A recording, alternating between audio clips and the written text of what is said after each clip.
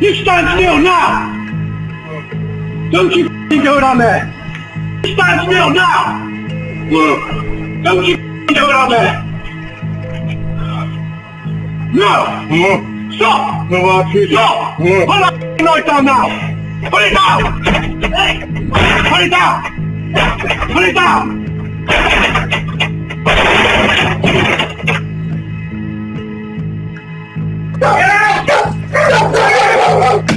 Get out! Get out! Get out! Get out! Get out! Lock the door! Lock the door! Lock the door! Lock the door!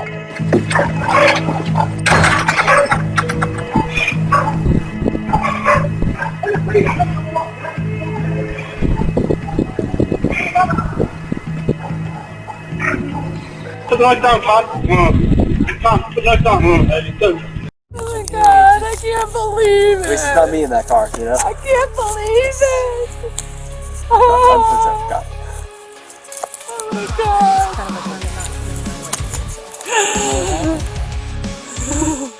Random too, I don't get it. How old is Brian? 19. He's 19. What's going on, man? Cooperate. I am going to cooperate. Okay, so parents have some concerns of some stuff they may have found in your room? Yeah, I believe so. And what would it be? A human head and hands. Like, for real human head and hands? Yes. From? That fellow who went missing recently. Which fellow was that? Warren Brown. Warren Brown? When did he go missing? The night of the 27th. The night of the 27th? Okay, and how did you end up with him? I murdered him. With what? A knife. Why would you have done that? I've always wondered what murder felt like. Accused serial killer Stephen Hainsworth outed himself as the prime suspect in all three killings back in 2018. A year later, major crime detectives swooped on the now 50-year-old at a Victorian prison and extradited him to South Australia.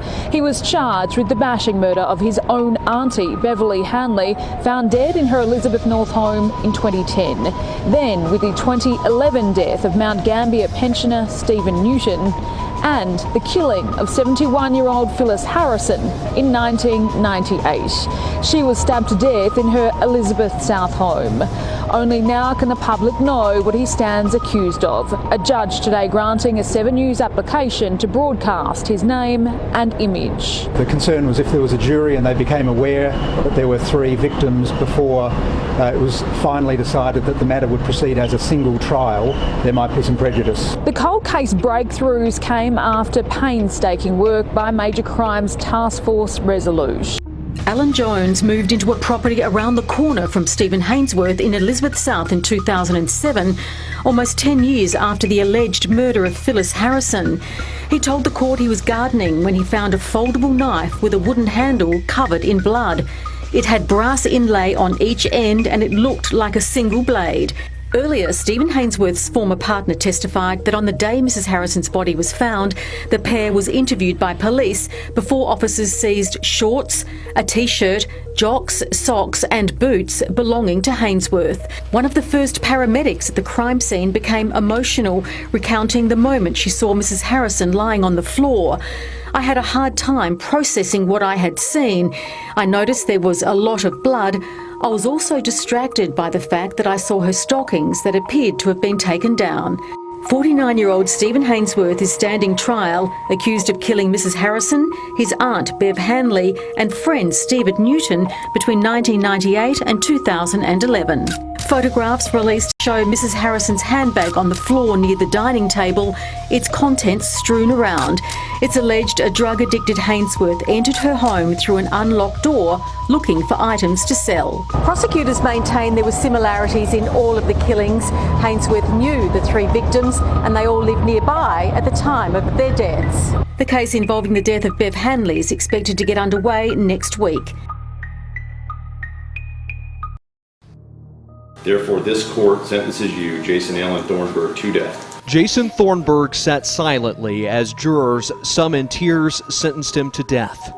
Then 4 people took the witness stand to mourn their loved ones and speak to their killer. and you show no remorse for what you did. You won't even tell us where she's at. This man has been in front of you since August. Wednesday's closing arguments were welcome.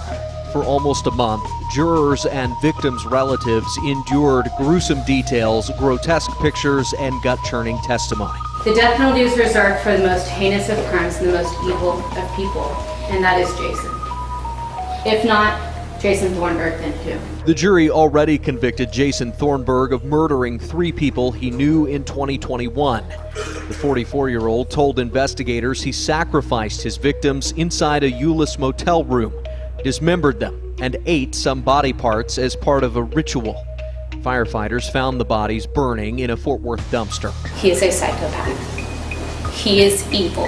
Thornburg later admitted to killing 2 other people before this. His own attorneys today called him a serial killer and a cannibal. Jason was those things in 2021.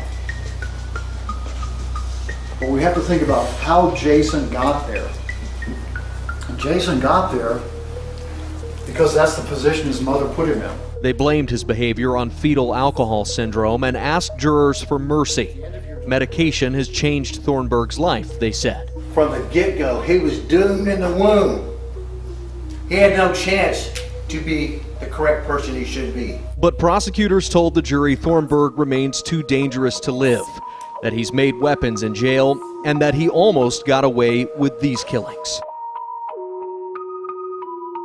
Edward Gein had lived most of his life in a farmhouse. Mother Gein died after a series of strokes. Ed sealed off her bedroom and the parlor as a weird shrine. Cheap pictures of Jesus on one wall and a mask of human skin on another. The sheriff drove out to the Gein farm, finding the shed unlocked. Hanging from the rafters, upside down, was the headless body of Beatrice Wharton, slit open like a butchered animal. On the stove was a fresh human heart and a pot. The tops of skulls were hollowed out, used for drinking bowls like the ancient Viking. Human organs were kept in the icebox.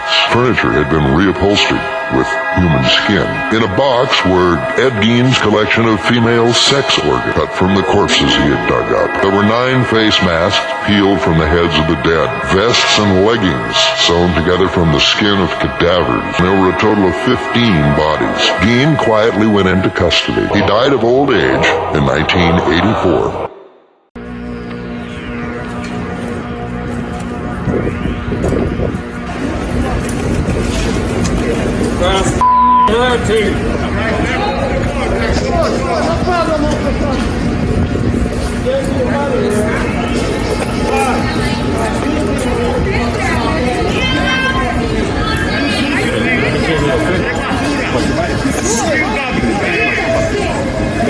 Why am I guilty and the judge don't charge me guilty? Why am I guilty?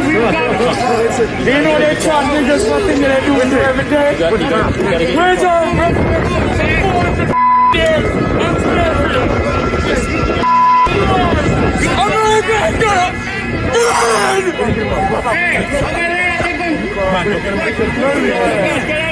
Wait, let's start a war. Let's start a war with the Latinos and Negroes. Let's start a war. I remember wanting to die. I wanted to die. She comes face to face with the monster who abducted and tortured her. I just tried to go somewhere else in my mind. This man, Andrew Urdialis, offered her a ride. What followed next was a horrific nightmare. He drove her to a remote desert location where he tied her with rope and her bra. He started strangling me so hard. But I thought this is what it might feel like if you're drowning. What Jennifer could not have known was that Urdialis was a serial killer. His victims, 5 women in Southern California and 3 women in Illinois. Jennifer is the only woman known to have escaped the psychopath's clutches.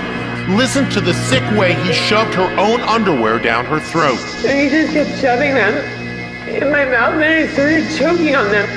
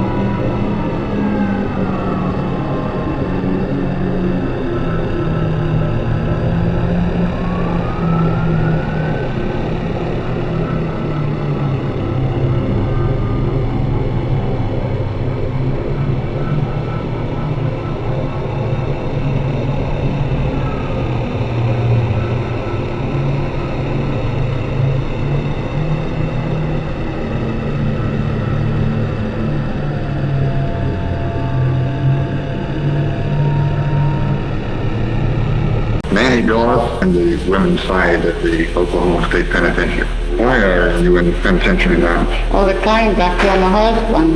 Which, your last husband? Yes, sir. Did they say you killed any more? Yes. There's your other husband? Which other? 3 of them. Did you? Nothing. How did they say you claimed they say you killed her? They claimed I poisoned them. But you say you didn't poison them? I didn't. How long would you be in prison? Well, I spent it for life. Did you ever get out? I hope. What would you do if you get out? I would take my daughter's children and put them all four together and try to raise them. If you could say something to people on the outside, say a mother who has a teenage daughter, what would you tell her about raising that daughter? I'd tell her to go to church and keep her close by. You think love is important today? Yeah. Thank you very much, Nanny Dawes. He's strapped in the chair. The electrodes are fixed. Then the executioner walks to a little room behind the electric chair, which is the power room, and the first charge of electricity, which is 1800 volts. This causes the body to lift up several inches from the chair in which he's strapped in, causes veins to pop out his neck, his face. Turns purple. In some instances, there is an odor of burnt flesh. Occasionally, there is bleeding from the nose. A piece of cotton is placed under the mask that hides the face, cuts the dripping of the blood. And then there's a second charge of electricity, which is at a lower voltage, about 400 volts. And then there's a third charge of electricity, which is up to 1400 volts. The time the defendant walks into the death chamber until he's pronounced officially dead is around 6 minutes.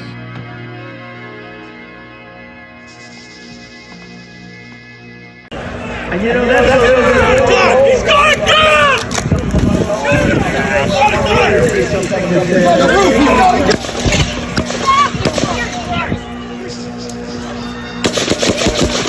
Stay under here.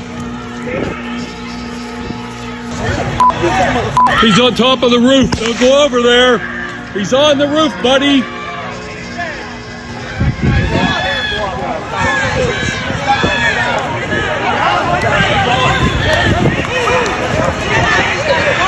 He's dead. I just seen his hair go up. They shot him in the head. Holy. Well, if they hit anybody over there. Did he pull up a shot? He number of shots. I thought that was ours. No, that was him. The first two shots were him. He's on the roof right there. He's right there on the roof. Just on the other side of the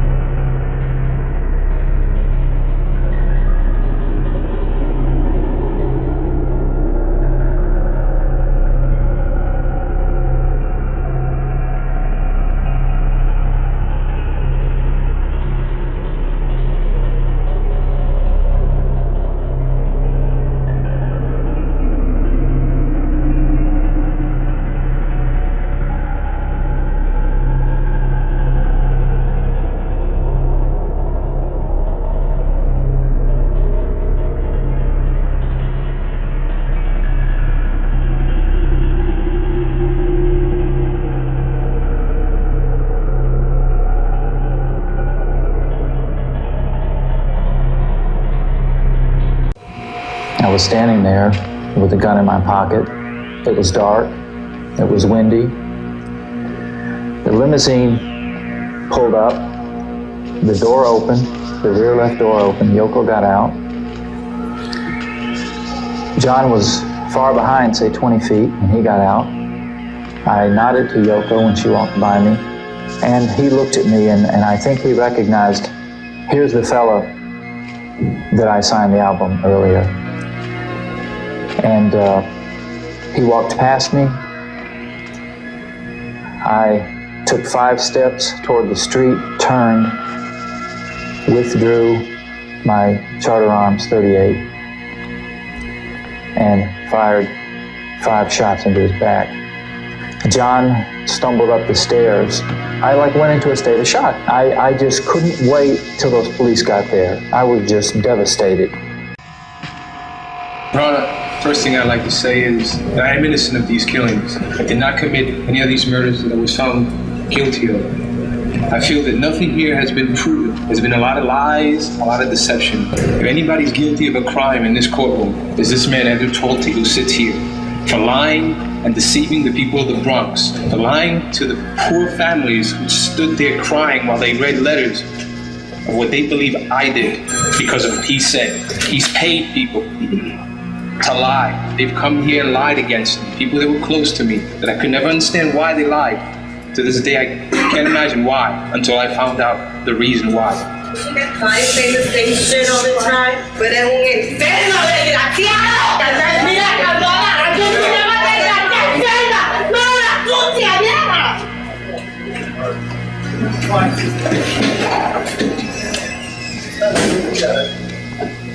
He says, I want to thank the United States Secret Service and all of law enforcement for their rapid response on the shooting that just took place in Butler, Pennsylvania.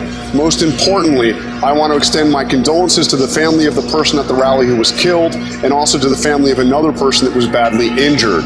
It is incredible that such an act can take place in our country. Nothing is known. This is Donald Trump saying nothing is known at the time about the shooter who is now dead. And here's key new information in this statement from Donald Trump. I was shot with a bullet that pierced the upper part of my right ear. I knew immediately that something was wrong, in that I heard a whizzing sound, shots, and immediately felt the bullet ripping through the skin. Much bleeding took place, so I realized what was happening, and then he ends it, God bless America. So a statement from Donald Trump that he has posted on social media. Richard Francis Cottingham is an American serial killer and rapist who murdered at least 17 young women and girls in New York and New Jersey between 1967 and 1980. He was nicknamed the New York Ripper, the Torso Killer, and the Times Square Killer, since his crimes often targeted prostitutes and included mutilation. He would approach them in bars, drug them with the date rape drug Tuinal, take them to a remote location, typically a motel, where he would bind, gag, torture, and stab them before killing them by strangling them with a ligature. He would occasionally remove and dispose of his victims' heads and hands, severely bite and scrape their nipples, cut around the breasts, and use other forms of torture. He forced his victims to address him as Master. Mr. Simpson, would you please stand and face the jury? We, the jury, in the above entitled action, find the defendant, Orenthal James Simpson, not guilty of the crime of murder in violation of Penal Code Section 187A, a felony upon Nicole Brown Simpson. Despite warnings from Judge Ito to remain calm, the families were overwhelmed. Ron Goldman's father sat stunned. His mother and sister sobbed. Outside the courthouse, supporters watching on TV screamed with joy. And here in Toronto, Simpson supporters were jubilant on Eglinton Avenue West. Back in the courtroom, Simpson smiled, and his attorneys were obviously pleased and relieved. The prosecution team sat stone-faced. Simpson was later taken by white van out onto the Santa Monica Freeway, back to his Rockingham estate. He was cheered along the way, reminiscent of that scene 15 and a half months ago. Police say these two young men have committed an act that is so unthinkable there isn't even a law against it. The men allegedly sexually assaulted two female corpses. Webster's dictionary describes necrophilia as an erotic attraction to corpses. Historically, law enforcers here in Florida charged necrophiliacs with sexual battery. That is until a few years ago, when a circuit court in South Florida ruled that consent is no longer an issue if a person is dead. The vast majority of offenders kill the person, then for some reason they're stimulated by the dead body and penetrate the body. In that case, the body is basically still warm. With respect to Ed Gein, this was not a spontaneous act where he killed somebody and then he penetrated the person. No, he was highly motivated to get corpses. What would you do with the sexual part? I wouldn't enjoy it or anything. What makes the difference? Our research suggests that the primary answer is responsible parenting. That means responsible mothers and fathers who spend as much time at home with their kids as they possibly can. Parents who listen to their kids. Parents who teach the difference between right and wrong by their own behavior. Parents who provide supervision and discipline that is consistent and not abusive. Parents who make their kids feel worthwhile and loved. Based on our research, here are some practical, common-sense suggestions to help you keep your children from becoming involved in crime.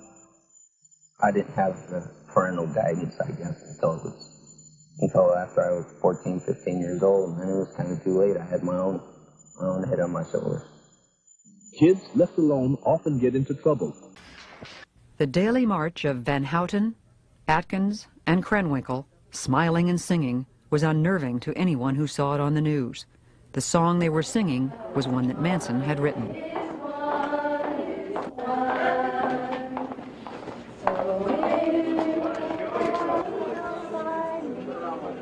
After disrupting the proceedings a number of times, the rest of the family was banned from the courtroom, so they moved to the hallways and kept a vigil outside. At first, the mood was almost festive. 626.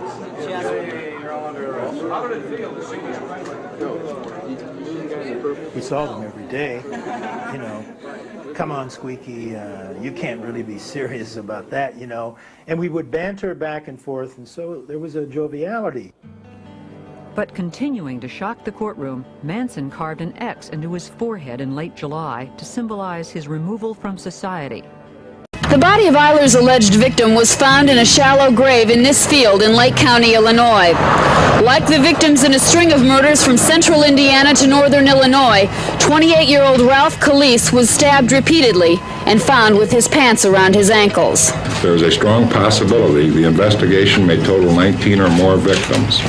In the opinion of the investigative authorities, 13 of the victims were directly connected with homosexual activities. This type of sordid crime can be compared with the sadistic gratification that John Wayne Gacy must have enjoyed in his vicious crimes. Eiler was considered a suspect in the murder of two Indianapolis men, 21-year-old John Roach and 22-year-old Daniel McNevey.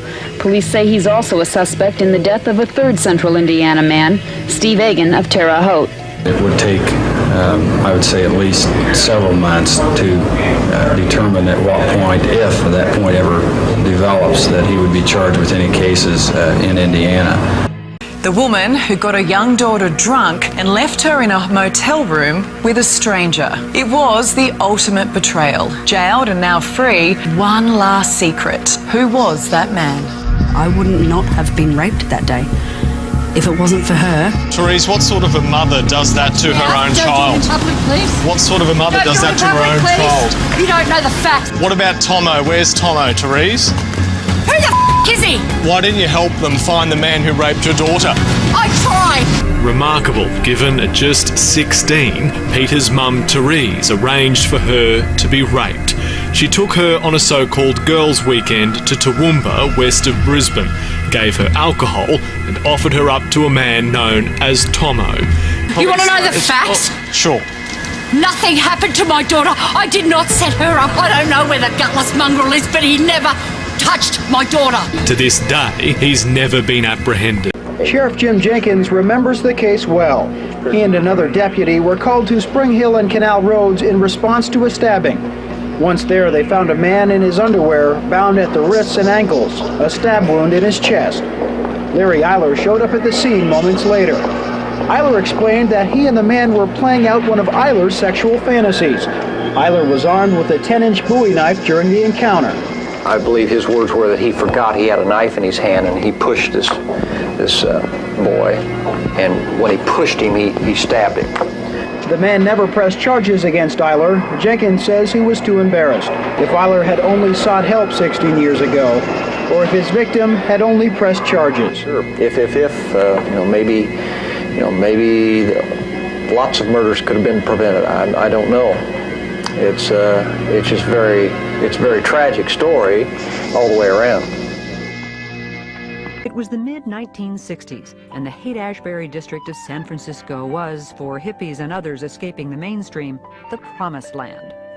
What we saw at its peak were literally thousands of flower children all over the country, all over the world, attracted to this movement, like moths to a flame.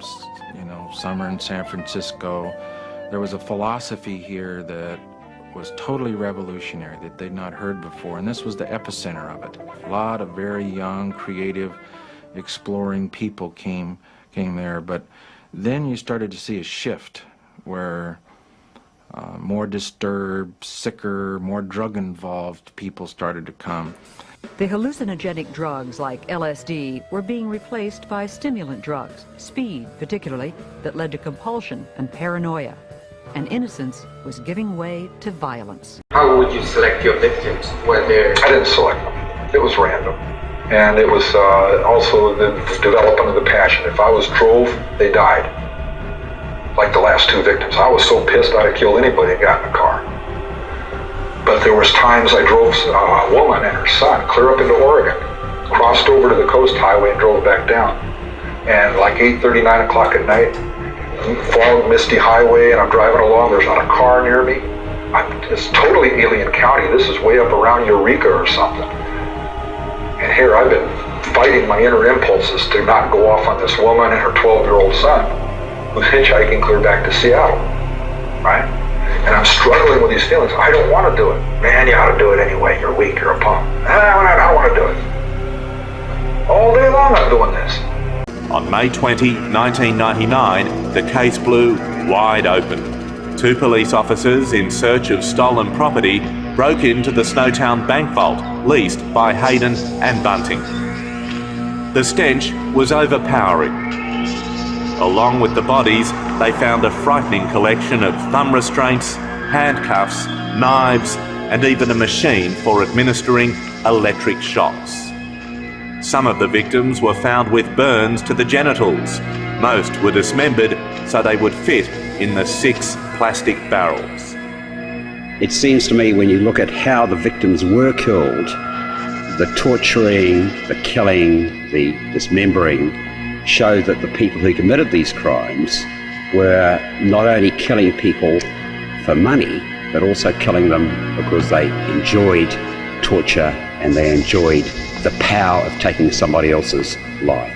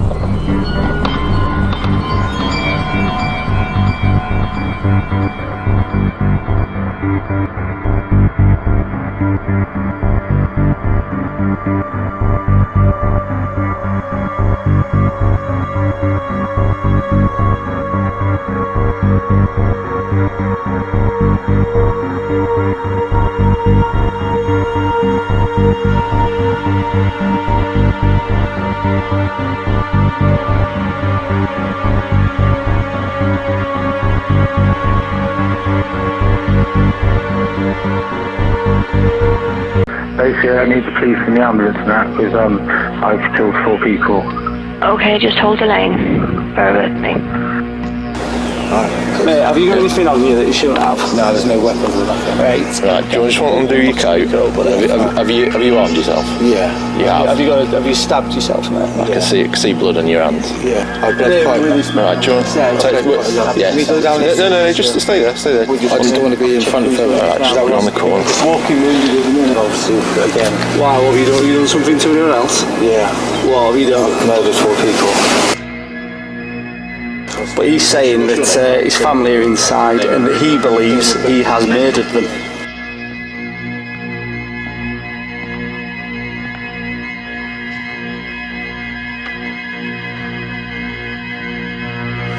Damien at 07:47 hours, arresting you on suspicion of murder. You don't have to say anything, but it may harm your defence.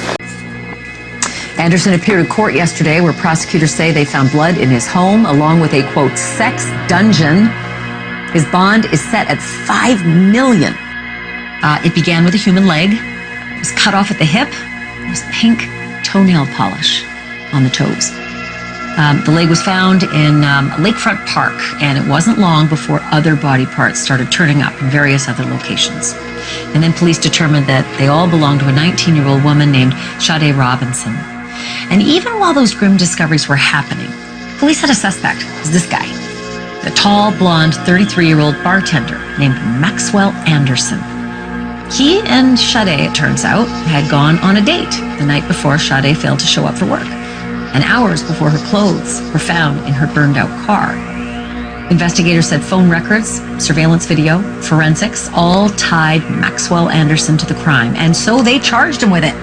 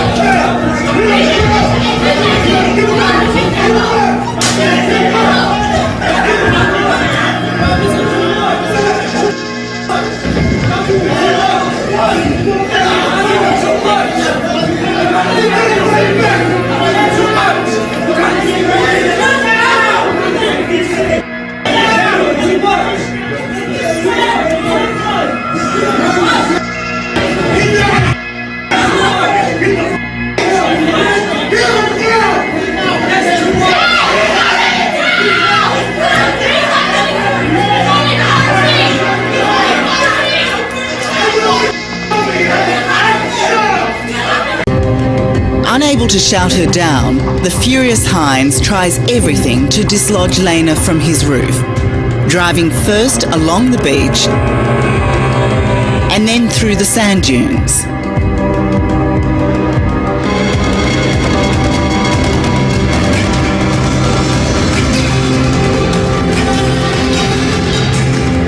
Petrified Hines would be back, Beatrice stays hidden behind bushes until, unexpectedly, her luck changes. She sees another car, makes sure it's not Roman's, before desperately flagging down the driver and his friends.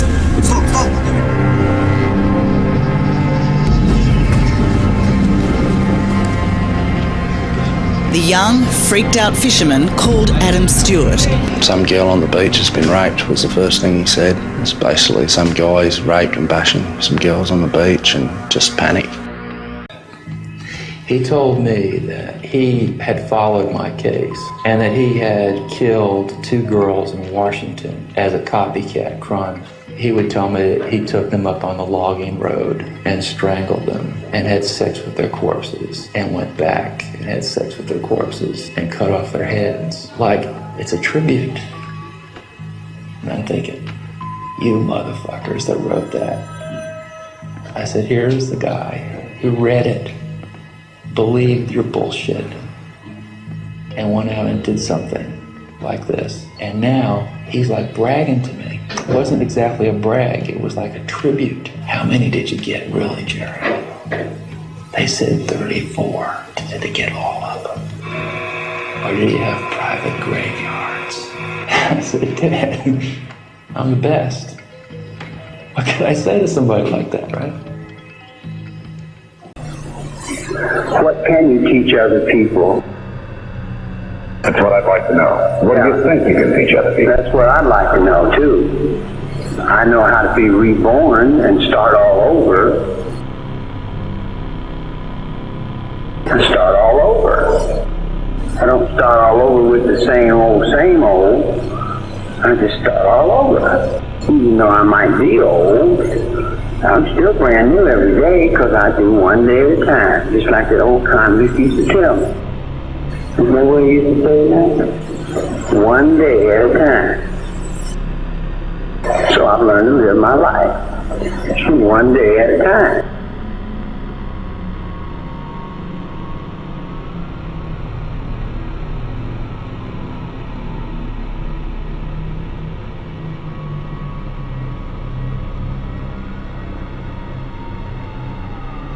It's an arrest cops from coast to coast were looking to pull off. Suspected serial killer Daniel Drayton taken into custody this week in North Hollywood.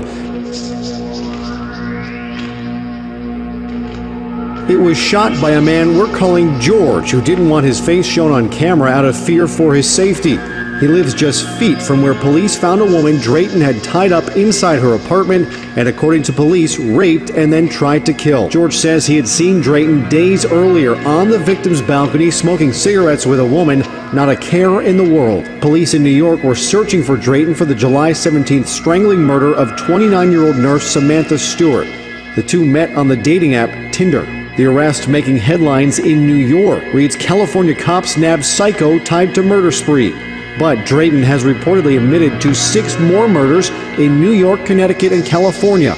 As a young teenager, he beat one of his classmates that he claimed was bullying him, just beat him to death with his fists. And after he was done, he pulled out his teeth. He cut off his fingertips because he didn't want the body to be identified. He had seen that on a crime show earlier in his life. They asked him about it later on in life, and he said, I didn't feel anything. It didn't bother me one bit. As a matter of fact, I felt powerful. Who could do something like that? The Iceman. Kuklinski claimed to be a very close associate of Roy DeMeo and that he did a lot of killings for DeMeo. He claimed to do killings for all 5 families. I spent 25 years in that life. I never heard his name mentioned once. Certainly wasn't involved with the Columbos. I don't think he was involved with Roy DeMeo. As a matter of fact, when you've seen his interviews and you hear about law enforcement, they can't corroborate anything that he said with any of the 5 families because I don't believe he had one. I think the guy is a pathological liar. He was a sociopath, no doubt. He was a psychopath, no doubt.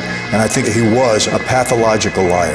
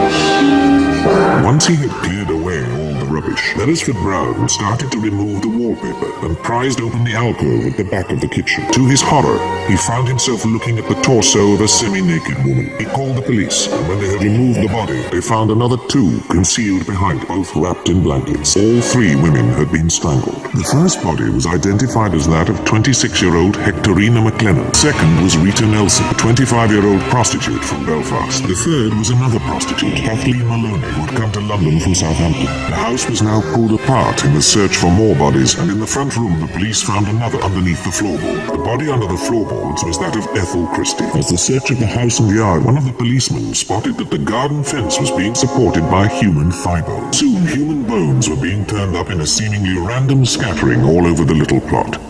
One skull was reconstructed out of a jigsaw of 110 separate pieces. The same thing with the victims. I've looked at all of, I don't know if you notice here, we got pictures of every one of the victims here. And believe it or not, for the last 12 years, I've studied these photos of these victims. And there is no We have a shot of all of the victims together here. And when you look over at the photos, I have no recollection of any of them. Never met them. And we've gone over this more than once. They're just names and faces. And when you look at them, the thing of it is, we took it a step further.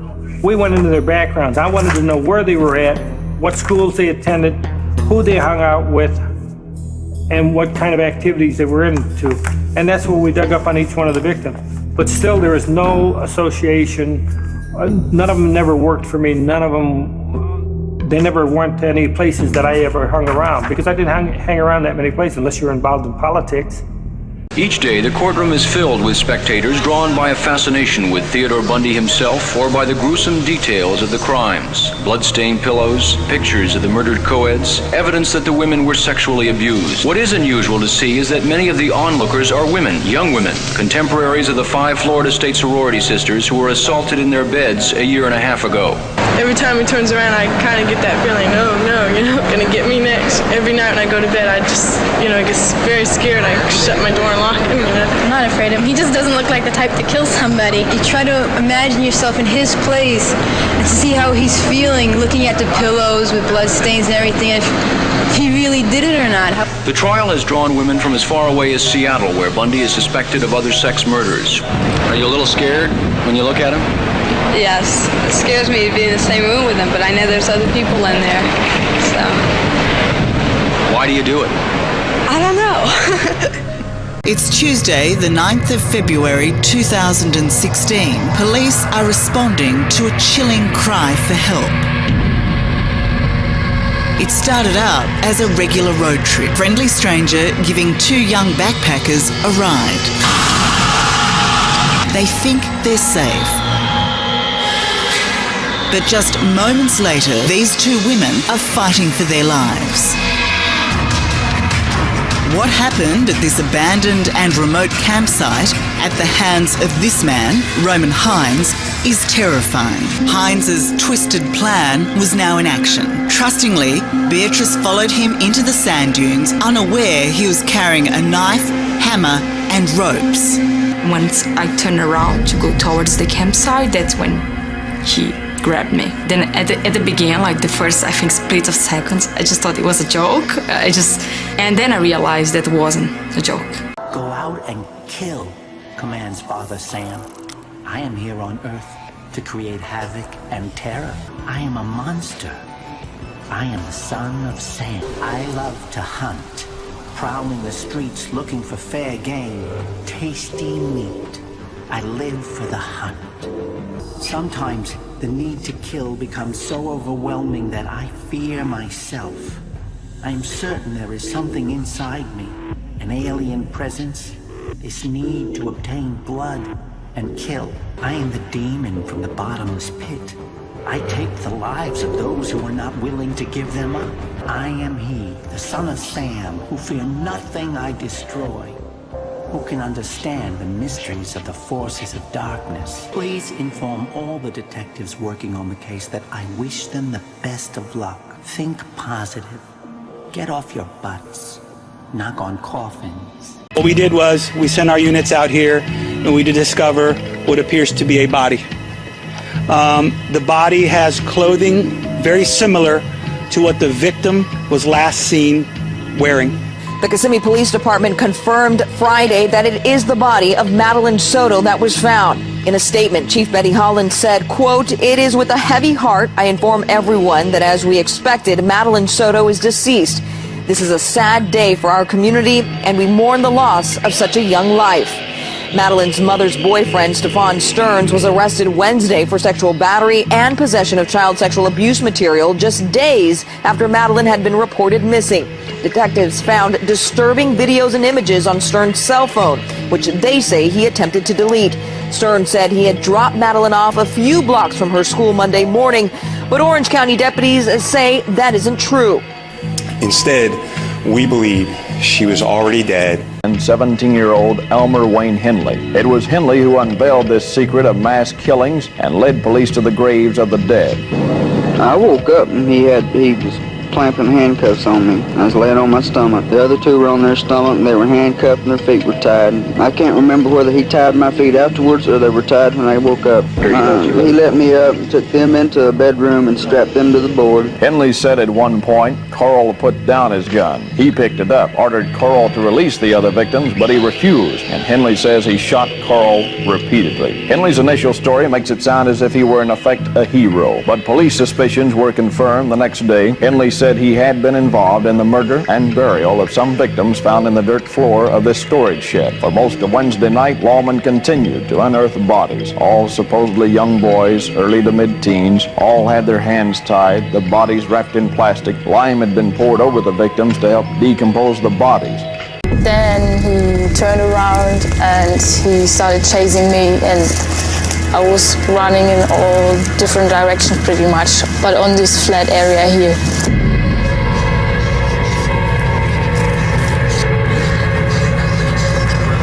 Weaving between scrubby salt bushes, Lena ran for nearly a kilometre, with Hines constantly on her tail, intent on running her down. The hunt ended here. Lena had nowhere else to run.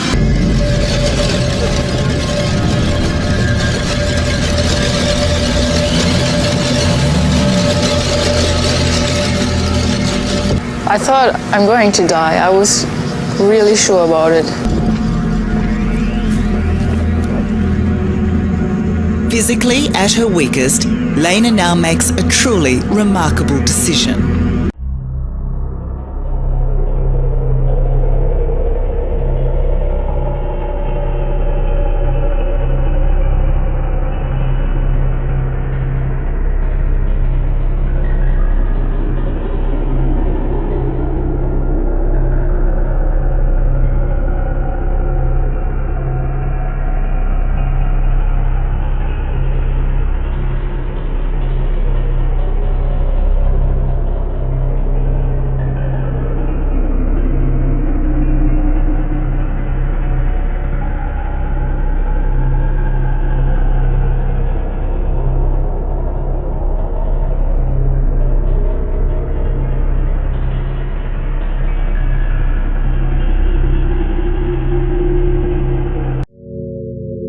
The man expected to be charged with one of the largest mass murders in the U.S. this century. His ex-roommate says he remembers Dahmer as a hard-drinking wimp. Police say Dahmer admits burying body parts in the lawn of his parents' home. He's also supplied police with a map indicating where the remains should be. Evidence may back up Dahmer's claim. The current owner of the home discovered a human bone while landscaping 2 years ago. In Milwaukee, where Dahmer's trail of murders ended, local residents are criticizing police for not stepping in earlier, blaming racism. They cite an incident where Dahmer was reported by a black person chasing this Laotian boy down the street. He was nude and bleeding. The boy was later found among the 11 victims in his apartment. And the first indication of what may happen in court, Dahmer's father, Lionel, is telling an Ohio newspaper his son will plead not guilty by reason of insanity. And from his jail cell in Milwaukee, Jeffrey Dahmer is trying to end speculation about other murders and issued this statement.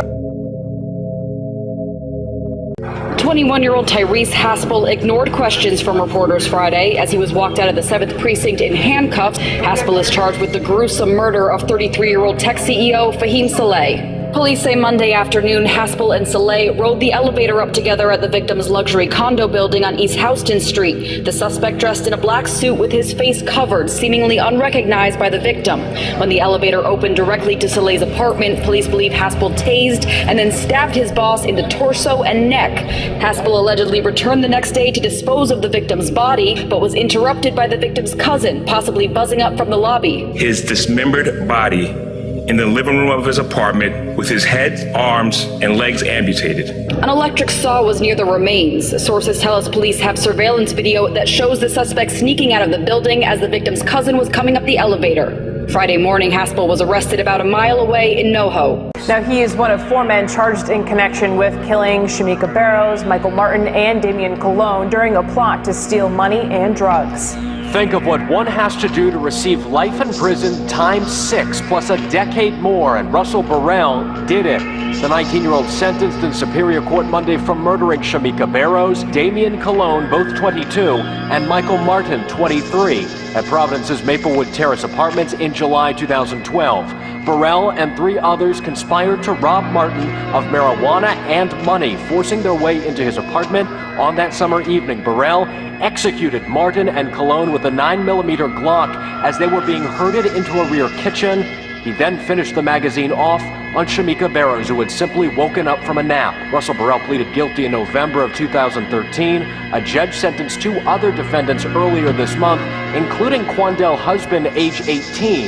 A 4th waits to hear his fate. We're at the bar, we're drinking, I'm ordering drinks, as fast as they'll drink them, I'll buy them another one. I had the money, it didn't matter to me then. And then we meet this guy, Abbott, and he seemed like a nice guy. He was drunk, we were playing pool, but then we found out he couldn't afford his drinks, so I bought him drinks anyway. After a while there, I gave the guy some money to give us a ride home. He gets out, gets the gas, gets back in the car, and starts driving. I get the car to pull over. You got my cash from the gas station. Get out of here. I just reached up there and wrapped my arm around the guy's throat and held on as tight as I could. It was pulling so hard, and I could just feel his neck popping. I stabbed the guy. I remember the blood just spraying out, hitting the windshield, and coming back on me and rolling down the back of the seat. They said I stabbed him about 20-something times, somewhere around there. An appellate court sentenced a former employee of Seoul Metro to life in prison Tuesday for stalking a female co-worker and murdering her in a public restroom last year. The Seoul High Court meted out the sentence to Chun Ju-han for stabbing the woman to death at Shindang subway station in Seoul last September. The killing took place a day before Jen was set to face a court ruling on separate charges of stalking her on a total of 351 occasions and illegally filming and blackmailing the victim in late 2021. A district court had sentenced Jen to 40 years in prison in the murder case. He was separately given an additional 9-year prison term for stalking the woman. The 2 cases have since been combined for an appellate ruling for which prosecutors have demanded capital punishment for Jen. The Seoul High Court delivered life imprisonment for Jen, saying the murder was committed in a very organized and thorough manner. The case against Jen will be automatically referred to the Supreme Court for a final ruling as a defendant given life imprisonment.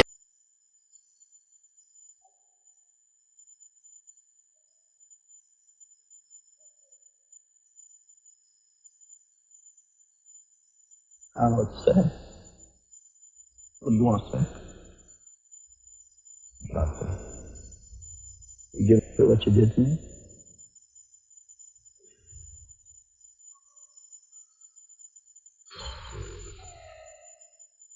You don't really give it, do you? Not that I don't give it, man. It's just what I did wasn't to you, man. I wasn't robbing you, I was robbing the store, man. Just a tough guy, huh? You can't picture at all what the hell you did to me. I know what I did to you, man. And it doesn't bother you at all. Like the way you figure it should bother me. Don't like attention. Then why do you...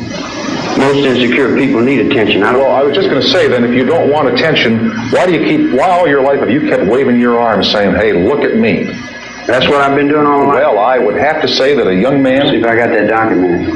...who by the time he's 20 years old has been in and out of jails and reform schools for a variety of offenses that include wife beating, wife beating? Now that's never whipped by a old lady. Didn't you? No, I punched my mother out once. Oh, you did? All right, well, we'll call it mother beating.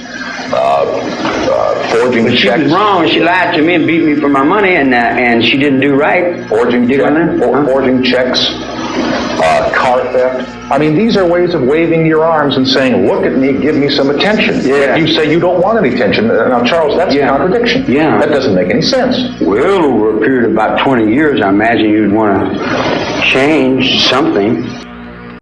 You know, I sat up all night wondering what I was going to say. I didn't write anything out, and it bothers me to, hear what I said that night in the lockup. I've never met a mean person in my whole life, and Mr. Sokol is right. The loss of a child is so hard to endure. I know how it feels, and I'm very sorry. I can't take back that day. I wish I could, but I can't. I handle my stress so differently than anybody else does, and I wish I could help myself. I really could. I asked for help several times, and I didn't get it. You know, and as a mandated reporter, Carol saw me covered in bruises. Why didn't she mandate that? Why didn't she report that? I asked for help several times and I didn't get it. I wished I had. I wished I'd still be down in the Rutland Regional, because this would have never happened. And I'm sorry. Money, now! Okay, I'm getting it. I'm going. Stop fighting, man. Be cool. Come on. Oh my God. Give me the money! Don't hurt me. What are you doing? I'm getting my keys. Easy. I'm getting them. Okay, it's open, man. Man, go ahead and go. Leave me alone, man. That's all I got. That's not all of it, man. Okay, come on, I want to go back. Where is it? Get it, man. Okay, get it. Come on. Where is it? Right here in the cabin. Get it. Okay, I'm getting it. Come on, hurry up. Be cool. Don't hurt me, man. Don't hurt me. That's all you got. Come on, man. Come on, get in the back. What do you want me, man? Shut up, man. Get on the floor. Okay. Now, come on, man. Your throat. No. You stay here, just like this. I won't go. 10 minutes. You got it? Yeah, I got it. I won't move. You feel this? Yes, I do. Now you feel this? Yes, I got it. You move, man. I won't. And you're dead. No, I won't. You got that? Yes, I got it. Now stay down.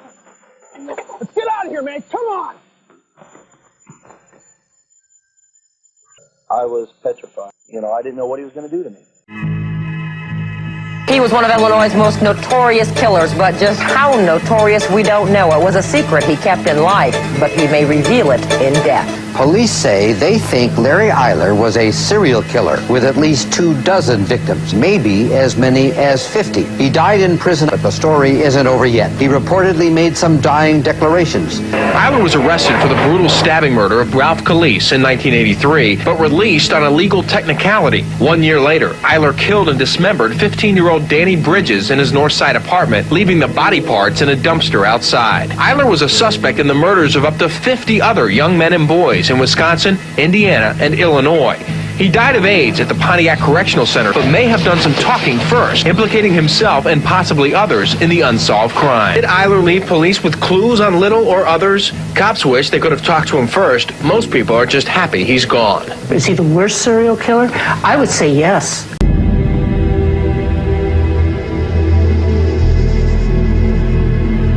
Hines had already done enough damage. Both girls were flown to hospital with Lena unconscious for the trip.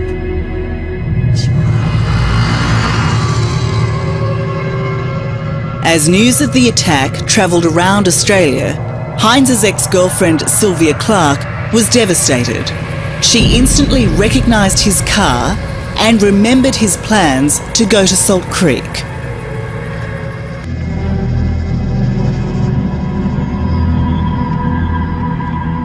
Police found a library of sadistic porn on Hines's computer.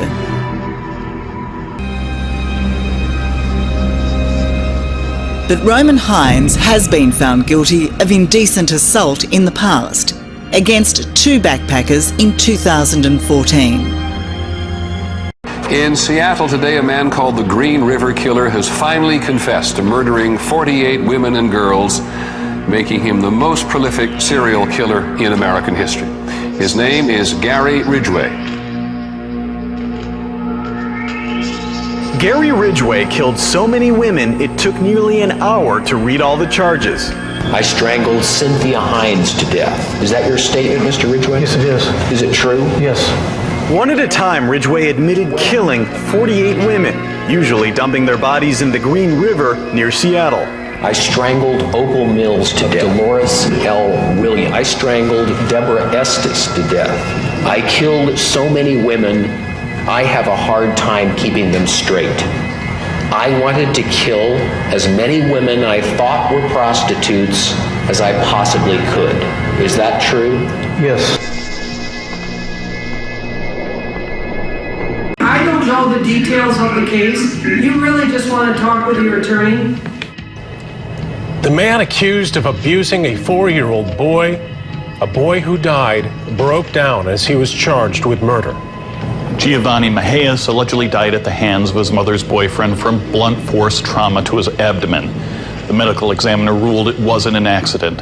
The suspect has been a father since the age of 15, and this is not the first accusation of abuse against him. So the first count is called felony murder, life without parole. The 25-year-old suspect broke down when the charges against him were outlined by a judge today. They're alleging you murdered one Giovanni Miajes. It is called felony murder. It is a felony. His adult record includes drugs and gun charges, but he has a juvenile record that goes back 13 years before he even became a teenager. He also has charges of car theft, shoplifting, assault with a weapon, receiving and concealing stolen goods. On the 12th of February, 1983, Dennis Nielsen was remanded in custody at Highgate Magistrates Court. He was sent to Brixton Prison as a Category A maximum security prisoner. This meant being confined to his cell except for half an hour's exercise each day. At first he was represented by a local solicitor, but he discharged him, preferring to speak up for himself. He appealed against wearing a prison uniform, and the magistrates were sympathetic. Nielsen claimed that his cooperative attitude should have earned him some privileges. When these weren't forthcoming, he refused to empty his slop bucket and got 56 days punishment for assaulting an officer.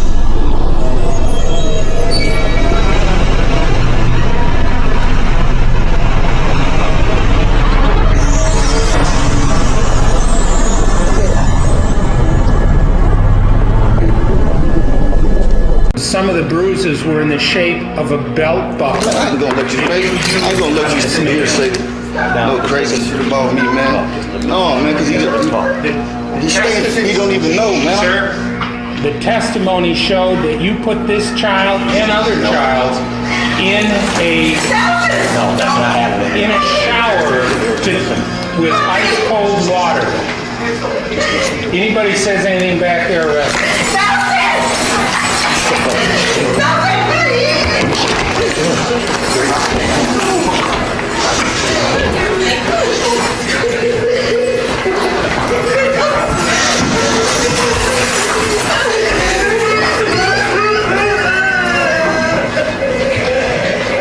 Shonda Vander Ark is convicted of killing her son, Timothy Ferguson, who was just 15 years old when he died. The judge also went beyond sentencing guidelines in the case of first-degree child abuse against Vander Ark, calling what she did to her son torturous. Timothy, who had autism, deprived food with locks on the fridge and pantry, and forced to eat hot sauce, among other instances of abuse. The abuse at the hands of his mother, Shonda Vander Ark, who's been convicted of abusing and killing Timothy, and her son, Paul Ferguson, who's also charged with abusing him. Vander Ark's case went to trial in December of 2023. Her son found dead in a Norton Shores home July of 2022. The judge saying Tuesday, it's important to call the abuse what it was. And let's call it what it is. It's torture. You tortured this child. Paul Ferguson, Timothy's older brother, also pled guilty in the case of first-degree abuse against Timothy. Ferguson is still awaiting his sentencing. 16-year-old Emma Walker was an honor student and cheerleader on her championship-winning high school squad. She dated Riley Gall, a wide receiver on the Maryville College football team in Tennessee. But days after she ended their 2-year relationship, she was found shot to death in bed.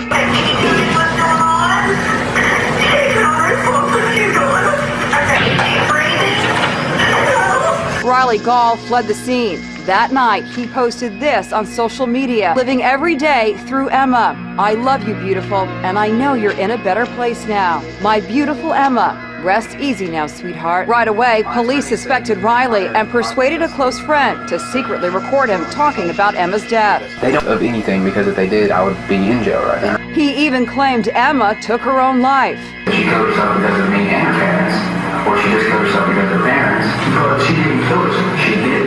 What did you convert? Guilty. He was found guilty of first-degree murder. Emma's still gone.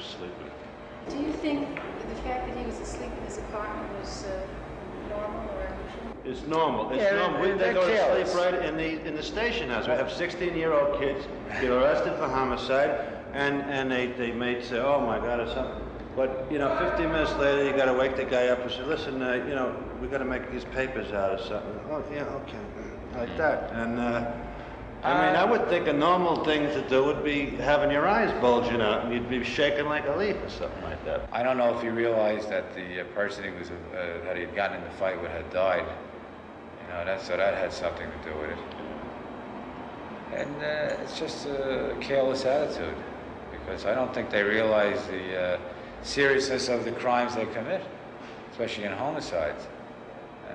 And I guess they have a complacent attitude about it. So when they're caught, you really don't get any emotions out of them. Several years later, on two different occasions, investigative reporter Maury Terry interviewed David Berkowitz in prison for a documentary series. In these rarely seen meetings, Berkowitz tells Terry that he was not the only shooter. Now, there were a series of 8 attacks known as the Son of Sam killings. Yeah. Did you do all of them? I was at all of them. I was at, more or less at all of them, scouting the areas and reporting back on likely targets and things, and I did not pull the trigger at every single one of them. And I believe the police do know that. Berkowitz claimed his accomplices were fellow members of the 22 Disciples of Hell's Satanic Cult, a group he joined when he was 22. And the killings were sacrifices to their satanic gods. One summer night in 1973, Dean Corll suddenly tries to rape and murder Wayne on their torture board.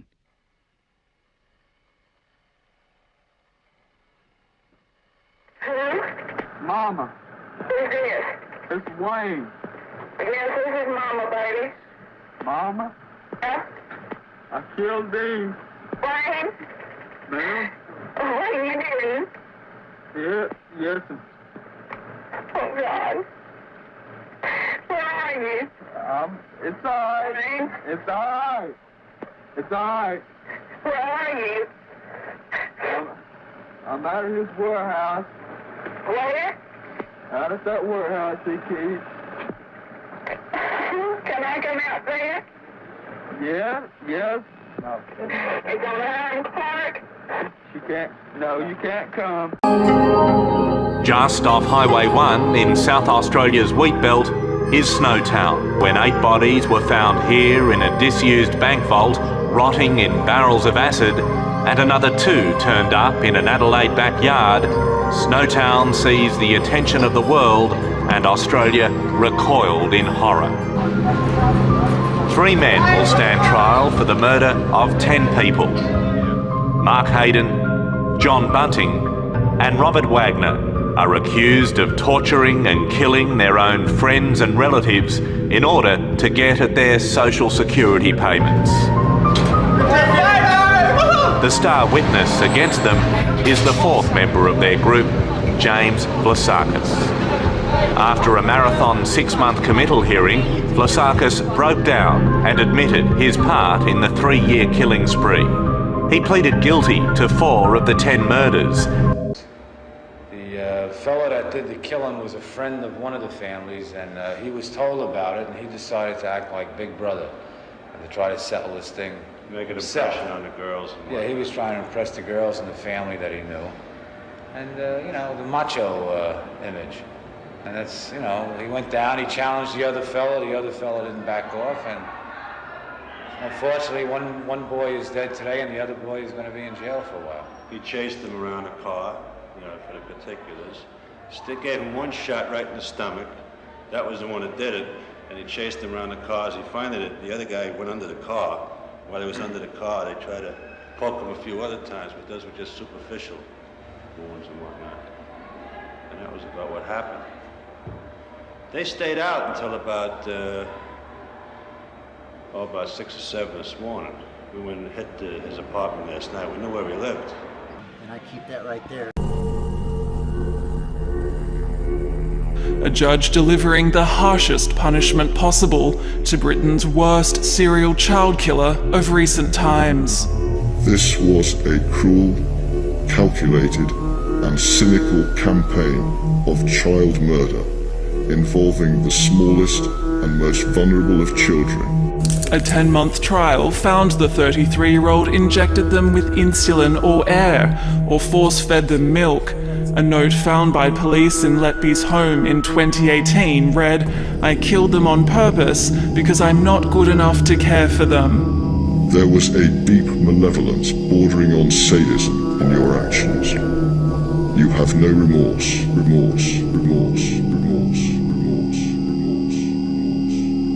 I'm just happy he's locked up. He's a dangerous individual. Like, he shouldn't be on the streets at all. I don't even know why they released him. And moments led down to after we had Chipotle, he told me he wanted to go to the park and get something.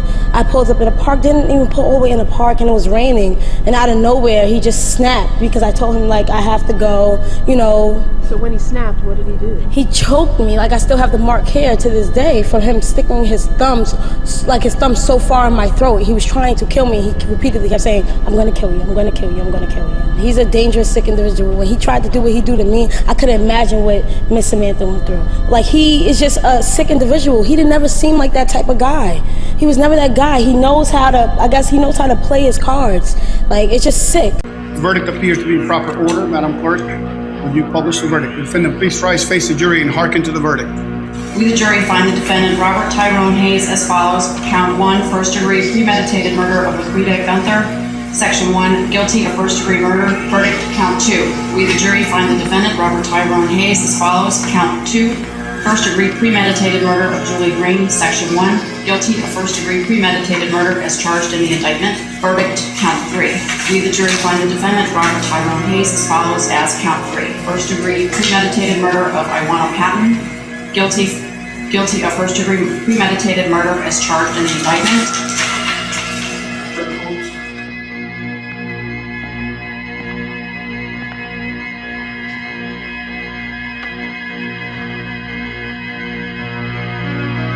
All right, thank you all. We'll see you on Monday if you don't hear from me before. We'll be adjourned.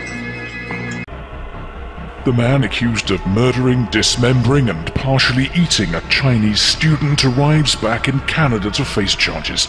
Police video shows Luca Rocco Magnotta coming off a military flight from Germany where he was arrested. He's suspected of killing student Jun Lin and posting his severed feet and hands to 2 political parties and 2 schools. It's also alleged he ate part of the body. Police say they're still searching for the victim's head. We're missing an important part of that investigation, which is the head of the body. And to help out the family, we'll do everything to find it out. The 29-year-old porn actor's been taken to a jail in Montreal. Police say Magnotta and the dead man knew each other. They've linked the killing to an online video that appeared to show a man being stabbed repeatedly.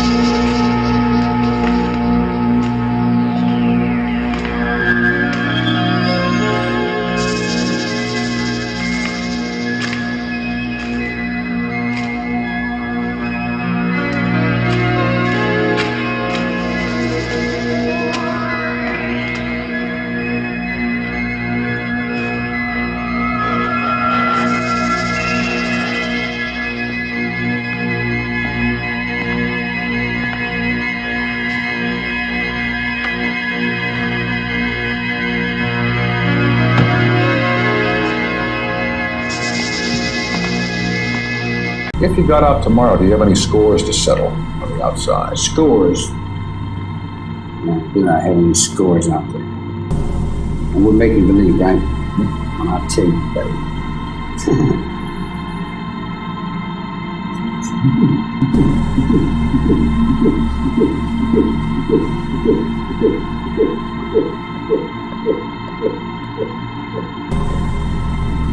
Well, I don't rightly know.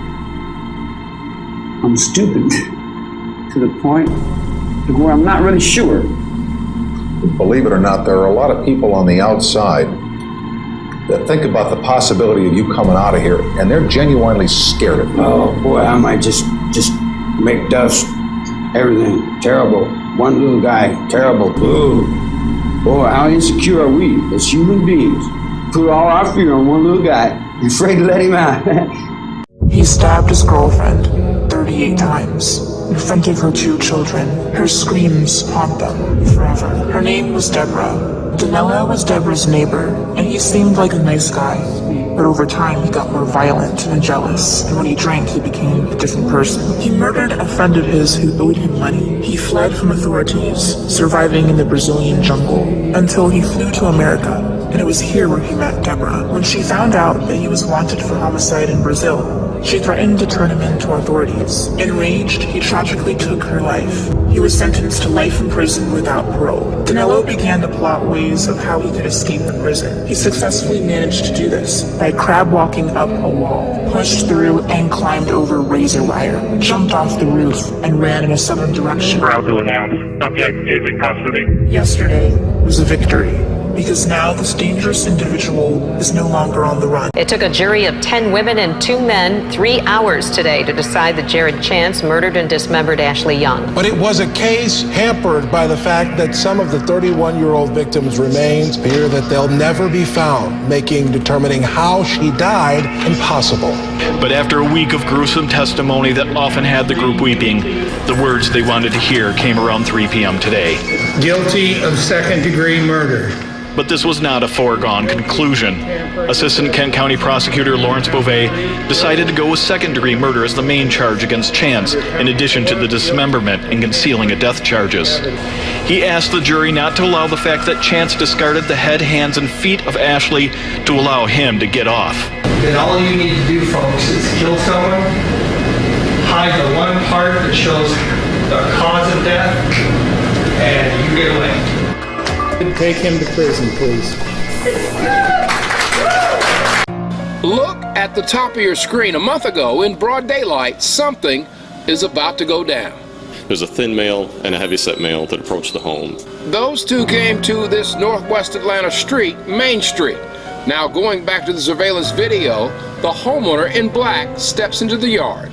And they eventually engaged in a physical altercation between the homeowner and the heavyset male. The homeowner actually produces his own firearm. The thin male produces a handgun and shoots the victim several times. That resident, identified as Jeremy Charles, collapsed in his front yard.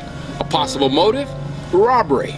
It does appear that there was some type of a connection. Those two came to that home specifically. Investigators need your help identifying the two in the video. They arrested a man said to have provided transportation. He's an older guy named Spencer Douglas Henry. You don't have to be the one that pulls the trigger necessarily, but being a party to that crime can land you in serious trouble as well. Don't want to be present for today's hearing. Because I'm tired of this re-election jazz. They're just trying to get promotional ladder climbing and political prestige from this. And I'm sick and tired of this. I'll probably get 3 more death row sentences. And then I got to go to Pasco and Dixon for 2 more death row. How many times you got to kill me? You know what I mean? This is bullshit. They don't need to be doing this. You people don't care. You want to press on with the jury and everything else to try to impress the public. And all I want to do is go back to prison, wait for the chair, and get the hell off this planet. And your corruption in these courtrooms.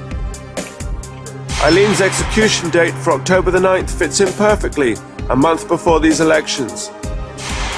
Brad Thomas, Jeb Bush's political advisor, is reported as saying, "We want to become more like Texas. Bring in the witnesses, put them on a gurney, and let's rock and roll." Canada's notorious schoolgirl killer is an occasional volunteer at a Montreal school. Carla Homolka has been in the classroom and on a field trip. Carla Homolka is one of Canada's most notorious criminals. Along with her then-husband Paul Bernardo, she played a role in the sex killings of 2 schoolgirls and her 15-year-old sister.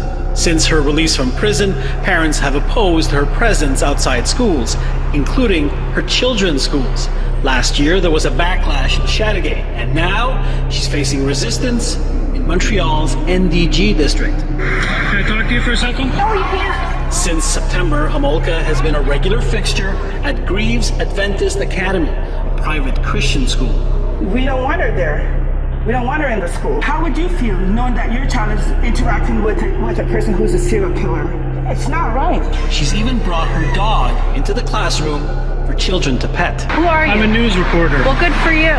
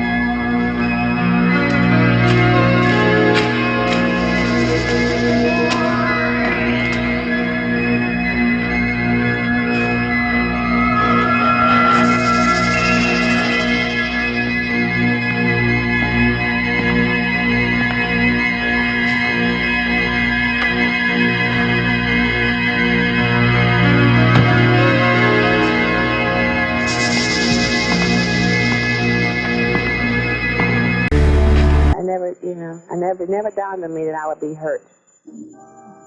Kimberly was attacked by George Williams on April 27, 1987, shortly after she left a Mexican takeout restaurant. I went inside and got a burrito and a soda and came back out. I see her coming out of Ramona's with the food in her hand. So I run over there and I said, give me the keys to your car. And I said, give me my keys. I said, for what? And he said, just give me your keys, do what I say. She said, oh, what's wrong with you? I said, shut up. You stupid whoop-de-whoop. I said, don't hurt me. I said, I got to go pick up my little sister from school. You don't really want to do this, do you? And he's just constantly saying, give me your keys. You better do what I say and give me what I want. Because I'm serious. I'll hurt you if you don't give it to me. So I just started hollering for help. So I hit her with the brick. The keys, do what I say. 33 in total, young men between the ages of 14 and 22, lured into his home, sexually assaulted, and murdered. Gacy, who sometimes worked as a volunteer clown, was convicted and eventually executed by lethal injection, but a mystery remained. 8 unidentified victims. Now, more than 30 years later, with modern technology at his disposal, Chicago Sheriff Tom Dart wants to know who they were. Now, through DNA, families that had no hope of having a match now have the absolute hope. We can be definitive in saying this is or is not your loved one. So the police dug up the 8 sets of remains and sent them to this lab at the University of North Texas for DNA analysis. Serial killers do on a small scale what governments do on a large one. They are a product of the times, and these are bloodthirsty times. Even psychopaths have emotions if you dig deep enough. But then again, maybe they don't. Do you have emotions, Richard? No comment. You worship the devil? Have you ever studied Satanism? Have you studied, just yes or no, have you studied Satanism? Yes, I have. Are you a worshiper of the devil? No comment. Come on, Richard. I can tell you a little bit about Satan. Well, I'm interested in hearing what you got to say. It is undefiled wisdom instead of hypocritical self-deceit. It is power without charity. But Satan admits to being evil. Do you admit to being evil, Richard? We are all evil in some form or another. Are we not? I'm asking you the questions, my friend. Yes, I am evil. The male victims allegedly killed by a 31-year-old man, Jeffrey Dahmer, a man with a criminal history of sexual assault of a teenage boy. Yet no one expected the overnight discovery. The next thing I know, I heard the police open the refrigerator door, and they said it was a dead body in there. Police have been here all day, pulling any potential evidence from the apartment and retrieving more possible human remains from a dumpster and on the ground behind the apartment. Authorities are assembling a criminal case against Dahmer, and in doing so, the district attorney is asking any potential witnesses or assault victims to come forward. If there are any individuals who had an experience in this vicinity, we would certainly urge them to contact the police immediately.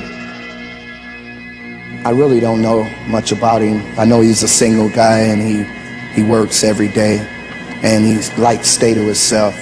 But there was that rotting smell, a familiar smell here for more than a year. With those words, in the summer of 1969, Charles Manson set into motion a wave of terror in Southern California.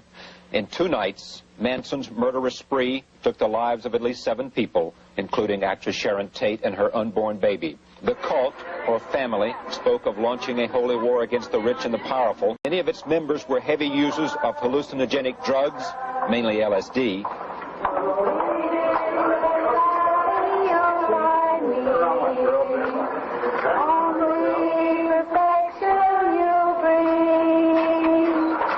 The killings were bizarre and merciless.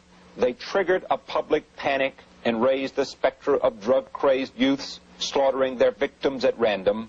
The Tate LaBianca murders abruptly ended an era. On December 17th, 1986, the Special Task Force set up a roadblock and arrested Richard Kuklinski outside his home in Dumont, New Jersey. They felt they had all the evidence they needed for a conviction. The whole road was blocked off with cops. Local police, state police, Division of Criminal Justice investigators, county personnel. There was no place for him to go. He was told to get out of the car, and he did not. So he was taken out of the car, and he was placed face down on a street in a position where we thought we were safe. And then I handcuffed him. The medical examiner's office recovered numerous body parts. Also present at the scene was a large container that presumably contained some acid-like material. The parts, box after box of dismembered human remains, were taken away. Now the job is to identify the victims. The pieces belong to at least 4 different people.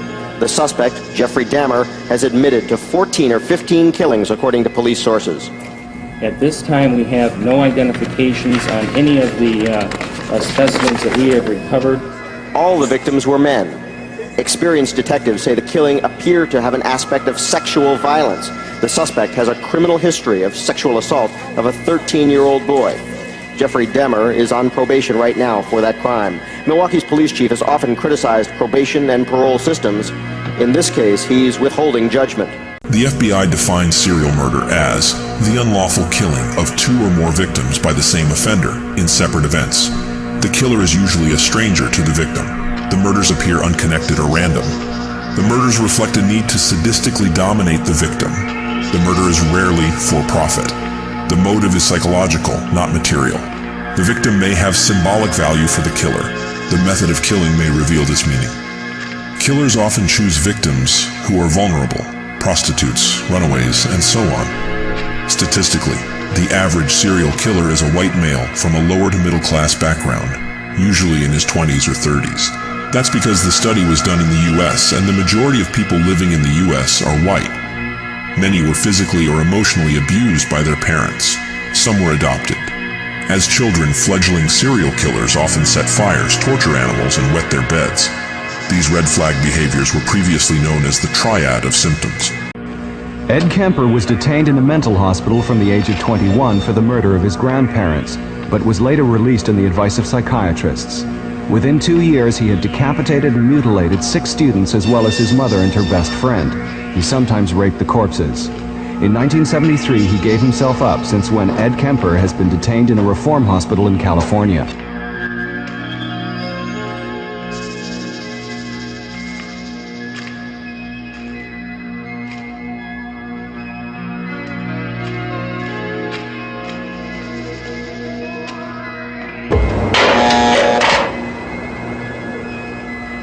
Vacaville Prison near San Francisco is the largest prison in the West, with around 10,000 inmates. Ed Kemper teaches computer science here and takes part in a program recording literature for the blind, all of which will help him earn early remission. Edward Gein talks about constructing masks out of the skin from the skulls of some of the people he dug up.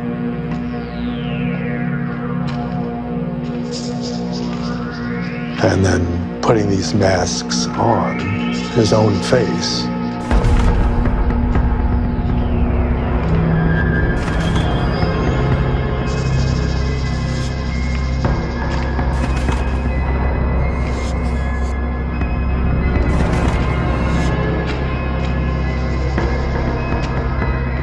One could conjecture that in doing so, that is to say, putting these masks on, is this a way of transforming himself or being a different person for a moment? Is this a way of relating to the corpses and becoming intimate with them? At the heart of the prosecution effort was the bizarre story of Helter Skelter, the stranger-than-fiction doomsday scenario that Charles Manson had woven from his earlier certainty of a coming race war. Helter Skelter was a name he'd taken from a Beatles song. Manson envisioned that white people would turn against the black man if they thought the black man had committed these 7 murders, and ultimately there would be a civil war between blacks and whites out on the street. During the war, he told them, he said, we're going to hide out in the bottomless pit. in the desert, a place he derived from Revelation 9, a chapter in the last book of the New Testament. Manson foresaw that the black man would win this war. But later on, he said the black man, because of inexperience, would simply not be able to handle the reins of power. So we would have to look around at those white people who had survived, who had escaped from helter-skelter. And he said, we'll come out of the bottomless pit, and we'll take over the leadership of the world.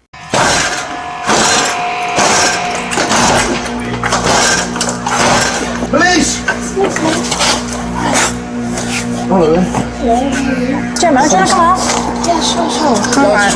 Hand just over to your hands. All right, Gemma, at this moment, I'm arresting you on suspicion of murder. Okay? You don't have to say anything, but you may have a defence if you want to mention one question, something which you later rely in court. Anything you do say may be given evidence, okay? Once you're in the cuffs. Am I allowed to? I'll explain everything to you. Okay? Should I get some shoes? What? If you want to one sec. Who's inside at the moment? Mother. Your mother? Okay. Is it? If you want to... Oh, can someone lift that up? Yeah. Let's stick back inside. Is anyone else inside? Just your mum? Yeah. There is someone else inside? No, just your just mum? my mum, yeah. All right, do you want to... Shall I bring her or... Bring her in Bring her? for a minute. Right, we're just going to come in for a sec, okay? Jamal Green appeared in bond court for the murder of Eric Brantley. Brantley's mother spoke about how loved he was. Throughout the statement, Green just grinned, rocking back and forth and shaking his head. When Brantley's mother spoke about Eric's memorial service, Green interrupted her. Over 500 people attended his memorial service, and he traveled thousands of miles to honor him. How many people attend a memorial service for a coward like you? Eric was also a real man. If you, as DeAndre Murphy, had not tried to rob him without hiding behind guns, I can guarantee that the outcome would have been much different. I want to remind you that within itself is a contempt of court charge. So I want to make sure that you understand that you can take your composure while she's speaking. I agree. Gary Ray Bowles' killing spree came to an end in 1994 when he was arrested for the murder of a Jacksonville Beach man named Walter Hinton. Bowles eventually confessed to the murders of 5 other men. Gary Ray Bowles' killing spree came to an end in Jacksonville Beach in 1994. After Bowles' arrest in Jacksonville, police say he admitted to the murders of 5 other gay men. In every case, the victims had something like a towel or toilet paper crammed down their throats. All the murders were brutally violent. Police say Bowles is known for his MO, which includes beating and bludgeoning his victims, strangling them, and shooting them. Bowles was able to stay one step ahead of police in each murder, leading to him being profiled 5 times on America's Most Wanted and added to the FBI's 10 Most Wanted Fugitives list. Members of the gay community called for his execution shortly after he was taken into custody. He's requested as his last meal 3 cheeseburgers, french fries, and bacon. He's had no family visits, and he has not had a spiritual advisor. There are no lights. They enter the shed, completely dark. Suddenly they're confronted with this absolutely appalling sight. Bernice Warden's naked corpse strung up by her heels.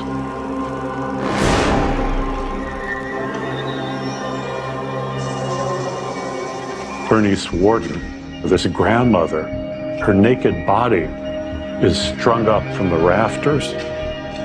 She's been split open entirely, completely eviscerated. Her head has been cut off and is nowhere to be seen. You know, she's up there like some game animal that's been dressed out after the kill. I was supposed to go deer hunt. I put that up and was going to go deer hunting. That's what she was hanging from. Now, whether I'd seen her and she was a deer like, or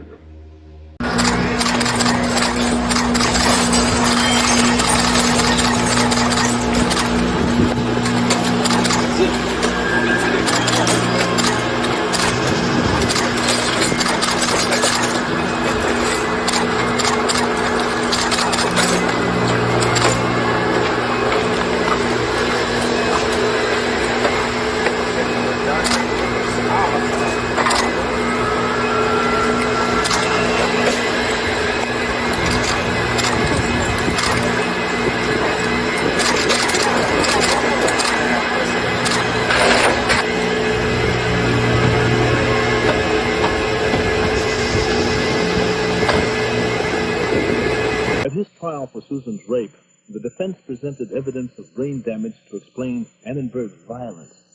That evidence came from the results of a brain scan which traced Annenberg's brain waves and compared them with those of a control sample of normal individuals. The defense claimed that in patterns of shifting colors like these, one could see the root cause of Annenberg's violence. To show you the one primary abnormal finding, the normal individual should have a color code that works out to a totally dark color. Using these drugs during that developmental stage caused his brain to develop wrong, malfunction.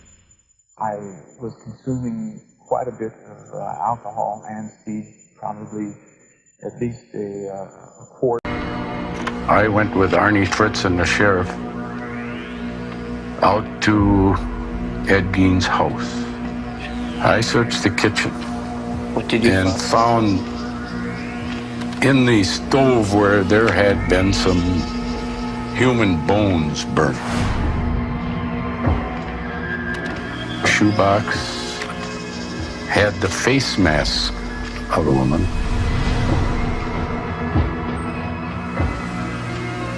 And by that time, the sheriff from Portage County was there.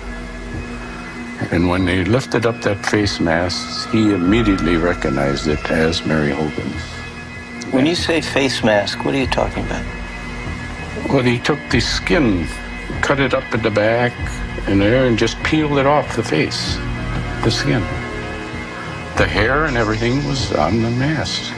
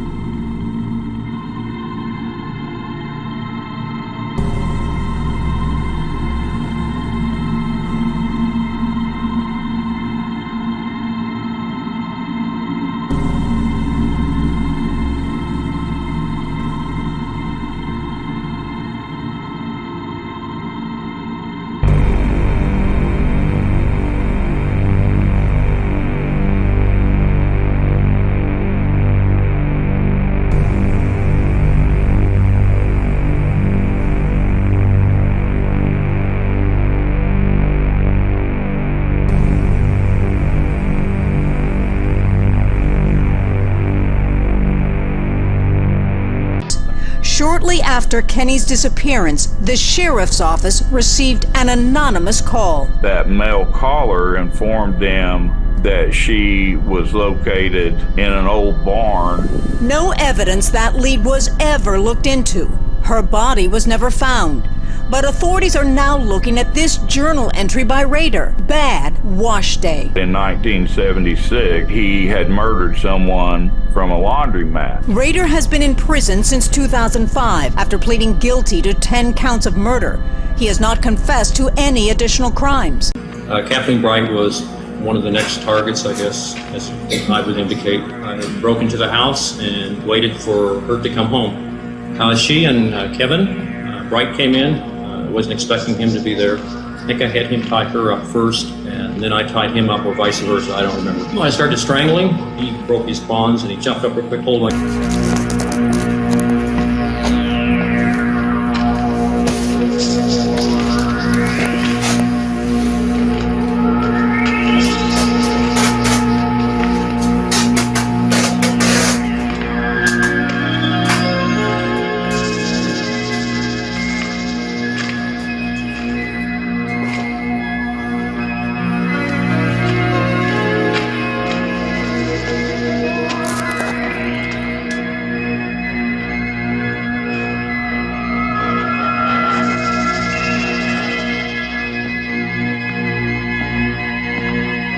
Maryland serial killer Charles Davis was an ambulance driver who murdered 3 women in the 1970s. Davis stalked his victims until they parked in a quiet area outside of a shop or restaurant.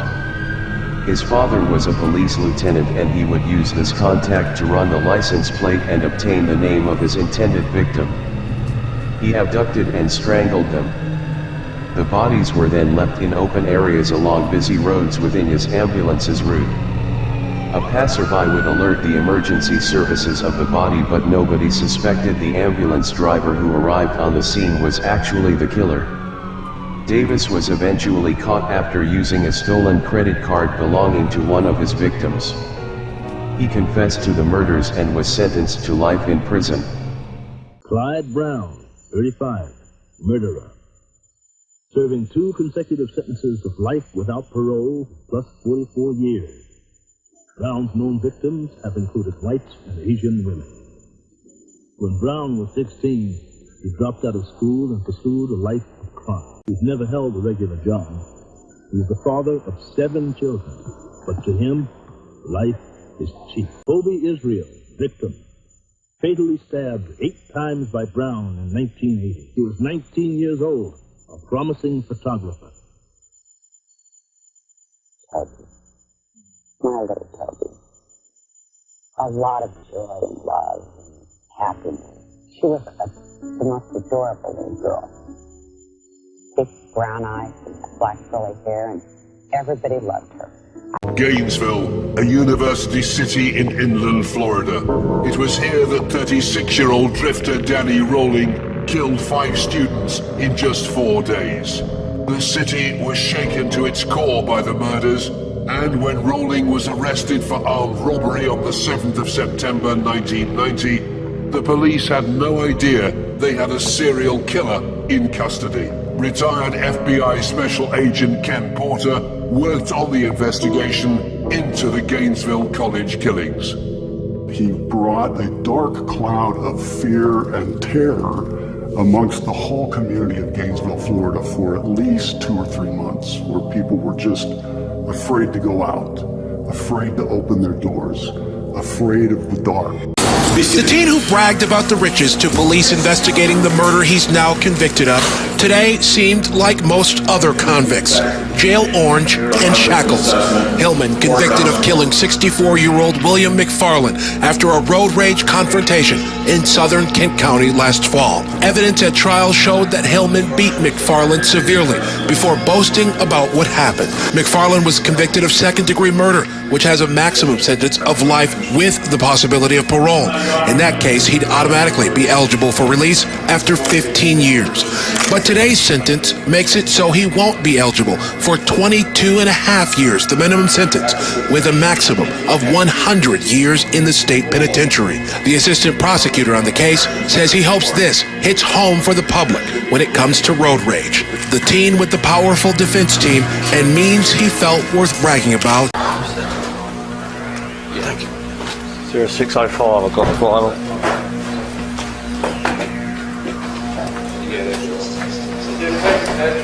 Yeah, I think my colleague put them in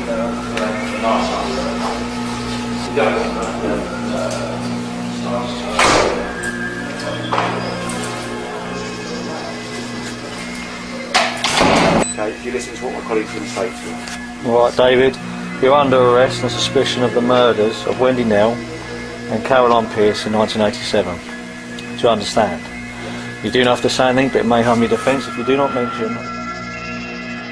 Yes, and then it's got number 28, born,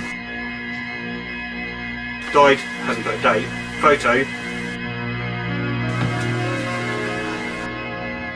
born, died, no thing, photo, no bit, number 48. Another thing, in the movie they claimed that he was a loving father and a loving husband, and that was the one redeeming quality that he had. I do believe he loved his family. I'm not saying that he didn't, but his wife, Barbara, in a book later on, claimed that he used to beat her, claimed that he tried to smother her with a pillow, claimed that he tried to run her over with his car, claimed that he hit her so many times in the nose, he broke her nose a couple of times. So how loving is that? That's not love to me. This guy, he's one of those guys that might have been better off if he fell asleep early on in his life and just never woke up. I don't know what else to say about it. Let me tell you a couple other things about him that were just horrifying and startling to you. Again, just showing you how bad this kid's childhood was. His younger brother, later on, actually raped a young girl and threw the girl off of a building along with the girl's dog. Went to jail for it, was in prison for it for a long time. I was freaked. I said, what? I mean, I'm sitting there thinking she's crying. What she was doing, she's gagging out of blood out her nose and her mouth. And this whole wad, you know, of blood. What did she do? She shot herself. And I saw the bullet hole, and I saw the gun on the floor, and her eyes closed, and she was just going, you know, all in the blood and shit. And I freaked, man. I just picked up the gun. I was debating on whether to shoot myself. Put it down, you know. I opened up the door, started screaming, man, murder, you know, suicide. Somebody get an ambulance, help me, you know, make her live. I started trying to hold her hand. Manager grabbed me from her, told her to take my hands off her. I said, bitch, she's my mother. You don't tell me to take my hands off my own mother. You know, I was trying to live, you know, survive, you know, live through it. She died 9 hours later. She died the next day. Police today continue to search for any clues in the near-fatal shooting of 29-year-old William Carnes and the rape of his girlfriend. They're apparently the latest victims of the Night Stalker, thought to be responsible now for 34 brutal attacks, 14 of them fatal. These serial killings, once confined to the near Los Angeles area, are now spread over 500 miles from San Francisco to Orange County. Just as before, the assailant entered a house in a quiet middle-class neighborhood in the pre-dawn hours on Sunday through an unlocked window and attacked the couple while they slept. Neighbors are terrified. The killer, who attacks randomly, is described as white, 25 to 30 years old, with a predominant feature of badly stained teeth. So 5,000 flyers have been distributed to Los Angeles dentists asking for help with identification. A total of $35,000 in rewards has been offered, including today a $16 donation from this group of concerned school children. Today, the search for California's Night Stalker continues, and many residents sleep with their doors and windows bolted tight, despite 100-degree temperatures. She was in the house, so I finally just selected a concrete block and threw it through the plate glass window on the east and came on in. She came out of the bedroom and thought that a car had hit her house. I handcuffed her and then eventually strangled her. What did you strangle her with? Pantyhose. You think now. In the interim, I realized that I had lost one of my guns. I dropped it somewhere. So I was trying to figure out where my gun was. So I went back in the house, realized I had dropped it when I broke the plate glass window. It dropped and fell on the floor right there, and I found it right there.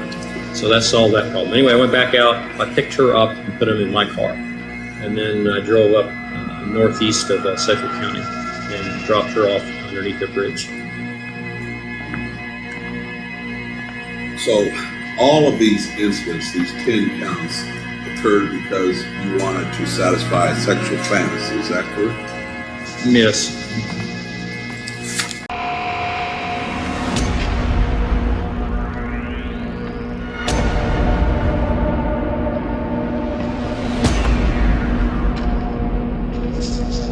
Do you remember dressing out her body? Yeah. Must have. What do you kind of thought you were doing? What? That's the way it could be. I'm going to play like a deer.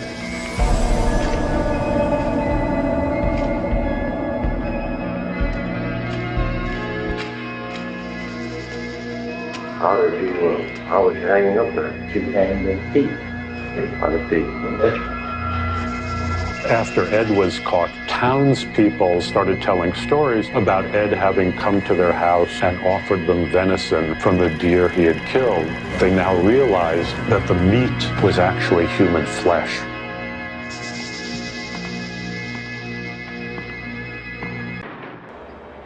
And it's a real rat hole, actual rat hole. Roaches, they got no lights in there, the water runs continually. And they come back about 6 or 7, so then we went there this morning. And the guy who did the stabbing was asleep in bed. He was sleeping. Do you think the fact that he was asleep in his apartment was normal or unusual? It's normal. It's normal. They go to sleep right in the station house. We have 16-year-old kids get arrested for homicide, and they may say, "Oh my God," or something. But, 15 minutes later, you got to wake the guy up and say, "Listen, we got to make these papers out or something." "Oh, yeah, okay," like that. And I would think a normal thing to do would be having your eyes bulging out and you'd be shaking like a leaf or something like that. I don't know if he realized that the person he was that he had gotten in the fight with had died. I ran my own program, did what I wanted, regardless. There was no discipline. Set reasonable rules of behavior concerning getting up and going to bed, curfew, homework, and chores. Kids need limits and structure. Both my parents were easy to get around, soft touches, so to speak. They If we were grounded for 2 weeks, it was lucky if we made it through the 1 week. Check on your kids to make sure they follow through on your rules. Provide agreed upon rewards and penalties. Never switch rules mid-game. My mom loves us. But as far as getting that hug or whatever, I mean, I don't remember. Kids need to be held, hugged, and kissed as much as they need food and water. Affection is crucial. My dad, had stopped drinking. Police today found 6 more bodies under the John Gacy house. The 6 bodies bring the total found under this house and garage to 15, all appearing to have been teenaged boys and young men. John Wayne Gacy was also Pogo the Clown, who loved to make kids laugh. He was married twice, divorced twice, and had 2 children. A Democratic Party precinct worker with political connections. A modestly successful building contractor. His neighbors knew him as Johnny, the life of the party. In his confession, Gacy admitted killing the young men after having sex with them, then burying most of the bodies under his house. The prosecutor called Gacy a vile, evil, diabolical murderer who must be held responsible for his acts. The defense argument is that no one could kill so many people, bury them under his own home, and be sane. After final arguments are concluded, the judge will charge the jury, and the jury will begin deliberating the fate of John Wayne Gacy. Good evening. The most intensive manhunt in New York City's history is over. This is the man police believe to be the son of Sam, the .44 caliber killer who has killed 6 and wounded 7 in a string of attacks over the last 13 months.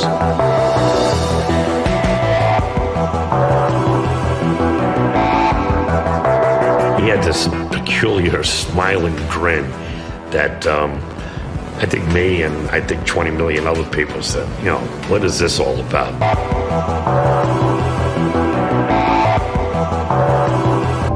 I just emptied my gun in the car and saw the glass shatter. And the other girl, I believe she screamed and blew the horn. And I found myself pulling the trigger, and I had already run out of bullets. His explanation of why he did these things is because a dog told him to do it. He told me through his dog. It's not really a dog. It looks like a dog. I tried to never let anything touch the house. I brought nobody there. My family was not exposed to anybody. I wanted to show them the good side of life, not the bad side. Richard had a very, very sad childhood.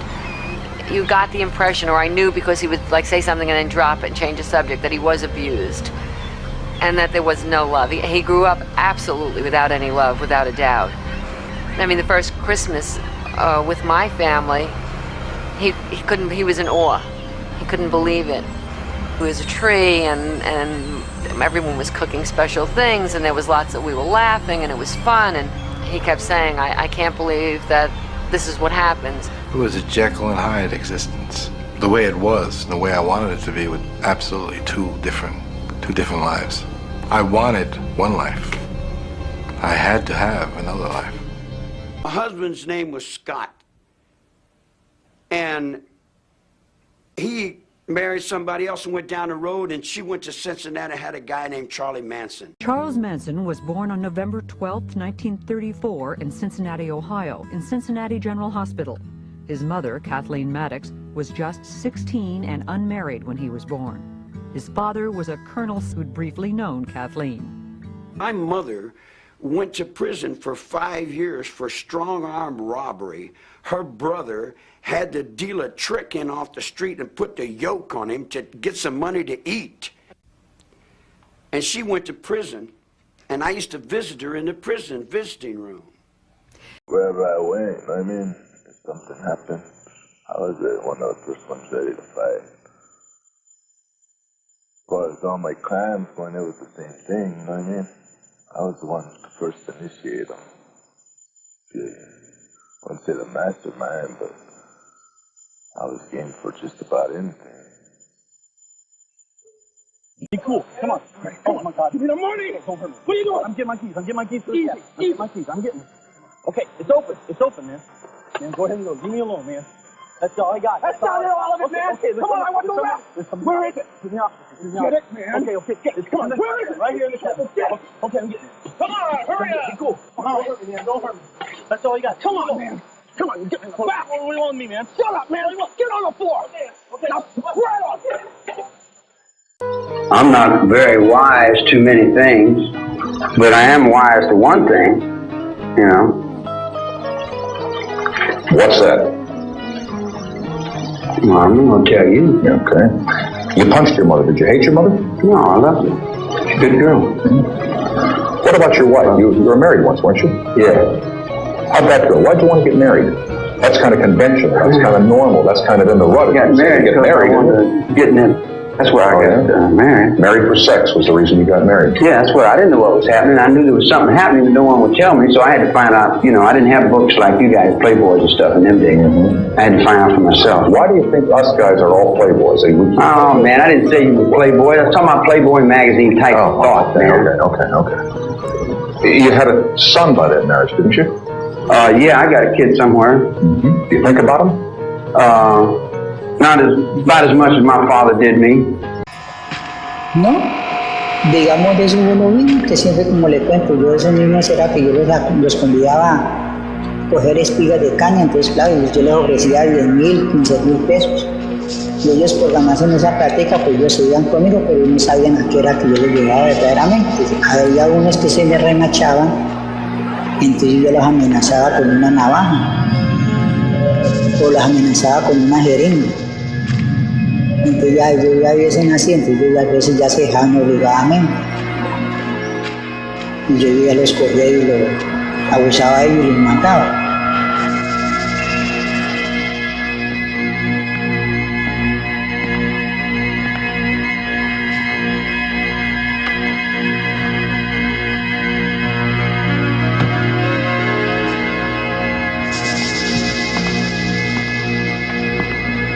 Morning in 1979, she aimed out her bedroom window with this rifle, which she'd received for her 16th birthday, and shot children walking to the elementary school across the street.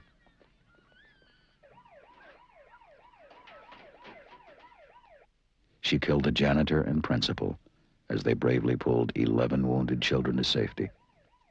I got shot, and then Mr. Barnes said, Crystal, he said, Jack, you guys run! Then I got shot, and then I went in the nurse's office, and I was bleeding a lot. I just was laying there. After 5 hours, Brenda Spencer surrendered calmly to police. When they asked her who she wanted to shoot, she said, I kind of like red and blue jackets. When they asked why, she said, because Mondays are always so boring.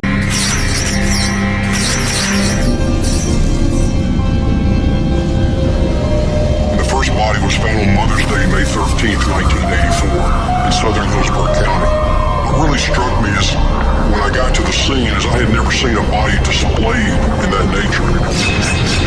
I'm standing next to a major and a captain who had been in the sheriff's office at that time 25 and 30 years, and they had never seen a body displayed in that nature. She was lying face down, her hands were bound behind her back, her legs were spread about 5 foot 1 inches apart from one heel to the other. I'm surprised that they were still attached to her body. And he had tied a ligature around her neck, raped her from behind, and kept riding her like an animal. He just didn't view her as a person. He just viewed her as a creature that didn't deserve to live. Not only have I lost the rest of my life, I've lost my children's life. I've lost my wife, and I think quite a bit about what I did and what happened. I cry when my mother tells me that she misses me. I cry when it's hard for me to bring the truth out. I cry when I see my children look at me and ask me, Daddy, when are you coming home? The 6 men we profiled began life as innocent children and wound up as violent criminals. I am struck by the sheer inhumanity of what one human being could do to not one, but 3 human beings. It is incomprehensible. You cajoled, lured, and deceived Shatisha Shealy, Angela Deskins, and Sherelle DeTerry to your apartment for your depraved purposes. You went on to abuse the corpses of these 3 victims. You stripped them from the waist down. You folded them in half, binding them so that their feet were up by their ears. You wrapped them in multiple layers of trash bags, and you discarded them. Upon consideration of the relevant evidence, the testimony exhibits admitted in mitigation, it is the judgment of this court that the aggravated circumstances of course of conduct, felony murder, kidnapping, felony murder, rape, of which the defendant was convicted, outweigh the mitigating factors by proof beyond a reasonable doubt. Accordingly, the sentence of death is imposed upon the defendant, Michael Madison, on counts 1, 4, and 7.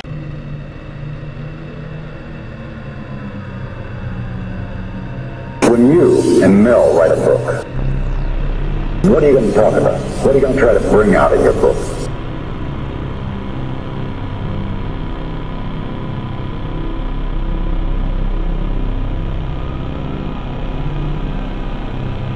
I never even thought of anything like that. I'd have to give that some thought. I was doing this on Mel's request. He wanted to write the book. I don't particularly care to explain nothing to you. I don't look up at you for any reason to bring my report card home anymore. Does that make sense?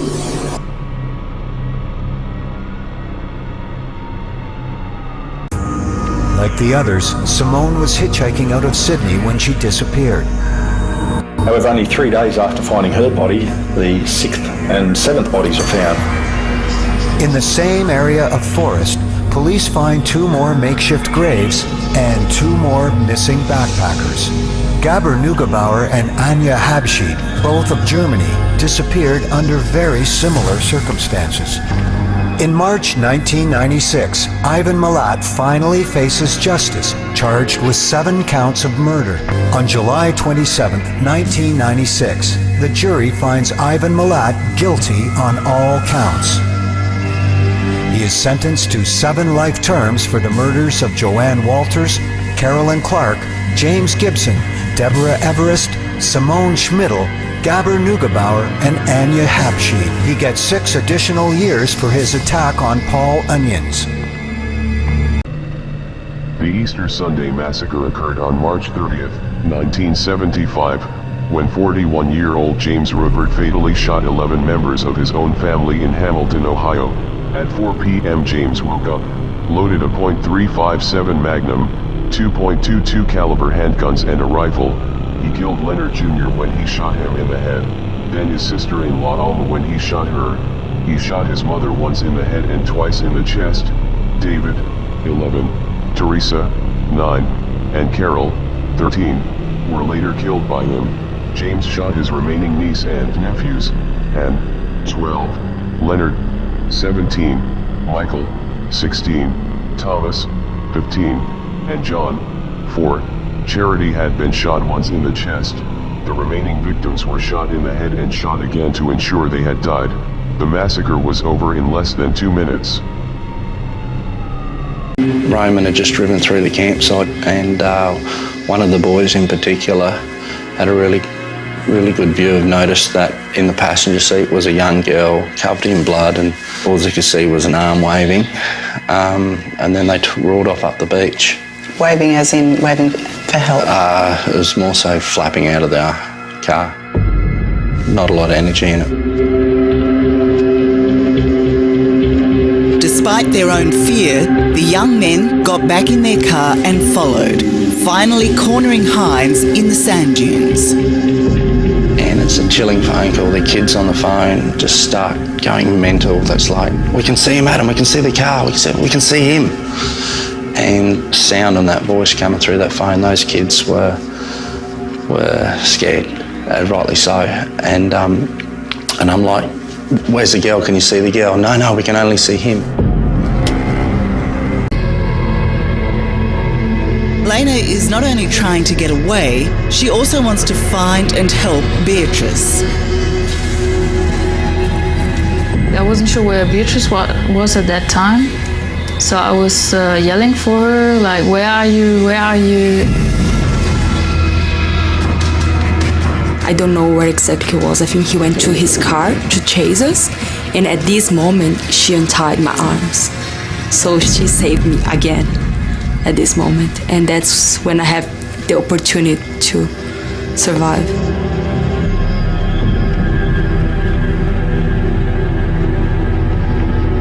But which direction to take was another fateful decision. Beatrice went left up into the sand dunes and Lena right. Naked and frightened, Beatrice hid in the bushes, but Lena was in full sight. Early on the 2nd of February 1964, oarsmen spotted a woman's body by Hammersmith Bridge. The cross marked the precise spot. Police calculated that the body had been thrown in 24 hours earlier. 2 months later, a second body was found on the shore below Duke's Meadow. The cross again marks the spot. Like the first victim, the girl had been assaulted somewhere else before she died, and her body carried to them. Like the first victim, she was pregnant when she was killed, and both were found on the foreshore without any clothes on. Now the papers sniffed a big story. The name Jack the Stripper was their inspiration when they realized that a killer of prostitutes was on the prowl. Then, just 2 weeks after Irene's murder, the body of a third victim was found dumped in an alleyway. She had also been strangled, but 3 of her front teeth were missing as well.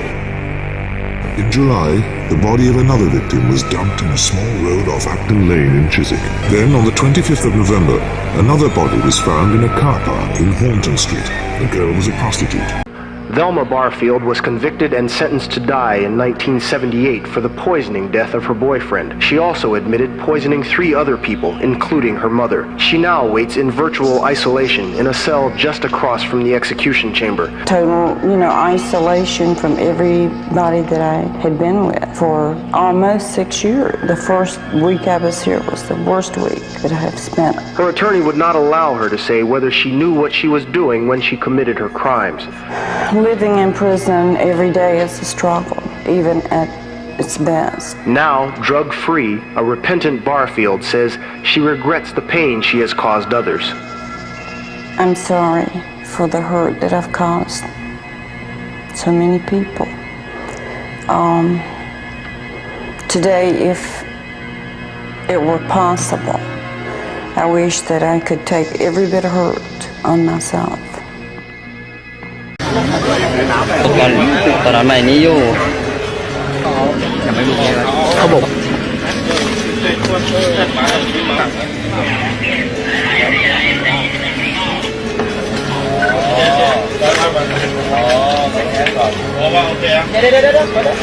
เอาเชือกลากเข้ามาค่อยๆก่อนนะเดี๋ยวขออย่าบังนะอย่าบังนะอย่าบังนะอย่าบังนะไม่มีส่วนให้ออกไป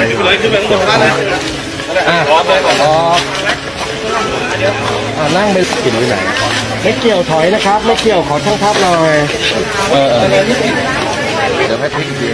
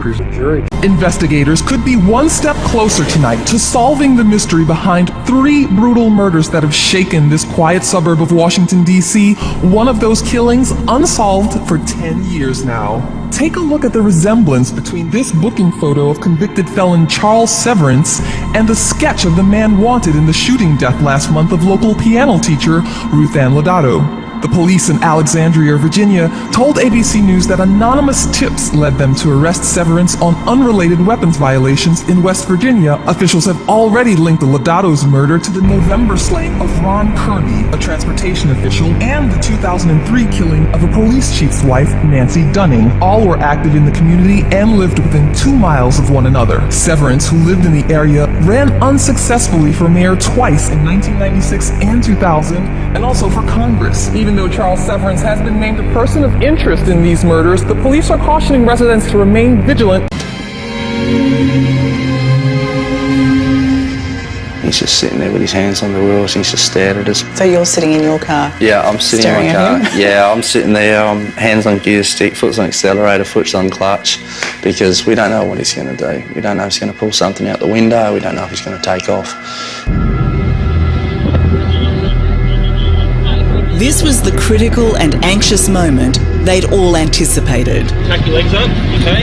And if you kick me, I'm going to belt you, alright? But when it finally came, as this footage of his arrest shows, the fight had gone out of Roman Hines.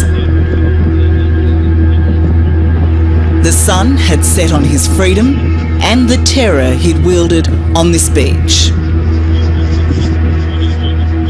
When he put those cuffs on him, you couldn't imagine what it was like to have that relief, to know that that guy's there, he's now got the cuffs on, there's no one else. Excavation under the Gacy house. Warning, graphic photos. These are the photos of the 1978 excavation of the Gacy home in the 8800 block of West Somerdale Avenue in Chicago's Norwood Park. They had just unearthed the first body parts from the crawl space of the house. At this time they were looking for the pious boy only, and had no idea what awaited them. After the initial find, cops tore up Gacy's floor to find more rotting bodies scattered around the home. Gacy had poured quicklime over his victims to speed up the decomposition process, but once officers cut through that, there was a putrid odor. Unlike anything else, it was the stench of death. A man in Ohio is charged with murdering his father after calling 911 and saying he found him dead. Listen to Zane Palfrey calmly talk with the 911 call taker. 911, where is your emergency? Yes, ma'am. I'm not 100% this is an emergency situation. I just got home and we found my father dead. Prosecutors in Claremont County, east of Cincinnati, say Palfrey's father, Dwayne Palfrey, was dead because he murdered him. Interviews with witnesses and family members led to Zane's arrest. Here's more of that 911 call. And please tell me, why does it look like he's dead? Tongue swollen, blue and purple, and thrown up all over himself and not breathing. Okay, so he's not breathing. Is he cold? Yes. Okay. Do you think he's beyond any help? Yes. Zane Palfrey faces several charges, including tampering with evidence, theft, and aggravated murder. And deputies say that Palfrey was actually pretty forthcoming with them about what happened. 3 weeks later in Lake City, a 12-year-old schoolgirl disappeared. Kimberly Leach's body was found in a river 2 months later. The following week, the patrolman stopped a stolen car. The driver, here led by the police, said he was called Chris Hagen, but wouldn't give any more information about himself. Then he claimed he was Kenneth R. Meisner of Tallahassee. This turned out to be just one of the names on the many stolen credit cards he had acquired. It took several days for the Florida police to realize they had caught the most wanted man in America, Theodore Robert Bundy. He was on the run after having escaped from Aspen, Colorado, during pre-trial hearings for the murder of another pretty girl.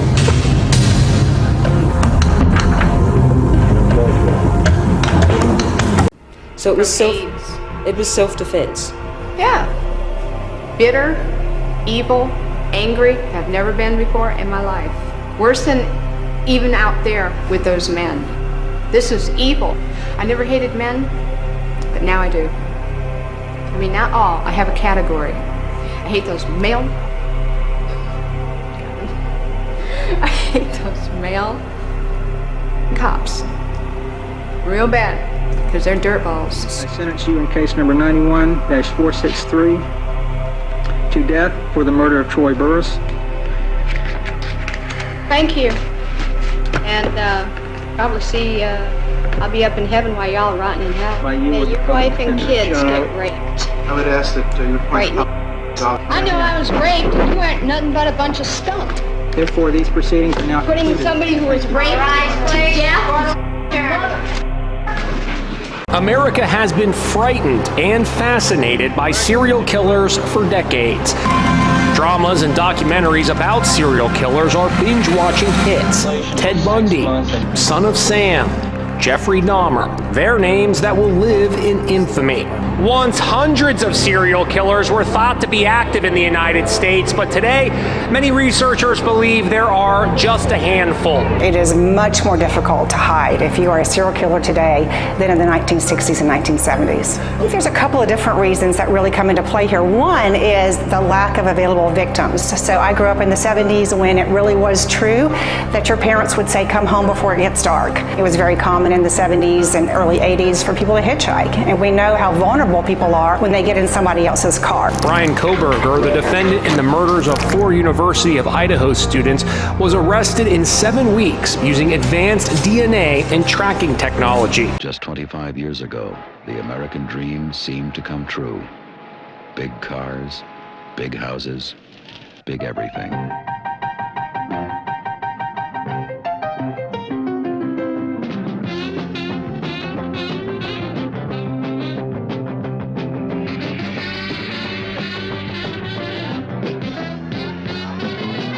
But not everyone could get an equal share of the dream.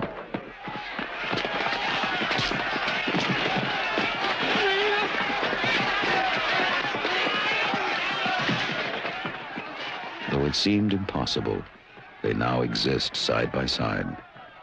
America the beautiful and America the violent. Where legal remedies are not at hand, redress is sought in the streets, in demonstrations, parades, and protests, which create tensions and threaten violence and threaten lives. Kobe Israel, victim, fatally stabbed 8 times by Brown in 1980. As I was killing her, it was, I don't know what I felt. It was just action. I don't know. It was, I didn't care. That's about it. I just didn't care about it. You questioned the reasons why. You're angry.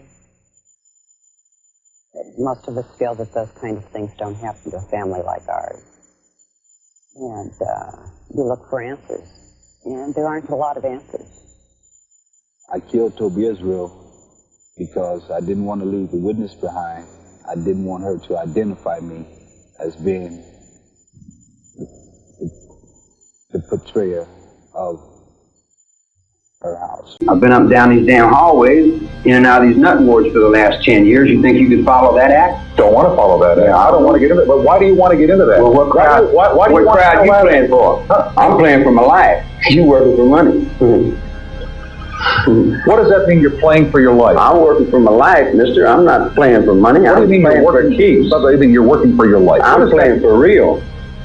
What does that mean, you're playing for real? How are you That's playing something for your you life? can't buy. When you say you're playing for your life, am I to assume that you think that someday you're going to get out of here? Get out of here.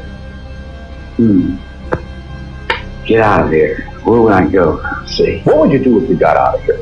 I got out of here. What if they said to you tomorrow morning, Charles, hey, listen, you're free. You can go wherever you want to go. Do whatever you want to do. What would you do? I'll probably go out in front on the grass and sit down.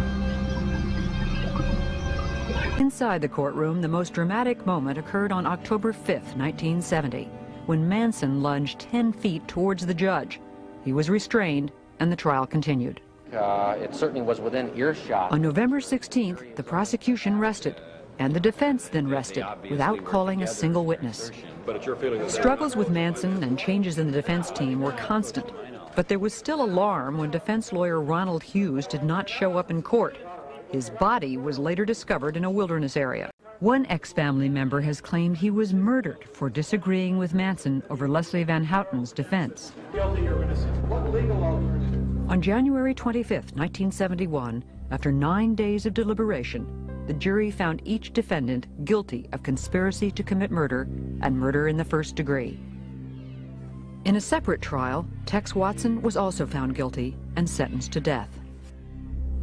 Kenneth Alessio Bianchi, born May 22, 1951, is an American serial killer, kidnapper, and rapist. He is known for the Hillside Strangler murders committed with his cousin Angelo Buono Jr. in Los Angeles, California, as well as for murdering 2 more women in Washington by himself. The Hillside Strangler murders began with the deaths of 3 sex workers who were found strangled and dumped naked on hillsides northeast of Los Angeles between October and early November 1977. It was not until the deaths of 5 young women who were not sex workers, that the media attention and subsequent Hillside Strangler moniker came to prominence. Bianchi and Buono had raped and murdered 10 young women and girls by the time they were arrested in early 1979. That's extremely brutal. I killed 7 people. I ruined my own life. These little 4 walls is all I'll ever know for the rest of my life, and that's a very depressing thought. Yeah, I felt like they were selling their bodies on the street. They were putting themselves at risk. They probably spread diseases to husbands and boyfriends that took shit home to their girlfriends and wives. I think I had to feel like that because I don't think I could have committed my crime had I not. I had to think of them like that for me to be able to do what I did. And what I did was for my own selfish needs.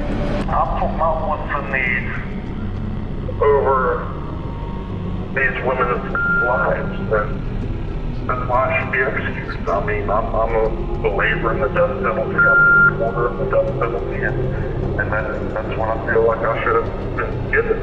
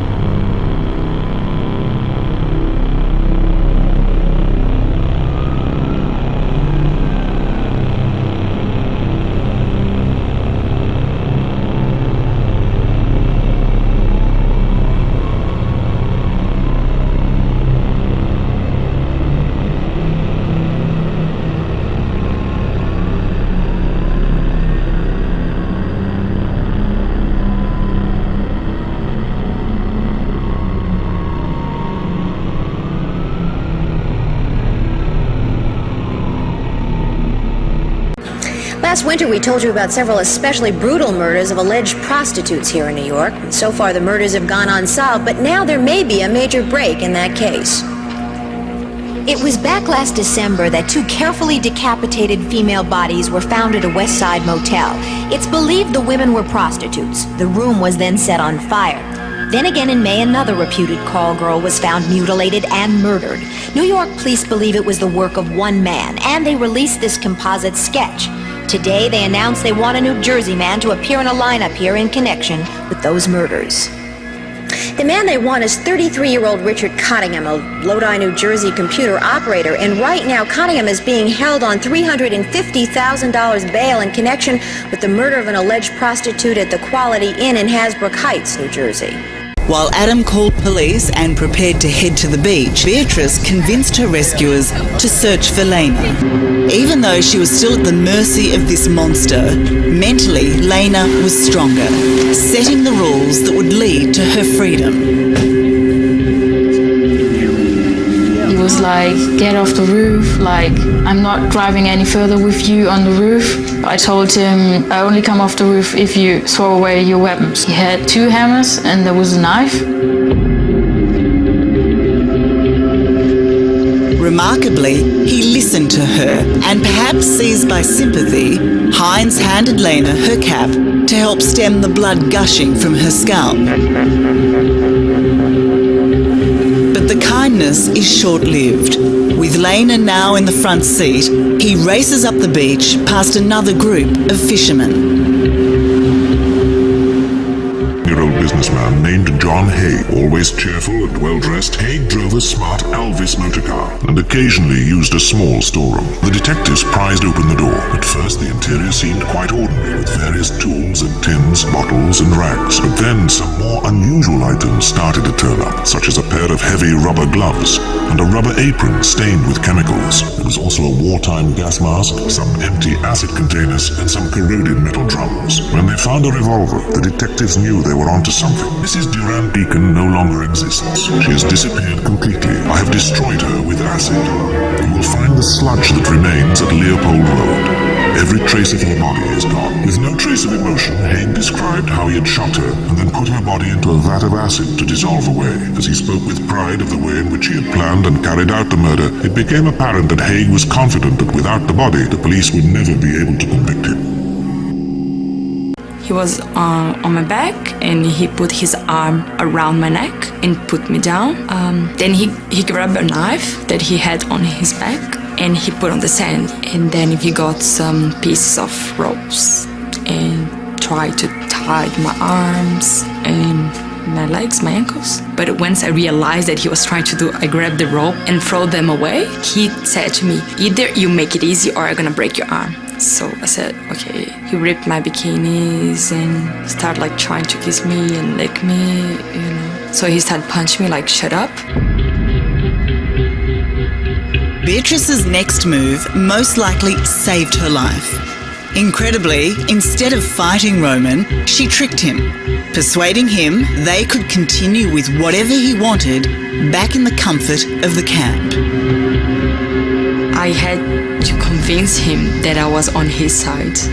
So now, we're here, right? And we promise, if we find the one that carved the S, they're gonna get a J. Just hanging around 169 and Sheridan. That's what I'm saying. Don't go over there. We're not going over there. We waiting for them to come here. Once they come over here, we'll get locked up over there. Once they come over here, we get them. Hey, that makes 2 people, man. Here you go. Supreme Enchantress, you see that? Javelins, you see? Get a good look at it. Good look at it. No. Right, but see, my mother. That's it. Savage Ghosts, we get them, we're gonna mess them up. Because if your boy was Savage Ghosts are big, but that ain't nothing. The bigger you are, the harder you fall. That's the way it is. I thought everything's been quiet for a couple of weeks. Everything been quiet, but today they wanted to fight with us. Yeah. So the Savage Ghosts. And the area's top prosecutor wants other victims who might have survived an encounter to come forward. And we would certainly urge anyone that's had such an experience to step forward. For one reason or another, persons don't do that. Or perhaps there's an aspect of their experience that they don't wish to share with the public. However, in this case, I would certainly urge, if there are any individuals who have had an experience in this vicinity, we would certainly urge them to contact the police immediately. And actually handcuffed and threatened with a knife. Through some rather fortuitous circumstances, the individual was able to make his escape from the apartment. When police returned to arrest the man, there was a struggle, and the uniformed police officers made the horrific discovery: dismembered human remains, decapitated heads in a refrigerator freezer, limbs and male genitals in other containers, and a large barrel full of acid. Experienced homicide detectives say the killings have a sexual component. If you just want to kill somebody, you gotta be trustworthy, make sure your appearance is okay. A picture of my son. And they would see my son and they would know I was a probably normal person. I use it for my badge. Play the women for the fool. In my mind I'm saying kill, kill, kill. I'm a sweet talker, so I can kill the bitch. Just before serial killer Ted Bundy was executed yesterday morning, he talked about the path that led him from law school to Florida's electric chair. Christine Negroni reports. In the hours before he died, condemned killer Ted Bundy told psychologist and broadcaster James Dobson that pornography played a role in his life of violence. Those of us who have been so much influenced by violence in the media, in particular pornographic violence, are not some kinds of inherent monsters. We are your sons and we are your husbands. This woman has 2 black eyes, the result, cops say, of a beating by her enraged husband after he discovered she was having an affair with a co-worker. What authorities say happened next is shocking. Brittany said what followed was a violent assault, with her husband beating her about the face repeatedly and strangling her so hard she says she passed out. Then her husband texted her lover pretending to be Brittany and lured him to meet at a park in the woods. Her husband turned and shot Jonathan 3 times, twice in the chest and once in the head. The couple then drove 200 miles with the body into the deep forests of New Hampshire, where the husband ordered Brittany to cut off Jonathan's head with a saw. Armando Barron has pled not guilty to murder. His wife was charged with falsifying physical evidence. She pled not guilty when she appeared in court, and you could still see those 2 black eyes. I'm a person that believes that everybody's going to change for the better given the right circumstances. If you be a good wife, if you don't nag, if you love them, if you're always there when they need them, if the food's always ready, if the house is always clean, they're going to change. He didn't change. And that's why, even though we were married for 8 years, only 3 of it was not tolerable. It wasn't tolerable, but that was the only 3 that I tried. After that, I quit because I didn't want to be married anymore. Diane says her marriage with Steve Downs deteriorated when friction arose over an unexpected pregnancy. Okay, after I had Christy and after I had Cheryl, Steve had a vasectomy. It didn't work. And he never went back to get checked to see if it worked. He just figured doctors know what they're doing, it must have worked. So after, I think it's, you're supposed to wait 10 weeks, be on some kind of contraceptive for 10 weeks, and then you're safe. And then you check. But you're supposed to check, yeah. He never went back because he was just too busy. Come! Yeah, where you at? I'll stab you, little daddy. Hey! Stab you! Stab you! Die! Help me! Help me! God! Yeah! Alright, I'm gonna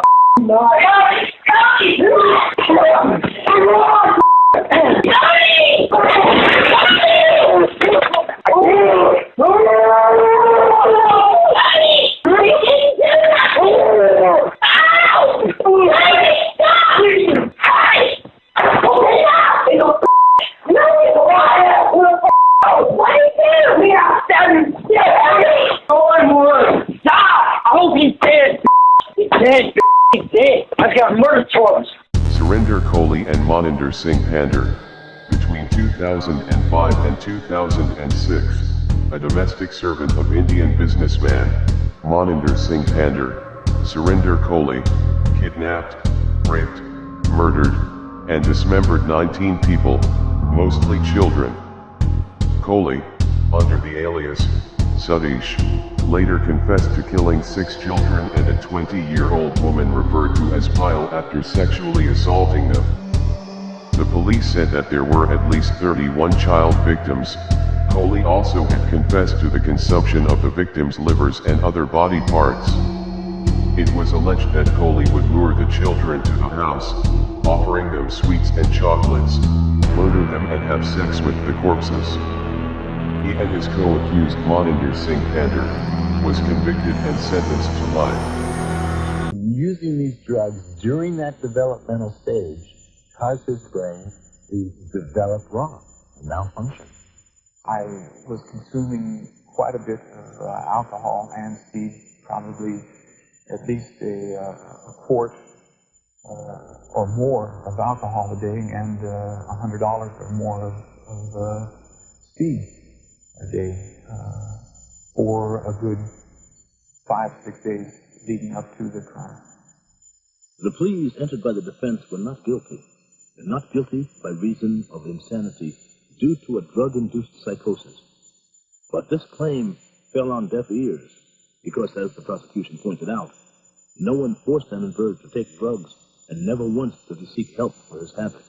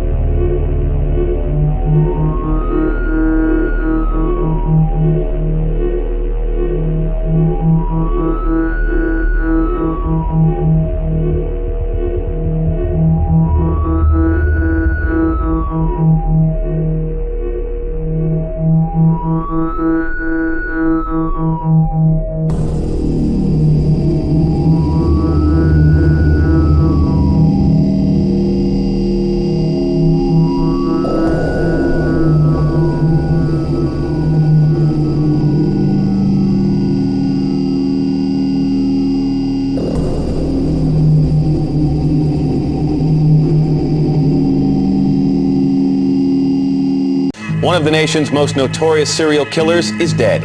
John Wayne Gacy was executed by lethal injection early this morning at the state prison in Joliet, Illinois. Gacy had spent more than 14 years on Illinois' death row after being convicted of the brutal murders of 33 young men and boys. Most were found buried beneath his home in suburban Chicago. Police in Chicago said they have found no evidence that serial killer John Wayne Gacy buried bodies of his victims in the backyard of his mother's apartment building. Holes were dug in the ground Monday after a former Chicago detective said that he had seen Gacy near the building with a shovel. Gacy was executed in May of 1994 for killing 33 young men and boys. He had told police he killed 45 young men, and the other 12 victims, the reported victims, have never been found.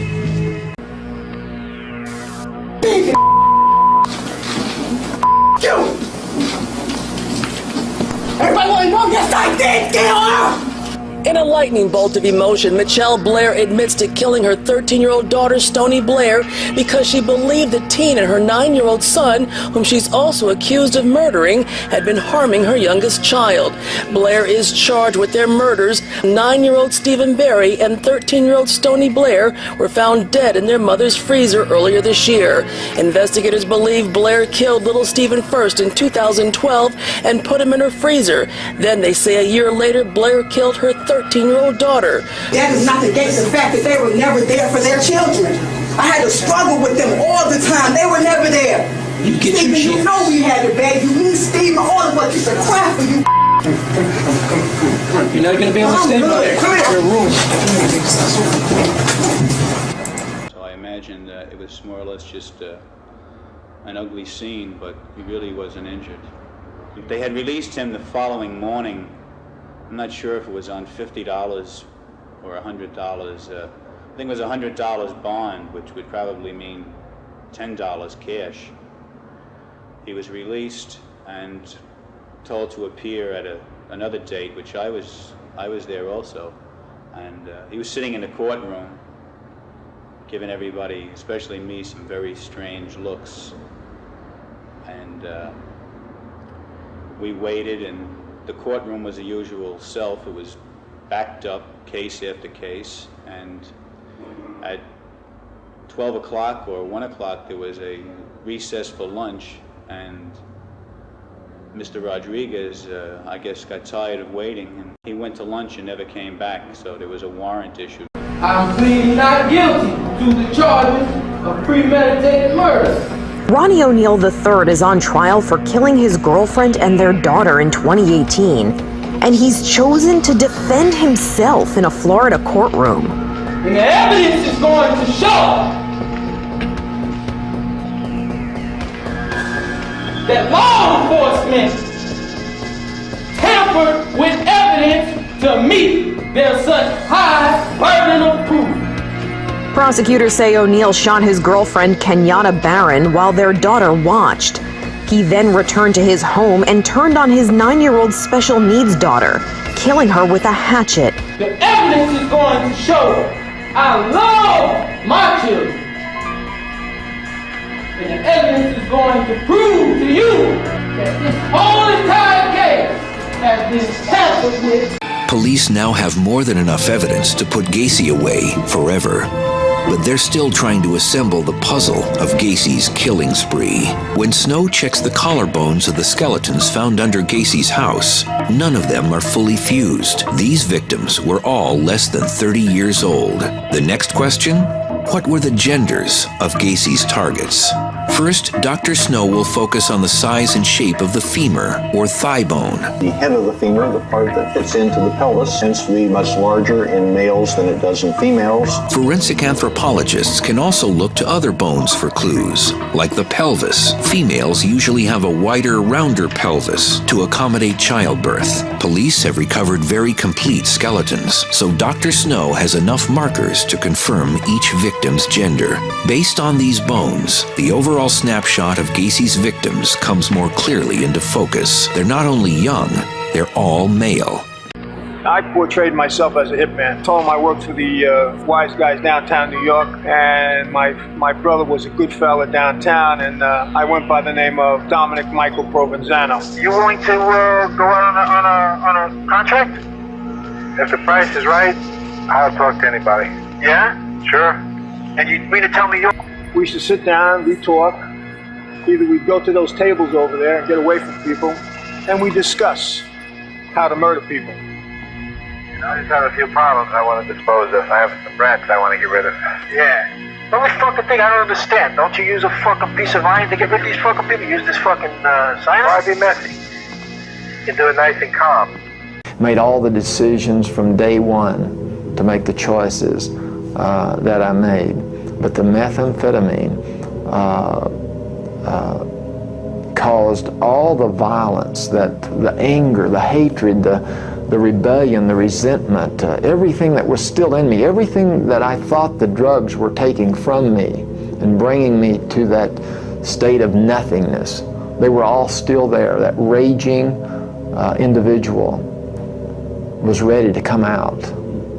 And when I committed my first crime and walked into the house, after I'd already killed one person, I told this individual that I was about to kill. I said, I'm the devil, and I'm here to do the devil's work. I had never thought I was the devil before. I'd never said I was the devil. I didn't think I was the devil. The jury finds the defendant guilty on 7 counts of first-degree murder and 1 count of conspiracy to commit murder. During the week of July 19, 1999, Mark Heath drove his 4 children, Sarah, 8, Holly, 6, Jack, 4, and Caleb, 2, to an isolated bush track south of Perth, Western Australia, and connected a hose to the car's exhaust. All 5 were found in the car, dead from acute carbon monoxide poisoning. This came just 3 weeks after a similar murder-suicide. On July 3rd, Barbara Ann Wurzykowski took Mark, 8, twins, Sarah and Luke, 5, Jesse, 4, and Dave, 1, for a drive in the family's 7-seater van to a remote track southeast of Perth. She cast them all. 9 months earlier, in October 1998, Ronald Jonker cast himself and his 3 children, David, 7, Aaron, 5, and Ashley, 17 months, on the northern outskirts of Perth. And the next thing I know, I heard the police open the refrigerator door, and they said it was a dead body in there. Authorities marched out of the house with boxes of severed body parts. In a barrel wheeled out a vat of acid. In a refrigerator, left as it was found, at least 2 heads, the severed remains of victims of the alleged murderer. This morning, in an unprecedented news conference, the police chief, medical examiner, and district attorney joined in a public statement. At this point, all we can tell you is that it is a number of homicides, multiples. The investigation is still very dynamic. We don't know whether this individual acted by himself or in consort with other individuals. The big question now is the identity of the victims, whose heads, hands, and genitals were saved in the apartment. Dentists and doctors have already started the grisly effort. So far, no identities have been determined.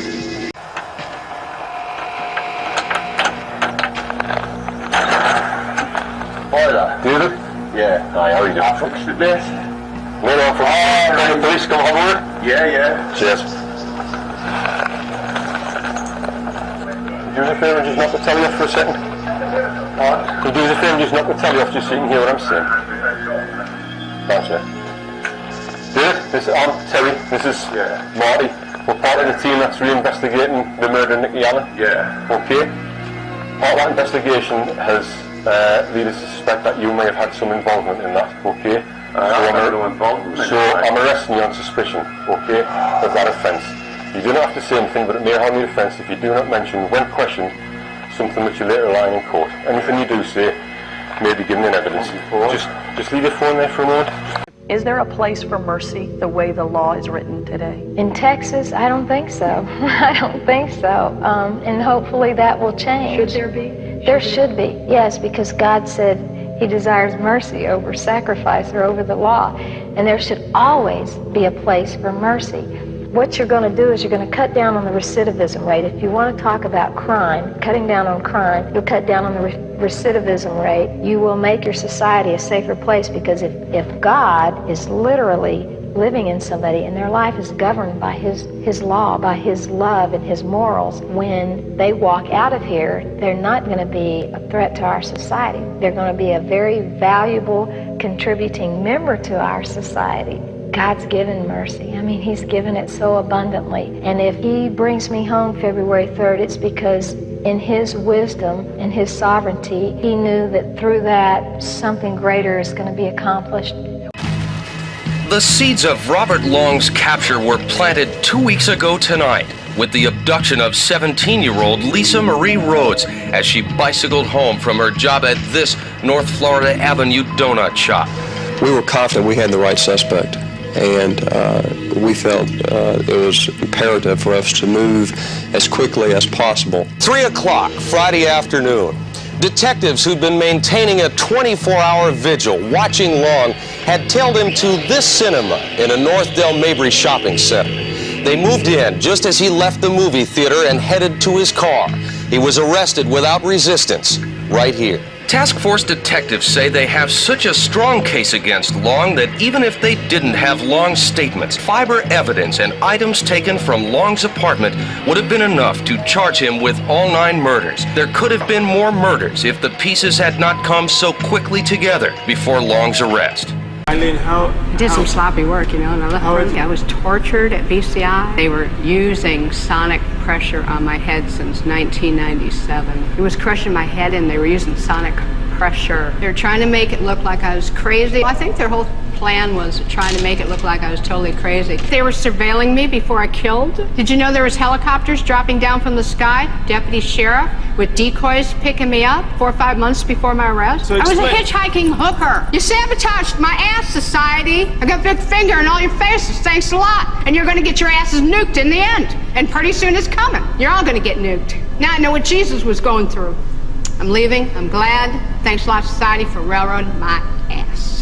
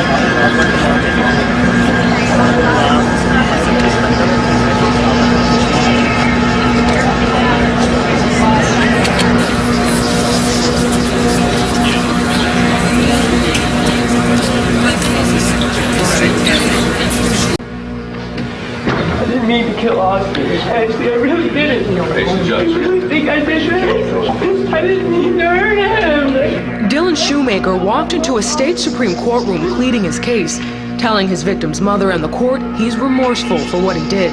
Shoemaker was sentenced Friday for beating 23-month-old Austin Smith last March. Before the sentence was handed down, Shoemaker and his defense attorney fought for the minimum sentence, 15 years to life. I can't take back what was done. I wish I could. I would give my life for Austin. I loved him a lot. Austin Smith was completely defenseless. That's a given. But there were other dynamics at work there, including my client's inability to either control his anger or frustration. Based on his short life now, what is to say he won't do this again? Afterwards, Shoemaker was sentenced to 25 years to life behind bars. In the early 1980s, after being partnered for a year, New York City detectives Stephen Caracappa and Louis Ippolito in 1985. One of Ippolito's family connections made an offer the partners couldn't refuse. One of Ippolito's mobbed-up cousins, Frank Santura, had done a stint at Pennsylvania's Allenwood prison, where he met a Jewish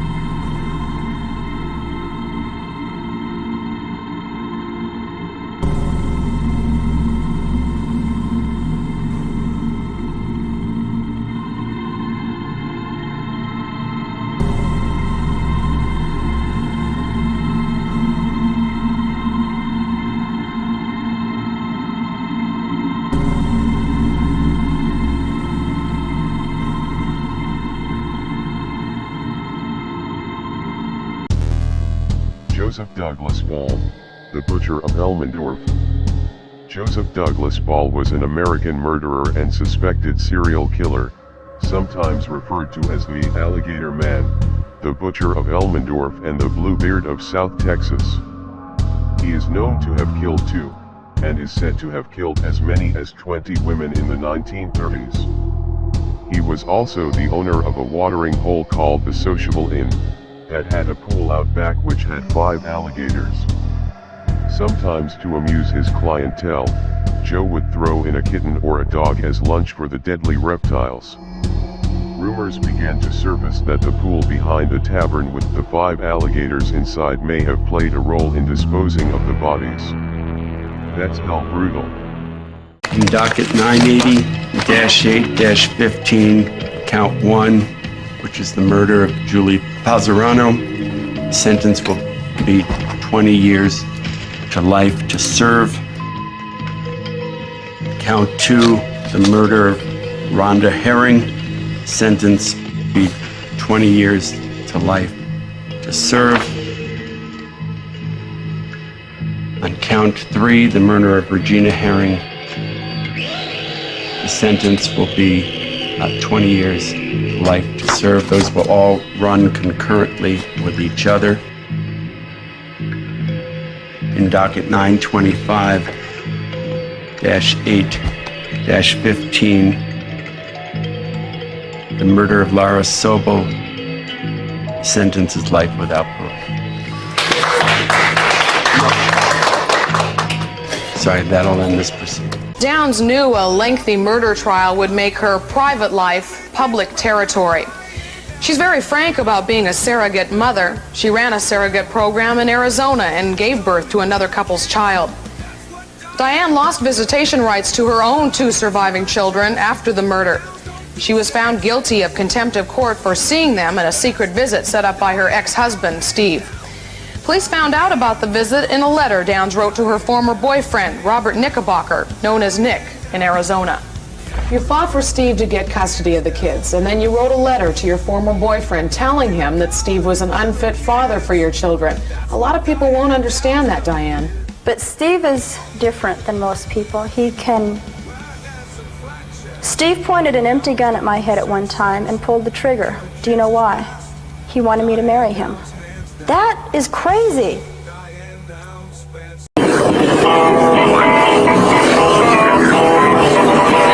Somebody here knows Johnson. Bulldog knows Johnson from California. and tied him around a tree and then run off.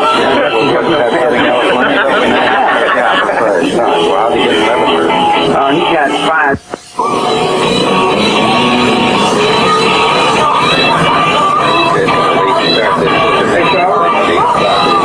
He's a man in heaven.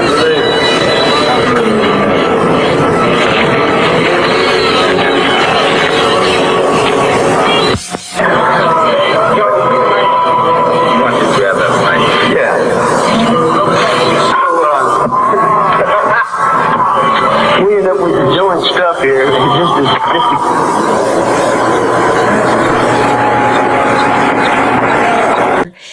He was not going to be a monster. He was going to fade into anonymity among all the other people. He was going to be somebody's loving son, loving husband, sweet brother, good neighbor. People were going to be surprised when we found out. And that was really frightening because you didn't have a way to guard yourself, to protect yourself, because it could have been anybody.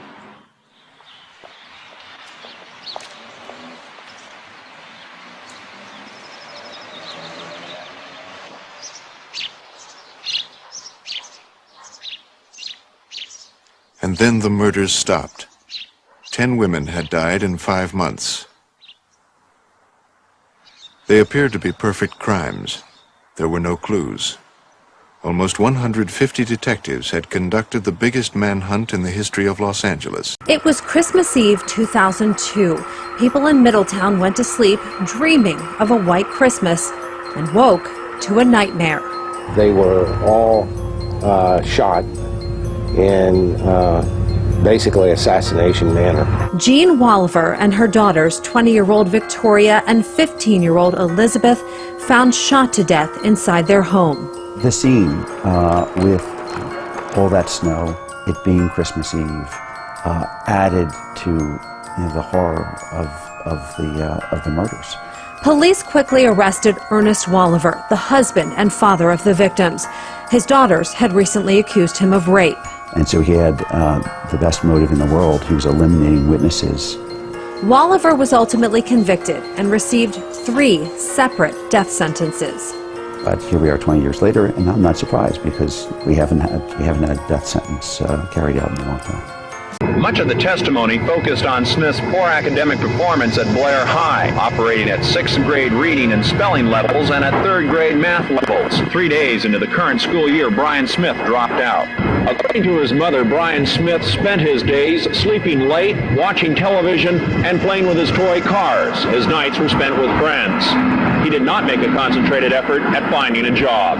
The defense portrayed Smith as underdeveloped emotionally and academically. Judge F.A. Gossett rejected the idea it was a juvenile court matter, citing public safety and the violent nature of the crime. During the preliminary hearing, Sharon Thompson testified she heard Smith admit that he and Dale Nolan robbed donuts, etc., kidnapped, raped, and killed Mary Jo Hubendick. Hers was the most damaging testimony of all. The matter has now been bound over to district court for arraignment. Small town of Blair, Nebraska, the Smith case is already boiling over with emotion. Michael Ling, News Center 3. Pensacola authorities are still assessing the impact of having caught one of the FBI's 10 most wanted fugitives. The identification of the mystery man as Theodore Robert Bundy hit law officials like a bombshell. Bundy was being sought for questioning in the deaths of at least 38 women from Seattle, Washington to Tallahassee, Florida, and was just last week placed on the FBI's 10 most wanted list. Since his arrest in Pensacola Wednesday, he has been intensively interrogated about the bludgeoning of 5 FSU co-eds in mid-January, including 2 Chi Omega sorority sisters who died. Bundy was serving time in Utah for kidnapping before being extradited to Colorado, where he was to stand trial for the 1975 murder of a young Michigan nurse. It was from a jail near Aspen that he escaped on December the 31st. He remained at large until 1:30 a.m. Wednesday. Bundy has yet to be charged in Pensacola with any offense more serious than resisting arrest with violence, and he remains jailed without bond.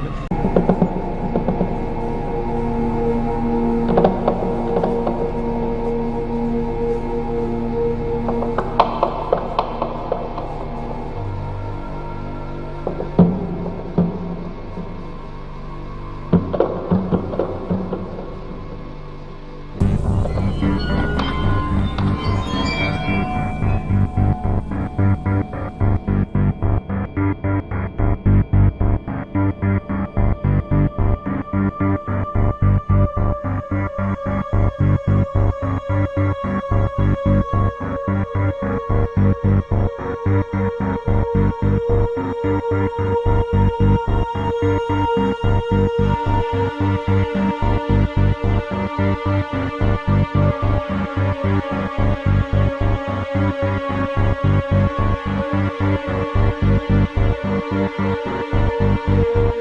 example, Seattle today. The bodies being found indicate an unknown serial murderer is operating in this area now. It started with one corpse floating in the Green River near Seattle's airport. By autumn of 1983, the body count came to 6. That's when we spoke to Major Kraske of the King County Police. We had 3 that were found during one day, and that was on August 15th, 1982. All found within, I'd say, about a 15-foot radius of each other. They were young women, very young women, and they're all found in the river. And some of them had tattoos on them, which would indicate to us that they were probably mixed up either in prostitution or something in narcotics. As the investigation went on, we discovered that all of them had links to prostitution, and all were seen working in the same area when they were last seen alive. So we knew that we, at that time, had a serial murder on our hands.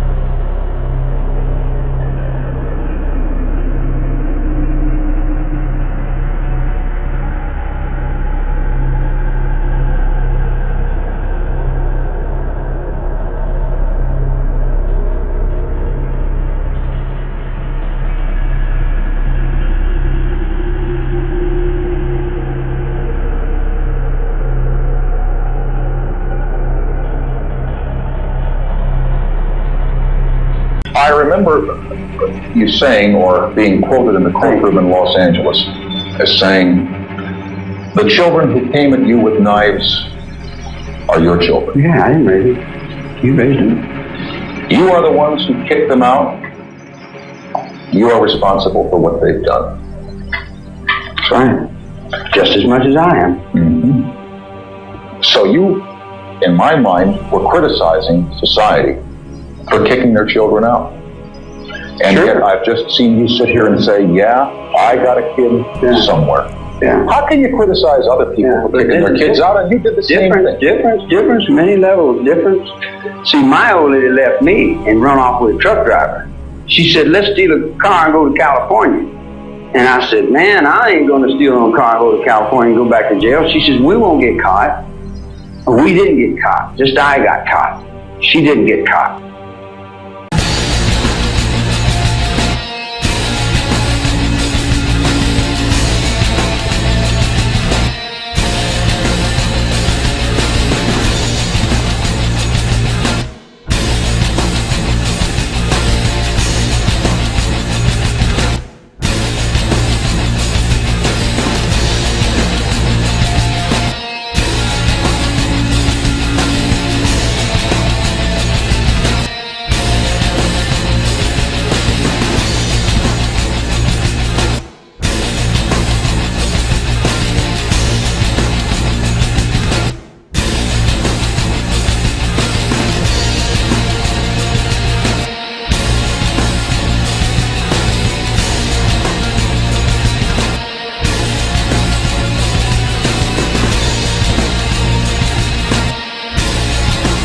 So, as I'm to understand it, then on the 17th of March, 1977, you saw this little boy go into a residence.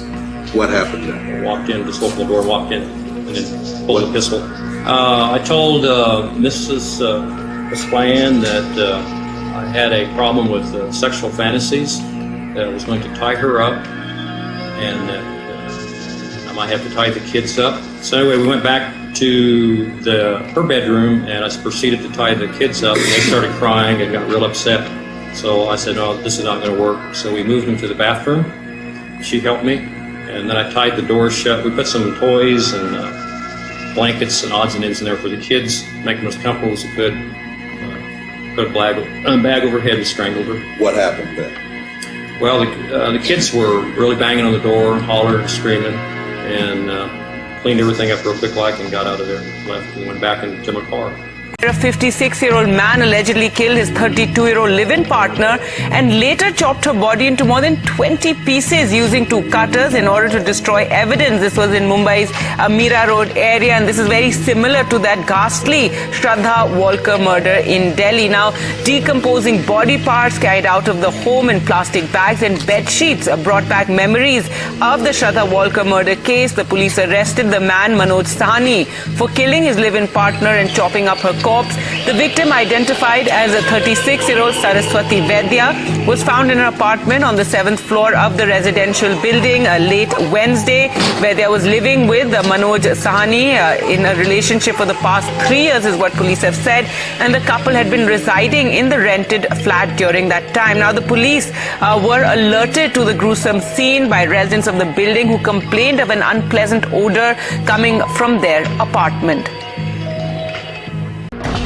Berkowitz agreed to go through each shooting, saying which ones he did and which ones he didn't, including Carl De Niro's. Carl De Niro, Rosemary Keenan in Queens. That wasn't me. Were any of the 44 shootings done by females? Yes. Would that have been one shooting or 2? One I know of, possibly 2. But I know that Carl's was definitely a woman. Berkowitz refused to name any living co-conspirators for fear of reprisals against his family. But De Niro may have an idea of who she is.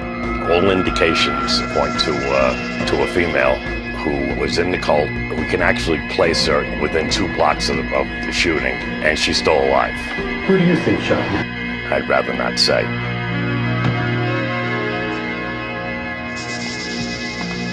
It began in June with a call to the hotline set up by the Special Task Force investigating the murders. Police say a caller told them that Larry Eiler was a violent man capable of murder. Based on that tip, detectives did investigate Eiler and obtained a search warrant to confiscate Eiler's pickup truck and other evidence. Yesterday, as Eiler left a hearing on a civil rights suit he filed, he was served with another warrant. This time, he was seized for hair and blood samples, and after those samples were compared with evidence at the FBI lab in Washington, Eiler was arrested for murder and held in lieu of $1 million bond. Today, his attorney, friends, and family went to court to get that bond reduced. During the proceedings, the prosecutor presented hearsay testimony in which the victims of 2 separate knife attacks in 1978 and 1982 identified Eiler as their attacker. Eiler's attorney presented evidence to the contrary, but despite his pleas, the judge decided bond would remain at $1 million, and Eiler remains in police custody. From our investigation, we feel that this individual strongly is involved in other homicides. We have taken evidence out of the building by the medical examiner to be examined. Police removed boxes and boxes of body parts, evidence of what appears to be a psychopathic mass murder. Authorities also took out a barrel of what they think is acid. Police are reluctant to reveal exactly how many victims there might be, but knowledgeable investigators say it could be more than a half a dozen. Neighbors say the man was strange and that there was an odor coming from the apartment. However, no one suspected the accumulation of dead bodies. And the next thing I know, I heard the police open the refrigerator door and they said it was a dead body in there. Police are questioning the suspect downtown. All we really know about him is that he is 31 years old. I really don't know much about him. I know he's a single guy and he works every day and he's like stay to himself. Colin Ireland is a British serial killer known as the Gay Slayer, due to the fact that his only victims were gay men. According to Ireland, he targeted homosexual men because they were easy targets. He would also bring a murder kit with him, containing knives, cords, gloves and a change of clothes. At the victims' houses, they would be tied, handcuffed, and sometimes beaten or tortured before being killed by either strangulation or suffocation. He is currently serving 5 terms of life imprisonment. Psychologists suggested that the killer was a large-built and physically strong man who was not a homosexual himself, but posing as one. They also believed that he was fueled by sadistic fantasies. Criminologist David Wilson stated that Ireland was a pure psychopath suffering from antisocial personality disorder. 8 15-year-old Delilah Evans walked into the courtroom biting her lip. She was hearing voices. She was seeing shadows. And she was in bad shape psychologically. Schizoaffective disorder, a combination of schizophrenia and bipolar disorder. She was 17 when she stabbed her brother in the hand and then stabbed her mother to death. It happened on Christmas Day, 2016, in their Clinton Township apartment. Her mother, 45-year-old Sonia Riang, was disabled and using a wheelchair to get around. But even after Evans was arrested and charged with first-degree premeditated murder, her siblings came to her defense. The jury rejected an insanity plea, found Evans guilty but mentally ill. In court, she watched with little to no emotion, squinting at times, shifting in her seat. I can't imagine how you could plunge a knife 120 times into your mother. She showed virtually no reaction when he sentenced her to life in prison without parole. Anthony Tangretti could barely speak after hearing the wrenching details of his mother's murder when he was a little boy. She was strangled, her skull shattered. And you thought they would never catch the killer? I gave up hope a long time ago. But now, a day he thought would never come. The trial of her accused killer, John Bitrolf, a Manorville carpenter, a married father of two, plucked from an ordinary life when his DNA matched two cold murder cases. 30-year-old Rita Tangretti and 20-year-old Colleen McNamee, both prostitutes killed in 1993. For 3 years, Bitrolf has maintained his innocence from jail. Trusting neighbors were stunned. Always helped everybody. It's just unbelievable. Nobody can believe it. He's like the mayor of this town. He knows everybody. He helps everybody out. But prosecutors say DNA in this case is witness to the truth. It happens. We don't know everything of the dark side of people's lives. Cut it in half. So I cut it in half with a knife and took both parts downstairs to the kitchen. First of all, I washed them and blanched them. It took a few moments for the water to boil. Then I seasoned it with salt, pepper and garlic powder and fried it for a short time. But the meat was so fresh that it shriveled up in the pan and wasn't really edible. I was relatively quick preparing it all, because I thought that because he had such a massive wound, he'd feel faint quite quickly. But he didn't feel faint, and he tried to eat it, and he was disappointed that he couldn't, that it wasn't edible. Around 2:30 in the morning, I heard him stumble upstairs.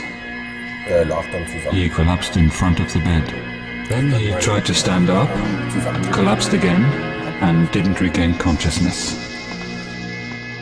September 19th, 1992. In Belangolo State Forest, two members of an orienteering club make their way through dense brush. That's when they make a horrific discovery. In a makeshift grave, they see what appear to be human remains. Investigators are quickly on the scene and uncover a second body nearby. By all appearances, Joanne Walters and Carolyn Clark have been murdered. In the morgue, a post-mortem exam reveals the brutal nature of the crime.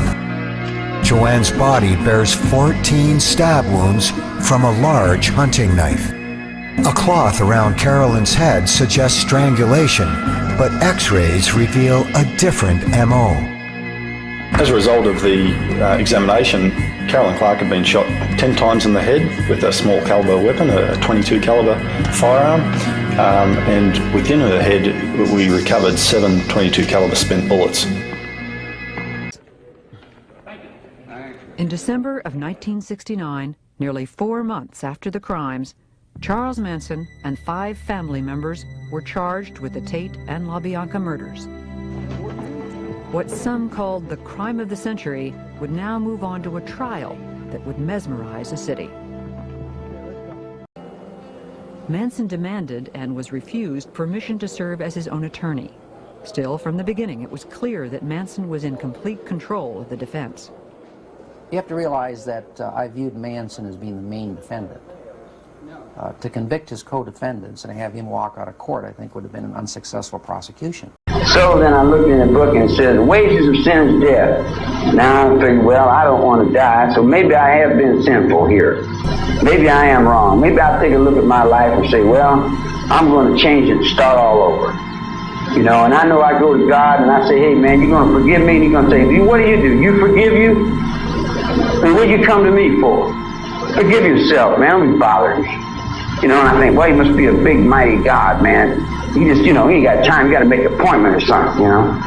So I see the whole aspect of the whole trip for children to play, you know. And then I get stuck in the game of playing the goat here, or the lamb, or the some other trip. I was a teddy bear, and then I was a goofball, and whatever.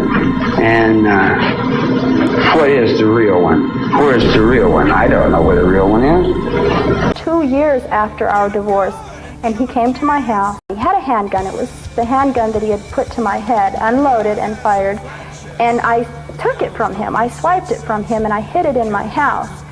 And it was in my bedroom. He was doing it again, and he was getting very, very physical. Steve had just beat me up 2 weeks before that, beat me up terribly. There was blood all over the place. The sheriff's department came out and made a report on it, and my nose was all bruised, my face was bruised, my chest was bruised. He had choked me. I was terrified of him. He had never done that before. And for all I knew, this was 2 weeks later, he was going to do it again. And I ran in the bathroom, I ran in the bedroom and slammed the door. And he was coming through the door anyway, so I grabbed the gun and I ran in the bathroom and locked the door. And my first thought was, I'll never escape from him. I will never, ever get away. I divorced him, and that isn't even getting away from him. Moving from place to place was one way Manson kept his followers entertained enough to stay. They started spending more and more time in the Los Angeles area. There, Manson hoped to make a name for himself in rock and roll. I think he felt that once he got down there, things were going to be very, very different. He had contacts with the Beach Boys. It was through the women that Manson made his connection with Dennis Wilson of the Beach Boys. In Los Angeles, Wilson picked up 2 of the family women hitchhiking and took them home. Soon, Manson and the rest of the family showed up and moved in with Wilson for several months. Then, through Wilson, Manson did some recording, but nothing came of the sessions. Manson was always bitter that his music would remain unheard. They came to the ranch, lady. I didn't go to them. They came to me. You're stealing my music every day. You're writing my songs. You're playing my game. This guy, even though he had a rough childhood, he was just a bad guy. I mean, you gotta say that. He was a bad guy. For whatever the reason was, that's what he was. He was a bad guy. Another thing that makes me really question the credibility, many things that really make me question the credibility of Kuklinski, is that he claimed to kill a cop by the name of Calabro, and that it was a contract killing by the Gambino family, and he claimed that Sammy Gravano was involved with him in this, that Sammy gave him the orders or whatever. Sammy was involved with this. And the authorities went to Sammy at the time, and they said, look, we're not going to give you any extra time, just take a plea to this. And Sammy refused. He said, I didn't do this. I don't know what this Kuklinski is talking about. Now remember, DeMeo was a Gambino. Gravano was a Gambino. Gravano said, I don't know what this guy is talking about. And he refused to take the plea, even though it would be time served. He wouldn't get any additional time for it. And Kuklinski was set to testify against Sammy, but Kuklinski died, and the case was dropped. So I believe Sammy in this regard. You are about to enter the criminal mindscape of Joel Rifkin. When you were strangling them, were you looking at them? Some I was, some I wasn't. Some I was holding down, some I was looking out the window. Some I was just staring off into space. He brutally strangles 17 women, dumping bodies and body parts all over the New York metropolitan area. Joel Rifkin has told police he's a serial killer. As time progressed, he was killing more women with greater frequency and still getting away with it. A reclusive loner, Rifkin's bloody trail goes unnoticed for 4 long years. And what was it about her? She had to die.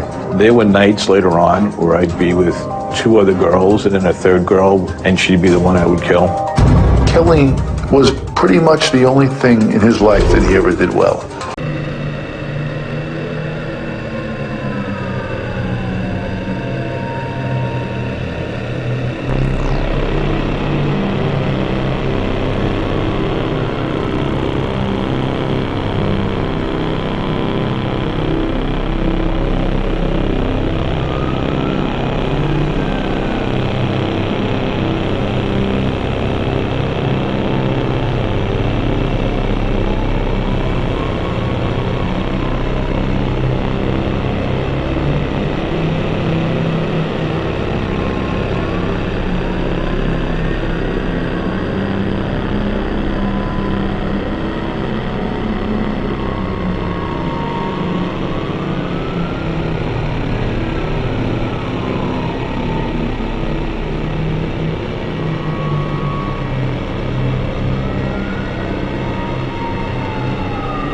Protesters came in support of Carla Faye Tucker and in support of executing her.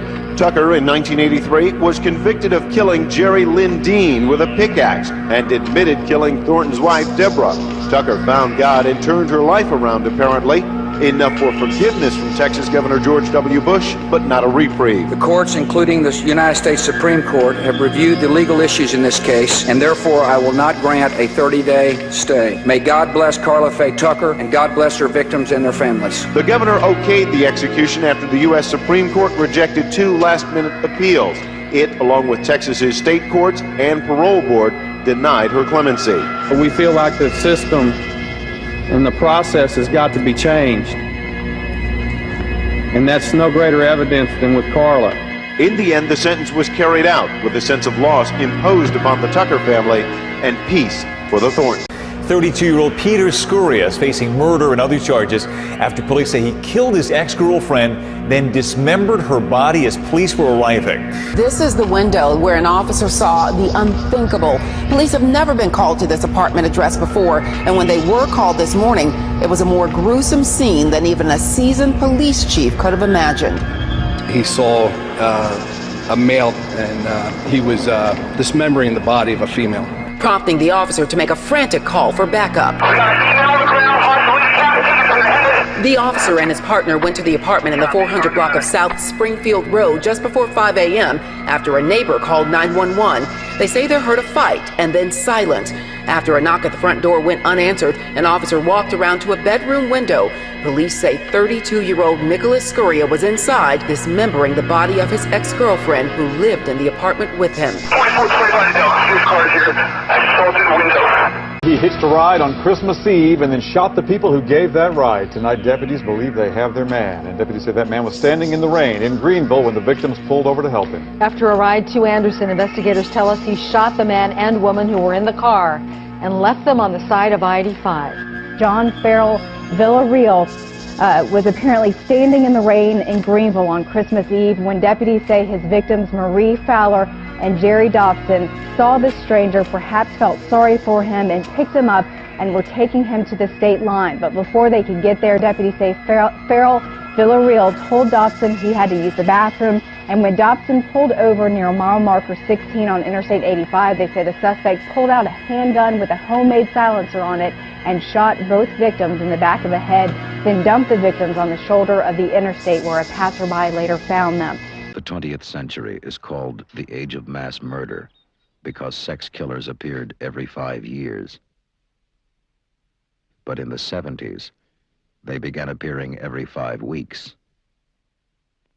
In 1971, farm labor contractor Juan Corona made headlines for killing 25 men who worked for him.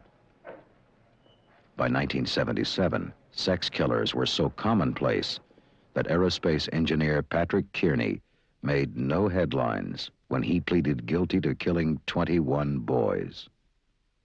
John Gacy, 36, a building contractor, was known for his extreme generosity and civic service, such as entertaining children's hospitals as a clown. In 1978, the bodies of 32 teenage boys were found under his suburban Chicago home. 911 emergency. Yes, I need to report a murder. My roommate shot somebody last night and put the body in the basement.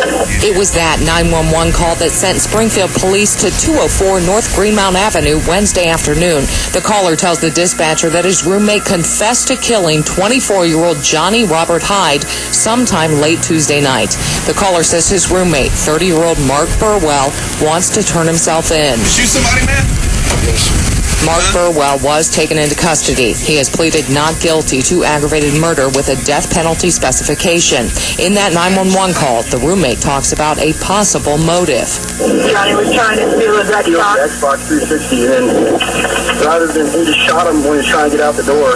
There is an indication was over the Xbox, but of course that is a statement from the defendant. Therefore, this panel finds that the death penalty is appropriate, should be, and is hereby given for each of the 4 murders by the defendant. It is therefore the sentence of this court as follows.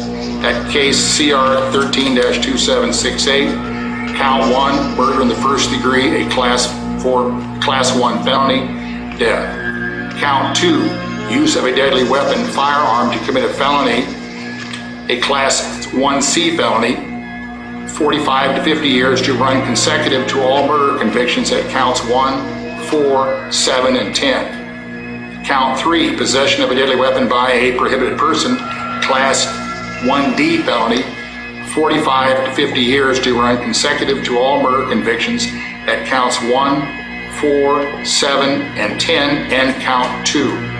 The suspected Davis serial stabber sent shockwaves of fear and panic across the Davis community as families demand justice. Tonight, both the Yolo County District Attorney's Office and the Public Defender's Office agreeing the suspected Davis stabber Carlos Dominguez is not competent for trial. This development comes as both sides disagreed on that assessment, which led to the competency jury trial. Dominguez, the former UC Davis student, accused of stabbing 3 people, killing David Bro and Kareem Najim. Dominguez's attorney Daniel Hutchinson told ABC 10 he is pleased with the announcement. Hold on, sir, you have a Fifth Amendment right. Jail psychiatrists testified that Dominguez had schizophrenia and was gravely disabled. Sacramento defense attorney Mark Reichel has dealt with a similar case, and he says now a state hospital will be tasked to get Dominguez to a level of comprehending the charges he is facing. That could take anywhere from 6 months to 5 years. They call this the death house. This is the cell that the inmate is kept in up to 7 days prior to his execution. He is shaved, head is shaved, and his right leg is shaved. And then he is brought through this door, which proceeds down a corridor, which goes to where the electric chair is. As he's going down the hallways, he's escorted by the assistant superintendent and the correctional officer chief, and is brought in here to the actual chamber. He is seated in the chair in front of the news media witnesses and the official witnesses who are already seated in the witness area. He's brought in and put into the chair, and the straps are placed around his chest and around his lap and on his arm. And then his legs are placed into these straps. The electrode then is placed on top of the inmate's head. The superintendent will make a motion to the executioner. The executioner will throw a switch. Tendencies of the inmate when the voltage hits him to tense up. And that's the only motion that you see out of the inmate. It's just a tensing of the muscles. Come over and examine the body to see that if the inmate is in fact dead. The nude body of a young boy was found off Mulholland Highway today, stabbed multiple times and sexually mutilated.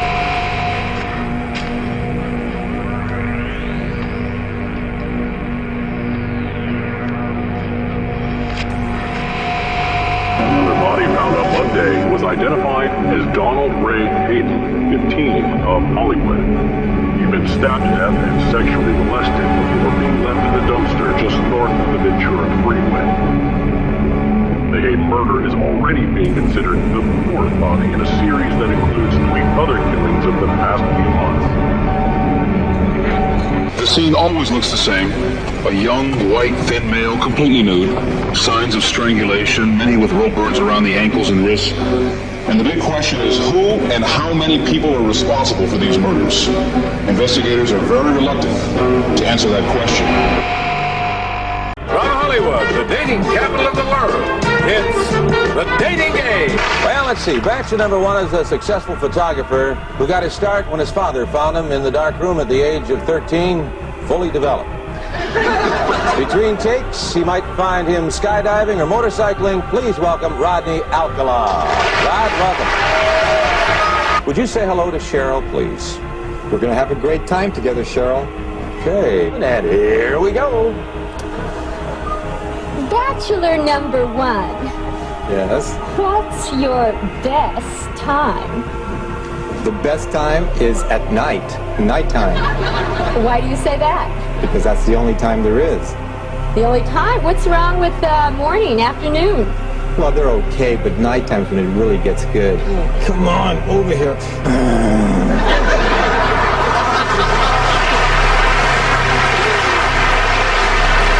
In this case, he's withholding judgment. I have no comment on that at this particular time. I may have a comment on that after we have reviewed and researched this issue much more. The next thing I know, I heard the police open the refrigerator door, and they said it was a dead body in there. Even this afternoon, police were retrieving what appeared to be bones from a dumpster in the back of the Oxford apartments. The volume of evidence mounted. A huge metal pot. Police sources say there were human parts inside. Videotapes, knives, anything that might even be remotely connected with the killings were packed up and carried out by investigators. But the shocking, gruesome evidence came out in the middle of the night. The boxes with body parts inside, the refrigerator loaded with severed heads, the large barrel with acid inside, and the almost unbelievable statements from a police lieutenant in charge. I don't know what my way is. Everybody keeps telling me I got all these things. I read the other day where I had magical powers, and I told everybody in the chapel, I said, zap, zap, zap, zap. I said, where's my magical powers? Well, you can't believe what you read in the press. I can get no magical powers, mystical trips, and all that kind of crap. Yeah, it's kind of silly. Yeah, I'm getting witches and devils, and one guy come up and said, I heard you said you were Jesus. I said, no, man, I ain't said that. He said, I'm glad. He said, I'm damn glad. I said, why? He said, I know you ain't him. I said, how do you know? He said, because I am. I said, okay. But I mean, I've been in the nut ward for 10 years, so you can't expect me to rationally take this thing serious. They were able to reconstruct the skeletons of 2 more victims, but some of the victims had been gassed before being strangled. Christie was taken to Brixton Prison and over the next few weeks confessed to killing his wife, Victorina MacDonald, Kathleen Maloney, Rita Nelson, and Beryl Evans, as well as Forrest and Edie. He showed little remorse for his deeds and seemed proud of his skill as a killer. He seemed to have convinced himself that there were good reasons why each woman had to die. The death sentence was passed and Christie was taken to Pentonville Prison to await execution. The crowds and press gathered outside Pentonville Prison waiting for the moment of death. And at 9:10 on the 15th of July, the execution of John Reginald Halliday Christie was officially announced.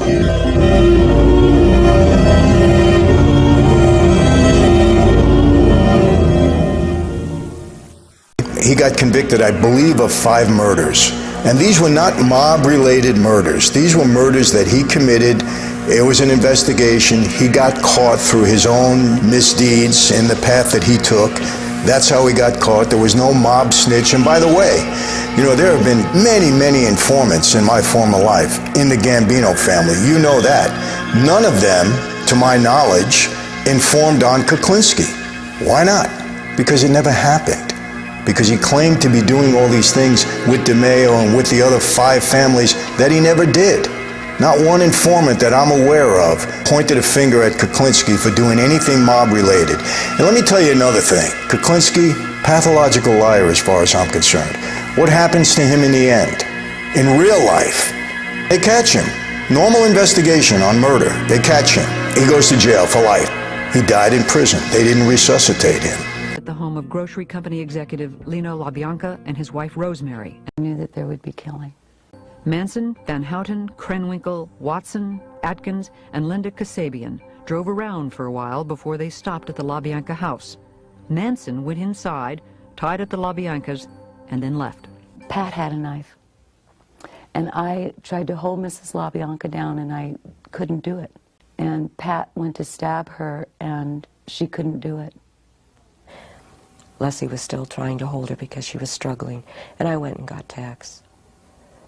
And Tex went into the bedroom, and I stood in the hallway, and I looked into an empty room in the den, and I just stayed there, and I didn't move.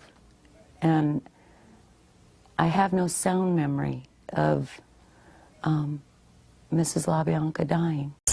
I hated men with a passion. But yeah, I hated men for a long time. My husband was a bastard, I'm sorry, and I had an abortion. And it was something that did not bother me for 2 years. And then I was at a fair in Arizona. I walked past a Right to Life booth, and they told me at the time that I aborted that I was 6 weeks. And I figured 6 weeks, that is a condition. You are not pregnant, that is a condition. It's a little ball of slime, no big deal. It's a fetus is slime, I figured. I saw a 6-week fetus. That baby had arms, legs, fingers, toes, a head, eyes. That was a baby. It was a human being, and I killed it. And I felt so horrible about it that I had killed somebody like that. I didn't kill it myself, but I hired a doctor to do it. Yeah.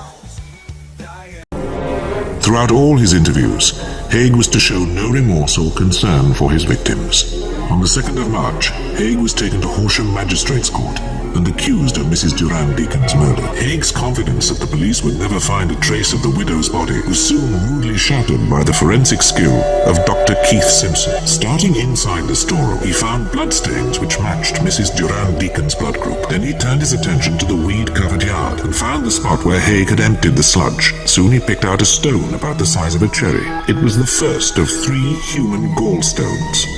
Covered in fat, these would have taken weeks to disappear completely. Vastly encouraged by this first evidence of a human body, Dr. Simpson and his team continued their meticulous search of the yard. The search lasted for more than a week, and soon questions were being asked about the real total of this macabre killer. Everything in the storeroom was taken away, together with boxes of sludge-soaked earth and the corroded drums.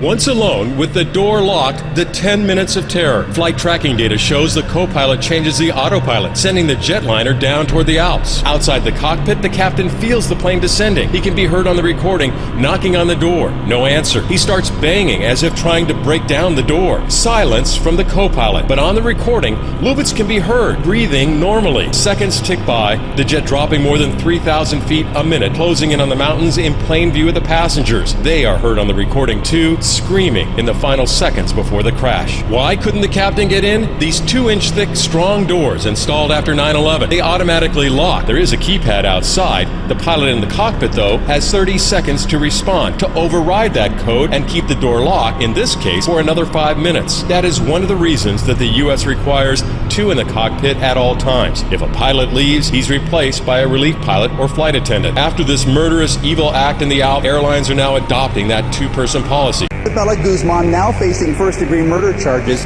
She was charged with first-degree murder after stabbing her mom about 79 times in the face and neck at this house in Aurora. The 18-year-old smirked at the camera as she stood up and walked to the defense table this afternoon, her arms and legs shackled.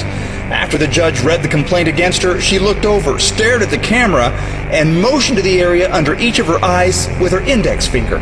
Court documents indicate that Isabella Guzman had a contentious relationship with her mom, and that her mom was concerned enough that she called police on August 28th. They came to the house and told Isabella that her mom could kick her out for her behavior. It seemed to calm her down. But later that evening, after her mom went upstairs to take a shower, Guzman's stepdad heard a thump, ran upstairs, and saw blood oozing out from under the bathroom door. Court documents indicate that he later saw Guzman exit the bathroom with a knife in her hand, staring straight ahead. Why did you take the decision to pile the bodies on top of each other in a freezer? What do you mean? Why did you do that? Well, I only had one deep freezer. We didn't take the decision to pile the bodies on top of each other. Where was she gonna go? How did you conceivably sleep at night? I slept well.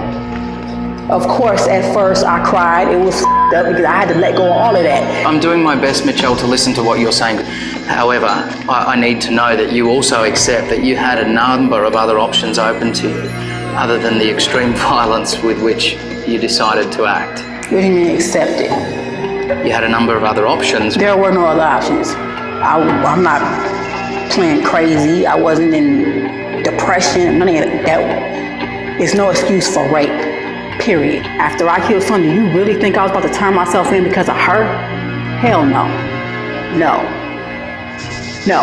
And you feel no remorse for that? I would kill him again. If you want to really see something that's said, take a look at what happened.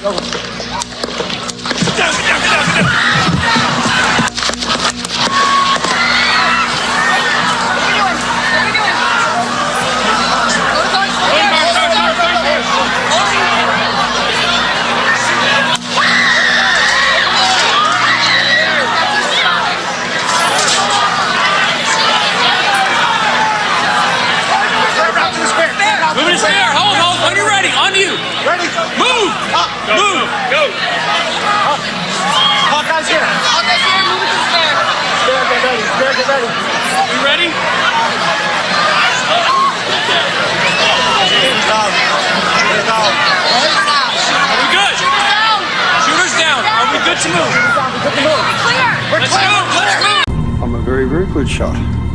Would you like me to show you how good a shot I am? Yeah. All right, well, I'll get my young assistant, Trent, grab that bottle, Get over there. You want me to have a go? Show you? Okay. Want to show you?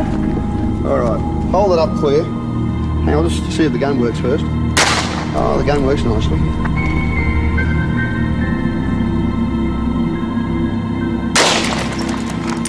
Yep, I'm a crack shot. The contracts that the Italians put out on me, they're just good for a giggle. Now, you got to take my word for it, but there's a slug in this gun.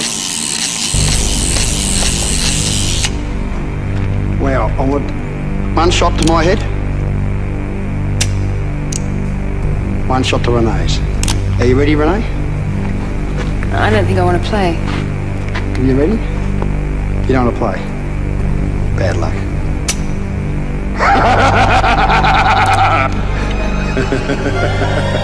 I die every day. When I go to bed, I cry at night. Even now, I still cry. I dream about Cheryl. I dream about Cheryl reaching out with me with her arms and always giving me a kiss and saying, I love you, I miss you, where have you been? It's almost as if she really is coming back and saying, how come you're not here with me? One time, it was right after Christy went to the foster home, I dreamed that Cheryl came to me, well, Christy came to me, and I said, Christy, how did you find me? And she said, Cheryl brought me, and Cheryl came walking out of the shadows, and there was blood on her shirt, and I just, yeah, it was really spooky, and I said, Cheryl, I thought you were dead. And she goes, no, I was faking it. I knew they were going to take Christy away and she wouldn't be able to find you, so I brought you. And then Cheryl showed us how to sneak Danny out of the hospital and everything. It was a wonderful dream. It was wonderful because we were the Four Musketeers and we were together again. But anyway, my dad knows how much I was grieving for the kids, and so he couldn't very well condemn the fact that I was having a child. Hello? Hi? Yes. Yes. Hi. Hey. Hey, I had to call you early because I didn't know if you were going to listen today or what. I don't, what the hell is going on, Lee? They've called, they've been up to my parents again. They've got my sister now asking her questions. I don't know what the hell's going on. Huh. What are they asking your sister questions? I don't know. Lee, they're coming after me. I know they are. They've got to. Why are they asking so many questions then? Honey, listen. Do what you gotta do, okay? I'm gonna have to because I want you to go to jail for something that you did. This isn't fair. My family is a nervous wreck up there. My mom has been calling me all the time. She doesn't know what the hell's going on. Okay. You gotta do, okay? Alrighty. Okay. You evidently don't love me anymore. You don't trust me or anything. I mean, you're gonna let me get in trouble for something that I didn't do. I said I'm not. New this evening, scientists have recovered 2 new DNA profiles from the remains uncovered on the property that used to be home to a man suspected of being one of Indiana's most notorious serial killers. Authorities believe Herb Baumeister lured gay men to his Westfield home in the mid-'80s and 90s. And to this day, the Hamilton County Coroner's Office is still working to identify victims. In 1996, authorities found about 10,000 bones and bone fragments on the property. Within the last year, search crews returned to the property. Their goal was to identify more victims. And this week, state police scientists recovered 2 new DNA profiles from some of the remains. Now the work begins to match them with a person, and scientists will first compare them to samples sent in by relatives of potential victims. If there are no matches there, the search will expand nationwide. In December, investigators were able to turn the remains of 2 more victims over to family members, and the coroner plans to continue sending samples to state police for some tests. Before driving her back to the city, Joel agrees to go to an ATM machine and withdraw some extra money for Julie. We were leaving, and I hit her from behind once, and then strangled her. Why'd you hit her? Probably the style. I mean, what did she do? Had she done anything that you can think of, over that 5 or 6 hours that culminated in something where? No, I just basically decided, to do it. Did you like it? How did that make you feel to strangle her?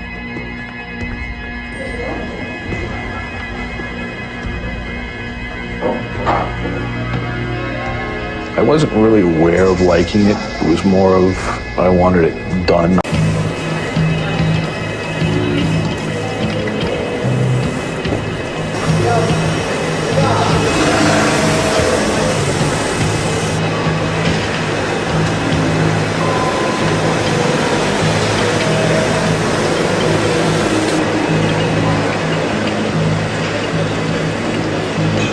letzter Hinweis auf ein weiteres Gelände hier in Nähe. Dort haben wir einen Leichnam gefunden und wir gehen hier gerade zusammen. Ist schon im Verstecken. Der Festgenommene ist Polizei bekannt. So, Mario, moin.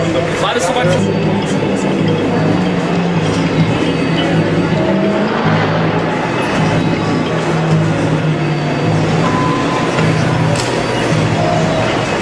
There is an amended complaint before the court.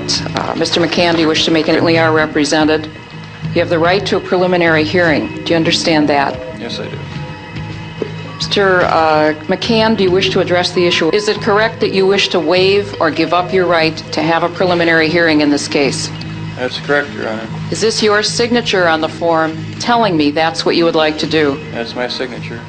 At the time that you signed this form, was it your understanding that what you would be doing this morning is giving up just your right to have this hearing and nothing else? In other words, you are not giving up your right to have a trial. Is that understood? That's right. The waiver of preliminary hearing has the approval of the court.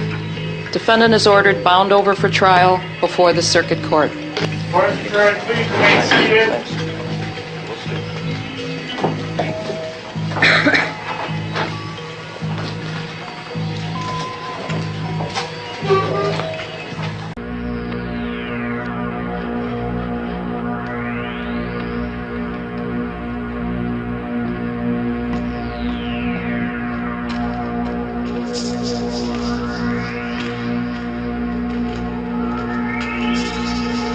Look at the people. Look at the people.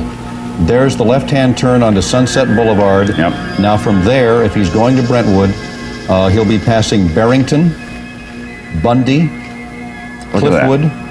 David, and God, about, can't we get back on? Half a mile or a quarter mile from Cliffwood, on the west of Cliffwood, is Rockingham. David? So we'll... There appear to be no barricades in front of the house. No. It's as if he has free access to drive in. There's the ground shot on your right-hand side. That is Rockingham and Ashford, and that is O.J. Simpson's house. And there's someone in the doorway there. For the record, you are guilty of killing many women and girls. Yes. Yes, that's true. Ted, how did it happen? Take me back. What are the antecedents of the behavior that we've seen? So much grief, so much sorrow, so much pain for so many people. Where did it start? How did this moment come about?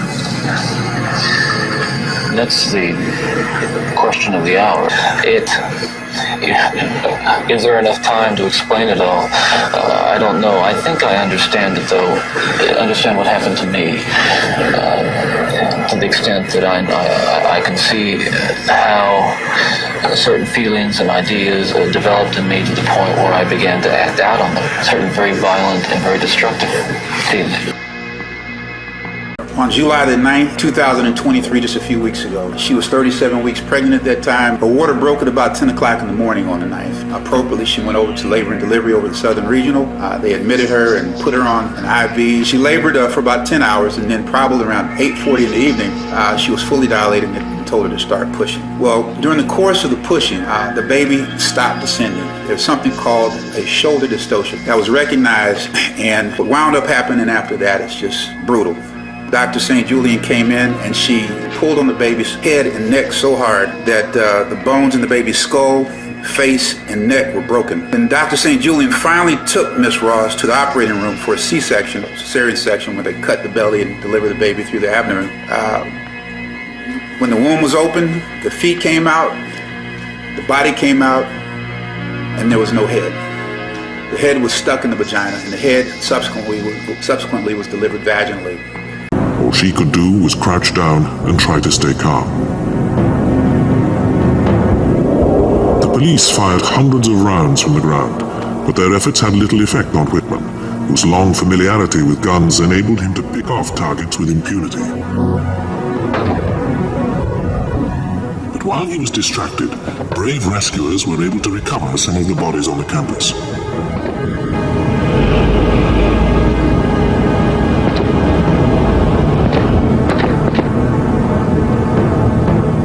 was discovered that the pregnant girl was still alive, although the bullet had killed her baby.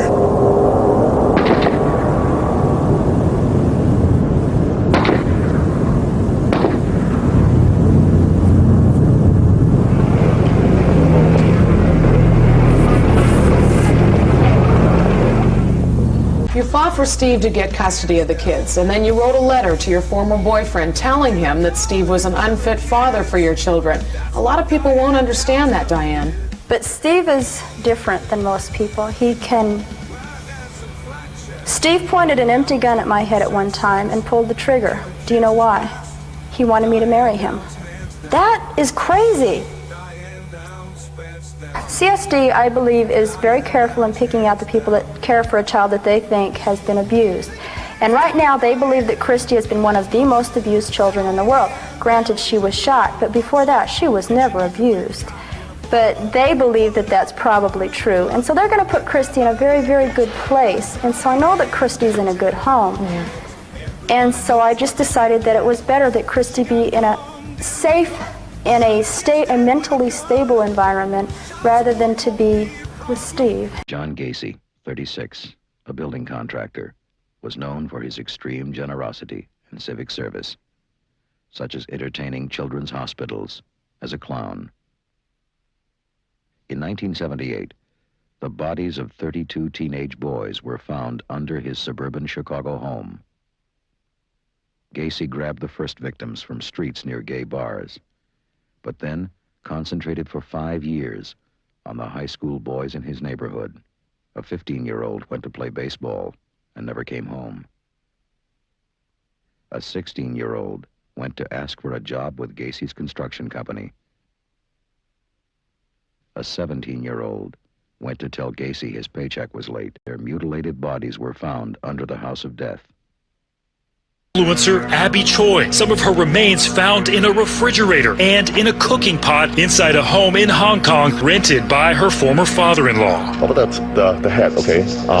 It's a skull, actually. It's no skin or any meat. So basically it's a skull with hair. As I said, unfortunately, there's a hole right side rear on the skull. The social media star's Instagram showed a picture-perfect life to her more than 100,000 followers, including one posted just 2 days before she disappeared. Choi had financial disputes involving millions of Hong Kong dollars with her ex-husband Alex Kwong and his family before she disappeared. Kwong, his parents, and his brother arrested in connection to the grisly murder. Choi was a mother to 4 children ages 3 to 10, including 2 she shared with Kwong.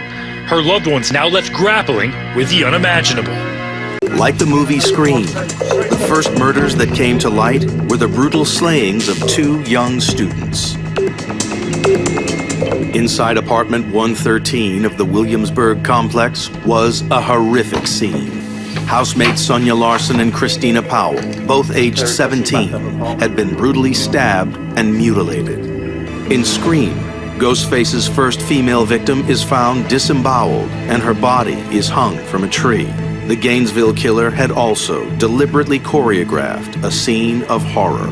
The real killer had taken the time to clean the crime scene in an attempt to cover his tracks. Before the forensic team finished at the Williamsburg apartments, another call came in. A third body was discovered less than 2 miles away. As with the movie, the brutal murder of 2 students was just the beginning of a killing spree that would bring an entire town to its knees. Police are searching for a 6-foot-tall man with dark curly hair and badly stained teeth, dubbed the Night Stalker, who may have committed 13 murders and 12 grisly assaults in the San Gabriel and San Fernando Valley since February. The crimes are different, but the method is always the same. He enters private homes at night through an unlocked door or open window and hunts down his prey while they sleep. Aside from the nature of entry, the approximate time of day that entry is made, beyond that, it's difficult to categorize them. Victims range between the ages of 16 and 80, from women alone to couples with children. Some have been strangled, some shot. Most of the women have been raped. What baffles police is that the attacks are random. The investigative task force is hampered by a psychological profile that differs from most serial killers. He doesn't make any substantial efforts to choose a victim and then do whatever it takes to enter. He seems to enter whenever entry is easy.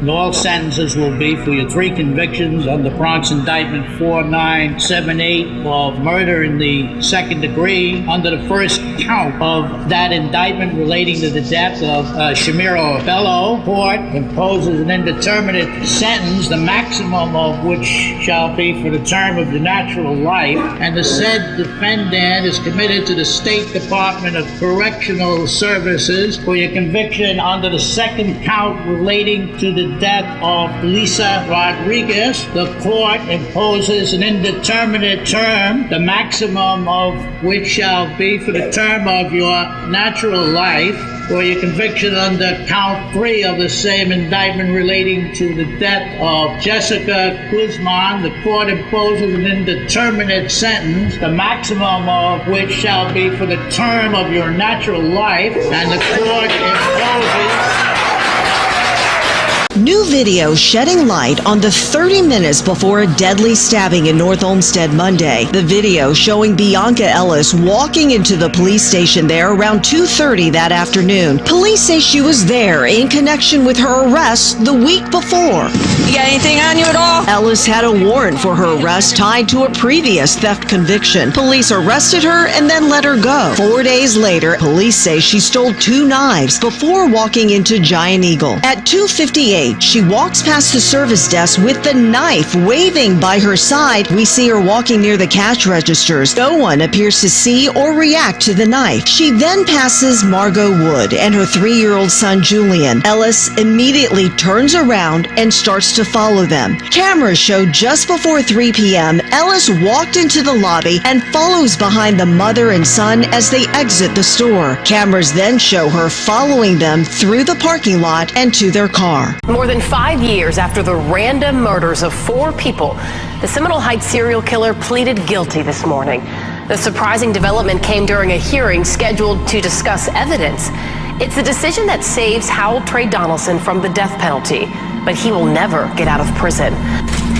Accused Seminole Heights serial killer Hal Trey Donaldson surprised everyone, including the court, when during a routine evidence hearing, he decided to plead guilty to 4 counts of murder. He took those charges that I've just described. How do you plead today? Guilty. Donaldson, who is facing the death penalty, was set to go to trial in August, but suddenly had a change of heart and went to the state with an offer of his own. He wanted to plead guilty to all the murders in exchange for taking the death penalty off the table. Donaldson will spend the rest of his life in prison. You are not guilty.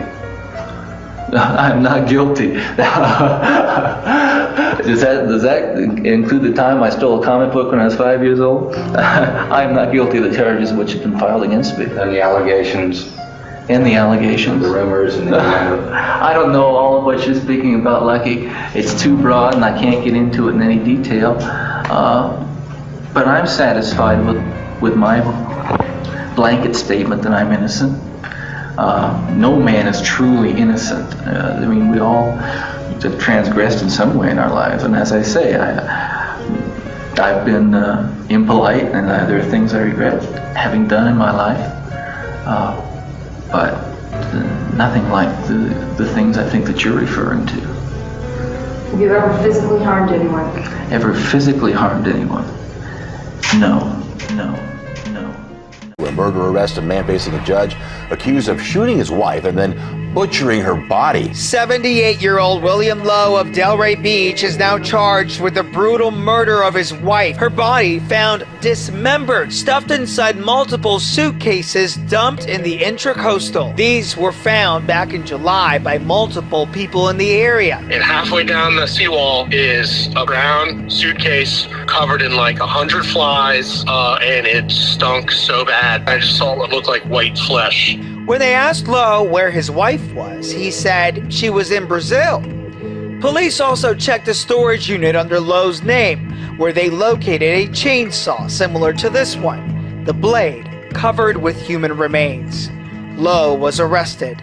The medical examiner saying his wife's cause of death was a single gunshot to the head. Lowe is being charged with first-degree murder and dismemberment of a human body. Tonight, the 19-year-old accused of murdering his teenage roommates is locked up in jail and a judge is not letting him out. When Damon Kemp was wheeled into the courtroom this morning for his bond hearing, he started screaming. God! God! God! God! God! God! God! God!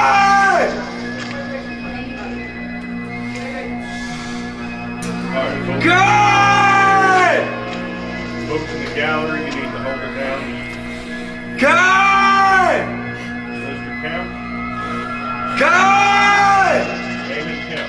My name is Judge Orfinger. I'm going to conduct your first appearance. God! I've reviewed your arrest warrant to determine whether there's probable cause for your... John Floyd Thomas is an American serial killer and rapist known as the West Side Rapist and the Southland Strangler. Thomas has one of the longest criminal careers in the U.S. The first wave of killings claimed the lives of 17 women ranging in age from the 50s to the 90s. The murders stopped in 1978. The same year a witness copied down Mr. Thomas's car license number after he raped a woman in Pasadena and was sent to jail. The second wave began after his release in 1983. 5 more elderly white women were raped and strangled in the Claremont area. On April 1, 2011, Thomas pleaded guilty to the 7 counts of murder as part of a deal to avoid the death sentence.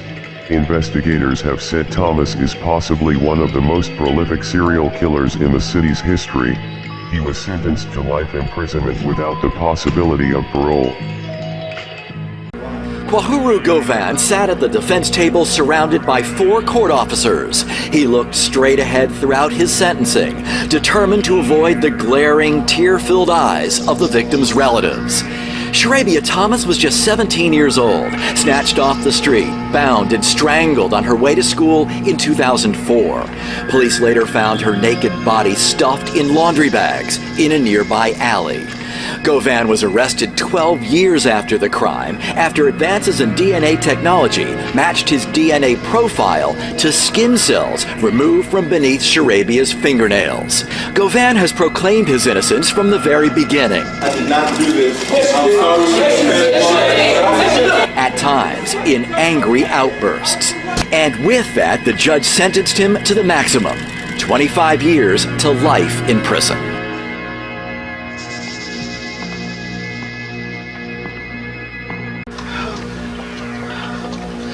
You Owen? I am Owen. There is... yeah. Right, step out. I don't want to. You have to a minute. Come out. What do you... No, yeah, do you come mind out. I have... Don't, please yeah, come don't... out. I want you to come out. Can you... Yeah, come out. Before restraining me... I'm not going to restrain you, just come out a minute. Alright? Just stand here a minute. Right, what's happened? She's done herself then. Right. Striking herself 3, 5... Where is she at the minute? I had to put her in my bed. You had to what? Put her on the bed? Oh, yeah. She's my love. Okay, put the phone down. At the moment, I don't know what's happened. Alright, so I'm arresting on suspicion of please. Alright? Alright, thank you very much. Next to the car. Oh. I was caught. You don't have to say anything, but harm of defence, not mention questions, something which you may later on in court. Introduce may begin evidence. Andre Chikatilo. He was an intelligent man, but was chronically shy, with low self-esteem and depressive tendencies, whose sexual inadequacies drove him to conjure up sadistic fantasies in his mind that he couldn't suppress. In a reign of terror that lasted 12 years, he acted on these cravings in the most depraved and heinous way. As a schoolteacher, he used his position to prey on and abuse the most vulnerable people in society. Children. If this wasn't bad enough, he took pleasure in torturing his victims for his own sexual release. Chikatilo became known as the Rostov Ripper, and mainly due to the mistakes made by the police at the time, he was able to kill at least 56 children and young adults, both male and female. Vasily Komarov was a Russian serial killer known as the Wolf of Moscow. Komarov was born in 1871 and is one of the earliest known serial killers in the Soviet Union. Komarov was a horse trader who murdered at least 33 men between 1921 and 1923. The victim would be killed with a hammer or sometimes have their throat slit. Police found 21 male victims, each discovered tightly bound in sacks, their bodies dumped on waste ground in the Shabalovki neighborhood. Komov confessed to 33 victims, implicating his wife Sofia as an accomplice. They were both found guilty of multiple homicides and sentenced to death.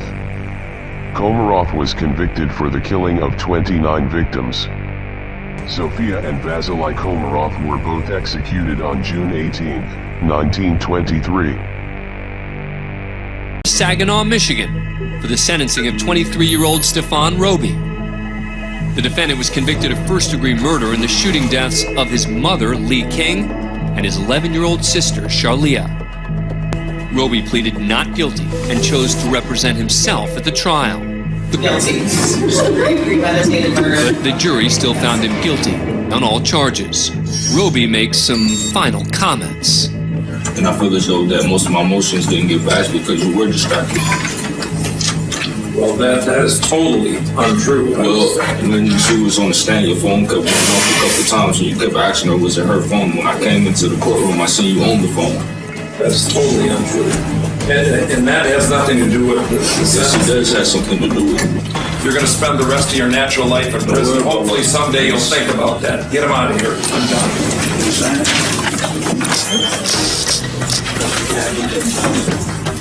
When this man shot my daughter, my first reaction was to snap back to my childhood, to the pain that had happened to me back then, my marriage, my entrapment by society. This man was bigger than me. He was stronger than me. He had more power because he had a gun.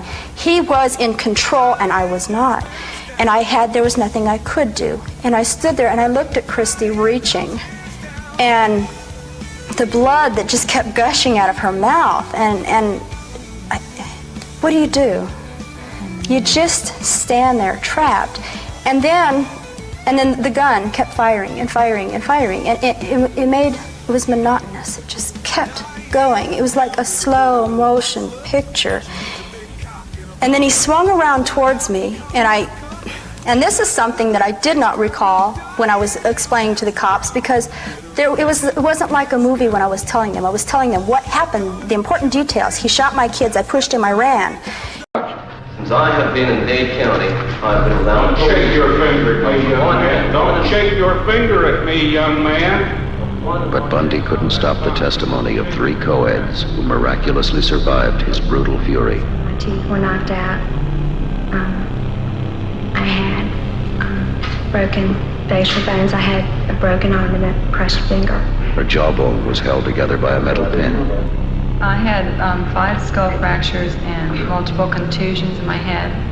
And because of the skull fractures, the 8th nerve was damaged and I lost the hearing in my left ear and the equilibrium. And I had a broken jaw and my left shoulder was pulled out of joint. Mr. Bundy? Yes? Would you point him out then for the court? Objection. All right, point him out for the purpose of the motion.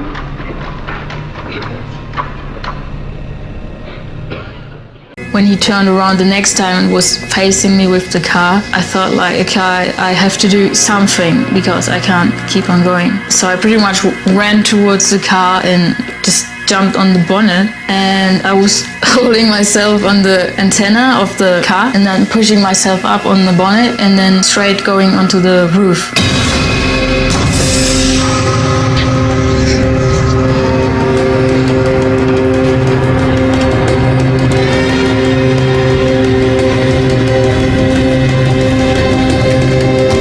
He was really angry, and was shouting at me, "Get off the fucking roof, get off the fucking roof." He said it like 10 times. It was like a blood rain. It like kept on dripping onto the roof. That's when I knew like it's really serious, because it just kept on dripping, didn't stop. His motor motorcade passes street after street of enthusiastic crowds, cheering as he waves and rides into the heart of Dallas. At 12:29, his limousine approaches this building, passes beneath his assassin's window, and slows down to 11 miles per hour to turn this sharp corner into Dealey Plaza. The president's car is now turning onto Elm Street, and it will be only a matter of minutes before he arrives at the trademark. I was on Simmons Freeway earlier, and even the freeway was jam-packed with spectators waiting their chance to see the president as he made his way towards the trademark. On October 16, 2023, officers in Ohio responded to a crash. The driver was identified as a woman named Chastity, who was traveling with her 2 daughters in the back seat. The female could be heard crying for her daughter, who had sustained fatal injuries and was pronounced dead on the way to the hospital. So where were you coming from today then, right now, before the crash? Where do you come from? When you were driving on the road, where did you leave from? The house. You left your house? Yeah. What happened with the crash? Do you remember it at all? I turned my head and looked at the girls to talk to them. We were fighting, and I just turned my head. So you haven't used meth since yesterday then? Right. Right. I took my sleeping pill last night. The female was charged with first-degree aggravated vehicular homicide, third-degree endangering children, first-degree involuntary manslaughter, and reckless homicide.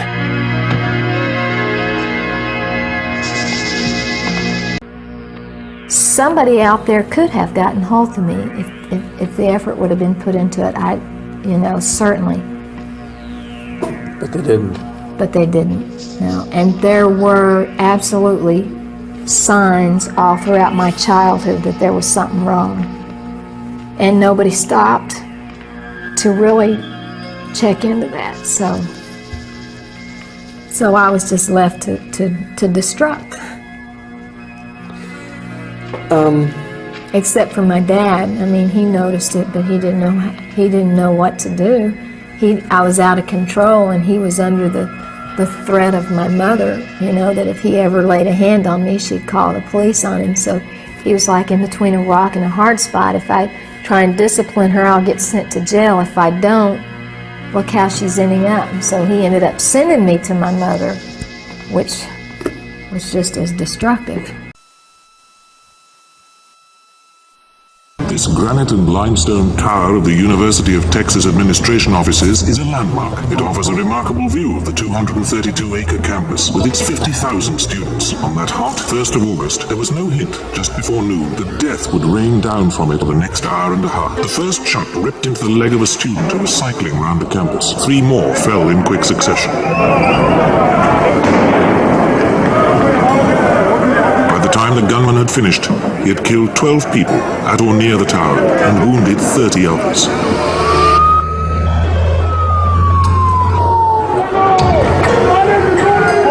Finally, 3 policemen and a passerby managed to storm the tower and shoot the gunman dead.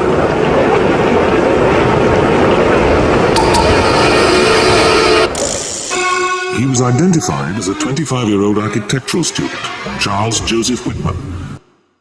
John Wayne Gacy was found guilty today in Chicago of the murder of 33 young men and boys, all of whom he either induced or forced to have sexual relations with him.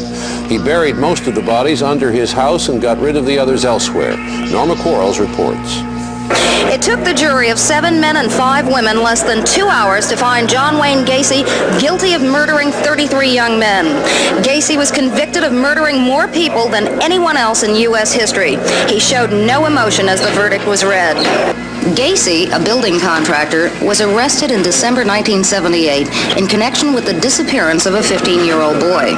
Later that month, police began uncovering bodies from a crawl space under Gacy's suburban Chicago home. 29 bodies were eventually found on Gacy's property, 4 others found in a nearby river. Gacy had confessed to the killings, but his lawyers claimed he was insane. Gacy said he has 4 personalities.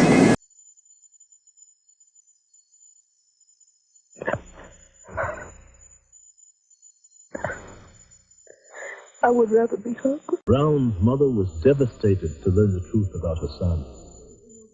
But how does he feel about the anguish he has caused?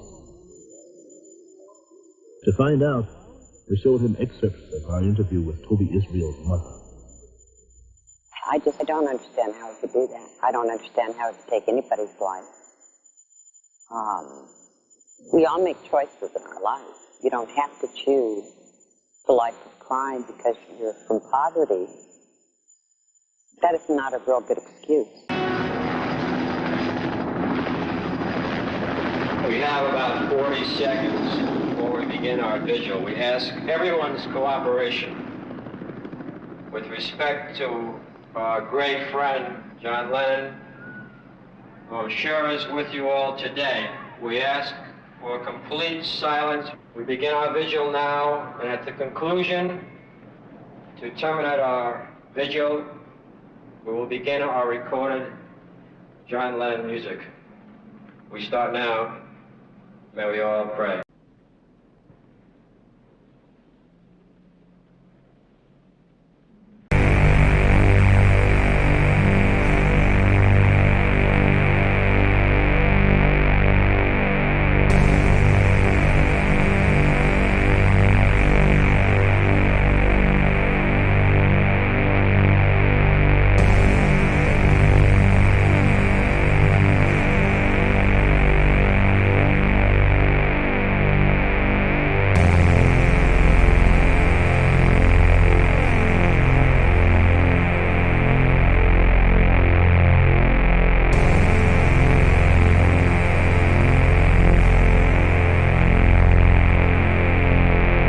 I am truly appalled at this frankly disgusting decision by the parole board to release this repugnant man, Colin Pitchfork.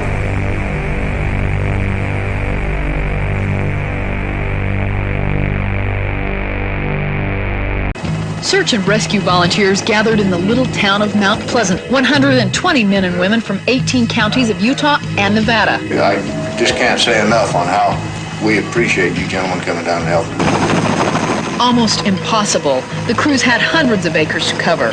Ted Bundy's deathbed confessions led searchers to Sanpete County, and earlier this spring, they did find some unidentified human remains at the site where Bundy claimed he buried Deborah Kent. We're going into other sites looking for other remains that are possibly in Sanpete County. During his deathbed confession, Ted Bundy adamantly denied ever carving his name in a tree.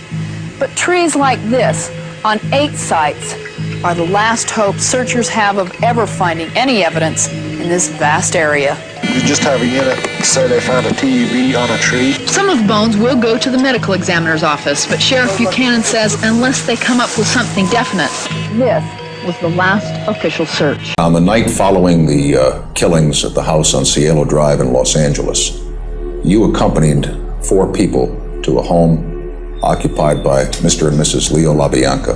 Yeah. That you went inside that house and you tied them up and assured them that they were not going to be hurt.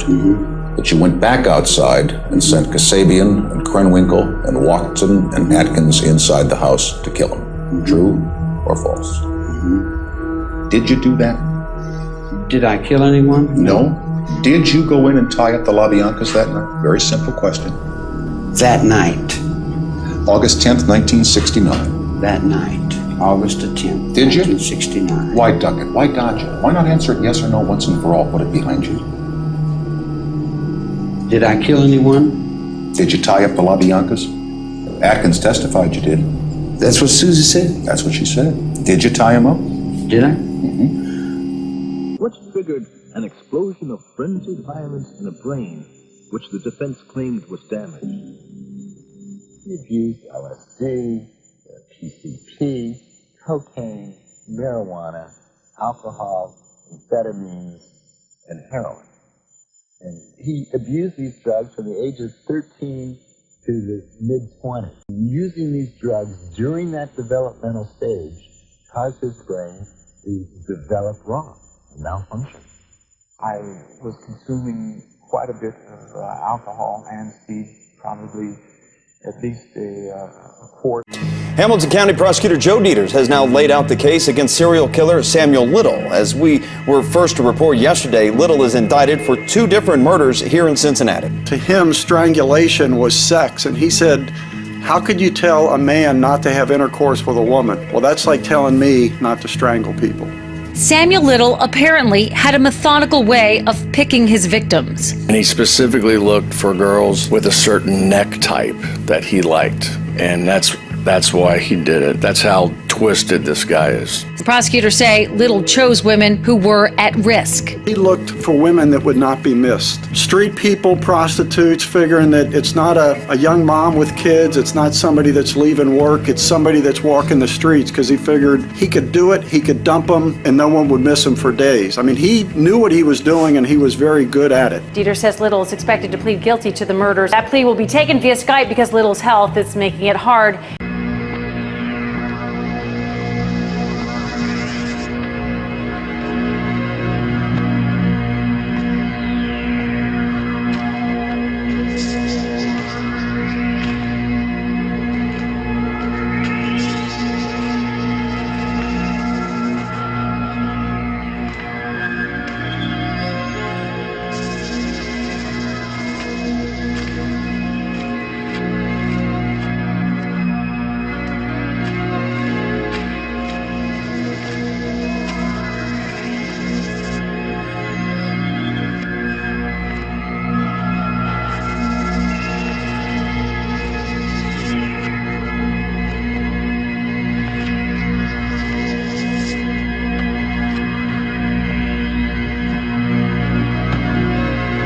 There was no doubt that Richard Kuklinski was a stone-cold killer, and most people thought that's why he was called the Iceman. But law enforcement had another reason for pinning this name on him. They called him the Iceman because, to confuse the time of death, he would take his victims and put them in a freezer for long periods of time. One such victim was a man named Louis Masgay. He did too good a job on this body. After leaving the body in a freezer for over 2 years, he then took the body out and dumped it where it was found before it had thawed out. So when the medical examiner does the autopsy and opens the body up, he finds ice inside the body on a warm summer's day. On July the 14th, 1974, on that day, 2 young women, Janice Ott, Denise Naslin, had vanished from Lake Sammamish.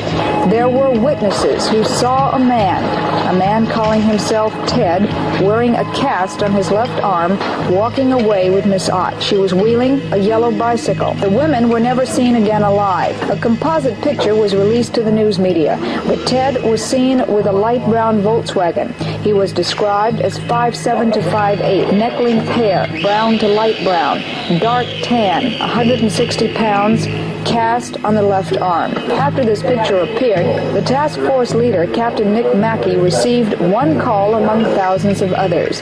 This particular caller said a man named Ted Bundy looked, quote, something like the picture and had a brown Volkswagen. At that moment, Bundy joined a growing list of almost 3,000 men under investigation.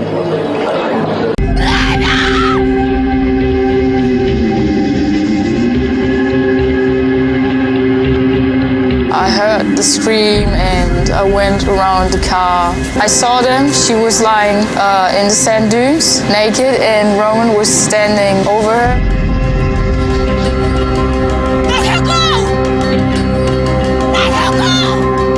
And I shouted at him something like leave her alone, get away from her. He turned around to me. He said something like, I just wanted to try her. He was coming after me, and I was running back to the car. And I was like, just run away. He has an axe, a hammer. I didn't know what was it. Having to leave Beatrice bound, Lena races back to the car. She's desperate to get to her phone to call for help. He came from behind. I've never really spoken about what happened with me, my life, with how this all came about. Because, again, to understand, why would they put my life in jeopardy? I'm getting ready to go into prison for an amount of time that was pretty big.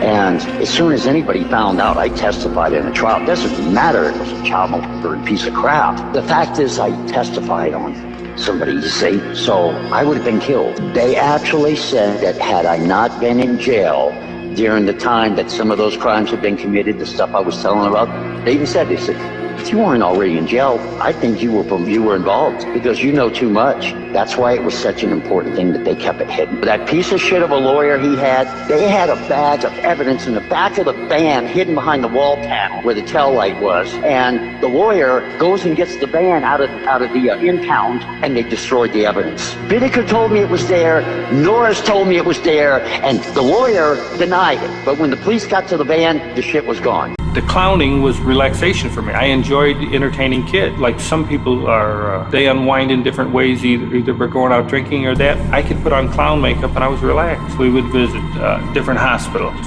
and entertain the children there. And we didn't entertain them with handcuffs or anything like that. All we used was balloon animals and small toys and stuff like that. But we also did parades. And in the summertime, like on 4th of July, I used to be in 4 parades in one day. I've always told people when I got into clown makeup, I regressed into childhood. It was fun being a clown because you could be yourself or just let yourself go and act a fool. You could be slapstick and funny and have a good time. That's why I always enjoyed clowning. Clowning has taken a bad name because of what they've used in my case.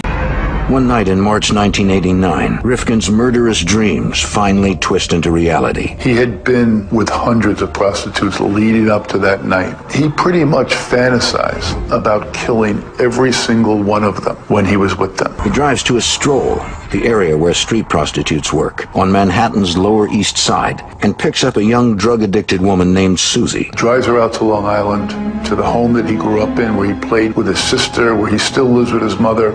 Rifkin picks up a souvenir artillery shell and hits Susie in the head, again and again.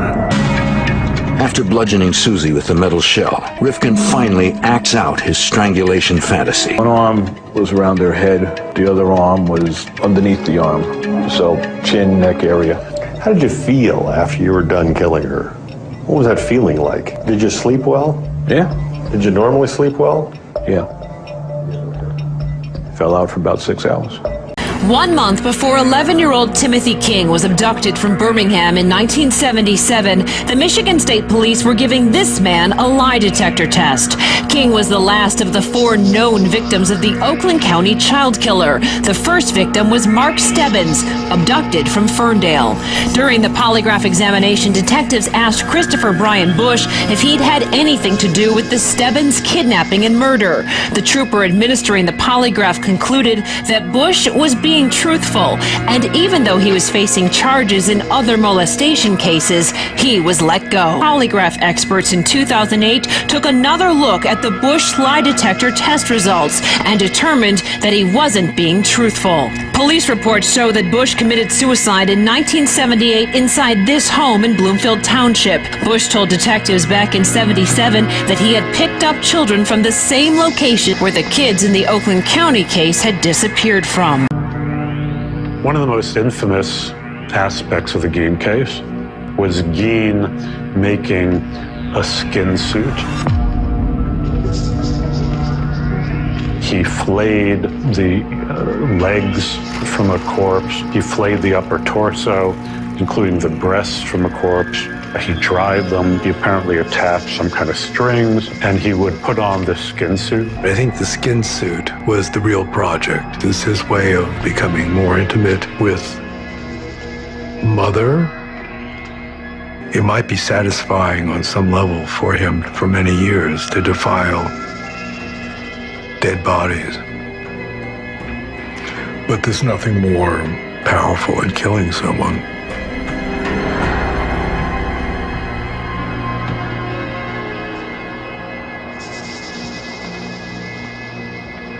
31-year-old Camilla Gamet, the woman convicted of killing her boyfriend Marcel Hill in March. Gamet claimed it was self-defense and showed no remorse today. At trial, the way I was portrayed, mostly everything was lies. There was a little bit of truth, but mostly I was convicted off of lies.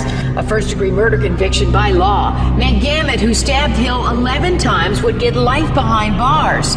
Still, while family members spoke, she would only roll her eyes and laugh. But Jackson County Circuit Court Judge John McBain would have none of it. And you're gonna shut your mouth or I'm gonna have some duct tape put on it. No duct tape would be found. A jury convicted Gamet for stabbing and beating Hill to death. Her lawyer argued she killed an unknown attacker in a dark room and started whacking an intruder after she woke up to glass being smashed on her head. The judge wasn't buying that and called it the worst cold-blooded murder he's ever seen. The prosecutor argued Gamet's actions were premeditated and deliberate. In Texas, a jury found a man guilty of murdering another man in front of his young daughter in the parking lot of a Dave & Buster's.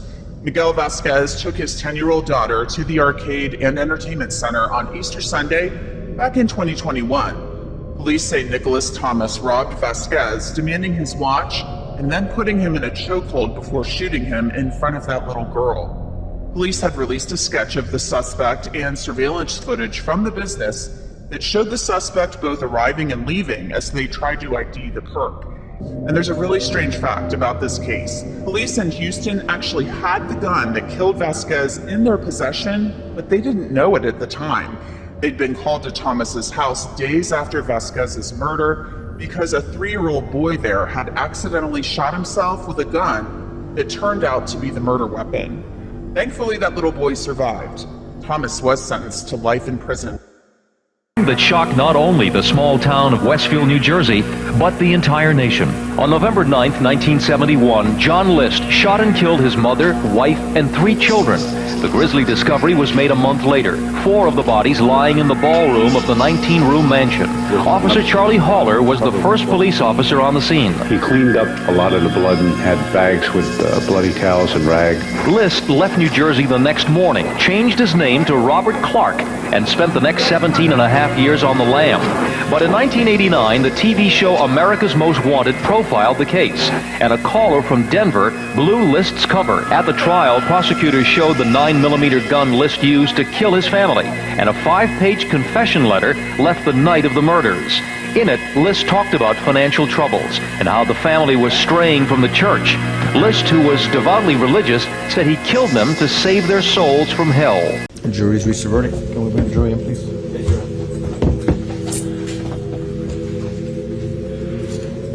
You may be seated. Has the jury reached a verdict? Was it a unanimous verdict? Yes, it was. Can you please hand the verdict form to the bailiff?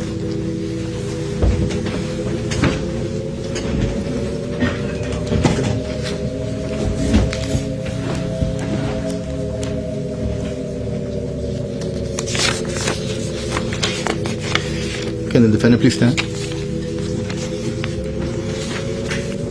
Verdict form. We, the jury, find the defendant, Juan David Ortiz, guilty of the offense of capital murder as charged in the indictment and as instructed in this charge. Signed by the presiding juror. This is your verdict, correct? Watch out. Y'all move. Coming through, okay? What's your name? Just a girl. How are you, honey? This is bolt cutters. This is our best. These are paramedics. Oh yeah. Okay, we're gonna get you out of there. Okay. Just hang loose for me. Anybody got I need a handcuff key. Handcuff key. I got a ring here. Hold up, y'all. I got another.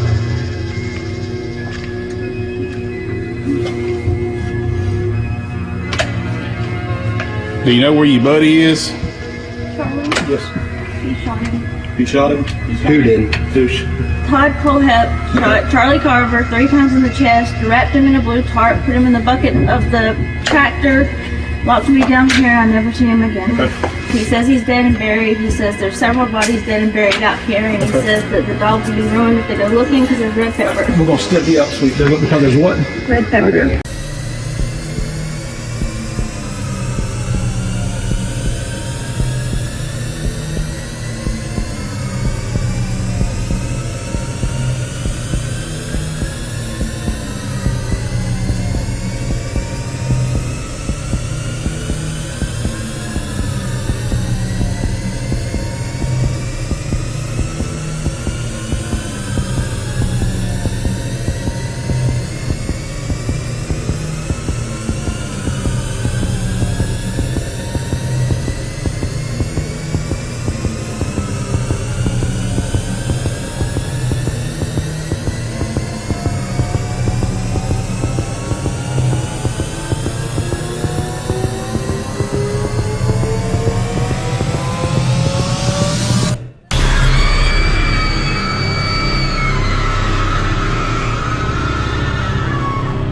this fella, he owed me about $1,600. So here we come Christmas Eve. And I go there and he says, nah, come with me, we'll go out, we'll have a good time, we'll party, we'll sing. I said, no, I would really like the money. And he gave me a story, a bull story. So I left there. I was a little bit upset. Got on the bus, went home.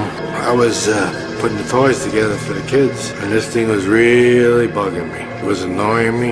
It was just making my whole disposition bad. I went to the bar. They told me he just left and he was parked a couple blocks down in the parking lot. I saw his car, so I knocked on the door and he says, hey, how are you? Glad to see you. Come on, sit down. So I go walk around the passenger side, sit down. I said, look, I really need the money. You know, it's not right. You just been playing me like a fool here. I had this pistol in my hand and I fired. I took my $1,600 off him, got out of the car, and walked away. In a telephone interview last week, Gacy claims he did not receive a fair trial. For 14 years I've been fighting the same battle. All I want is the truth to be learned, that I did not commit all the crimes. There were rallies today by those who favor capital punishment. John Wayne Gacy, it's time for you to die! And those who don't. We're not civilized. We're a violent, terrible country that does not respect life, and so we set a bad example. Earlier today, a helicopter transferred Gacy to Stateville Prison. There, at 1 minute after midnight, 28 witnesses will watch as a lethal injection cuts off his breathing and stops his heart. Gacy's lawyers argue the process is cruel and unusual punishment. The families of Gacy's victims call it justice. Talk about inhumane. Did Gacy think of anything being humane when he tortured and killed our boys? No. Internally raging and able to kill without remorse. Unusually for a serial killer, he was also very attractive to women, which was why so many girls fatally allowed themselves to be picked up by him. Ted Bundy was a charming shoes off of him. He was thoughtful, charismatic. He was an enjoyable, likable, attractive person. Born illegitimate in Philadelphia in 1946, Bundy was an intelligent but lonely child. At Stanford University, he got engaged to a girl who had dark hair parted in the center, but she broke it off, saying he was emotionally immature. Psychiatrists have speculated that this was the trigger which set him off. Nearly all the 40 girls who were later to disappear when they came into contact with Ted Bundy had center-parted dark hair as well. All right, when you went into the house, what happened then? Well, I confronted the family, pulled the pistol, took them back to the bedroom. You took who back to the bedroom? The family. At that time, I tied him up, made a decision to go ahead and put him down, I guess, or strangle. Where were the children? Well, Josephine was on the bed and Junior was on the floor. First of all, Mr. Otero was strangled, a bag put over his head and strangled. Then I thought he was going down, and I went over and strangled Mrs. Otero. I thought she was down. Then I strangled Josephine, thought she was down, and then I went over to Junior and put the bag on his head. Mrs. Otero woke back up, so I came back, strangled her for the death strangle at that time. I redid Mr. Otero, put the bag over his head, took Junior, put a bag over his head. He subsequently died from that. Josephine had woke back up, and I took her to the basement and hung her. You hung her in the basement? Yes, sir. Do anything else at that time? Yes, I had some sexual fantasies.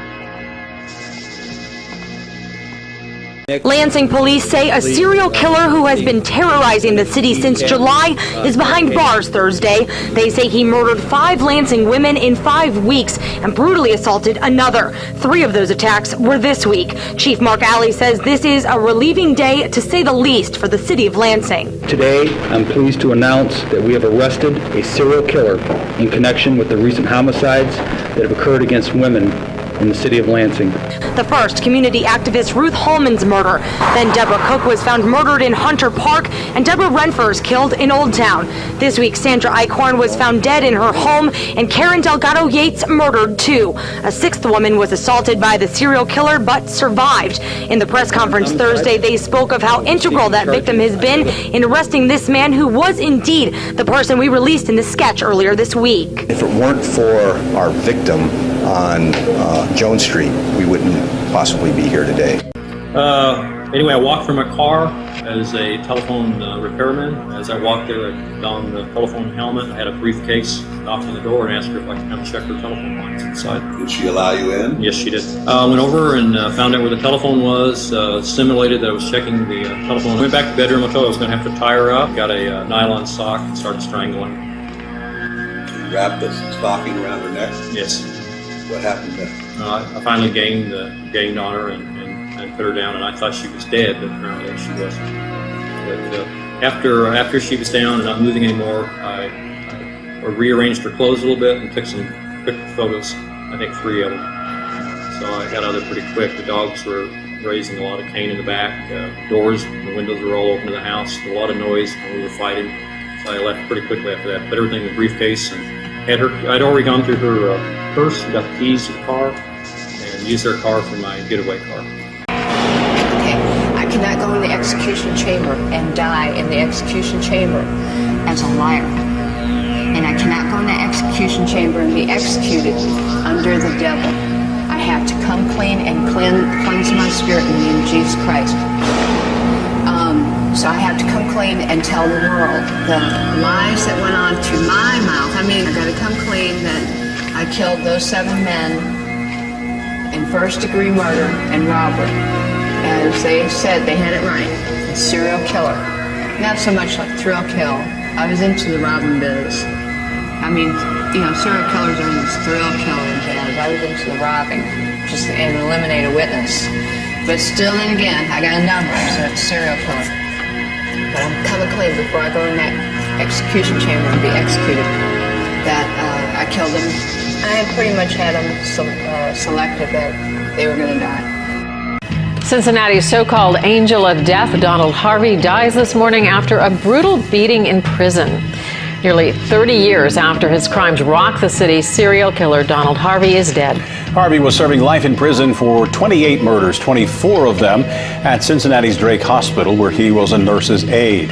April 1987 was a long time ago, but the grainy images of a young Donald Harvey charged with murder are still crystal clear. Donald Harvey's scheme started to unravel in early 1987 when someone smelled what they thought was cyanide during an autopsy of a patient who died here at Drake Hospital.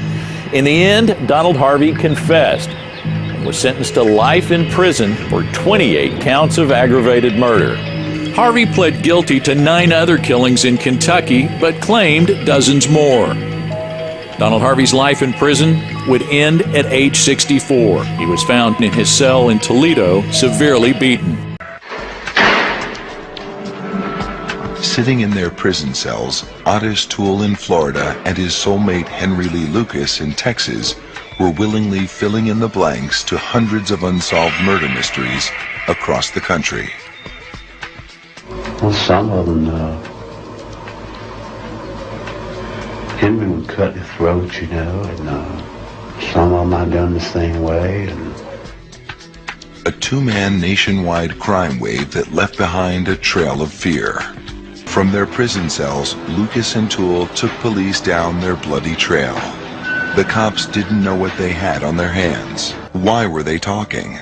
Was it an attack of conscience or something more cynical?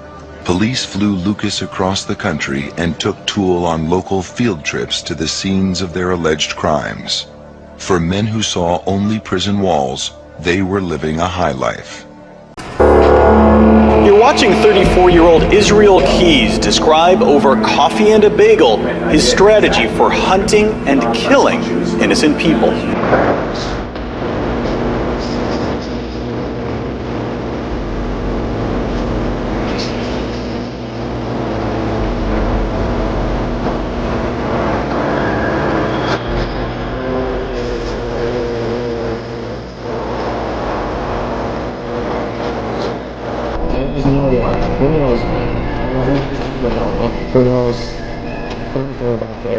They so far have 8 confirmed murders and rapes, including a couple in Essex, Vermont, 4 others in Washington State, and 1 more on the East Coast with the body hidden in New York. And he told agents something they'd never heard before, that he left kill kits or caches buried in several states, filled with everything he'd need to commit a murder. There is also an inmate on the loose in Indiana. He is James Burns, and police think he may be headed here to get back at convicted killer Larry Eiler. But this is the man, say police, who may be behind it all. David Little paid the escapee, possibly to get revenge on Eiler. Why? Eiler had recently accused David Little of being involved in the murder that Eiler was convicted of. Little was accused.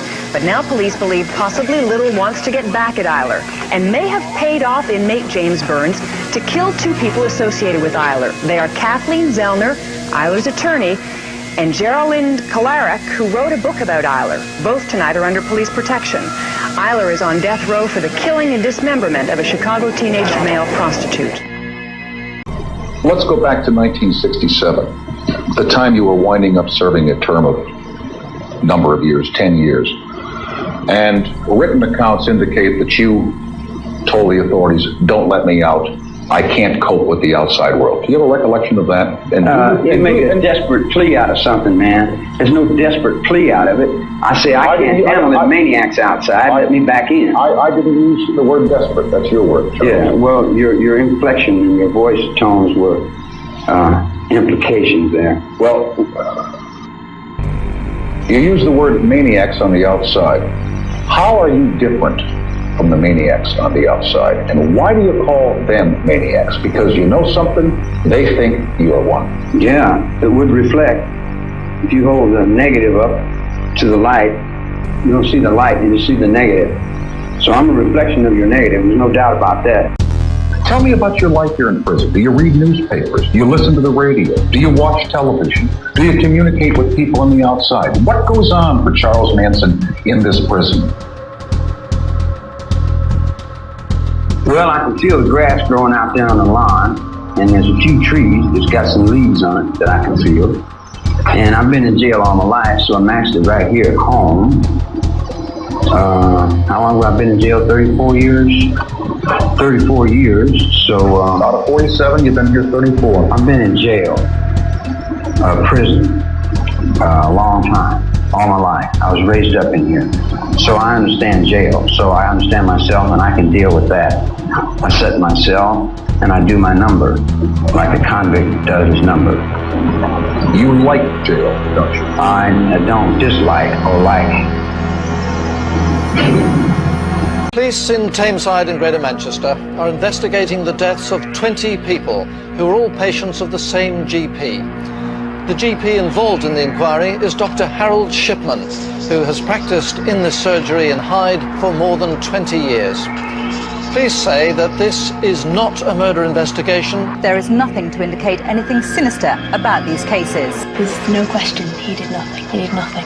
There's no one else to say any different. I can tell you that now. If you were to ask any patient of Harold Shipman, who I've known for some 20 years as my GP, they would only see him like I see, extremely hard-working and caring GP. Talk's cheap, isn't it? And as I say, I feel my heart goes out to Dr. Shipman. It really does. And until something is proved, then I think everybody's sort of saying he's guilty before he's even been seen, probably by the police. I don't like it very much. If you just say anything at all, but you have said you have nothing to hide. Guilty of murdering 15 of his patients, Harold Shipman is sentenced to life. You live in a world I don't know that much about. I know the hallways and the jails and the handball courts. I know the simple things. I know the spiders and what the lizards are thinking. And I see the birds and I look over the fence and I watch life go on in the world you live in. It's not the same world as the one I realize that. So, not to say it's bad or good or indifferent, but it just reaches the point of understanding that you know, and you've always known, as we all know, the same things that we all know.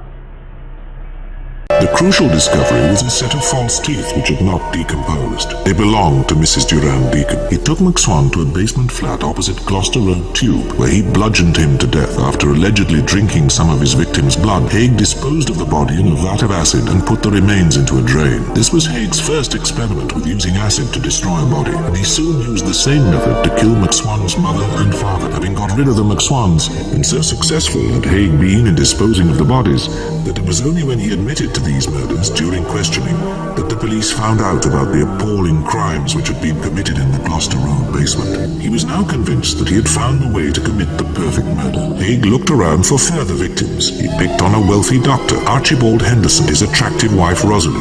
Dr. Henderson agreed to visit Crawley to see Haig's factory. He was shot, and Haig then lured his wife to the storeroom, killed her, and disposed of both bodies in the acid. I got in the car, we got in the freeway, I fucked her and killed her. We jumped her body off, and that was it. Nothing to it. The only thing I had to go on in any of this was matching him off against what I had come to know about the patients that I had treated myself. And there are three basic areas. One is a history, and one is his appearance right there in front of me. And the third is certain psychological tests that you might apply. And certainly we had a good deal of history from him, psychological workups in his youth and doctor's reports, and it showed a tremendous amount of pathology and difficulty in the family. And all of this, he was considered a very disturbed child. We collected the psychiatric records of Ken Bianchi. To give you an example, he was trotted from doctor to doctor with a series of physical ailments. On the 15th of February, a man is arrested in Florida who eventually confesses to 23 murders. Nearly all the victims were young and pretty, with a strong...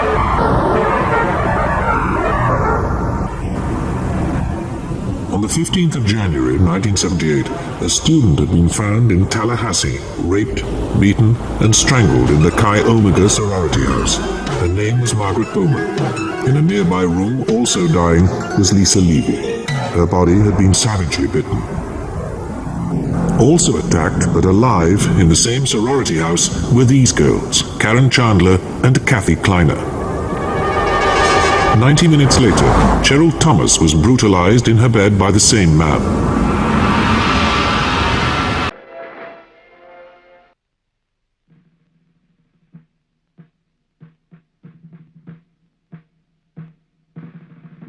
The young widow leads the shocked nation through its grief with great strength and dignity.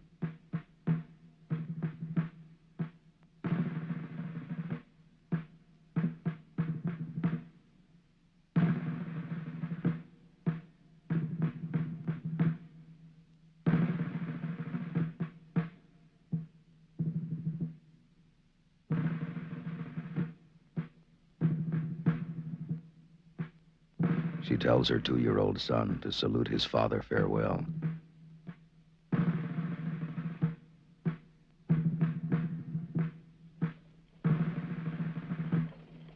Presidents and kings do the same. Well, I came there hoping to find a better job. I've always wanted to go to California, the sun, the girls, the beaches, the dreams. You don't think of the smog and the crazy city.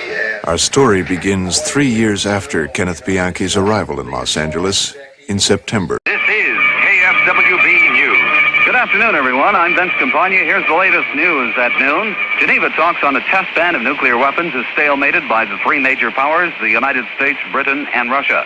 KFWB's Jim Mitchell will report on the discovery of a nude woman's body found in the La Crescenta area and the ongoing investigation. Forecast for Los Angeles, going to be a beautiful weekend. It's a high tomorrow of about 77 degrees. Glendale police have another apparent murder of a young woman on their hands. KFWB's Cecilia Pedrosa has a direct report from Chevy Chase Drive. Another young woman has been found in the Highland Park area. I repeat, the body of another young woman has been found in the Highland Park area. Edmund Kemper, known as the co-ed killer, brutally murdered at least 10 people in California during the 1960s and 70s. Kemper was a cunning serial killer who raped corpses, mutilated dead bodies, and buried his victims' heads in his backyard. His high IQ of 145 only made him more dangerous, as he used his intelligence to slip away from his crime scenes undetected. Kemper said, "One side of me says, wow, what an attractive chick. I'd like to talk to her, date her. The other side of me says, I wonder how her head would look on a stick." He even buried a severed head from one victim in his mother's garden and left it facing toward her bedroom. According to him, he did this because his mother always wanted people to look up to her. The jury had just one word for each of the 5 counts against Luca Magnotta: guilty. That was the word Lynn Duran was waiting for as he sat through week after week of graphic testimony. Luca Magnotta, the man who killed his 33-year-old son, June Lin, is going to jail for life. The shocking details of the case made headlines around the world. Police launched an international manhunt to find Luca Magnotta, who had recorded parts of the killing and dismemberment. He posted that video online, then elaborately wrapped up body parts and sent them across the country. It took police a little over a week to track him down to a Berlin internet cafe where he was arrested. Magnotta admitted to all of it. As for Magnotta, he's been preparing for this moment. He was disappointed, but he is relieved. He came here to face the jury, to put his life in the jury's hands. This is the verdict, so he accepts it. First-degree murder. Confession to the killings of 7 middle-aged men along interstate highways in Central Florida. Far beyond what the numbers justify, we are fascinated by and fearful of serial murderers and the dreadful crimes they commit. It was just a horrible odor. It was terrible. Jeffrey Dahmer murdered 17 men and boys and turned his apartment into a house of horror where he hoarded bodies and body parts. They tried and failed and created a Holocaust. Andrei Chikatilo, a grandfather, convicted in Russia of murdering 52 women and children. John Wayne Gacy, found guilty of murdering 33 young men. Donald Harvey, who was convicted of killing 37, but who claims he killed 87, mostly hospital patients. A teenager was sentenced to life in prison for murdering his high school Spanish teacher with the possibility of parole after 35 years. Certainly a high school junior who formulates a plan, or high schooler who formulates a plan with his friend, and murders a Spanish teacher is a dangerous person to the community. Willard Miller and Jeremy Goodale pleaded guilty to the crime from 2021. They were 16 at the time. The motive, prosecutors allege, a bad grade. Her body was found hidden under a tarp, wheelbarrow, and railroad ties. Miller spoke at his sentencing. I'd like to take this opportunity to wholeheartedly accept responsibility for the role that I've played in the murder of Luke Raver. I would like to apologize for my actions, first and foremost, to the family. I'm sincerely sorry for the distress that I've caused you and the devastation I've caused your family. With all my heart, There was no place for him to go, so he stopped his car. He was told to get out of the car, and he did not. So he was taken out of the car, and he was placed face down on a street in a position where we thought we were safe. And then I handcuffed him. That guy's big. I did everything I could to get one click on the handcuffs. And later on, I tried to put leg irons on him, and there's no way they would go on. They just wouldn't go on. Thanks for coming, folks. I've been thoroughly briefed by all the agencies in the federal government as to the situation, based on what we know now. I have tried to get a hold of Donald. He's with his doctors. Apparently he's doing well. I plan on talking to them shortly, I hope, when I get back to the telephone. Look, there's no place in America for this kind of violence. It's sick. It's sick. It's one of the reasons why we have to unite this country. We cannot allow for this to be happening. We cannot be like this. We cannot condone this. And I want to thank the Secret Service and all the agencies, including the state agencies, that have been engaged in making sure that people and we have more detail to come relative to other people maybe injured in the audience. I don't have all that detail. We'll make that available to you. I may be able to come back a little later tonight. Why did all of this happen? Why did you do all of these things?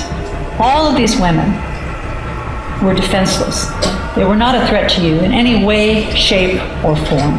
And after thinking about it, pondering it, going over it in my mind, I've come to this conclusion, that it doesn't matter why. I can't think of anyone that I've encountered in all my many years in the criminal justice system that has committed the kind of monstrous and the number of monstrous crimes that you have. And so, Lonnie Franklin Jr., for the first-degree murder of Deborah Jackson as alleged in count 1 and the special circumstance of multiple murder, it is the judgment and sentence of this court that you shall suffer the death penalty. 56-year-old New York nanny Yoselin Ortega, convicted of fatally stabbing 2 young children in her care, was sentenced to life in prison without the possibility of parole. A jury found Ortega guilty in April of murdering 2-year-old Leo Krim and 6-year-old Lulu Krim back in October of 2012. Their mother, Marina Krim, said she returned to her Upper West Side apartment with her middle child, 3-year-old Nessie, to find her 2 children slain and their nanny standing over them, stabbing her own neck with a knife. The motive, prosecutors said, was Ortega's overwhelming financial problems, bringing her 17-year-old son from the Dominican Republic, her workload, and resentment toward Marina for being the mother she, quote, could never be. Ortega spoke for the first time since the trial began. I'm very sorry for everything that happened. Henry Lucas was arrested on a minor weapons charge in Texas. Henry Lucas led authorities to numerous graves and freely talked about all the people that he had murdered. Most of the victims were strangers, had been tortured, and were the subjects of cruel deaths. Authorities believe that the victims were all sexually assaulted after death. Most of Henry Lee Lucas's victims were young females. Henry Lee Lucas confessed to more murders and led police to more grave sites.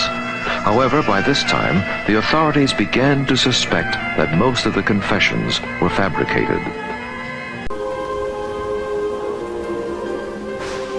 You just say that you learn by pain not to experience again. Don't put your hand back in the fire. Why you've been in and out of prisons for the last for 34 of your 47 years? You call that normal behavior, Charles? Is that something that you're proud of? No, I never thought I was normal. Never tried to be normal. Normal runs in a little rut down there. I don't know nothing about being normal. I've been in jail all my life, man. I've lived on a handball court. This guy raised me up. All the men in the joint raised me up, told me what to do, what was right and wrong, told me when to sit down, stand up. I just did everything I was told. You know, and I got to the end of it, and I just turned around and said, wow. All right, now that's hard. You know, and then I went outside, and all these little kids got a hold of me and said, we ain't going to stop the Vietnam War, and we want to do this. What? War? I don't know what's happening. I've been in jail all my life, man. I never went to vocational. You ever see me in vocational training, rehabilitation? Never played no rehabilitation. I sweep the floor in the kitchen. Go out and play handball. I'm still 10 years old in your world.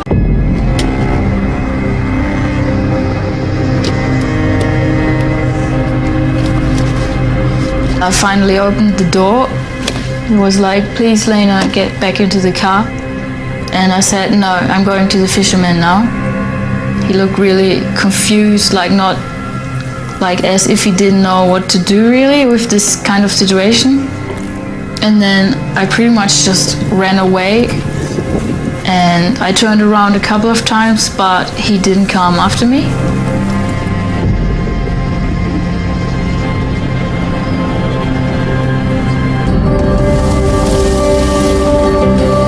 Roman Hines didn't stick around for Lena's rescue and fled the scene in his four-wheel drive. With sunlight fading fast and hundreds of kilometres of sand dunes to cover, it became a race against time. Past rape in the park. We ran down into the park and observed a male lying in the grass and recovered the complainant's undergarments laying alongside him. Oh, I gotta take this vest off. I gotta get a plastic envelope for this. What's in there? Keep the smell in here. Where do you live? 2062 Grand Avenue. 262? 2062 Grand Avenue? All right. You understood what I told you when I gave you your rights in the car, right? No. You didn't understand it? No. You want me to repeat it? Yes. That you have the right to remain silent? Yes. You don't have to give me anything but your name and address, you understand that? You have a right to an attorney? You have a right to an attorney? I told you in the car, you just didn't understand it. I killed a man, slaughtered him and ate him. Since then, he is always with me. We discussed everything beforehand, including the camera, which should be switched on because he wanted to see for himself what it was like when we did the amputation. Around 6:15 or 6:30 in the evening, he said, "I can't stand it anymore. Cut it off." The second time it happened relatively quickly. It only took a couple of seconds to cut it a few times. Then he gave the most awful yell. But not for long. Only around 20 to 30 seconds. Ow, ow, ow. Then he said, "All I can see is blackness. I have to sit down." A few seconds later, he told me that it didn't hurt anymore. He was astonished, because he'd hoped for more pain. He said to me, "Cut it in half." AC/DC. Are they mere musicians or accomplices as well? Some media reports have suggested that Richard Ramirez, the so-called Night Stalker, accused of murdering 15 people in California, was influenced by the AC/DC song Night Prowler. I mean, you get your inspiration from something. In the case of that song, it's been completely taken out of context. The story comes from, mainly there was a guy that used to steal underwear off people's laundry lines. And that inspired, well, it wasn't Brian that wrote the lyrics, it was a guy, Bon Scott, since dead. That inspired him to go out and write a song about that. That's what Night Prowler's about. That's what Night Prowler is about. AC/DC. Some people say that stands for Antichrist Devil's Child. Does it? It came from the back of my sister's sewing machine. Sewing machine? Yeah. You know, it's on any electrical appliance. It's power. It just means power. Ladies and gentlemen of the jury, I've been informed that you have reached a verdict. If so, would your foreperson please rise? Have you in fact reached a verdict? Yes. Would you kindly hand the verdict form? Let me ask, is it signed? Yes. All right. And would you please give that to me? Thank you very much. You can be seated. Thank you very much. On the count of felony murder, count 1, guilty of felony murder as charged. On count 2, guilty of first-degree child abuse as charged, and consistent with the instructions that the jury was given, there are no other boxes that are marked. Ladies and gentlemen of the jury, I'm going to ask if all of you collectively would please listen carefully to me. I'm going to ask you to respond out loud collectively to my next question. Was this and is this your verdict? Yes. All right. In a bad way because there was a time schedule involved. And I happened to be watching these people, and there was a couple of gay people dancing and whatever, and nobody was paying them no mind whatsoever. They were walking anywhere, going anywhere because people basically don't look at gay people. But the idea came to me, yeah, try to act gay, but how the hell am I gonna get by? 300-pound gay man, I mean, you know, that's a little bit far-fetched. So I went to the extreme of far-fetched. I got this loudest costume you'd ever want to see on, and I acted like a full-blown gay person. I mean, so anyway, I'm trying to get close to this guy. I get up close to this guy, and I bump into him, and he had a heart attack because I had hypothermia. When I bumped into him, I popped him with the needle. What was in the needle? In his case,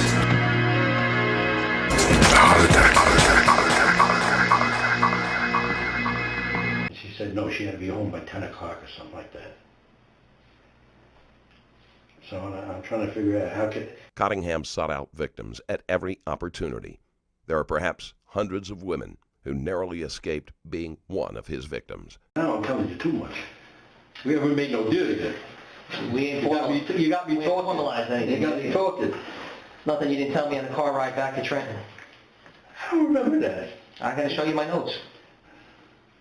Back then I had a BlackBerry. While Jimmy McMorrow was driving, you were in the backseat talking. I was emailing myself on my BlackBerry. Suddenly, Cottingham feels like he has given the investigators too much information, and he is afraid it will affect his ability to negotiate. So where did you end up taking her, though, after pizza? Where did you end up actually killing her?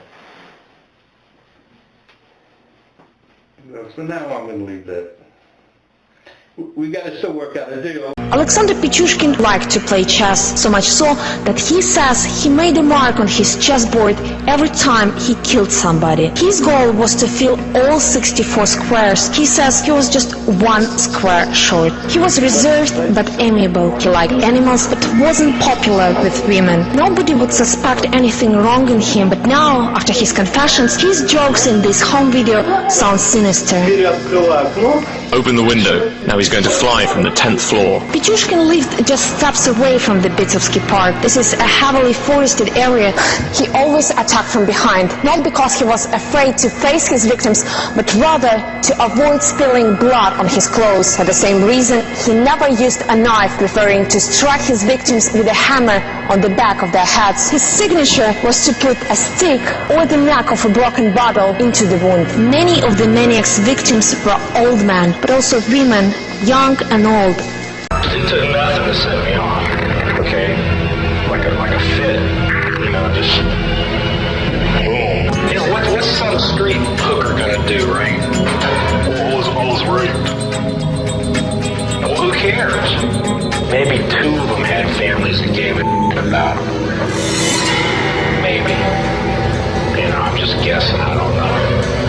The rest of them were sluts out on the street. And when I saw them walking down the street, it was like A, B, C, D. I'll pull over, they get in, I drive a little ways, stop, pull a knife, a gun, whatever, tie them up, take them out, and that would be it. And they all went exactly the same way. All the victims, all of them, you know, and you're talking about a lot of them, a lot of lives just gone right down the tubes because of me, you know, in one way or another. And it's not a good feeling. It's not a pleasant feeling. I'm not proud of anything I've done. And the worst thing is I don't understand why. I don't understand why. The jury needs just 2.5 hours to reach a verdict. As to count 1, murder in the second degree, what is your verdict? Guilty. Rifkin is given the maximum sentence of 25 years to life. Over the next 19 months, Rifkin pleads guilty to the murders of 7 more women. I want you to know that I am sorry for what I have done to you and your daughters. What I have done can never be forgiven, but I ask you to believe me when I tell you that I will never understand the part of me that caused me to do these terrible things to your children. He is sentenced to a total of 203 years in prison. Mr. Rifkin, in case there is such a thing as reincarnation, I want to be sure that you spend your second life in prison also. David Renteria was executed after 22 years since he kidnapped and killed Alexandra Flores. He was pronounced dead without any further incident at 7:11 p.m. Central Time. He was provided with a lethal injection over in Huntsville, Texas, and moments before the drugs began flowing through his system, Renteria was seen praying, singing, and even asking for forgiveness. But he also said in his final statement in part, quote, "I'm sorry for all the wrongs I have done, and for those who have called for my death, who are about to murder me, I forgive you," unquote. Now, his execution proceeded after the U.S. Supreme Court declined 2 separate defense requests to block the execution early yesterday. Yet another appeal rejected, stated that the execution drug would cause him, quote, terror and severe pain. Count 6 alleges that on or about June 3rd, 2024, the defendant did attempt to purposely cause the death of Margot Wood. Count 7 alleges that on or about June 3rd, 2024, the defendant did attempt to cause the death of Margot Wood as a proximate result of the offender committing or attempting to commit an offense of violence. It is a felony of the first or second degree. Count 8 alleges that on or about June 3rd, 2024, the defendant did knowingly cause serious physical harm to Margot Wood. Count 9 alleges that on or about June 3rd, 2024, the defendant did alter, destroy, conceal, or remove any record, document, or thing with the purpose to impair its value or availability as evidence. Count 10 alleges that on or about June 3rd, 2024, the defendant did with purpose to deprive the owner, Volunteers of America store, of property, to wit, knives, without the consent of the owner. These are the chilling, detailed portraits drawn by the hands of a serial killer. 16 victims with distinct features, attention to eye color, hairstyle, and the city where they were murdered. Sketched by Samuel Little, the man who says he killed them. These sketches now become, the link to a family that is missing someone. They can now make that connection. Little has confessed to 90 murders and is serving 3 life sentences. His killing spree could span 19 states over 3 decades. Detectives have connected Little to 42 homicides. Police say Little appears to have a photographic memory, recalling vivid details about his victims, many who were prostitutes strangled to death. Now 78 years old, Little will die in prison, but before he does, the FBI hopes these haunting images of unidentified victims bring closure to some of their families. A horrific murder. The 15-year-old accused of decapitating his classmate caught after allegedly confessing to a friend. Allegations filed by the Lawrence Police Department of a murder charge.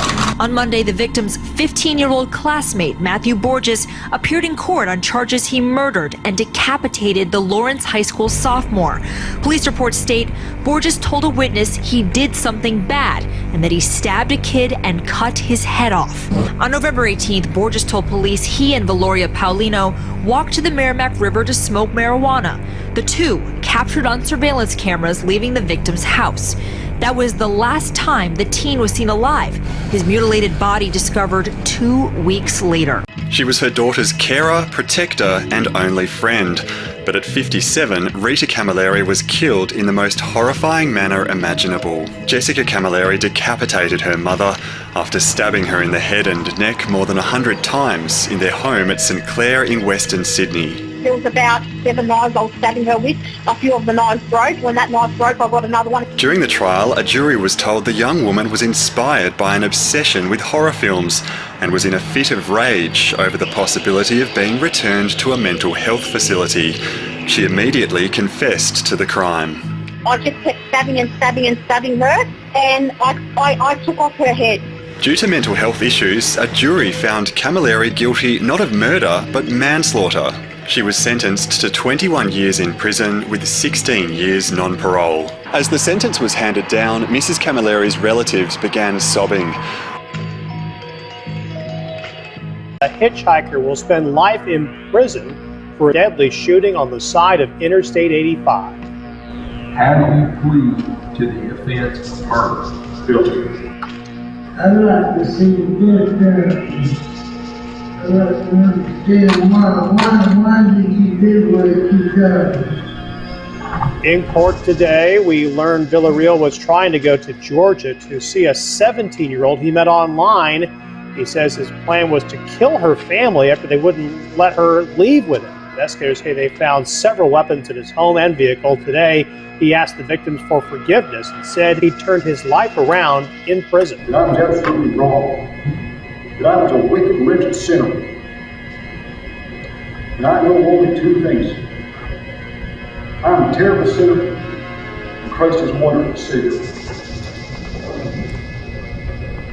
Count 1 alleges that on or about June 3rd, 2024, the defendant did purposely and with prior calculation and design cause the death of J.W. Count 2 alleges that on or about June 3rd, 2024, that the defendant did purposely cause the death of J.W. 10/29/2020. Count 3 alleges that on or about June 3rd, 2024, the defendant did cause the death of J.W., proximate result of the offender committing or attempting to commit an offense of violence that is a felony of the first or second degree, to wit, felonious assault. Count 4 alleges that on or about June 3rd, 2024, the defendant did knowingly cause serious physical harm to J.W. Count 5 alleges that on or about June 3rd, 2024, the defendant did torture or cruelly abuse J.W., a child under 18 years of age, and furthermore, the violation resulted in serious physical harm to J.W.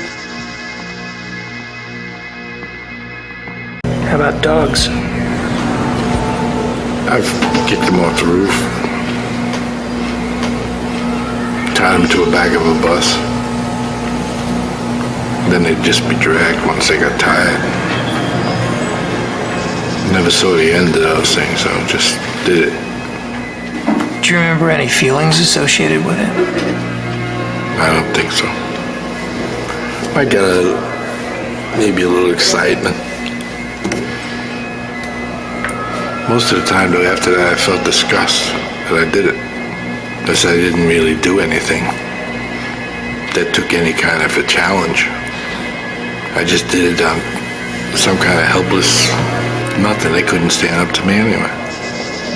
And you'd be alone when you did this? Yes. There was anger from David Octoloni's family today as they heard how Matthew Milat is leading a fairly normal life behind bars. In court, it was a day to get inside Milat's mind. He wrote chilling poems months after the murder, giving forensic psychiatrists a clear indication that Milat sees himself as a cold-blooded killer. I am not fazed by blood and screams. Nothing I do will haunt my dreams. In another he wrote, "No hope, kid, this is your day, the day that you won't be found." Professor David Greenberg told the court Milat glorified his actions through words.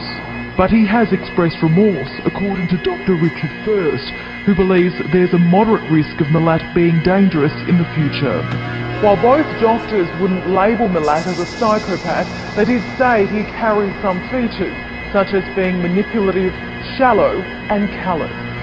That will be for the judge to decide. One Corona was from Yuba City, California. One would not suspect him as a serial killer as he lives a normal life in the city as a farm labor contractor. However, on May 26, 1974, Corona got arrested because of the bodies found in an orchard. Neighbors near that orchard reported to the police that there was some kind of suspicious activity in the area. All evidence led to one, and he was finally convicted in 1973. His final sentence was life conviction without the possibility of parole. He never admitted the crime but was seen as guilty by the court. In a 2011 hearing, Corona finally admitted to the crime of stabbing all 24 workers to death while shooting the 25th victim. According to him, his victims were alcoholic trespassers on the orchard. The baby died here at Children's Hospital from traumatic head injuries. Police tell us the father was watching the child when their family dog defecated on the floor. Police say he became enraged, began violently kicking the dog. Then the baby began crying, and they say he shook her until she vomited and passed out. The child died 2 days later. Davis was arrested for homicide, was held without bond. He claims it was an accident, that the baby slipped out of his hand. But a forensic pathologist and the Erie County District Attorney are not buying the story. We would not be filing a general charge of homicide if this was an accidental dropping, if this was a one slap, if this was a case where somebody banged its head lightly on whatever surface may be involved, or whatever excuse we've heard in the past.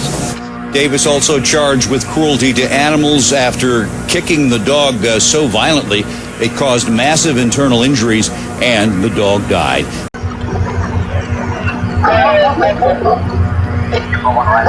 In September 1989, two young boys disappeared, riding their bikes in a Vancouver, Washington park. They were found later in the day, stabbed to death.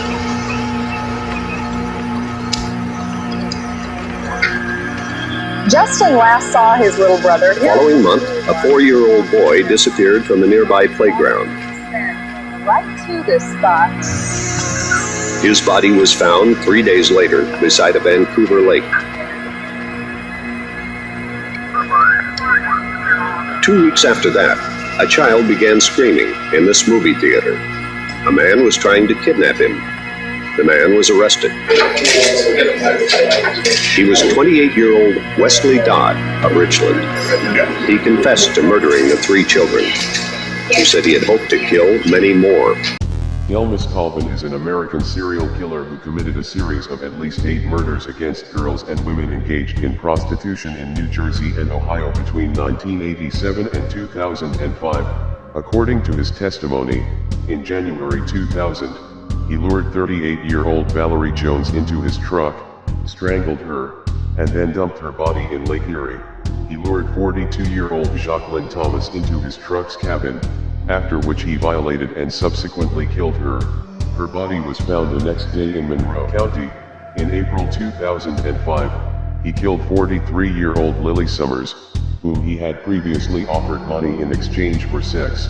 He killed 40-year-old Dorothea Wetzel, who was found on the banks of the Maumee River in southern Toledo. Colvin was charged with the cold case murder of 27-year-old Donna Lee White, who was killed on September 15, 1987 in Atlantic City. On January 16th, 1984, Bruce and Deborah fail to show up at work. The phone just keeps ringing and ringing. Bonnie drives to the house. As she pulls up to the house, she sees that the garage door is still open and that both the vehicles are in the garage. There was no cause for alarm until she started approaching the house. As she walked toward the entrance from the garage into the house, she noticed it was ajar. She entered the house and got no more than a few feet where she observed Bruce laying on the floor, not moving and pretty bloody. I was in court on another murder case going to trial, and they called me out of court and told me to respond to the Bennett house. Once you walked in, I thought this out. I love the world I live in too, just like Regan loves the world he lives in. You love the world you live in. Most assuredly, it's me. You love all the pain that you've caused people, all the anguish you I don't know pain. I don't know pain. I have no depth of pain. I have no depth of suffering. I don't know ridicule. I don't know all the bad things. I haven't been punished by you all my life since I was 10 years old. I've been in every reform school you got across the country, and used to lay down and have to get my ass whipped till I couldn't walk. Tell me about some pain. And that's our fault. That's all those people. No fault. Make strong, good pain. Understand pain. Not bad. Pain's not bad. It's good. It teaches you things. It teaches you things. Like when you put your hand in fire, you know not to do that again. Yeah, I understand that. But how come you didn't That's the reason I never stick my hand in fire. But excuse me, you've been putting your hand in the fire since you were a little boy. I have. Are you sorry? For the victim? Yes. Anyone in particular? Especially the one that was the 11-year-old girl way back in 1967. And even doing that 5-year sentence, it wasn't. That wasn't enough. But it affected me. Just also because I not suffered, but I thought about it and condemned myself for many years. Because I can just imagine what that girl, what her life might have been like. What was the little girl's name again? Reardon. Do you deserve to die? I can't answer that question. It started with surrogates at a non-human level. Physical objects, my possessions, other people's, destruction of things that are cared about, and then destruction of things that are living on a lower level, small animals, insects, animals, and then finally people. It started coming to a head again, so I went back down. I ran away back down there. And then a month later, I'm up living with my grandparents in the mountains, and 10 months later, I murdered them. It made it worse to be on top of a mountain. I was literally on top of a mountain when it happened. And I sensed everybody in the world just stopping what they were doing, turning around, saw what I did, and are coming to get me. And I knew I was paranoid at that moment. I knew anybody that came up there and gave me a funny look or a fishy eye or quizzical look, I'd have blown their brains out thinking they were coming to get me. And if it had been in a city, I would have been a mass murderer at age 15. With 6 confirmed kills, Janine Jones is a suspected serial killer responsible for the deaths of up to 60 infants and children in her care as a licensed vocational nurse during the 1970s and 1980s. She would use injections of digoxin, heparin, and later succinylcholine to induce medical crises in her patients. She was charged with poisoning 2 children. The doctor in the office discovered 2 puncture marks in a bottle of succinylcholine succinylmethonium chloride in the drug storage, where only she and Jones had access. Succinylcholine is a powerful short-acting paralytic that causes temporary paralysis of all skeletal muscles. A patient cannot breathe while under the influence of this drug. In small children, cardiac arrest is the ultimate result of deoxygenation due to lack of respiration. The exact number of victims remains unknown. Janine Jones was sentenced to life in prison. In considering your crimes and crimes done by other serial killers, what do you think society should do in generally with serial killers? Do with them? Yes.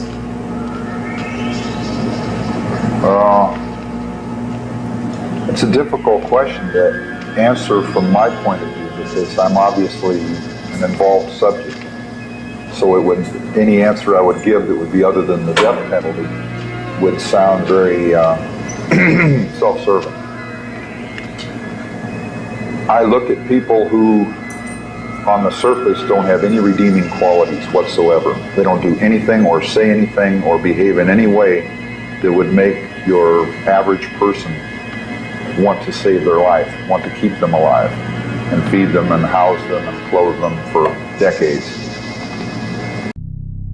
Brian James Dugan is a convicted rapist and serial killer. He was active between 1983 and 1985 in Chicago's western suburbs. Brian showed classic symptoms of being psychotic from an early age. Dugan claimed to have been sexually abused by John Wayne Gacy at the age of 15. He was known for having informally confessed in 1985 to the February 1983 abduction, rape, and murder of 10-year-old Janine Nicarico of Naperville, Illinois, which was a highly publicized case. He was already in custody for 2 other rapes and murders. One of a woman in July 1984, and the other of an 8-year-old girl in May 1985. He was sentenced to life in prison for the first 2 murders, and death, commuted to life imprisonment, for the 3rd murder. If the Bobby Joe Long case is a classic example of how a serial killer should be caught, good police work, lots of cooperation, and a little bit of luck, then what started on the banks of the Green River, south of Seattle, is the best example of how bickering, mistakes, and politics helped a serial killer elude capture. Today, the Green River is part of the scenic beauty of the Pacific Northwest. But a decade ago, the Green River ran red. Bodies of women were found in the river and on its banks. A small task force was formed to solve the case, but the nightmare of the Green River was just beginning. Began in the summer of 1982 with 5 young ladies found in the Green River, and they made their first major mistake soon after. When they found no more bodies in the river, they assumed that the killer had left or that he had stopped killing, and that was mistake number 1. Aggression on, I couldn't take it on my mom, I had to take it on my animals and How many the animals kids. did you kill? I killed a lot of birds. 1 cat suffocated in his chest, and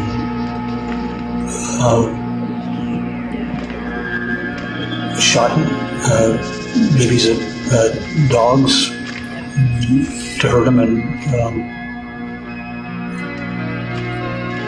threw rocks at my brother. About that time, I think I was getting out of that though. You couldn't take your aggressions out on your mom, No, I couldn't. but you could think about it. I could think about it, and What'd you think?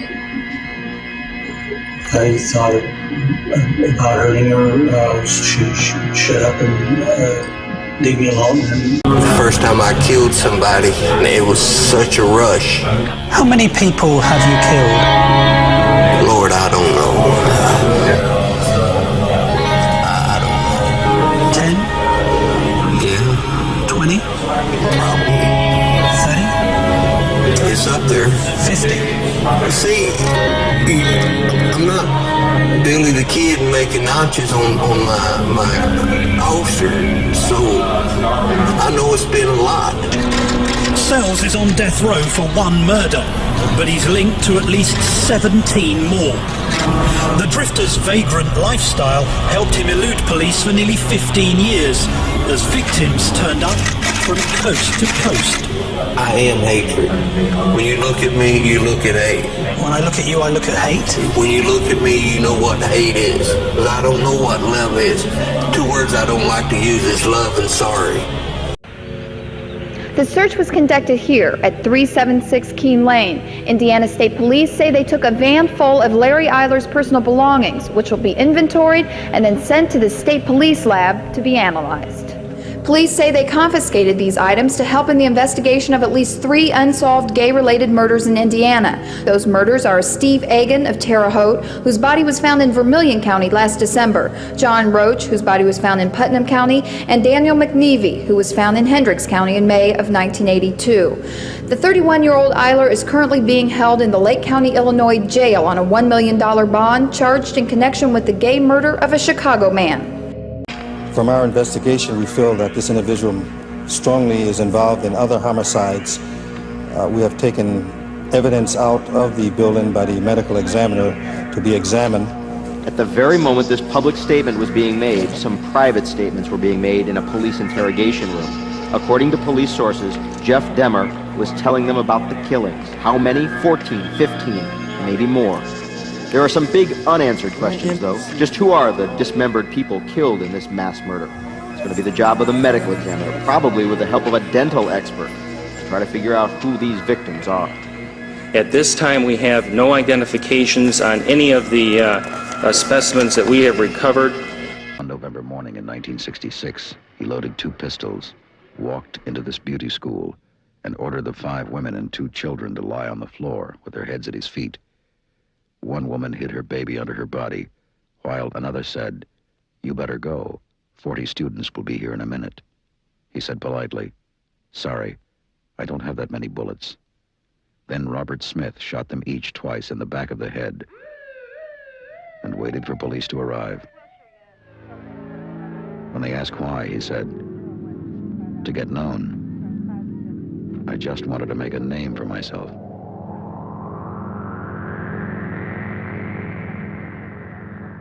Alyssa Showalter Reynolds was a 25-year-old PhD student at Johns Hopkins in Baltimore.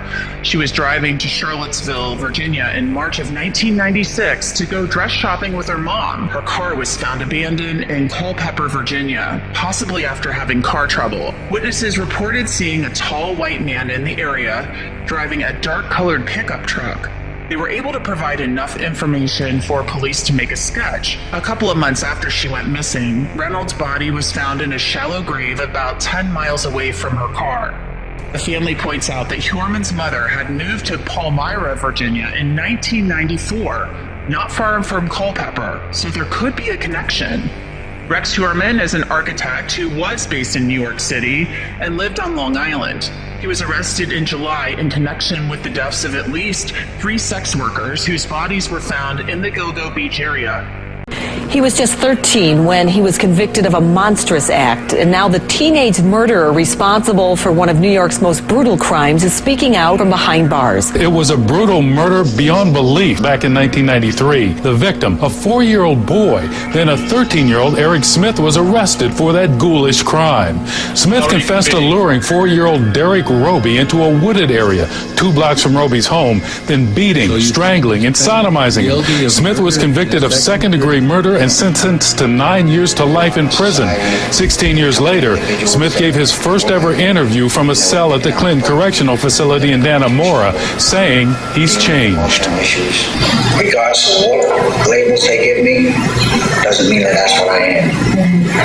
You can label me a monster, a cold-blooded killer, demon child, Satan incarnate. I don't care what the name you give me. Doesn't mean that that's who I am. You've got an unusual hobby, John, haven't you? Oh yes, the scuba diving. The scuba diving. Apparently, it's the place to do it down there, isn't it? Oh, we've got coastline. Because is it the mountains are sort of inverted, and you've got all these. Well, we've got deep water where you can sort of swim over mountains and all sorts. Yeah, we hope you all have a good night with us. Give them a round of applause. Just 3 weeks after this episode was filmed, Peter and Gwenda Dixon were shot dead on the coastal path. You've got £220. What are you going to do? We'd like to gamble. There it is. We managed to then freeze John Cooper in exactly the same position as the artist's impression, and for me it was like a tracing. The way he was standing, his build, the hair, the scraggly hair, the sort of shoulder length, the unkempt look and moustache. A senior investigating officer advisor, I showed it to him, and his response to me was, "Fucking hell, Wilkie, it's him." Greenwald was about to rat him out to the feds. Kaplan hated rats, and where he came from there was nothing worse. Kaplan asked Santora if his cop connection would help take care of Greenwald and offered to pay $30,000 for the job. Eppolito and Caracappa were in. February 10th, 1986, detectives Eppolito and Caracappa staked out Greenwald's home. They followed him in what looked like an unmarked police car. They punched a flashing light on the dash and pulled him over. Eppolito and Caracappa flipped open their badges. Greenwald went willingly. After all, they were cops. They drove him to a garage. That day was a Wednesday, a pleasant Southern California day.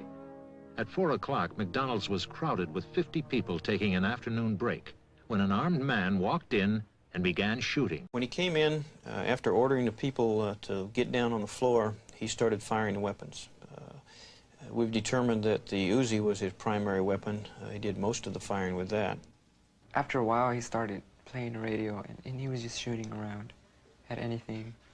Me and 3 girls and 2 other friends of mine were back there. You couldn't really tell what he was shooting at because I was in the back. I work in the back.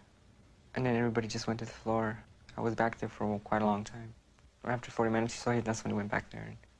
And that's when he started shooting at us. And I just started trying to run and stuff. I couldn't, and I got shot. I went down to the basement after I was shot, and I was hiding in a closet until it was over. One was high school student Albert Leos. An Albuquerque serial killer pleads guilty and gets sentenced to more than 30 years after the crimes. Family members of Paul Apodaca's victims spoke in court today. In virtual court, 55-year-old Paul Apodaca pled guilty to 3 cold case murders from the 80s after coming forward with a confession a few years ago. He admitted to stabbing 21-year-old Althea Oakley to death in 1988, shooting and killing 13-year-old Stella Gonzalez a few months later, and shooting 18-year-old Caitlin Arquette to death in the summer of 1989. It struck me to the heart to know the depth of pain and anguish that she and others suffered because of my selfish actions. Tearfully apologizing to the families of the young women he killed. Over the years, I've rivers of tears for these beautiful souls. I apologize with all my heart for the pain I've caused. I am where I'm supposed to be now. Edna was arrested and spent the night in jail. Later, the judge released her and the gun in Jim's custody. Up until that incident, I felt that she was keeping Jim under control. And then after that, I sort of wondered, who was keeping who under control. It would be nice if I could be calm, cool, collected, unattached. That sounds very good. And it would probably be very nice. And it would make my former neighbors very happy. But I'm afraid I'm not that way. My father was born in Kentucky. And down there, they take care of things themselves. If you beat up my kid, I'll beat up your kid. It's tit for tat. You kill my dog, I'm definitely going to kill your cat.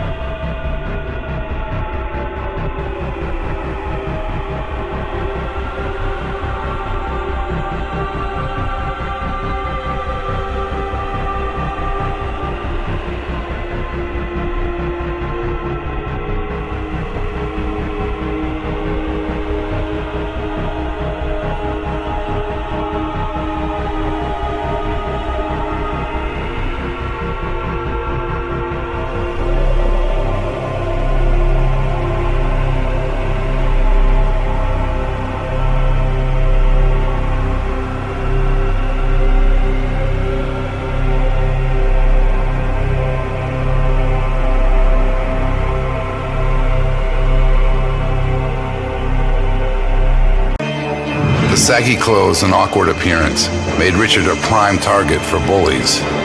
In court today, he was surrounded by 10 deputies. The teen had cuts on his hand, cuts the deputies say that he received when they alleged that he beheaded his 35-year-old mother. Investigators claim that after the murder, he then called 911. And the deputies say when they arrived on scene, they claimed that he was holding his mother's head in one hand and a butcher knife in the other hand. Right now, investigators say they haven't figured out the motive. Investigators say there were 2 other children in the home at the time of the murders. They were unharmed. Those investigators say at this point they don't know what, if anything, those children may have witnessed. Erno Soto is a suspected American serial killer known as Charlie Chop-Off. Soto is suspected of killing 3 black children and 1 Puerto Rican child in Manhattan between 1972 and 1973. He was known to stab young boys and cut off their genitals in an attempt to transform them into girls. An unnamed 10-year-old boy was brutally sodomized, then gutted by the man who also hacked off and stole his penis.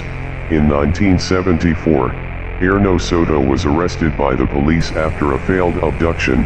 He confessed to a 1973 murder, but due to his acute mental instability he did not stand trial. He was sentenced to be preventively detained at an unnamed mental institution in New York City, officially unsolved.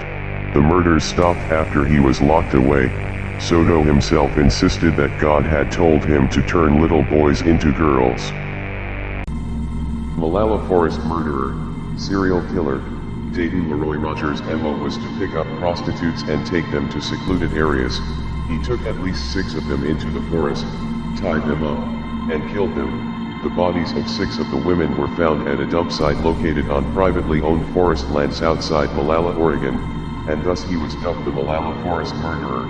Some of the victims were found with their feet severed, and 1 victim had been eviscerated from groin to sternum. The coroner's reports indicate that the injuries were likely suffered while the victims were still alive. Jennifer Lisa Smith was a convicted sex worker and drug addict. She was in Rogers' truck parked in a lot when he stabbed her 11 times in the breasts, abdomen, and back. She fell out of the truck and was attended to by witnesses from a nearby Denny's restaurant, later dying at the hospital. Rogers was arrested and sentenced to life without parole. He's got the gun. He took the gun and everything. Sit ringside to the stark black and white reality of police work in the nation's toughest crime area. The 44th Precinct, South Bronx. Witness volatile tensions as a man holds his mother hostage at gunpoint. I didn't have no gun. You can't put no gun on me. Where a woman is accused of hitting her daughter with an axe. The mother allegedly picked up an axe and hit her in the face with an axe. Where gang murders are the local law of revenge. Once they come over here, we'll get them. Once they come over here, we get them. Meet the real-life heroes, the men of the 44th Precinct who struggle to keep the South Bronx together. The police tapes needs to be seen by just about everyone.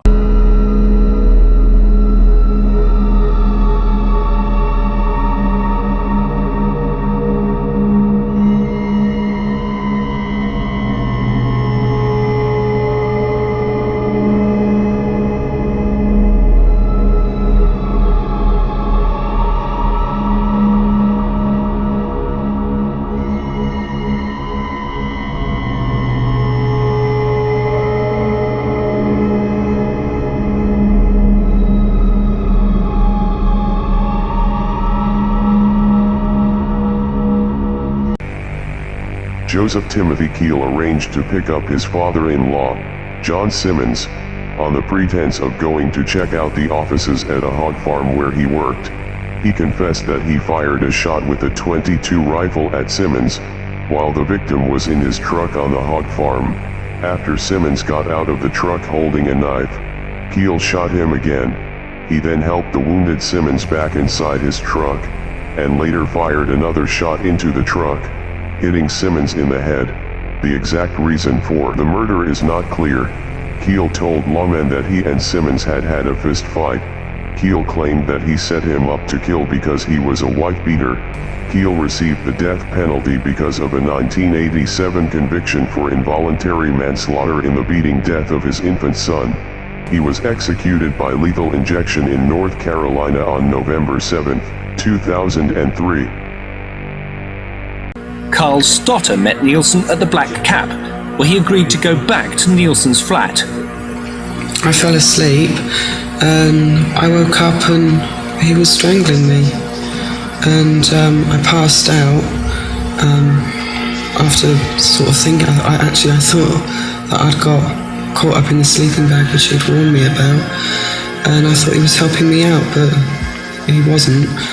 And anyway, I passed out from that, and I remember vaguely hearing water running and being carried, and I felt very cold, and I realised I was in the bath and he was trying to drown me. Dennis Nielsen spared Carl Stotter, but at least 15 people weren't so lucky. They paid the ultimate price for Dennis Nielsen's hospitality. He killed them, he chopped up their bodies, and he then burned, boiled, or buried the pieces. I believe he said he was headed down through Mexico, headed down towards South America. We started heading south, and I started talking to him about did he meet any gay people and everything, and he told me he was gay himself. So that's when I asked him if he'd like to get it on, and he said yes. So I turned around and headed north. I parked, and we got in the back and started getting it on. And that's when I stabbed him in the arm. I stabbed him in the left arm. I stabbed him again, and then again, and again. I pulled him out of the van, and he was still alive. I just kept on stabbing him. Was he nude or was he? He was nude. What'd you do with the clothes? And I threw it out with him.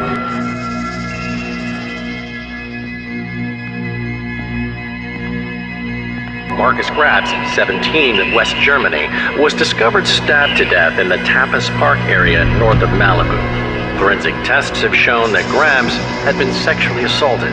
How much dope did you use in your lifetime? Were you a heavy user of dope? No, I smoked a little grass, and I've taken some acid, mescaline, psilocybin, peyote, mushroom. But actually take dope, no, nothing. I wouldn't take anything with it I feel would hurt me. Do you feel that those things that you just mentioned hurt you at all, Charles?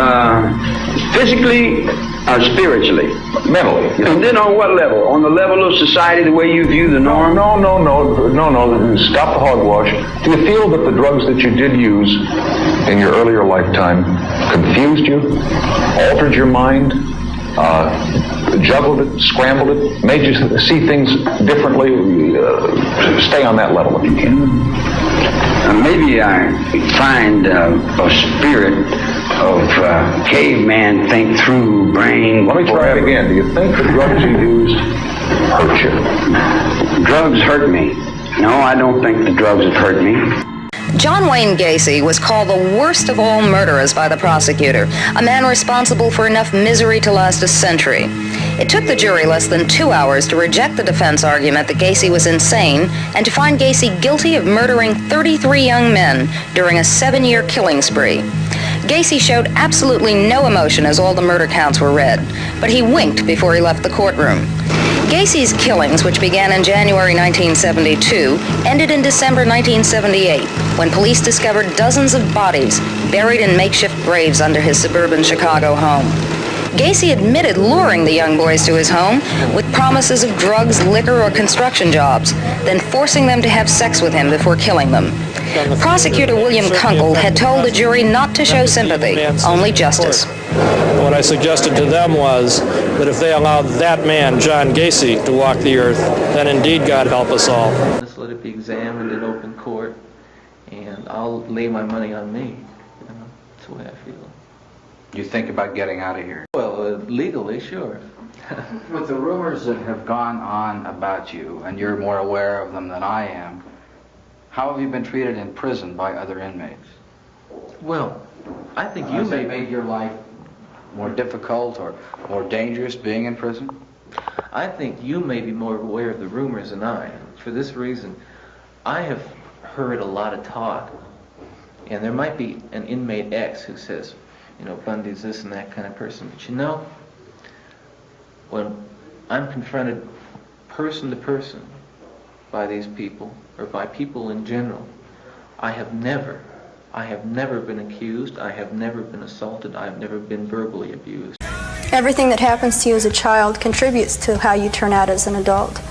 To be honest, it made me a better person because I know all the mistakes. I know what not to do to my kids. I know what to avoid.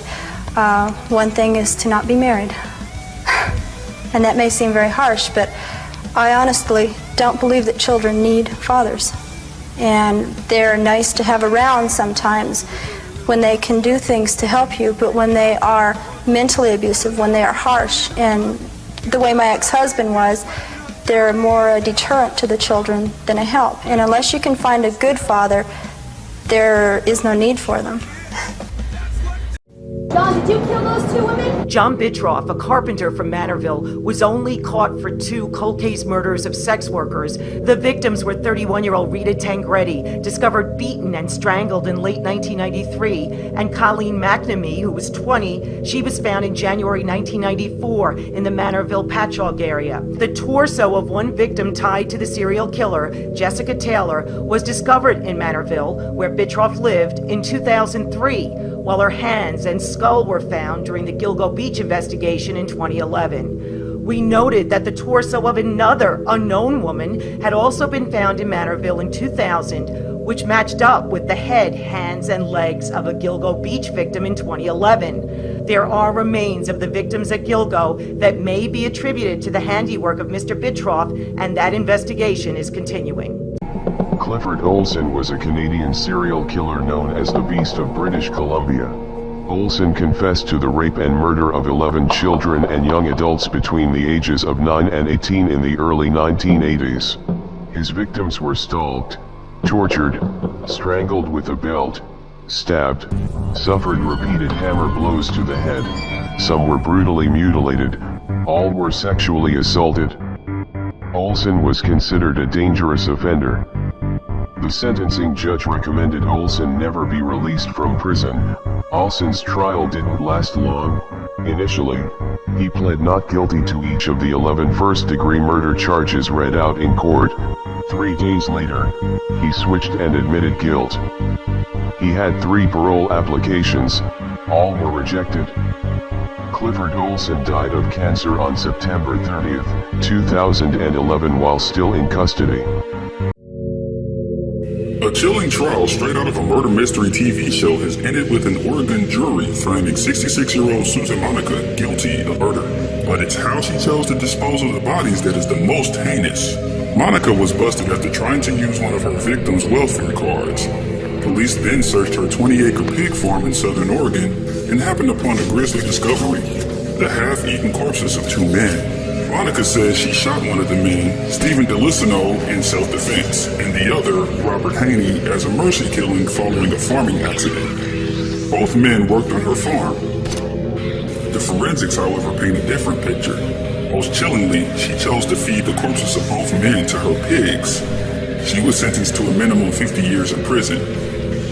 Judge Tim Barnett followed up by saying, quote, "You shot 2 people and fed them to your pigs. I don't know how else I can put it. You valued pigs more than you valued people." Some missions in Vietnam, they tell you to go out, seek and destroy. You destroy everything that's in that general area. Everything that's alive. It can be man, woman, child, pigs, chickens, everything. I got to liking going out and killing.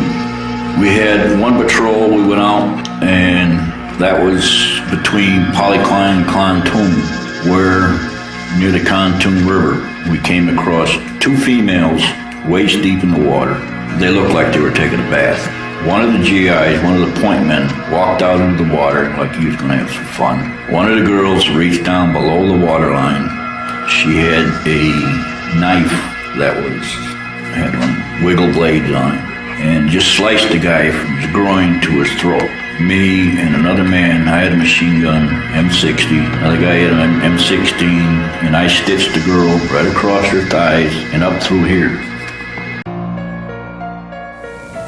Not very sane, but again, people weren't even aware of what was happening. In 1972 and 1973, a series of murders shocked Northern California. college girls began to disappear while hitchhiking. When I attacked her, she didn't at first realize what was happening. I was picking up some very lovely young women, severing a human head, 2 of them, at night, and I'd be walking up the stairs with a camera bag that belonged to a young woman that had her severed head in it. I cut off her head, and I humiliated her corpse. She sees the blood on my hands. "What are you doing?" She pulled back and she gasped. And I kept on just mindlessly attacking. She falls back into the trunk. I just killed a young woman. I slammed down the lid of the trunk. She's dead. She's dying. Anthony Palma creeped into Shannon's house, kidnapped Kirsten, murdered her, disposed of her body, then lived 2 doors down for many, many years without a conscience. You know, we were shocked, we were thrilled, and also heartbroken. And we're heartbroken by the fact that we may never know where Kirsten's been buried or what happened to her body. Clabe says he's been in contact with Kirsten's mother, Shannon.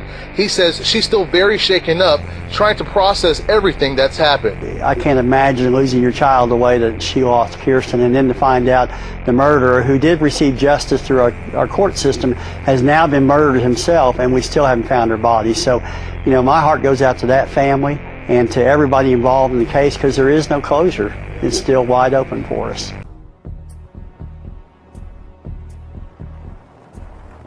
We got in the van, and I said, "George, you really sincere with the fact that you had hurt my family and to get back at me?"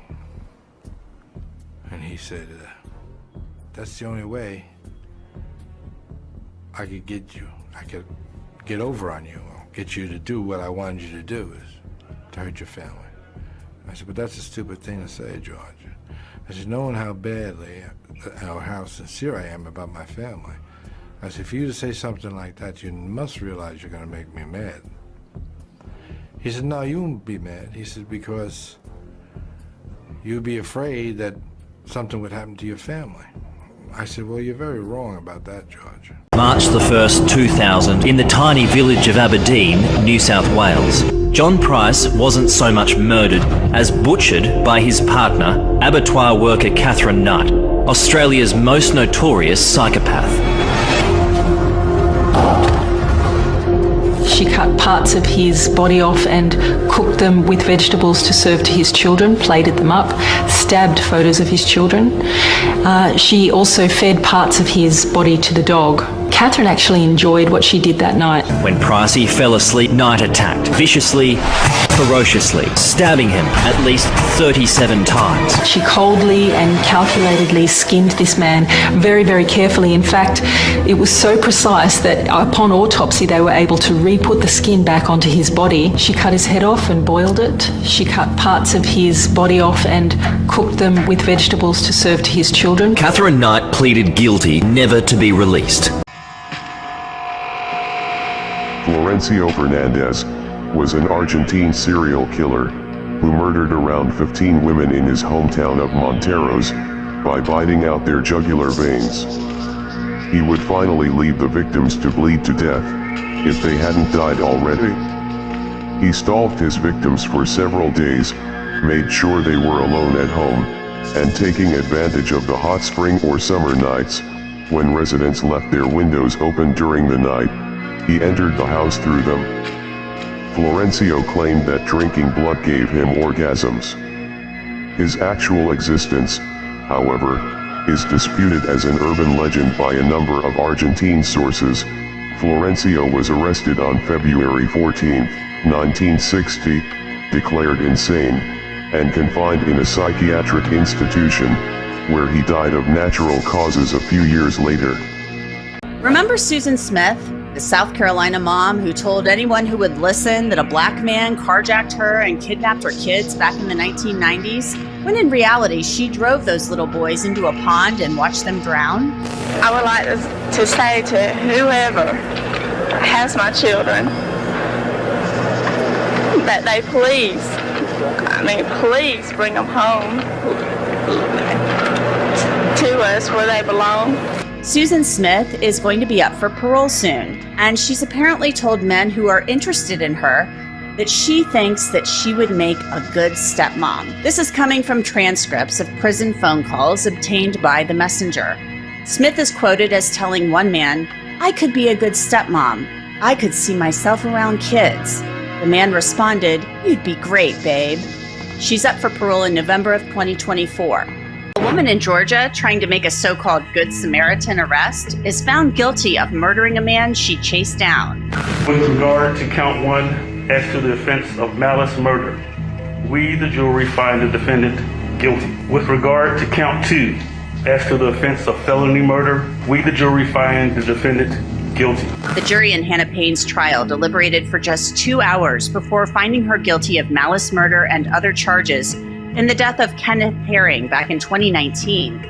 Payne couldn't hold back tears as those verdicts were read. The jury found she defied a 911 call taker who told her not to follow Herring in her car after he hit another vehicle and kept driving.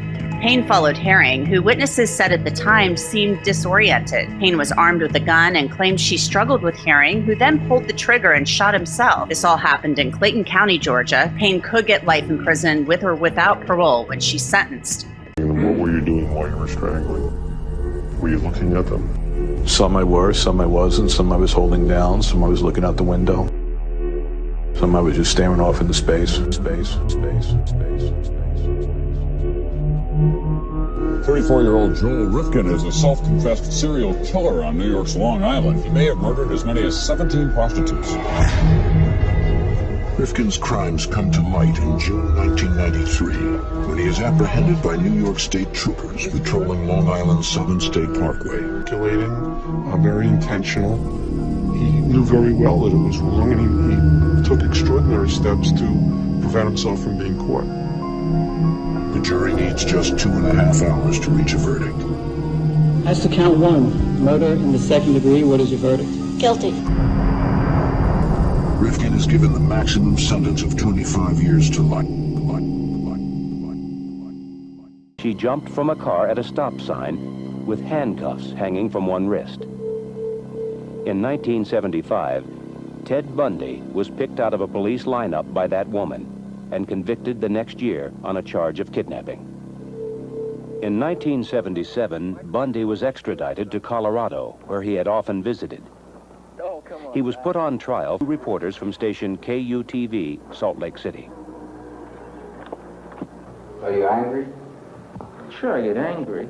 I get very, very angry and indignant. I don't like being locked up for something I didn't do, and I don't like my liberty taken away, and I don't like being treated like an animal, and I don't like people walking around and ogling me like I'm some sort of weirdo, because I'm not. You think about getting out of here? Well...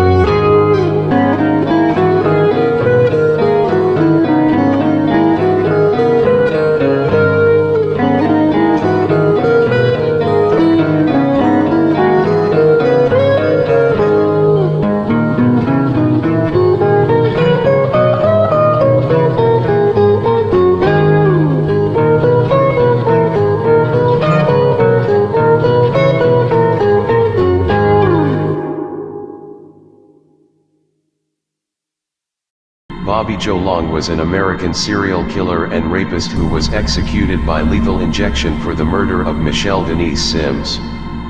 He was initially known for raping about 50 women by contacting them through classified ads. He thus earned the nickname of the classified ad rapist. He later moved to Tampa Bay and went on a rape and murder spree.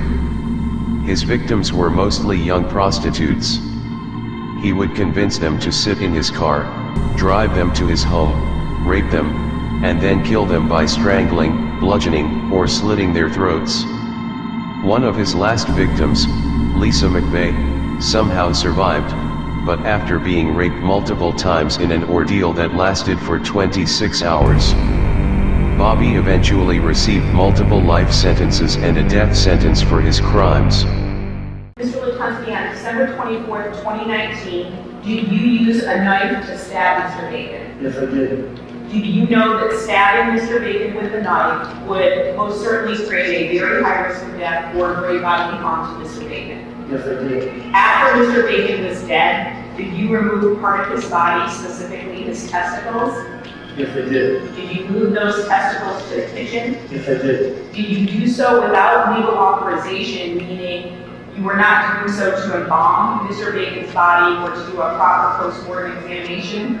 No, I didn't. Your Honor, I believe that's sufficient factual basis for both counts. Mr. Lutonski, the court agrees with the attorneys. The court does find him guilty of open murder and dismembering a body, and your conviction now is made part of the record of this court. We cannot, however, give you a sentence yet because we're not finished. We have to have a degree hearing. I don't think normal people are outside of the world can visualize that. Just like right now, you just touch people and hold them, and your kids and stuff. Sorry, I'm struggling. This was one of the few moments during the interview where Rader revealed any emotion when he was talking about himself and his family. Well, anyway, again, people don't realize that once you're gone, you can't go out fishing, walk your dog, hug your wife because you want. Go to the movie, have a piece of hamburger, it's all gone. It's all about him. Sheriff's deputies say they found the body of Valerie Tyndall buried in a homemade box in the yard of a neighbor her family trusted. Tyndall hadn't been seen alive since June 7th.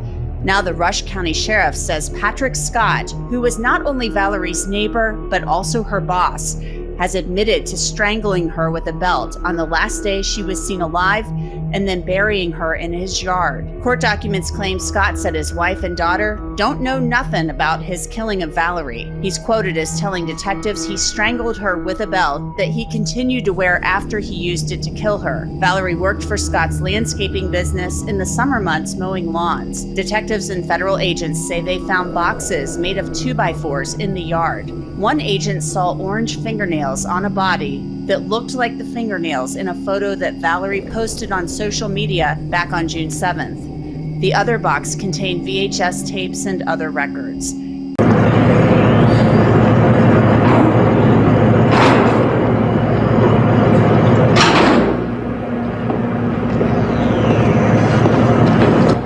What makes a serial murderer tick? Other than the experts all jumping up to give their opinions, which have been doing for a lot of years, and unfortunately they don't hit too well. They don't have too good of a track record. And knowing some of those characters and watching how easy it was for me to stumble into what I did. I didn't go into it pre-planned or anything, but because, while a lot of people can stereotype the type of criminal that a serial killer would be, society has to loosen up its belt a bit and admit that jailers, like at the Tucker farm down in Arkansas, who get tired of recalcitrant troublemaker inmates, take them out back and kill them and bury them, are serial killers. Different motive. Roberto Jose Carmona, known as the Human Hyena, is an Argentine thief, rapist and serial killer, initially imprisoned for killing a teenage girl in 1986. Carmona proceeded to kill 2 inmates in separate incidents and culminating with the murder of a taxi driver during an escape attempt in 2022. When he was 23 years old, he robbed 3 teenagers and kidnapped one, a 16-year-old girl named Gabriela Seppi. He proceeded to rape and kill Seppi, then abandoned her body on the outskirts of the city. She wasn't found for 29 days, causing widespread fear throughout the city. Even after authorities arrested Carmona and he confessed to the crime, Carmona is considered one of the most dangerous murderers in the country's history, and is the second longest serving prisoner. He is currently imprisoned at Cruz Dalej Prison. The Patras Park murders are a series of 13 murders of gay men. The murders were committed between 2007 to 2009. The unidentified killer was dubbed the Rainbow Maniac because the gay pride flag has the colors of a rainbow. The victims were all between 20 to 40. All of the victims were shot in the head, except for one victim. He died from blows he received to the head. The serial killer's last victim was shot 12 times. According to the witnesses that came forward, a retired state police sergeant, Jairo Francisco Franco, was responsible for these murders. The witnesses saw Franco multiple times at the park. One even claimed to have seen Franco shoot a gay man 12 times. Franco was released in 2011 after a trial, where he was proven not guilty.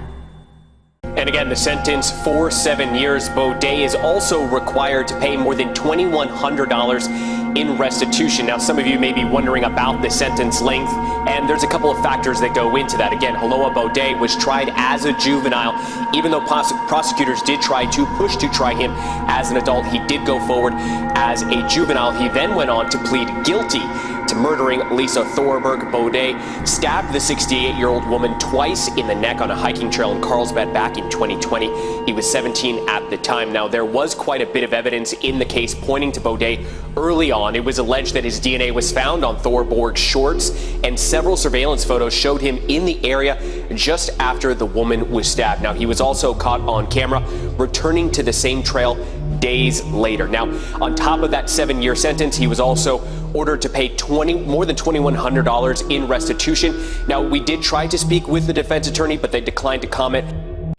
Robert Christian Hansen was an American serial killer known as the Butcher Baker, not receiving the attention he wanted from the attractive girls in school. Hansen grew up hating them and nursing fantasies of cruel revenge.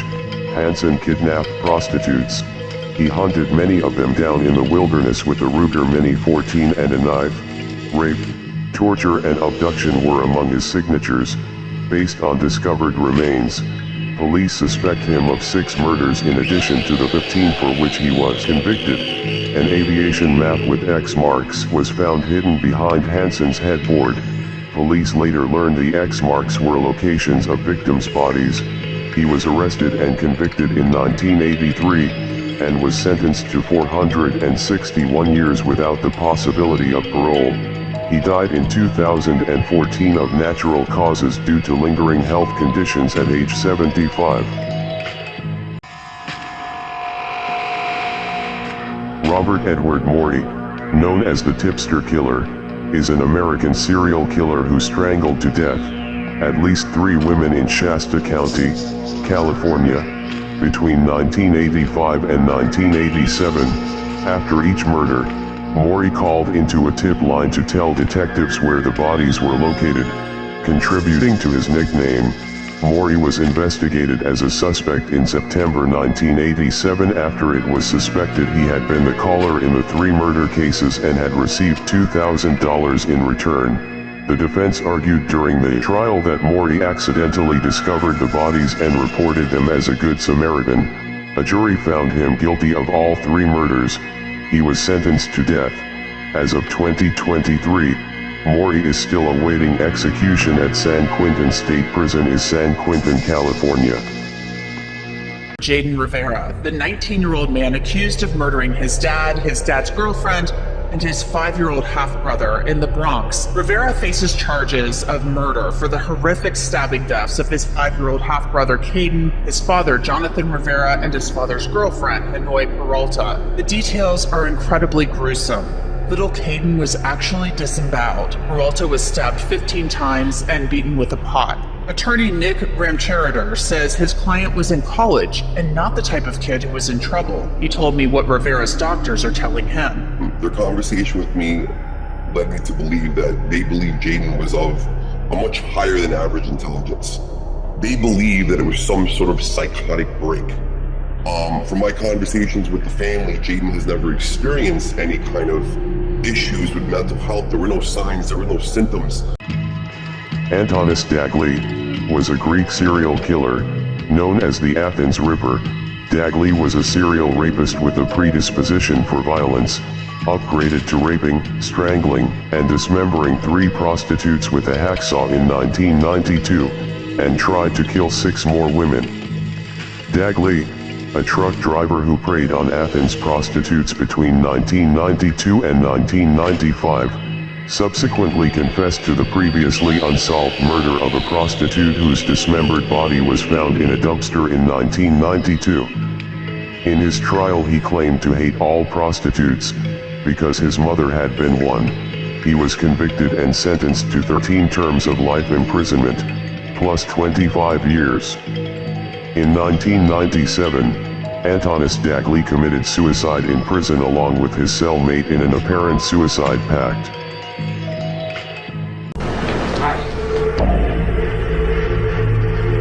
Gerard John Schaefer was a sheriff in Florida when he was denounced by 2 victims who had only just escaped from his grasp. He used his badge to gain trust from his prey. Condemned to life in prison in 1973 for the murder of 2 young women, he is initially considered responsible for the deaths of 32 other victims, before another 100 are cited. Gerard Schaefer was killed by another inmate in 1995. Well, I was originally accused of killing 34 women, but nobody has ever managed to come up with 34 names, jurisdictions, or anything else. It's a false accusation. And what is your conviction? I was convicted of killing 2 in Fort Pierce. I was never shown to be at the crime scene. There was never any link between me and the people that were killed. Sometimes he would reenact the crucifixion when we were on LSD, and it was very realistic. I would die for you, and then the questions would begin. Would you die for me? And what was the philosophy that Manson was offering? It had begun with the notion of oneness and the power of love, but over time, it grew steadily more paranoid. The messages to the family grew steadily darker. There was no right or wrong, and life and death were really the same thing. In fact, death could be a welcome step on the way to a better world. Katerina Pandila, the Angel of Death, was a nurse. She was convicted for the murder of a 79-year-old bedridden woman by injecting her with insulin at a rehabilitation center in March 2007. She was also found guilty of trying to kill a healthy, 8-month-old baby boy, the son of a relative, with a potentially lethal dose of insulin, at a family gathering, only days before the murder. The fact that a defenseless child was involved was taken as an aggravating circumstance. She was apprehended, put on trial, and convicted of the murder of the patient, and the attempted murder of the baby. She was sentenced to life in prison, on May 19, 2009. She committed suicide in prison, on March 8, 2010. In the 1970s, Ted Bundy is believed to have murdered dozens of women and girls all across the country. He decapitated at least 12 of his victims, escaped twice from jail, and killed even more women while on the run. In fact, his own attorney reportedly called him, quote, the definition of heartless evil. Bundy was sentenced to death and died in a Florida electric chair in 1989. But before he was executed, he confessed to killing some 30 people, including 2 right here in Idaho. Absolutely horrified that I was capable of doing something like that, to have been possessed by something so awful and so alien. When I first read the file, which at the time was nothing more than a compilation of several different unsolved homicides, the more you looked for connections, the less you found in this particular case, because there was different types of murders, different devices used. The final method that was used was in fact the introduction of a undercover federal agent, Dominic Polifrone, who was able to win Mr. Kuklinski's confidence and was able to record conversations where he detailed his participation in these murders. On December 17th, 1986, the Special Task Force set up a roadblock and arrested Richard Kuklinski outside his home in Dumont, New Jersey. they felt they had all the evidence they needed for a conviction.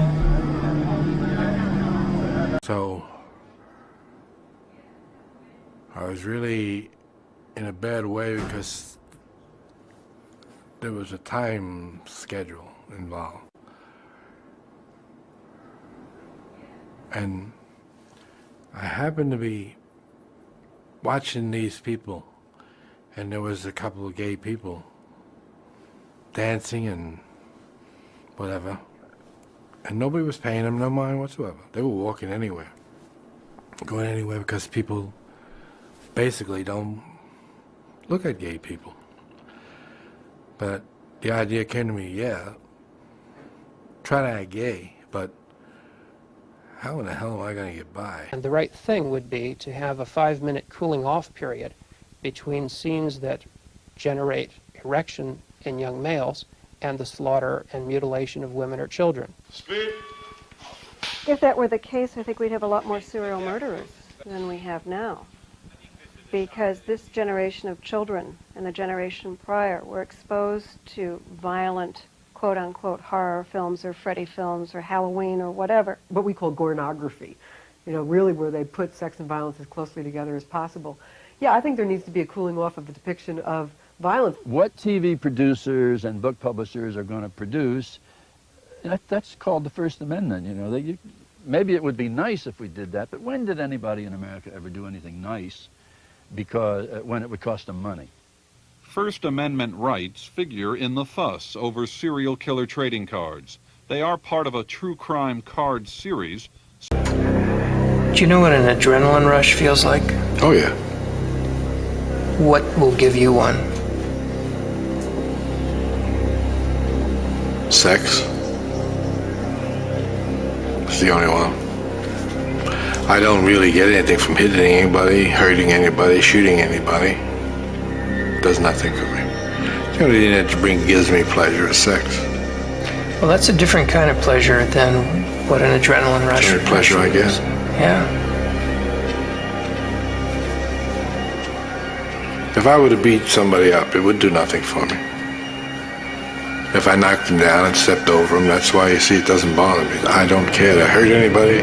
It does nothing for me. Killing someone else. But you could never get a feeling out of it. I never got one, though. It was disappointing. The atrocious crimes I've committed has continued as the Sedgwick County is a monster.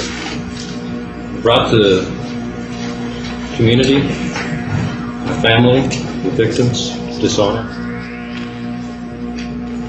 And it's all self-centered, as what you could call, I would call a sexual predator. Today is my final judgment. For me, the last couple of days in court, presented by the state, their PowerPoint presentation was very powerful.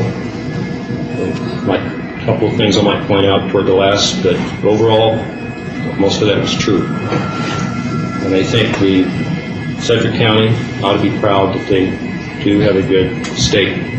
That the evidence was there earlier, DNA, floppy. There was no way that I was going to get out of this. One more gruesome case closed, but others have yet to open, with new challenges for those who track the killers. I more or less put myself in prison. I mean, if I had never confessed, they probably never would have figured it out. Women are going to become more involved in classic forms of serial killing that meet the definition. I see younger victims. I see younger killers. At the moment, the U.S. leads in the number of serial killers per capita, and I think that will continue for some period of time. But I would expect for England and Japan to catch up before too long. We don't have the commitment from the people that hold the purse strings to be able to investigate these type of cases for any long period of time. Sergei Golovkin was a Soviet-Russian serial killer known as the Fisher. When Golovkin was 13 years old, he began to exhibit sadistic tendencies, including catching a cat in the street and bringing it home, where he hanged it and then decapitated it. Golovkin tortured, raped and killed at least 11 young boys in his garage basement and the forests outside Moscow. Between 1986 and 1992, Golovkin would rape and sodomize the boys while cutting their genitals, torso, and throats. He was sentenced to death and was the last person executed in Russia before the death penalty was abolished in 1996. On August 2, 1996, Sergei Golovkin was executed by a single gunshot to the back of the head in Moscow, Russia. On the afternoon of April 29, 1982, Hoffman arrived at a warehouse leased by Kuklinski. Like numerous victims of the Iceman, he had been set up for a phony business deal. Paul Hoffman was a pharmacist, and he was looking for a quick buck. He was out to purchase a drug called Tagamet. He was carrying $25,000 in cash. I put the gun under his chin, and I said, "There is no merchandise." And I shot him. He didn't die. I took the tire iron and hit him with it, which knocked him out. And he died. I then took him and put him in a 50-gallon drum. Serial killing, I think it's at epidemic proportions. The types of crimes you're seeing today did not really occur with any known frequency prior to the 50s. An individual taking 10, 12, 15, 25, 35 lives is a relatively new phenomena in the crime picture of the United States. The FBI Academy, even experienced lawmen have something to learn about this new phenomenon. I feel that serial murder is becoming somewhat of an epidemic problem in this country. We're finding that more and more people are involving themselves in this type of crime. Prior to 1950s, we did not see this type of crime in any significance. Today, you can hardly open a newspaper without seeing information concerning a number of crimes that have gone on across the country where people are killing in serial fashion. It's happened in New York. In Solon Township, that you're both charged with what they call felony murder while in the perpetration or attempted perpetration of child abuse in the first degree. They're alleging that you murdered one Mary Welch. That is a charge called homicide felony murder. It is life without parole. It requires a DNA sample to be taken upon arrest, which is often like a cotton swab or in the inside of your cheek. The second offense that you're both charged with is called child abuse in the first degree, where they're alleging you knowingly or intentionally caused serious physical harm to a child. They're talking about this Mary Welch. It is a felony, possible penalty of up to life imprisonment or any term of years less than life. Now those are the two separate felony charges. Paul Bernardo's name brings similar reactions from most Canadians. The infamous Scarborough serial killer has been incarcerated in Kingston since 1995, when his indeterminate sentence began for the brutal murders of Leslie Mahaffey and Kristen French. Now, according to multiple sources, Bernardo has left his cell in Millhaven Maximum Security Penitentiary for a medium security facility in Quebec. La Macasa is a short drive from Mont Tremblant in the Laurentian Mountains. The convicted murderer, rapist, and kidnapper was moved discreetly. Bernardo was arrested and convicted in 1995 of kidnapping, torturing, and killing 15-year-old Kristen French and 14-year-old Leslie Mahaffey in the early 1990s near St. Catharines, Ontario. He and his now ex-wife Carla Homolka were also convicted of manslaughter after drugging and sexually assaulting Homolka's younger sister, Tammy, in 1991. Danson says both he and the families were very disappointed to hear of the transfer to a medium security prison. The Cape Cod Vampire. Tony Costa was convicted of brutally murdering and dismembering Patricia Walsh and Mary Ann Wysocki in 1969, but he's suspected of killing as many as 8 women over a 3-year period. Costa was living in a boarding house at the time of the murders, and gave off an impression of being a little bit off. He was known to have made a hobby out of taxidermy. In 1969, police in Truro, Massachusetts unearthed the bodies of 4 women who had been mutilated almost beyond recognition.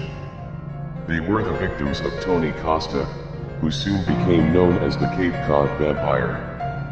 On May 12, 1974, Costa committed suicide by hanging himself in his prison cell.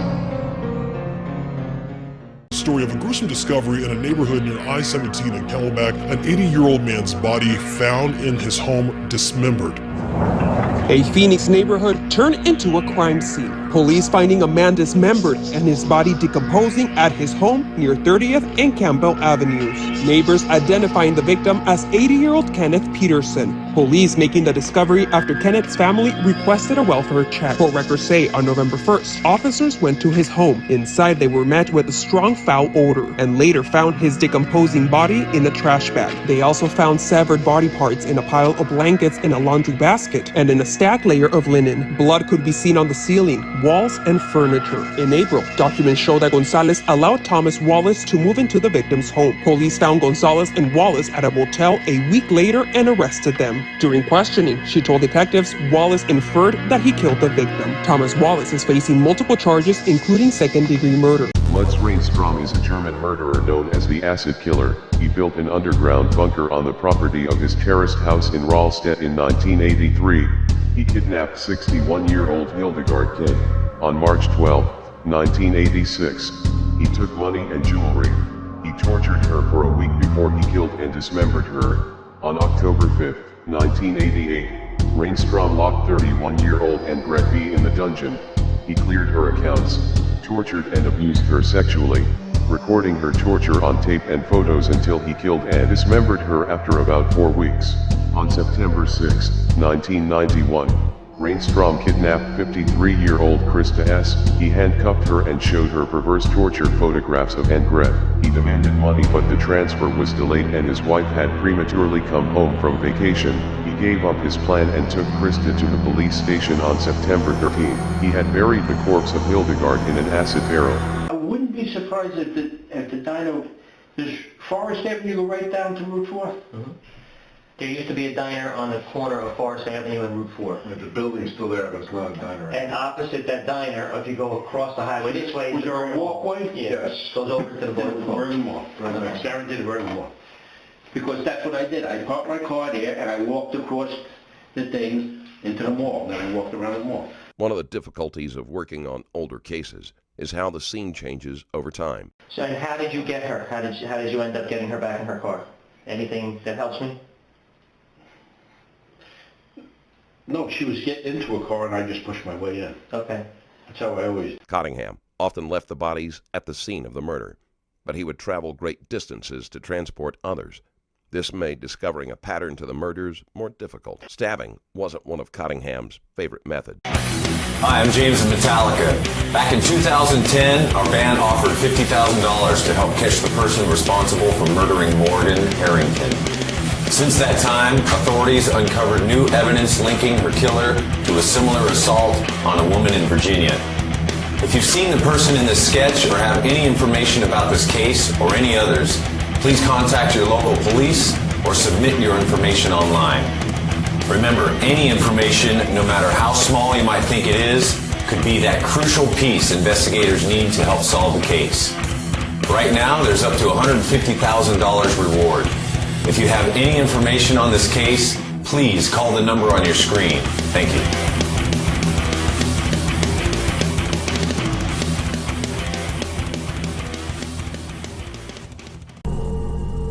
Richard Angelo, aka the Angel of Death, is an American serial killer who operated within Long Island and West Islip, New York in 1989. Angelo tried again and again, poisoning patients at the hospital and then saving them. Some patients were saved, others died. He was convicted of murdering several of his patients and sentenced to 61 years to life in prison. He has 8 confirmed kills but is suspected of killing more. He poisoned 26. After poisoning his victims, he would wait until they went into cardiac arrest, and then come by and save them in front of his colleagues. Angelo poisoned all of his victims by injecting a lethal combination of the paralytic drugs Pavulon and Anectin into their IV tubes. On January 25, 1990, he was sentenced to 50 years to life in prison. Some killings are done for profit or an unknown reason. Some are done in a rage. Others are a source of sexual pleasure to the murderer. One man who was killed for all those reasons is Henry Lee Lucas, a drifter who has murdered men, women, and children all across this country. He claims 360 victims in 8 years, by far the largest number killed by any one person, and more than the total number of murders committed in all of Denmark over the same 8-year period. Despite Lucas's appearance, many victims went with him willingly. I don't know whether it's me or whether I look trusted or what, I don't know, but they get in the car. And I go up and knock on people's doors and tell them I'm hungry, tell them I want a drink of water. They invite me right in their house. Say, come on in, yeah, come on. Which is the worst mistake they make. Chester Turner, a South Side Slayer, born November 5, 1966, is an American convicted serial killer. On April 30, 2007, he was convicted of the murders of 10 women in Los Angeles, and was also found guilty in the death of the unborn child of one of his victims. He was convicted of 4 additional murders on June 19, 2014. Prosecutors have called Turner one of the most prolific serial killers in the city's history. On July 10, 2007, Turner was sentenced to death for the 11 murders he was originally convicted of committing. On June 26, 2014, Turner was sentenced to death a second time for the 4 additional murders. While helicopters searched for him, he hid out in a cabin on Aspen Mountain for 5 days before coming back through the roadblocks to steal a car. He was rearrested a few blocks from where he had escaped.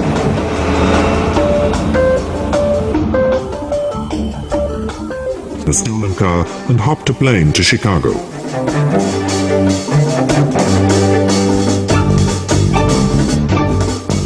From there he flew to Florida, where his urge to kill overwhelmed him. Shortly after the Tallahassee and Lake City killings came his capture in the stolen car. In happier times, 37-year-old Asiya Zubair and her 44-year-old husband Mo Hassan, who founded Bridges TV. Police converge on the station's Orchard Park studio and office. Yeah, I would say the worst that I've seen. Yeah. The victim's husband, who walked into police headquarters here in Orchard Park on Thursday evening to report his wife was dead. It's being called a brutal murder. She was decapitated, yes. Zubair was found in a hallway, but according to police, the couple had trouble getting along. There has been some history. I believe Mrs. Hassan, the victim, had just recently filed for divorce and had served the papers on Mr. Hassan. Police say Zubair and her husband were parents to 4 children. The marital issues came to light recently with police going to the couple's Big Tree Road home in Orchard Park just last Friday. Apparently Zubair felt she was in danger. We had been down there on Friday the 6th to serve down to their house to serve order protection. Randy Haight escaped from the Johnson County Jail in 1985. He was there while awaiting trials in 3 counties. He stole guns and several cars. He shot at a Kentucky State Police trooper and caused another police officer's death in a gunfight. He executed a young couple while they were inside their car. He shot the man in the face, chest, shoulder, and in the back of the head, and shot the woman in the shoulder, temple, back of the head, and through the eye. He spent all but 2 of his 15 adult years in 4 Ohio, 3 Virginia, and 4 Kentucky prisons. Randy Haight was sentenced to death on March 22, 1994, in Jefferson County, for the murder of Patricia Vance and David Omer, on August 22, 1985. Michigan serial killer Gary Taylor spent his early years in Florida. Launching his first attacks on women when he was in his teens, he began randomly attacking women with a hammer, usually near bus stops that he would loiter at in wait. Taylor was eventually incarcerated as a juvenile but was released in 1957. At 21, he drove through Detroit suburbs firing a gun at women. He wounded 2 and was billed by newspapers as the Phantom Sniper. He also robbed, raped, and stabbed a number of other women. After he killed his victims, he would cover their bodies in plastic bags and bury them on his property. In late 1973, Taylor stopped taking his medication and failed to show up at his hospital. He was subsequently classified as an escaped mental patient. Taylor was convicted on the 4 counts he confessed to and sentenced to life. Dawn says she felt trapped in her marriage with Steve and hoped a divorce would solve their problems. Was there ever a time during that you thought about taking your own life and went into the bathroom with the gun and shot it? So that is indeed... That is true. Only, no, it's not... that's a long one too. It takes many, many years of being mentally harassed, pushed into a corner. You can't go anywhere. You're trapped. It even stems from my childhood of being trapped. You know that you can't go away. You can't go someplace else. There's no place to escape to because they'll find you. They'll bring you back. You'll be punished somehow. I changed that to something ugly. And why? My mother works at the university. My mother won't introduce me to any young ladies at the university because I'm like my father, and I don't deserve to know any of those young ladies. So here she is holding these little girls up there as too good for me. Very special. If anything, I was destroying icons. I was hurting her without her even knowing it. Again, it's that picayune, little petty, ineffectual, I'm getting back at you, but I don't have the heart to tell you what I'm doing. See? Why would I admit those things on a camera? That's embarrassing. It's humiliating. And how would you select your victims? Were they... I didn't select them. It was random. And it was also the development of the passion. If I was drove, they died. Like the last 2 victims. I was so pissed I'd have killed anybody that got in a car.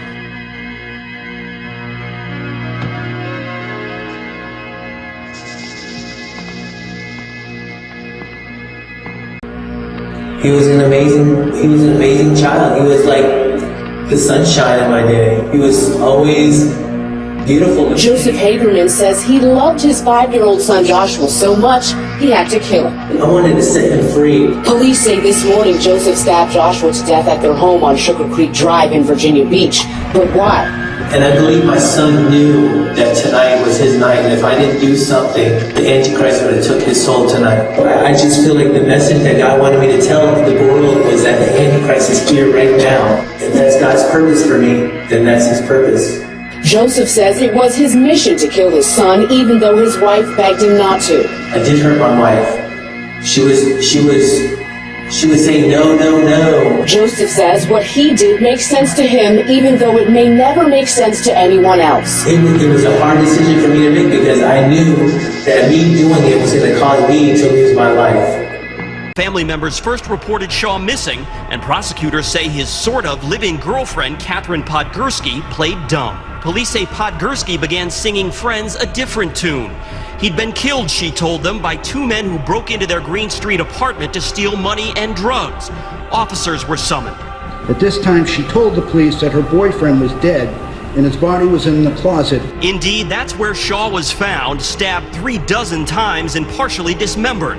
Prosecutors say Shaw was hidden under blankets and clothing as Podgorski tried to conceal the stench with kitty litter and Lysol and flipped the bloody mattress. The sheer number of stab wounds being more consistent with an attack of a personal nature rather than a botched robbery.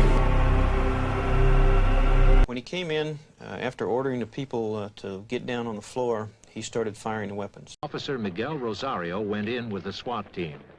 First thing I saw was a lady laying in front of the counter with a 6-month-old baby laying in her lap.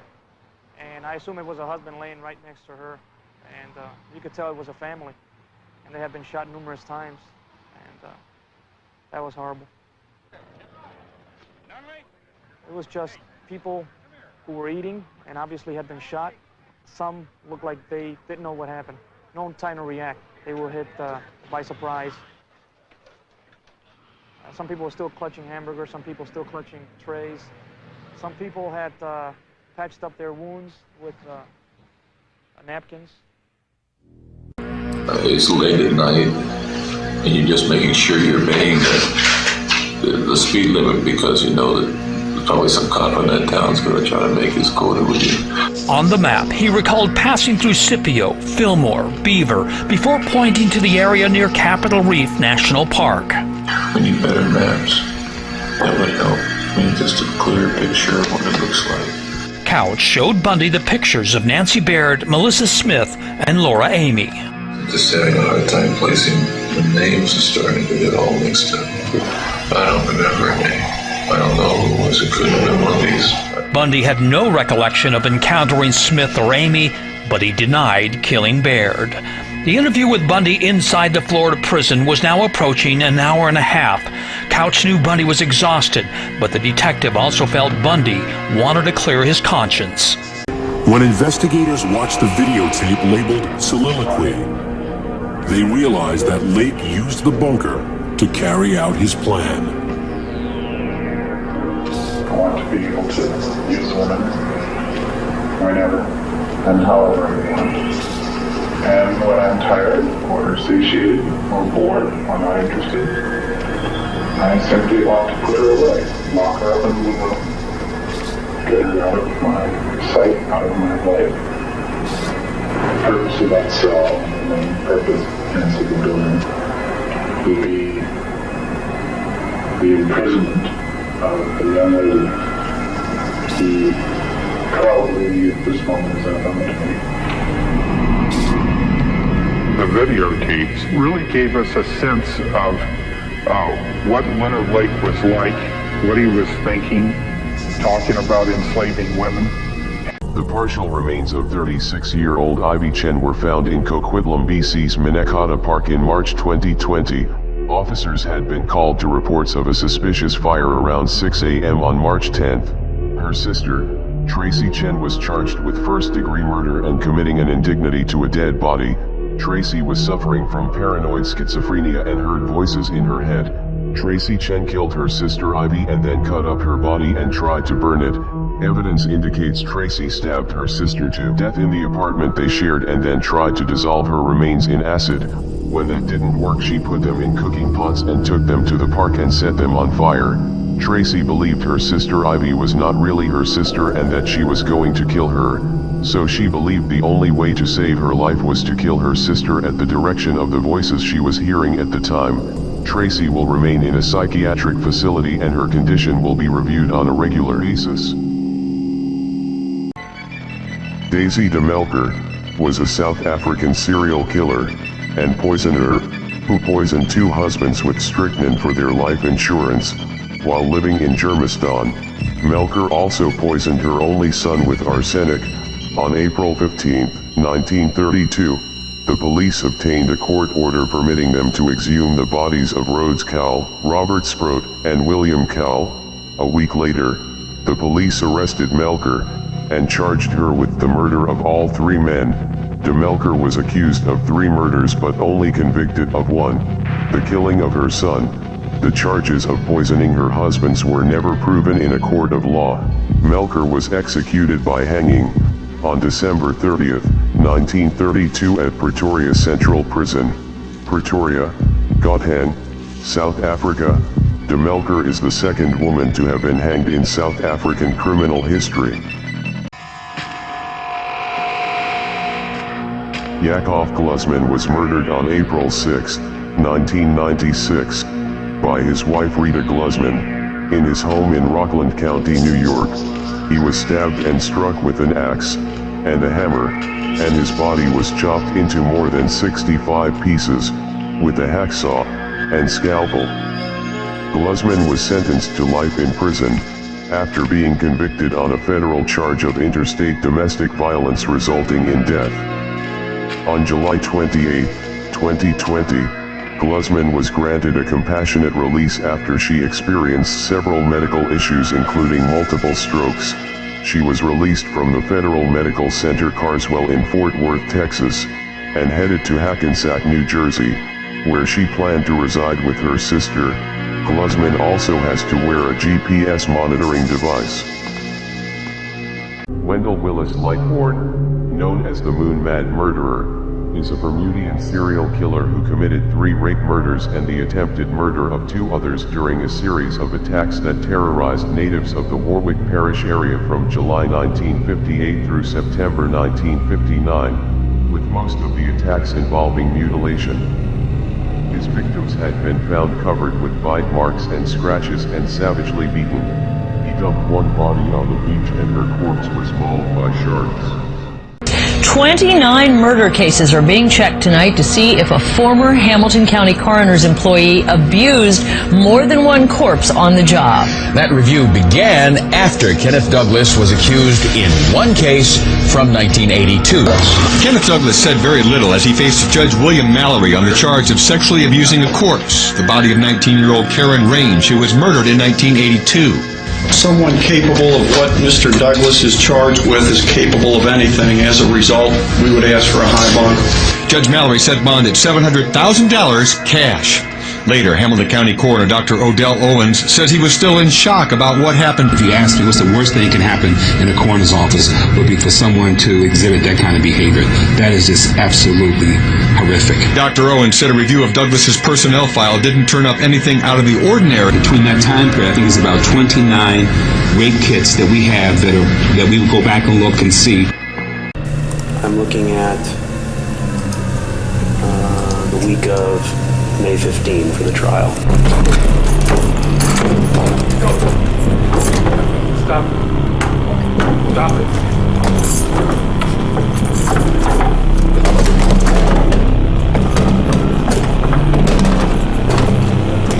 Rachel, call.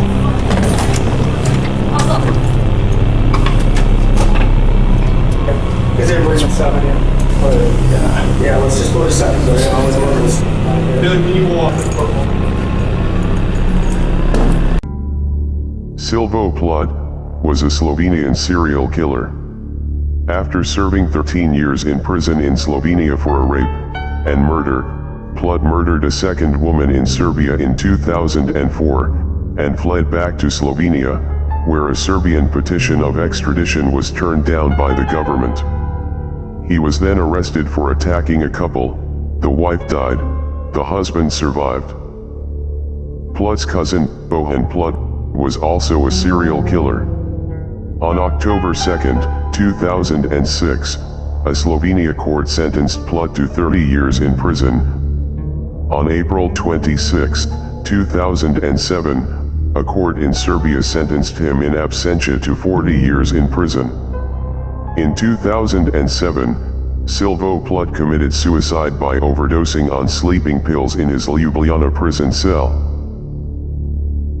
But there have been people you've been good to, aren't there? Not many. There have been people. I don't know what you consider good. Your interpretation of good might be different than mine. I don't know. What do you mean good?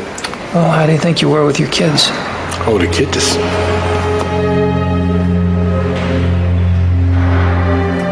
Now you're talking completely different. Now you're talking black and white. There was nothing I wouldn't do for my children. Nothing. I'd kill everybody in this room for them. That's just to show you a point. Not that I would or want to, I'm just saying I would. If it meant I had to for them, I would do it without even thinking twice. It might upset me, it might hurt me, but I would do it. To prove himself, he auditioned for Mafia capo Roy DeMeo. Said, well, I would expect you to, if you came with me, I'd expect you to, if I told you to whack somebody, you'd whack them without any question. So I said, well, I could probably do that. So he told Freddie to get the car, got the car. He and I got in the back seat. Freddie was driving. We drove someplace, I don't know where it was someplace in New York. And we were sitting there for a while. We got to where we were going. We were sitting there for a while, and a man came in the distance. He was walking his dog, it looked like. So he said, all right, take this guy down. So I got out of the car and I started walking towards the man. The man was walking his dog just like a regular guy. As he passed me, I turned around and shot him.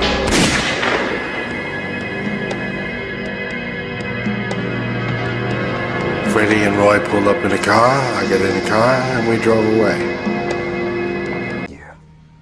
So where were you right before you went to the garage? Where were you when you made up your mind to do it? I was in the living room. Why kill her that night?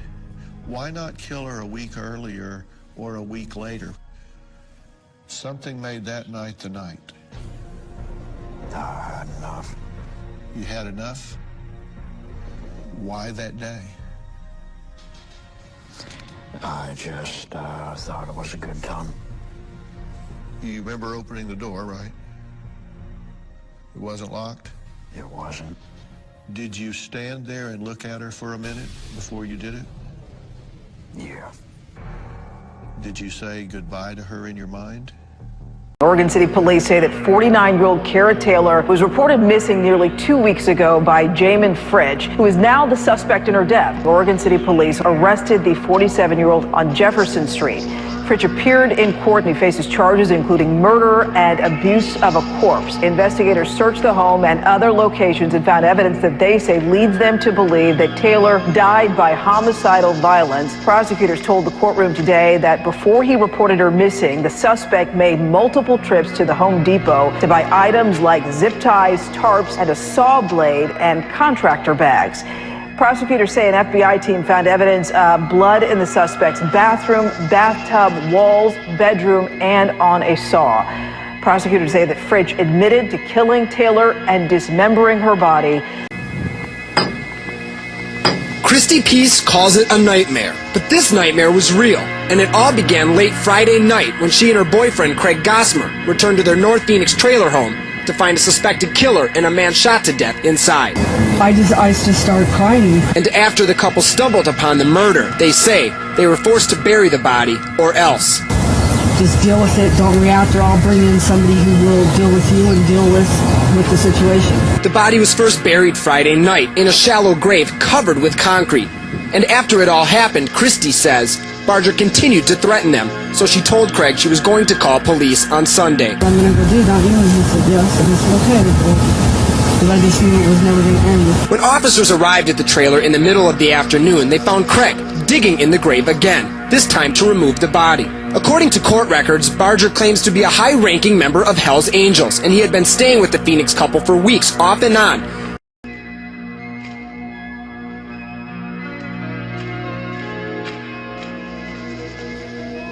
They got me pissed. United States Supreme Court, you fucking... I'm telling you, man, you motherfuckers keep fucking with my goddamn execution. There's gonna be bloodshed. I'm sick of this. Get their fucking warrant signed.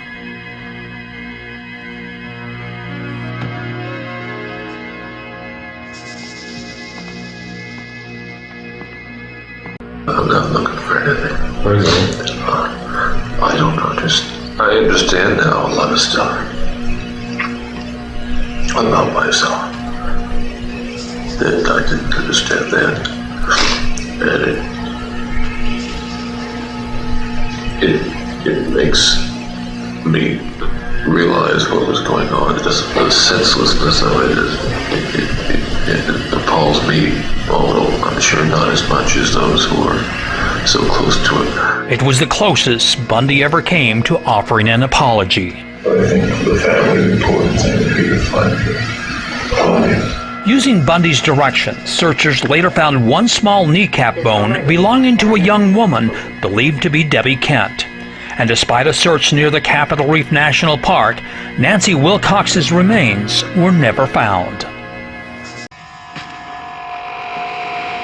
Paul Lagershof was a German railway worker and serial killer, known as the S-Bahn murderer, stalking female victims around Rummelsburg on the Berlin Line during World War II. Between 1939 and 1941, he lurked aboard empty carriages waiting for potential victims, He relied heavily on the fact that lone female passengers were not suspicious of a uniformed employee of the S-Bahn. Oggersau would attack, strangling, or striking the victim in the head with a 2-inch thick piece of lead-encased telephone cable. He was a sadist who killed for sexual satisfaction.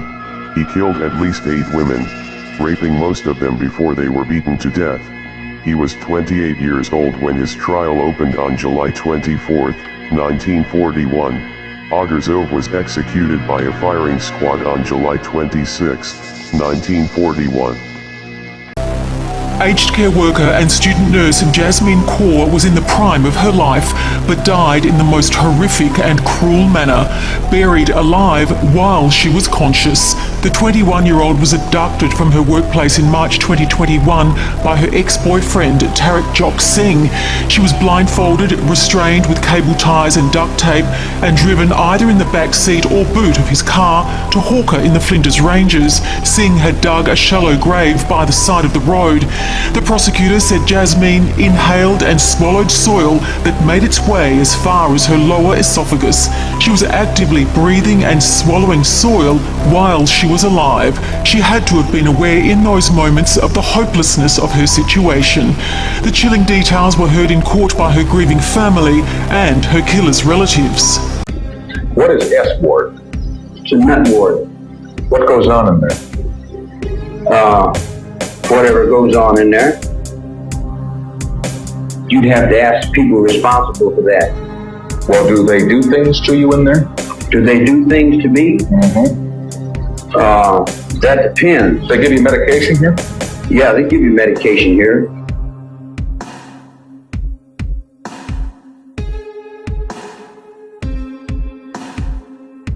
You have medication now? No. No, it took me about a few years to get off the medication. The medication has toned me down quite a bit.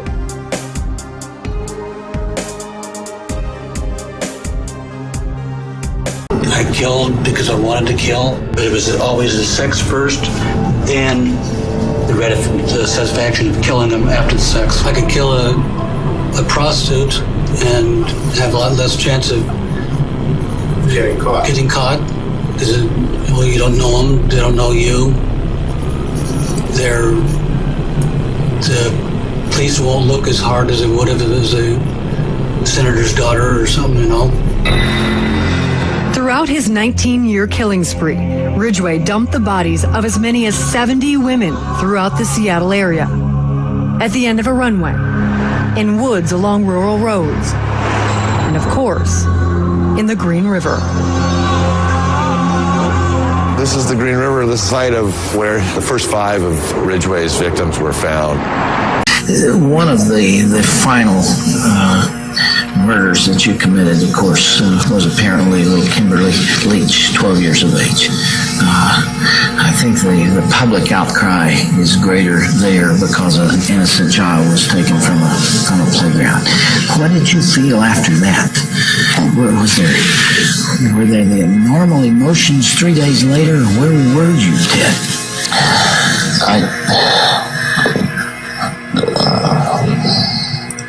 I can't really talk about that right now. It's too painful. I would like to be able to convey to you what that experience is like, but I can't. I won't be able to talk about that. Okay.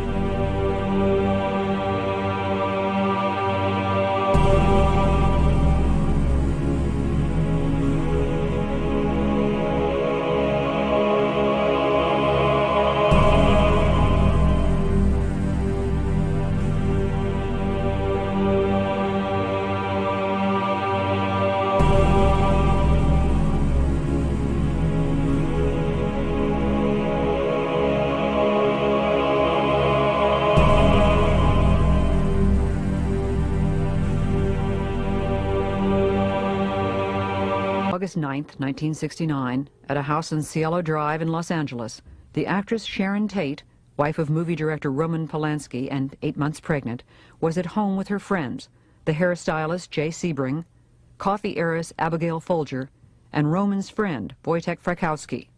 A young man named Stephen Parent was also on the site, visiting the home's caretaker. That night's murders began with some preparations at Spawn Ranch.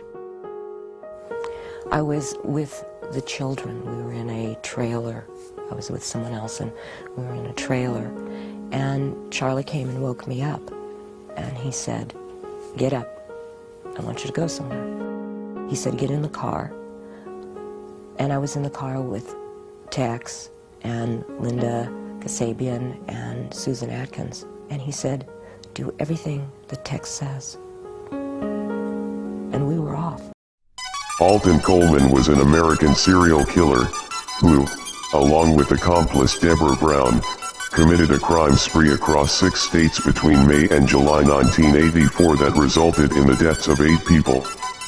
During his crimes as a serial killer, he was known to rob, torture, strangle, stalk, rape, mutilate, and murder his victims.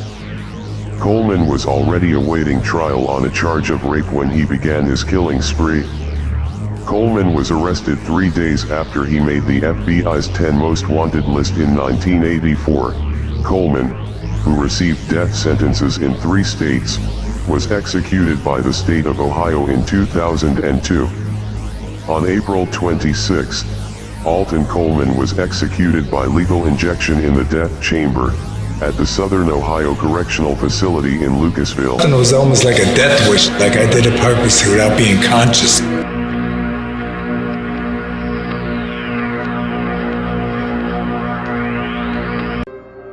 John Wayne Gacy, aka the Killer Clown. Classification: serial killer. Characteristics: rape. Number of victims: 33. Date of murders: 1972, 1978. Date of arrest: December 21, 1978. Date of birth: March 17, 1942. Victims profile: boys and young men. Method of murder: strangulation. Location: Chicago, Illinois, USA. Status: executed by lethal injection in Illinois on May 10, 1994. C.G. Katagiri was a deranged pilot, flying Japan Airlines Flight 350, holding 174 passengers and crew. In 1982, he crashed the plane, killing 24 people and injuring dozens. His troubles started around the fall of 1976. C.G. started feeling different and noticed a decrease in his self-confidence. He also started seeing hallucinations. The crash caused 54 passengers to have slight injuries, 95 passengers to have serious injuries, and 24 passengers to die. Most died when they were thrown into the sea and drowned, while others died of head injuries and other injuries. C.G. was admitted to the Tokyo Metropolitan Matsuzawa Hospital for treatment. Katagiri has since been released from psychiatric care and lives near Mount Fuji.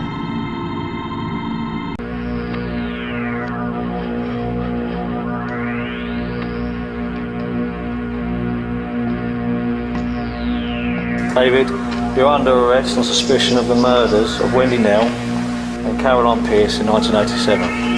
Do you understand? You do not have to say anything, but it may harm your defence if you do not mention, when questioned, something which you later rely on in court. Anything you do say may be given in evidence. You are being arrested to secure and preserve evidence by means of questioning, so we can conduct searches, so forensic samples can be obtained, and to prevent your disappearance. Do you understand? Sentenced to 25 years for murder, 19-year-old Christopher Plaskin uttered just 5 words in court. Thank you, Your Honor. Demurely declining the offer to speak about the heinous stabbing death of 16-year-old classmate Marin Sanchez, whom authorities say he killed inside their high school on prom day 2 years ago because she wouldn't go to the prom with him. Back in March, Plaskin pled no contest to the crime in exchange for the 25-year sentence. His lawyers said he was considering an insanity defense. Plaskin could be eligible for parole in 13 years, having already served 2 years while waiting for trial. David Berkowitz, 24, called himself the son of Sam. He believed a neighbor's barking dog was the devil's voice ordering him to purify the world. During 1977 in New York City, he killed teenage lovers in parked cars. When arrested, he said, "People say he's smiling, so he must be happy he killed them. I wasn't happy. I just had a job to do and was doing it." Not only do they often murder strangers, the serial killers don't always strike the same way. Los Angeles homicide detective Frank Salerno saw that in his hunt for the Night Stalker, Richard Ramirez. He killed in just about every manner known, except poisoning. I mean, he used guns, he used knives, he stomped a woman to death with a shod foot, he cut throats, he stabbed, he strangled with his hands, he strangled with a ligature, he used a tire tool. So if you were just going to go by traditional methods of connecting cases, like you would bank robberies or burglaries, you'd never connect a guy like Richard Ramirez. I would have killed until they gunned me down. I wouldn't have been able to reason my way out of it. I was scared to death and I was violent. I felt my back hit that wall. I was the rabbit that always ran, that always backed away, always burned his bridges. And suddenly there weren't any more. And my back hit that wall and I came out screaming and kicking and shooting. He was released to the one person that authorities at the state mental hospital recommended he never see again. I got paroled to my mother. Atascadero decided that I didn't never need to talk to her again at all. Don't give her a Christmas present. Leave her alone. She got her pound of flesh out of you. I wasn't sniveling about my mother to them. I didn't like to hear what they had to say about her. She went through 3 husbands like a hot knife through butter. 4 months after I was out, I was back into the fantasy bag. My first date was an absolute disaster. It wasn't her fault. Saw himself as a very competent serial killer who should stand out in the history books. How do you plead to the charge of aggravated murder in the first degree as charged in count 19 for the death of Linda Rule? Guilty. Facing the death penalty, Ridgway confessed to 48 murders. Guilty. In exchange for a life sentence. Releasing my sexual part, then my hate jump in. My hate to kill him. As part of his plea deal, Ridgway agreed to speak with investigators in grim detail about his 2-decade-long killing spree. Pleasure in killing is to be controlled, to have sex with them if I wanted afterwards, and to take away another woman so she won't hurt anybody else. So she won't hurt anybody else? You know, like my ex-wife did and everything. Because when I had come to that point, and that point, that is the last point they come to. I don't back off once I go forward. Once I go forward and I take a gun, I do not back off. You almost made me mad. I know. What made you mad about that? I don't know, but you almost did. Can you figure out what it is? No. Try to look at it. Look at what made you mad there. I don't know. I think it must have been something you said. Yeah. Obviously, but I don't know what it was. Could it be that I was challenging you and it sounded judgmental? Could be. Did you feel I was criticizing you? Yes. Is that what did it? I think so. I think that's the part that did it. Who used to criticize you the most? Of course, my father. Yeah. Let's go back then to those roots. First of all, you, as I understand it, were raised in what you consider to have been a healthy home. Absolutely. You were not physically abused. You were not sexually abused. You were not emotionally abused. No, in no way. And that's Part of the tragedy of this whole situation is because I grew up in a wonderful home with two dedicated and loving parents, one of 5 brothers and sisters. A home where we as children were the focus of my parents' lives, where we regularly attended church, 2 Christian parents who did not drink, they did not smoke, there was no gambling, there was no physical abuse or fighting in the home. I'm not saying this was Leave It to Beaver. It wasn't a perfect home. Well, no, I don't know that such a home exists, but it was a fine, solid Christian home. Did you fly over here from Utah? Yes. Did it worry you all the way over that you might be killed in a plane crash? No. Are you thinking about it now, going back? Same here. I think I stand about as much chance of dying in front of a firing squad or in a gas chamber as you do being killed in a plane flight home. Let's hope you don't. But so you don't lie awake at night thinking about it? Not a moment. Honest to God, not a moment. Because it's not going to happen. Are you going to be a free man? Do you think then about being a free man? Sure. Yeah. And you think when I say there is circumstantial evidence that I'm in left field, there isn't circumstantial evidence? I know there isn't. You're dealing on the outside, I'm on the inside. Okay? I mean, you have access to information, but I'm on the inside. I don't know if I have any feelings. I don't think any, I mean, maybe that's my birth defect. I wasn't even born with feelings. I don't know. Because I've never felt anything about anything. You can look back and see in some cases, causes. But the really frightening cases there are a fair number of cases that come through here where you have people that are child molesters for really no apparent reason in their background. So there may be a lot of Wesley Dodds or potential Wesley Dodds out there. There definitely are.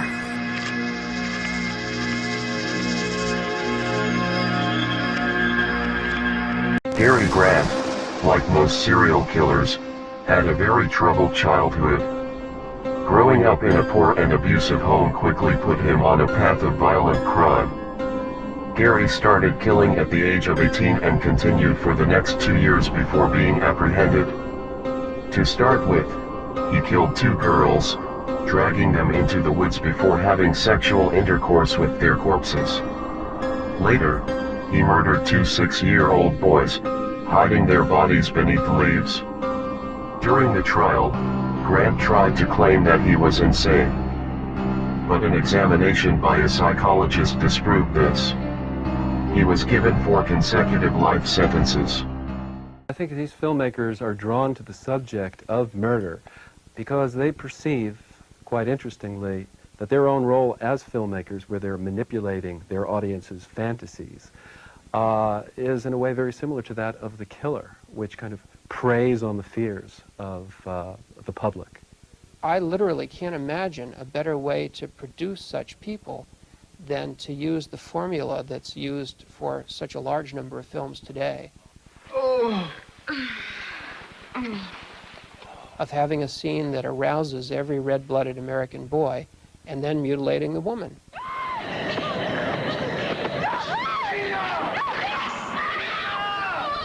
I don't think that you're going to solve the problems of a society by stopping its art forms. You know, I just think it's as simple as that. It's scapegoatism. If there were responsible persons in the media, they would be perfectly free to do the right thing. Of the 40 people shot, 19 survived.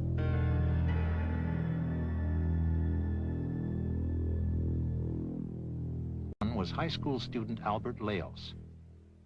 How many times were you shot? 4. What are you angriest about? Well, I just wish I wouldn't have been there at the time, that's all. But there was nothing we could do about it, because it could have happened anywhere. 11-year-old Josh Coleman was coming up the driveway with 2 friends. As you were going toward McDonald's, did you have any idea something was happening there? No. Did anyone yell at you or something? Yeah, from across the street, a man yelled at us. What'd you think? I didn't understand what he was saying. Yeah. Where were you hit? All on my arm, and on my back, and right here. Gein, he's creating items from most of it's genitals and vaginas and nipples and these sorts of things in addition to skin. In Gein's case, he was wearing human skin, getting into human skin, this type of thing.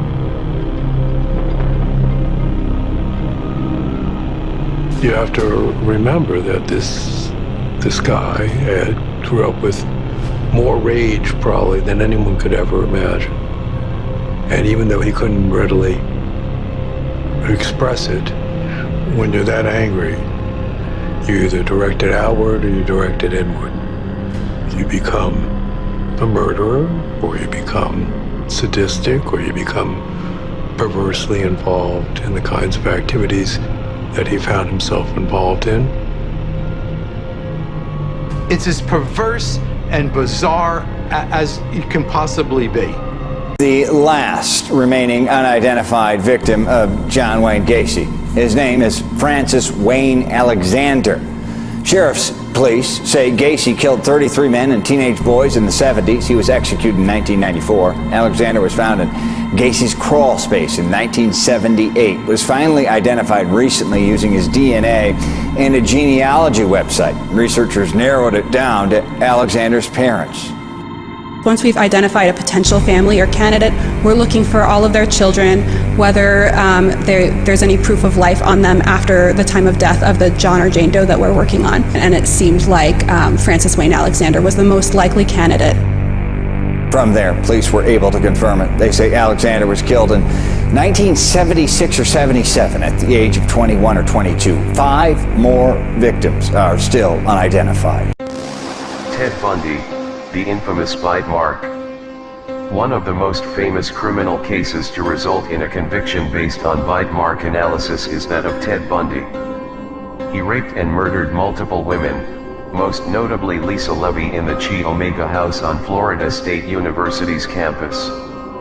Bundy had bitten Levy's buttock, leaving a mark for forensic scientists to use to their advantage.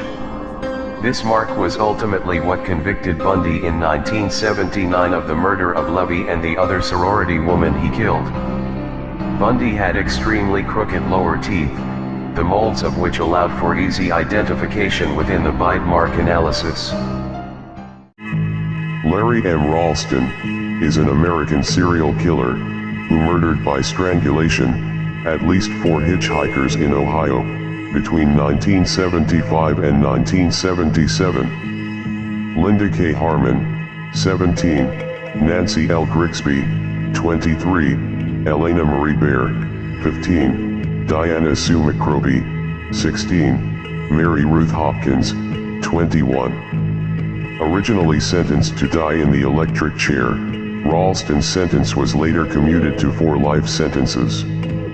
One conviction was overturned, but in 1984, he received another life sentence for murder. He remains imprisoned. Despite multiple parole applications, Ralston is still alive, currently imprisoned at Madison Correctional Institution. He is now 74 years old.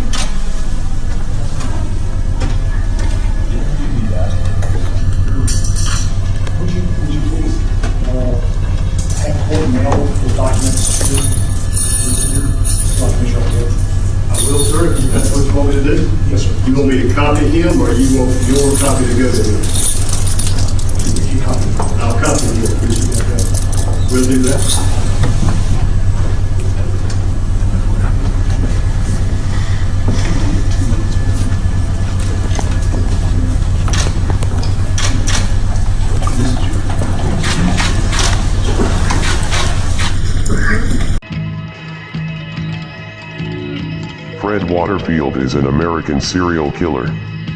The killing cousins confessed to, and were convicted of 6 murders in Vero Beach and Indian River County, Florida in the 1980s. Waterfield had an accomplice, his cousin, David Allen Gore, and the pair were dubbed the Killing Cousins. During his crimes as a serial killer, he was known to torture, strangle, stalk, rape, mutilate, and murder his victims. He was raised by his uncle, David Gore's father. Gore was executed by lethal injection in 2012. In 1985, Waterfield was convicted of 2 murders and sentenced to life imprisonment. Fred Waterfield is currently serving 2 consecutive life sentences at the Avon Park Correctional Institution in Florida. Even with someone as charming and clever as Bundy, there were people who got away from him. My friend's daughter got away from him because she had been taught not to get in the car with strangers.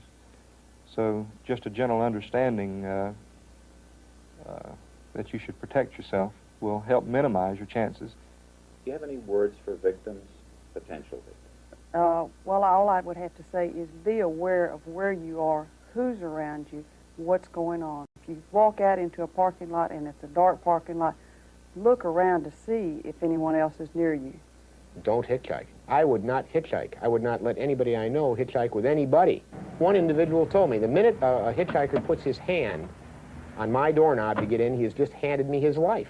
If young people are going to hitchhike, I think they ought to be aware of just how chancy that is. Anybody would say, I'm not going to play Russian roulette. He did 2 HBO documentaries after that and spoke about things. You got to watch him. You got to see how he reacted, how he talked. He himself, while he was in prison, never getting out, he did these 2 documentaries. The guy wanted a lot of attention on him at the time, you could certainly tell. But pathological liar, because like I said, they couldn't corroborate. Law enforcement couldn't corroborate things. He claimed he had killed maybe 100 people, maybe as many as 200 people. You know, the Attorney General, I believe, in New Jersey did a very thorough investigation and couldn't corroborate any of those killings. He said maybe the guy did 15. Now that's bad enough. He said, but he couldn't corroborate any of the others that he talked about. And the same from law enforcement all over the country. The guy made a lot of things up. Who knows why? Who knows what makes a sociopath and a psychopath become a pathological liar and do the things that he did. Police say Zinn sent 3 others to find a woman to star in a pornographic video. Daniels drove this green Mustang from the grocery store to her boyfriend's house when the men kidnapped her, raped her, took her to the Jemez Mountains, and killed her. The case shocked the city. The judge gave Zinn a life sentence. The sorrow of the Daniels family blends with the sense of loss and rage felt by a community now more watchful, less trusting, and noticeably closer to that cold impersonal fear too often a part of living in a big city. Officials say 74-year-old Zinn died last week in the Los Lunas prison, but Faye says the memory of Daniels and her notorious murder lives on.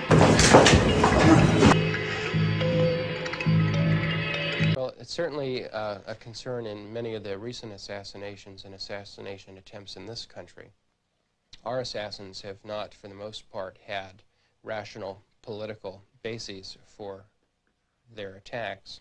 Out of 7 serious attempts where weapons were actually fired, 5 of those 7 were carried out by people who were emotionally disturbed.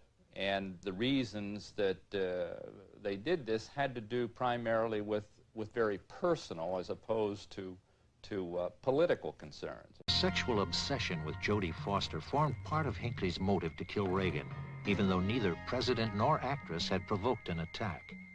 Many other victims who become targets of assassins or other murderers do nothing personal to provoke their vicious murders at the hands of strangers. Margaret Waters was an English murderer. Waters was born in 1835 and lived in Brixton. She was known for baby farming, the practice of taking in other women's children for money, a practice which often resulted in infanticide. Margaret turned to baby farming in 1864 after the death of her husband to make ends meet. Waters drugged and starved the infants in her care, and is believed to have killed at least 19 children, charged with 5 counts of willful murder, as well as neglect and conspiracy.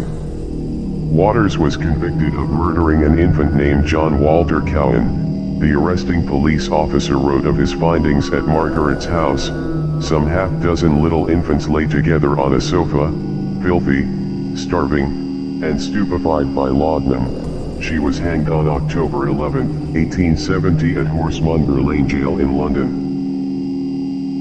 These flags were debunked, but some experts still believe they are valid to some extent. Brain injuries are common. Some are very intelligent and have shown great promise as successful professionals. They are also fascinated with the police and authority in general. They have either attempted to become police themselves, but were rejected, worked as security guards, or served in the military. Many, including John Gacy, the Hillside Stranglers, and Ted Bundy, have disguised themselves as law enforcement officials to gain access to their victims. We think we can spot lunacy, that a maniac with uncontrollable urges to kill will be unable to contain himself. On the bus, in the street, it is the mentally ill we avoid, sidestepping the disheveled, unshaven man who rants on over some private outrage. Yet if you intend to avoid the path of a serial killer, your best strategy is to sidestep the charming, the impeccably dressed, polite individuals. They blend in, camouflaged in contemporary anonymity. When I asked you why you got married, you said for sex. Just when I was 20 years old. Yeah. This is funny, what kind of sex life is there for Charles in this prison? Well, I've been I try to hide it, not to embarrass other people, but I've been doing it ever since I was 10. I get to thinking, here I'm an old man sitting in the cell. That's the damnest thing I ever seen, you know. It looks like I grow up, but I really don't know how yet. I'm learning. You're teaching me how to grow up. Do you miss women? Certainly. My goodness, yeah, damn right. The Lover's Lane murderer was an American serial killer who was active every 28 days for 3 months in 1977. From January to March of 1977, the Lover's Lane murderer sought out couples and then shot them. On January 16, 1977, he shot a couple in their car at Adams Park. On February 12, 1977, he shot a couple in their locked car through the window at West Manor Park. The couple survived, but suffered multiple chest wounds. On March 12, 1977, he shot a couple at Adams Park. The female victim died from her wounds. The male survived. In April of 1977, police were aware of the pattern and staked out multiple locations. The murders ended, and is now a cold case. Gregory Brazel is an Australian serial killer, also known as Bluey. Brazel was dishonorably discharged after holding 5 privates hostage in an army exercise in Healesville, Australia. He was persuaded to release the hostages and no one was harmed. He killed 3 female victims between 1982 and 1990. Brazel fatally shot a female hardware store owner in a 1982 armed robbery, and murdered 2 female prostitutes in 1990. Brazel is often described as one of the most manipulative and violent prisoners in Victoria's prison system. He became eligible for parole in 2020. As of April 2023, he is still serving 3 consecutive life sentences at HM Prison Burwan, in Lara, Victoria, Australia. Leonard Thomas Lake was an American serial killer. During the mid-1980s, he and his accomplice, British Hong Kong-born Charles Ng, raped, tortured and murdered an estimated 11 to 25 victims at a remote cabin near Wilseyville, California, in the Sierra Nevada foothills, located 150 miles east of San Francisco.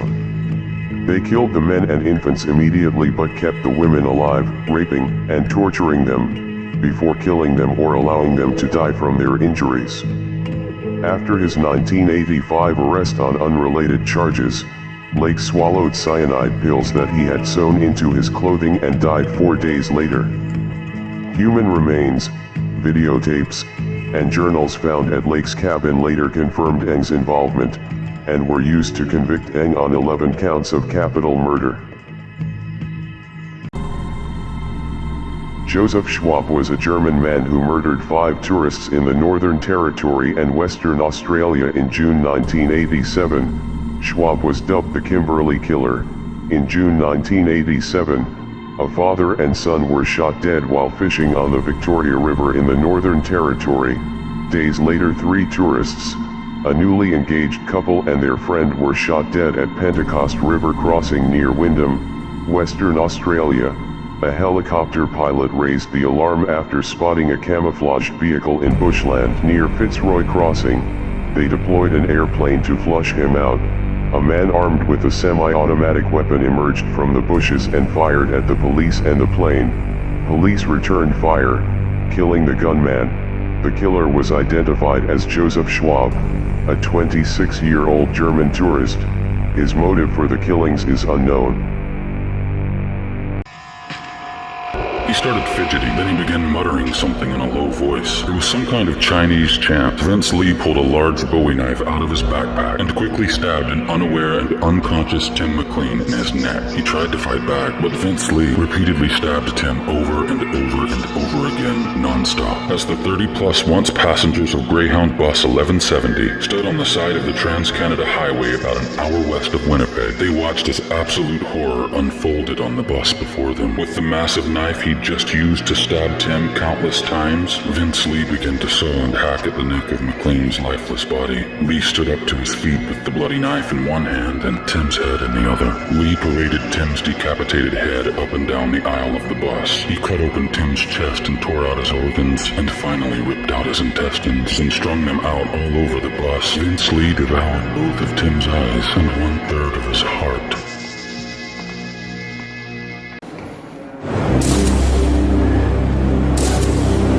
Do you understand that most people can't imagine doing that to a human? Sure.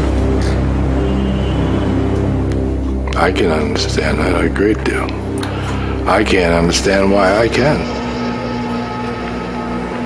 Did you have to cultivate that ability, or is that natural for you? I don't know. I don't recall. I don't recall when I started doing it or why. Jeffrey Dahmer told me that when he cut bodies apart, it repelled him. He found it horrible. He had to get himself drunk to overcome that natural revulsion. Yeah. It's because it's disgusting. Yes, it is. But to you could just do it. No feeling. No. The smell sometimes was annoying, but I would put cologne on. I would generally put cologne across here so I could smell the cologne a lot better than I could smell anything else. Canoe or something like that was always nice. Maurice stalks him out, finds him, comes out, and he shoots him in cold blood on a busy street.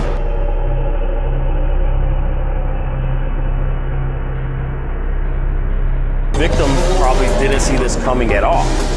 15, 20 minutes earlier, they're hanging out together at a club. It was the early hours of July 5th when a group of friends left this club on 8 Mile. May have been an argument in a parking lot, may have been some words exchanged between the victim and Maurice Stewart. Ultimately, around 15 minutes later, you see the victim walking down the street. Police say that video identified Maurice Stewart as the killer, a man no stranger to law enforcement. Stewart is, not only he's a killer, he's a smart killer. Maurice Stewart is 40 years old, he's 5'10", 200 pounds, and should be considered armed and dangerous. Somebody else is gonna get hurt. He will kill again. We need to find this guy. You just gotta remember, sometimes I was drunk out of my mind. Right, so you might not remember too. Or remember differently, Yeah. No, and I don't sit there and think about these things. I try not to even think about these things. Well, Rich, some of these things too, you're thinking of, like, if you were to give me everything you got, that somehow I'm going to put it to dozens of murders all over the place. You see the lack of detail you have on a lot of these things, and even some of the detail, like you said, you think is with one, it might belong to another one. And I'm being honest. And I mean, it's easier to think, or maybe not be. This might not be as successful as you think it would be in terms of much successful meaning on my end. And that's why I project for so much detail, because that's about the only way that you could figure out one case from another. Dismembering bodies, did that turn your stomach? I don't think so. I remember having pizza one day while we were doing something like that. Pizza in one hand, chainsaw in the other? No. I didn't like chainsaws. That's another fable that they've come up with, that I use chainsaws in. See, chainsaws are messy. Yeah. All you get is all over me I have these little pieces of meat.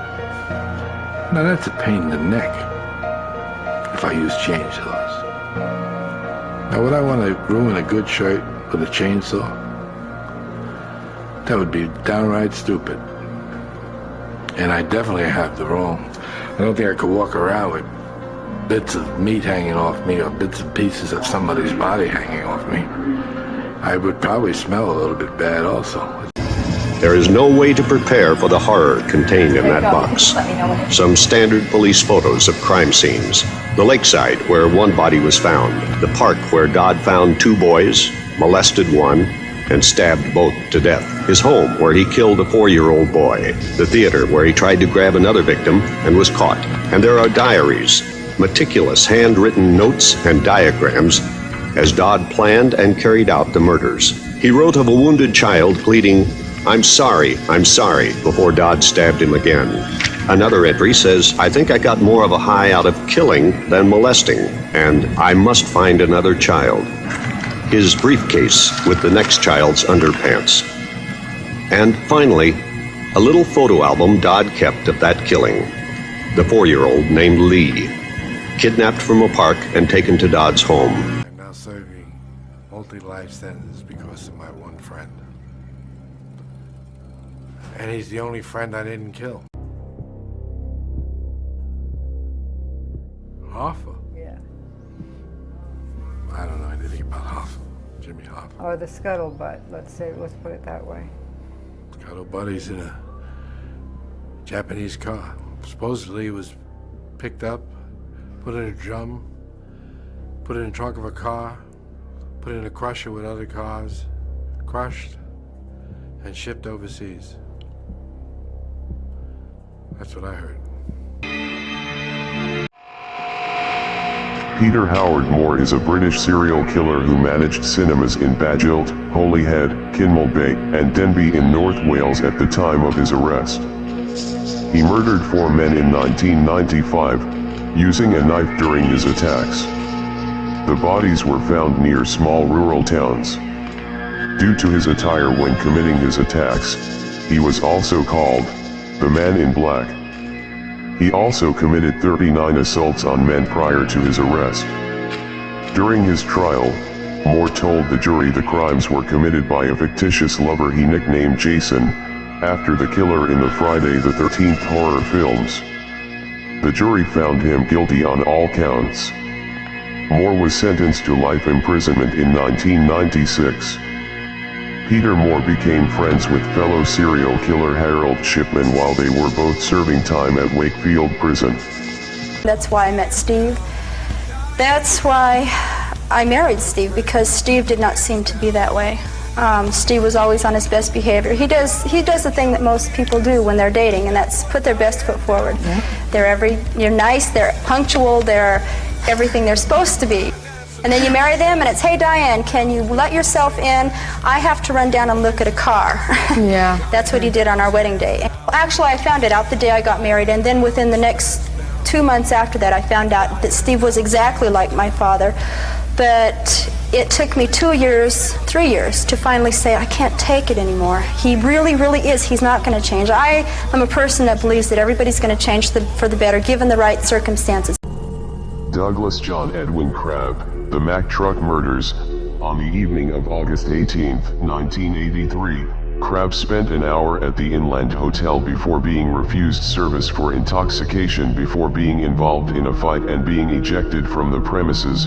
He then walked approximately 500 meters to his truck and drove it to a nearby motel where he unhitched one of 2 attached trailers. He then drove the 25-ton semi and trailer at speed around a blind bend, through a car park, around a minibus, turned and drove it through the Bessa brick wall into the crowded bar, crushing the people there, killing 5 people and seriously injuring 16 others. Leaving the engine running, he then got out of the truck, smiled down at one of his victims, stepped over some bodies and ran. It had been 40 minutes between being thrown out and driving the truck into the bar.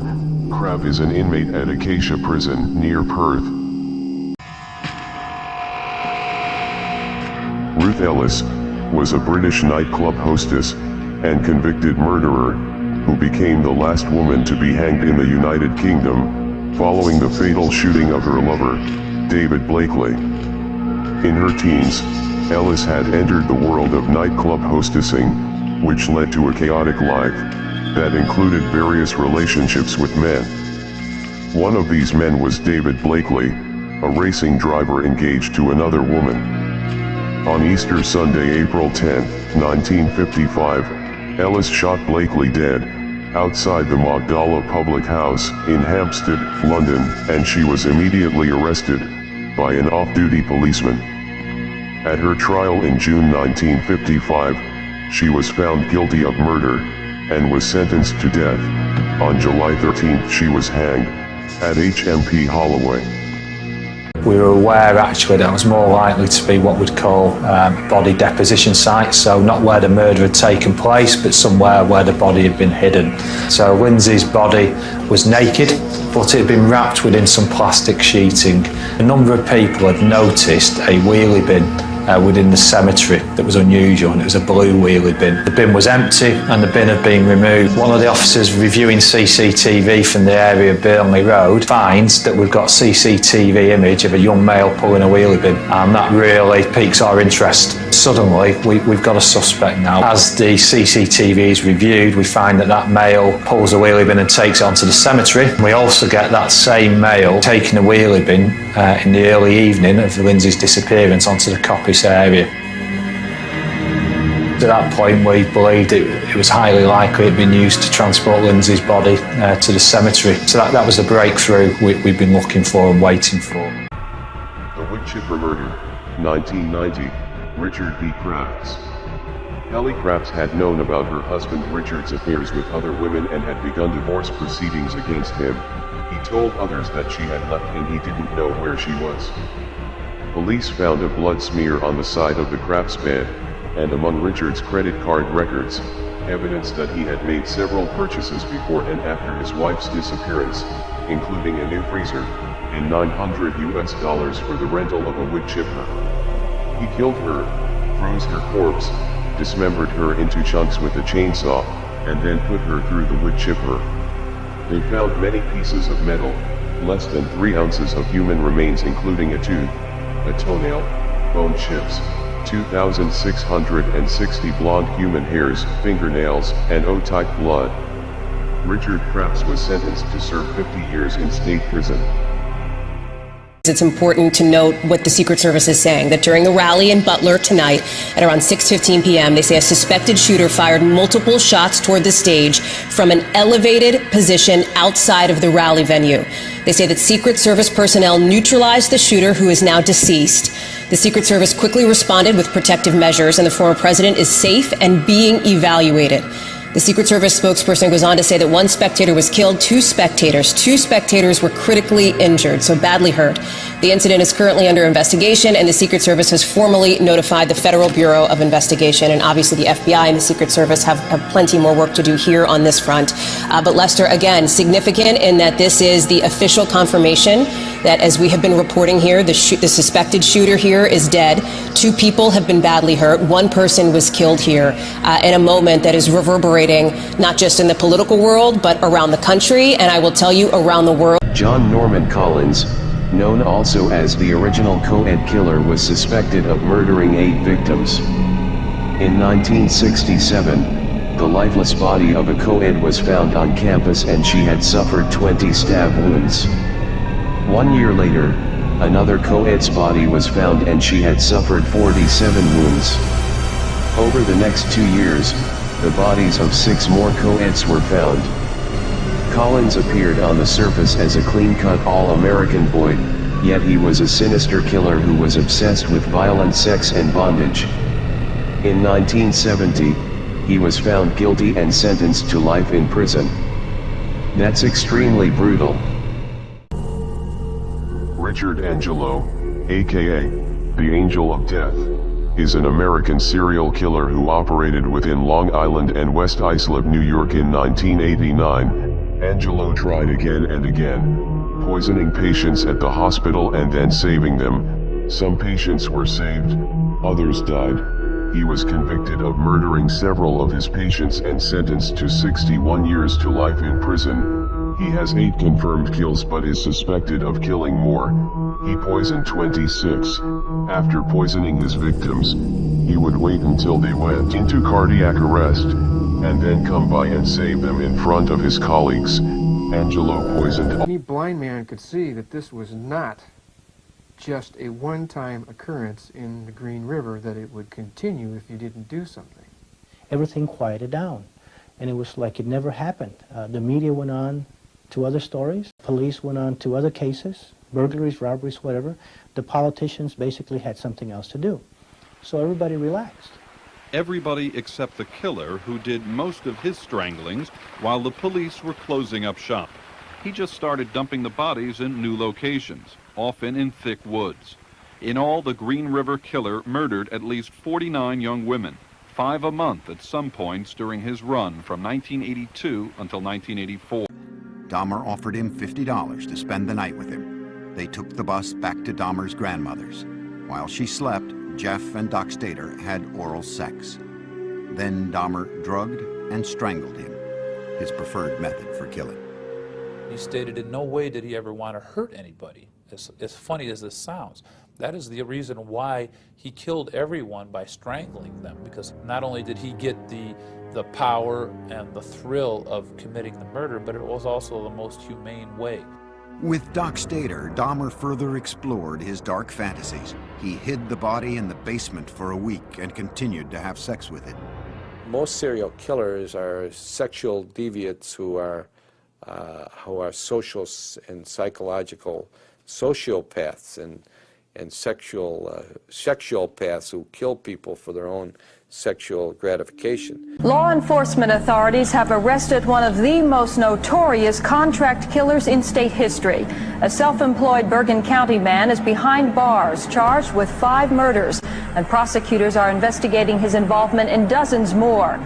This is unwarranted, unnecessary. These guys watch too many movies. He is such a cold-blooded killer, they call him the Iceman. After being convicted of 2 murders, he confessed to 2 others in court today. I shot George Malvin 5 times. Louis Masgay on July 1st, 1981. I shot him once in the back of the head. When the judge asked him why he had killed the 2 men, Kuklinski replied, "It was due to business." Dominic Polifrone's tapes had nailed Kuklinski, but in court, the Iceman greeted the undercover cop with a smile. Marc Lepine, rampage at the University of Montreal. On December 6, 1989, Lepine walked into the École Polytechnique de Montréal. There, he entered a second-floor classroom where he separated the men and women and then ordered the approximately 50 men to leave. Claiming that he was fighting feminism, he yelled in French, "You're all a bunch of feminists," before beginning his murderous rampage with a rifle. He shot the 9 women who remained, killing 6 and injuring the rest. After this, Lepine moved to other areas of the building, including the cafeteria, corridors, and another classroom. A total of 14 women, 12 engineering students, 1 nursing student, and 1 university employee were killed, and 4 men and 10 women injured before Lepine turned the gun on himself.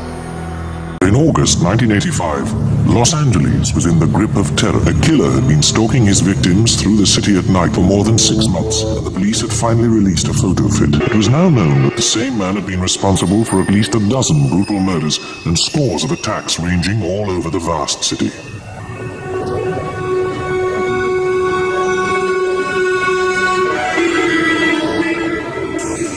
Suspect described as a male, dressed in black. Suspect considered armed and dangerous. Nobody knows where this individual may strike next.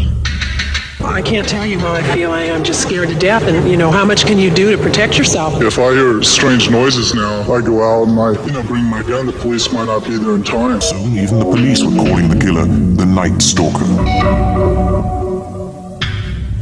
His first known killing was in Rosemead on the 17th of March. 2 women gunned down in the house they shared.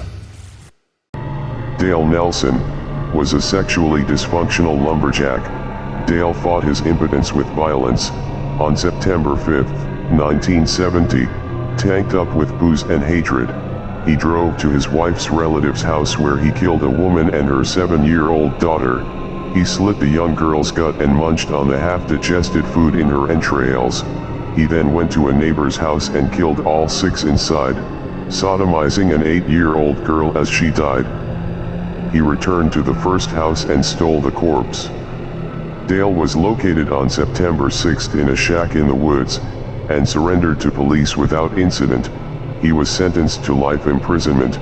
Prosecutors say that should he win parole at any time, they would put him on trial for the remaining 6 murders they say he committed. Dale Nelson died of throat cancer on February 10, 1999 while in prison. People say Ted Bundy didn't show any emotion. There must be something in that. I showed emotion. You know what people said? See, he really can get violent and angry. There's no right way for me to act. I act, and I don't care what people think about how I act. I act according to the way I think is right and best for me at the time. And I'm not going to try to please people or impress people, because quite frankly, the amount of bias and prejudice that surrounds me as a media image, I can't begin to tear down. Not with this interview or 100 interviews.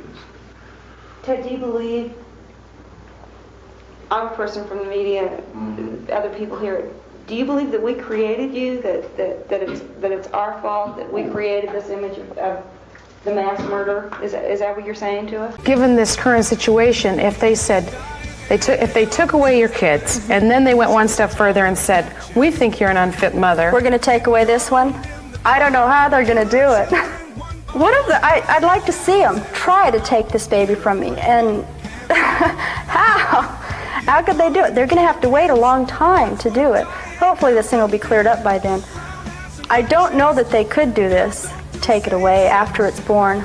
I don't know. I've never even talked to my attorney about it because it seems so, let's put it the way the DA says, it's laughable. Down says her parents were shocked when they found out she was pregnant again. My parents are the kind of people that wish you would do everything by the book in the order that it's pre-written. You get married before you have a baby.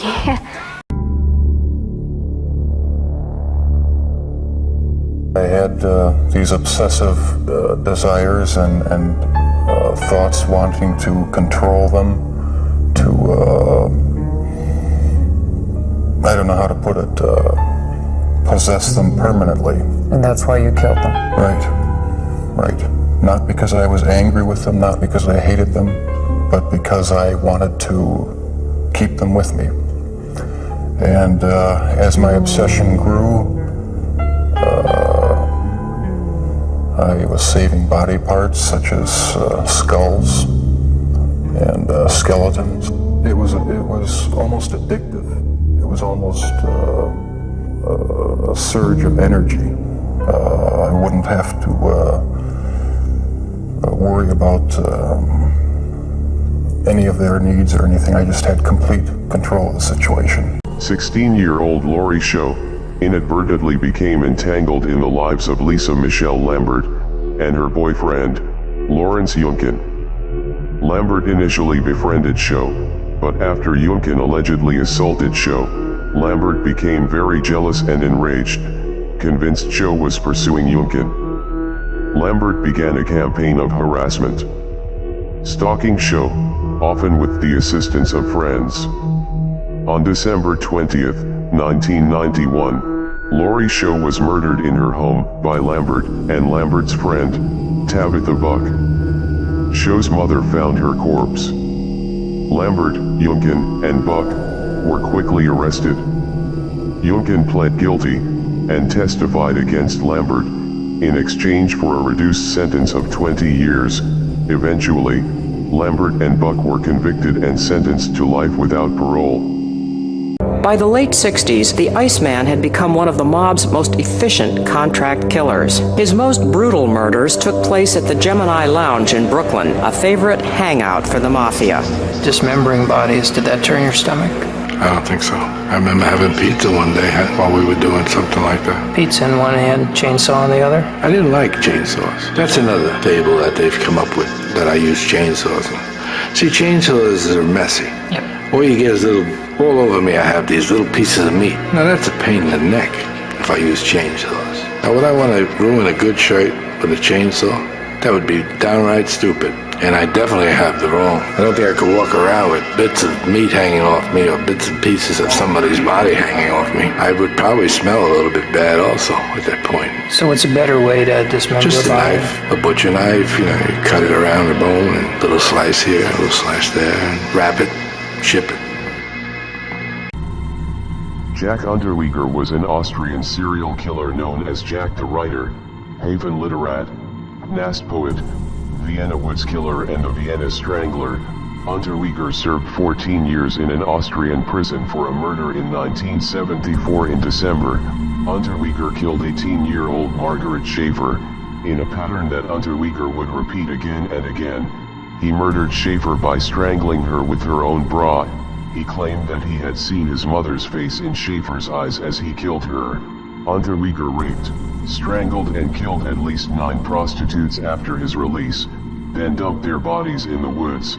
He was a small star in Austrian media in the early 1990s and was arrested in the United States, where he may have killed another 3 prostitutes. Jack Unterweger committed suicide by hanging himself in 1994 after being sentenced to life in prison. May 1, 2009, in Farmington, New Mexico, USA, a 21-year-old Najiza woman accused of beating another woman to death in a fight over a boyfriend. After police identified the body, detectives linked Ignacio to the crime through a Crime Stoppers tip, has pleaded to second-degree murder. Patricia Ignacio initially was charged with an open charge of murder in the death of 40-year-old Irene Armenta of Lake Valley in November 2008. She entered an Alford plea to the second-degree murder charge. An Alford plea means a defendant does not admit guilt, but acknowledges prosecutors might have enough evidence to be convicted. Armenta's body was found on November 25, partially buried by sand and broken cement in an undeveloped area of Farmington. Serial killers like to strangle their victims, and that is, I guess, the most common form of killing, because there's more of a connection there, it's more real, and it's not as quick. It was 3:30 in the afternoon on a fairly well-driven road. She was walking along the side of the road, and I just stopped the car, got out of the car, and went, raped her, and killed her. He waited till he got about to the spot when there was no cars coming, and he grabbed her and pulled her into the woods. Somewhere between the edge of the road and this spot here, he administered a beating to her, and then he made her take her clothes off, and he raped her and strangled her in that area right over there. By 1965, Joe Sullivan had spent nearly half his life locked up. The brutalities of prison life had taken their toll. Now 26 years old, he was a cauldron of resentment and self-pity. That fall, he began drinking heavily. December 19th, 1965. Joe went on a bender, bar hopping for 8 hours. From another patron, he bought a gun. All I could think about, my father, the demons within all those years of abuse, and I just got eaten. Quickly. And then I went in the other room and I thought, do I just leave or what? They already know me, my face, so I went back and put a plastic bag over Mr. Otero's head and put a garment over his neck and pulled up on it, and that's when it really hit the fan, and because they all could see what I was doing. Rader describes first strangling the mother and father while their 9-year-old son and 11-year-old daughter watched. Although he is describing acts of unspeakable cruelty, his voice is utterly devoid of emotion, which makes listening to it that much harder. Kids were watching this? Yes, they were watching it. They were screaming and hollering. Did you want to move them from the scene at all? No. I had to get in control. It was really noisy. They were screaming, and The noise is bothering you? Yeah, the noise is bothering me. I knew the mailman would be out there or somebody be walking by, so I had to control her. He was brutal, and he knew how to intimidate. If people owed money, they either paid up or paid with their lives. Most people paid their bills. Some didn't. I remember one guy, he was owed a lot of money. Well, I guess considerable amount of money.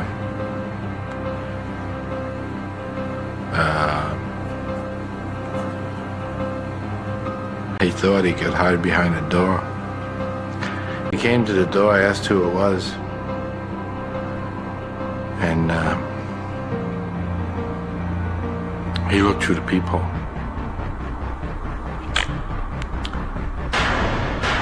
And he never saw what hit him. For Richard Kuklinski, murder had become a way of life, and the macabre became the commonplace. Could you tell us how long you've been imprisoned? Excuse me. This month is 18 years that I've actually been in prison. What were you convicted of? 8 counts of first-degree murder. What was your sentence? 7 years to life.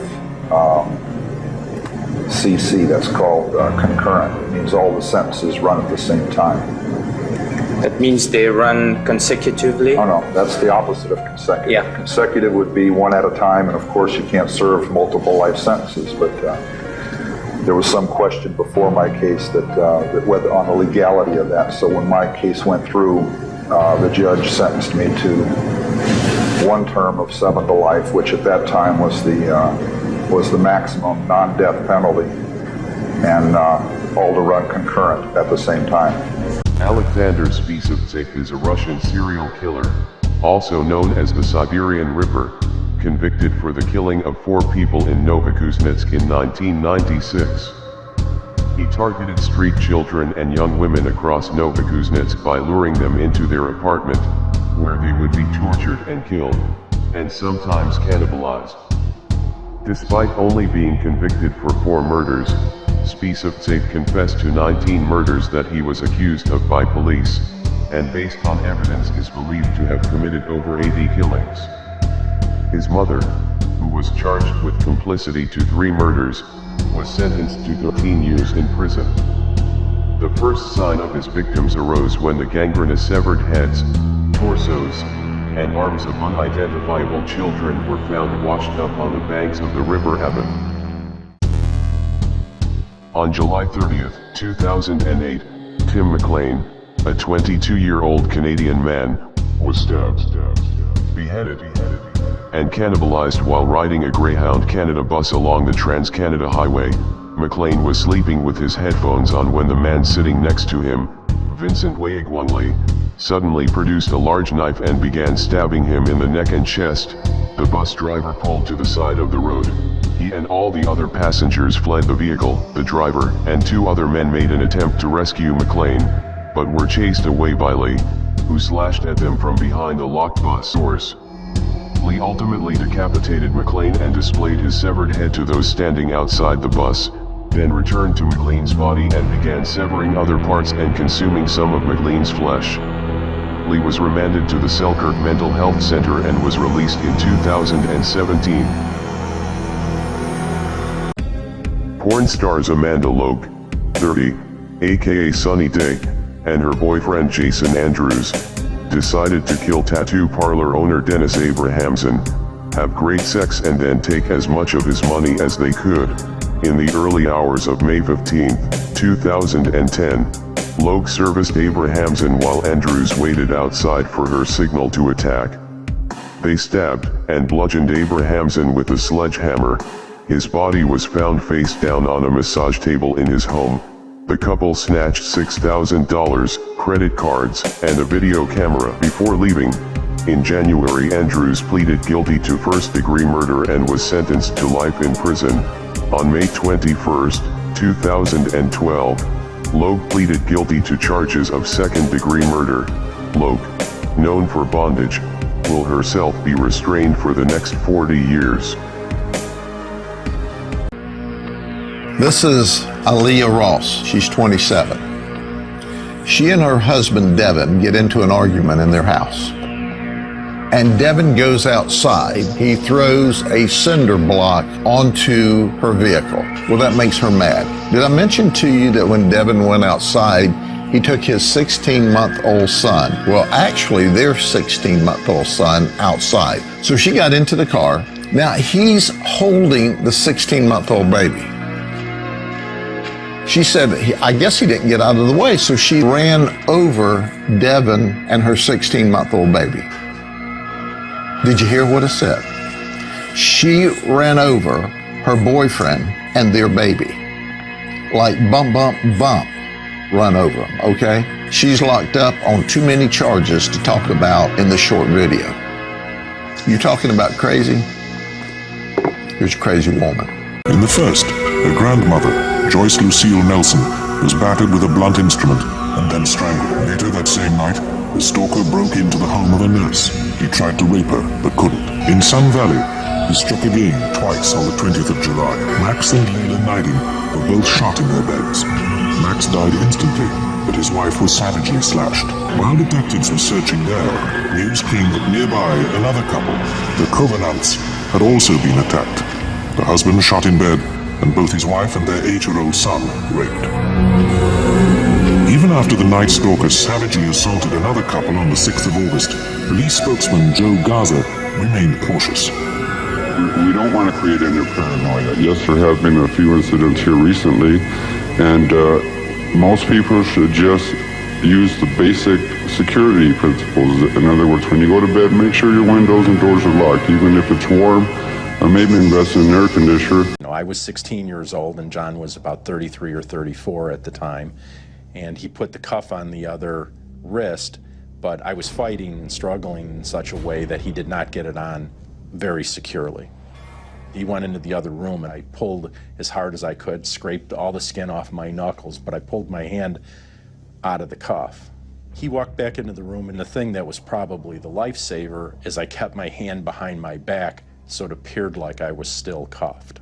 He walked to my side, and pretty much I just grabbed both of his legs and did a good double leg takedown on him, wrestling move, and he went down to the floor, and I cuffed him. I think that shocked the hell out of him. And he says, "You're the only one that not only got out of the handcuffs, you got them on me."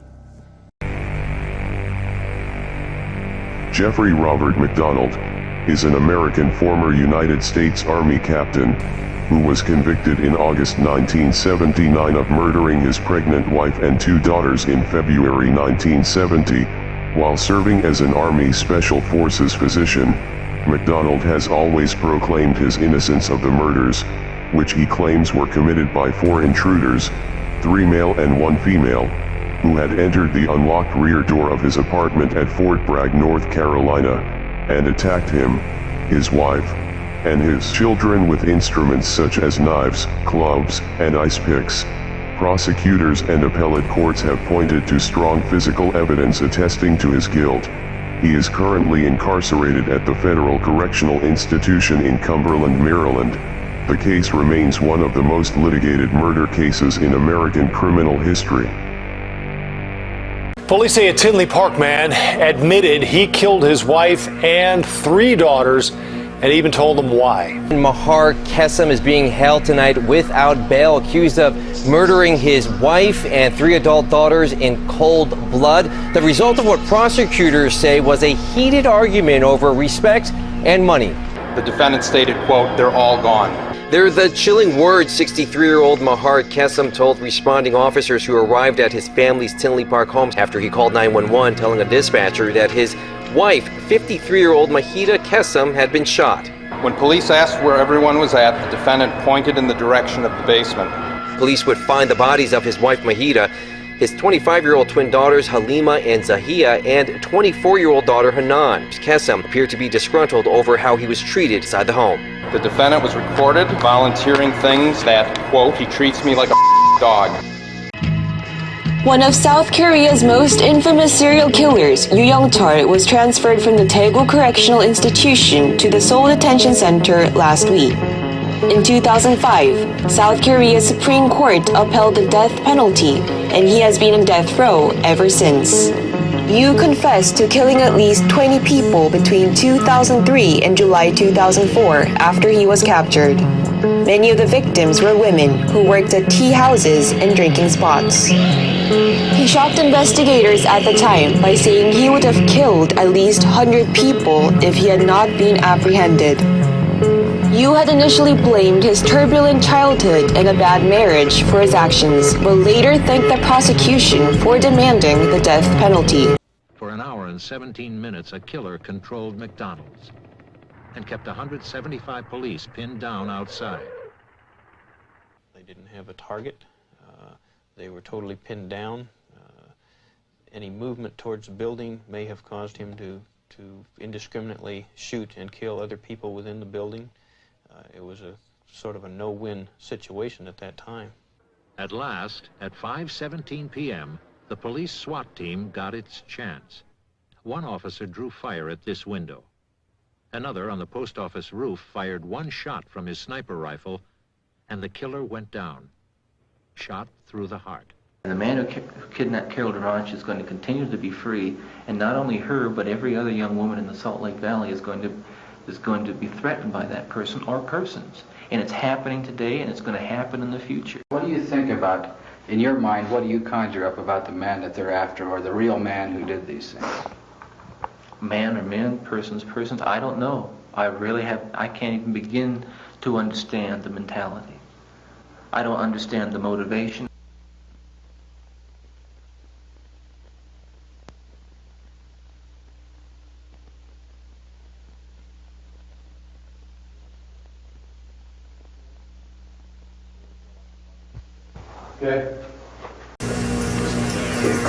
The most startling thing about Wesley Dodd is how ordinary he seems. Small and harmless looking. The handcuffs seem unnecessary. He speaks in a matter-of-fact voice about unspeakable things. You must have discovered something about yourself in the last 2 years that you've been in here. What is it? What should people know about you?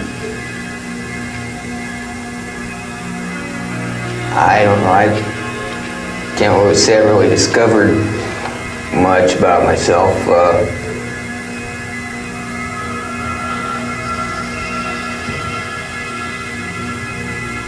I think really the biggest thing is that everything could have been prevented. I've had so many contacts with police and confessed to so many crimes and never been charged. Fritz Haarmann was a German serial killer, known as the Butcher of Hanover, the Vampire of Hanover and the Wolf Man, who committed the sexual assault, murder, mutilation, and dismemberment of at least 24 young men and boys between 1918 and 1924 in the city of Hanover. Haarmann was found guilty of 24 of the 27 murders for which he was tried, and sentenced to death by beheading in December 1924. Haarmann became known as the Butcher of Hanover due to the extensive mutilation and dismemberment committed upon his victims' bodies, and by such titles as the Vampire of Hanover and the Wolf Man, because of his preferred murder method of biting into, or through his victims' throats. He reveals to Dr. Dietz how far he would go to prove his faith in his wife, even in the midst of a violent quarrel. I believe I tempted her to do it. I gave her a knife and told her, here's a chance you'll never get again, or something like that. And I turned around. Now she had a chance. She didn't do anything. She dropped it on the floor and walked away. And I left the house. There was a stabbing between your parents, wasn't there? Yes, there was. What room was that in? I don't remember. Cottingham has killed over 100 women in his estimation, but he doesn't see himself as a serial killer. To me, in my mind, I don't know if anybody's seen me. You know, that to me, you know, like I tell you, one time in Atlantic City, I met a girl in resorts. She went with me, and I brought her back up here. In my mind, hey, I could be on a camera down there or whatever. So those were the ones I couldn't leave. But if the girl wasn't dangerous to me, I never went out to kill. That's why I said I'm not really like a standard serial killer. I didn't get no enjoyment out of someone.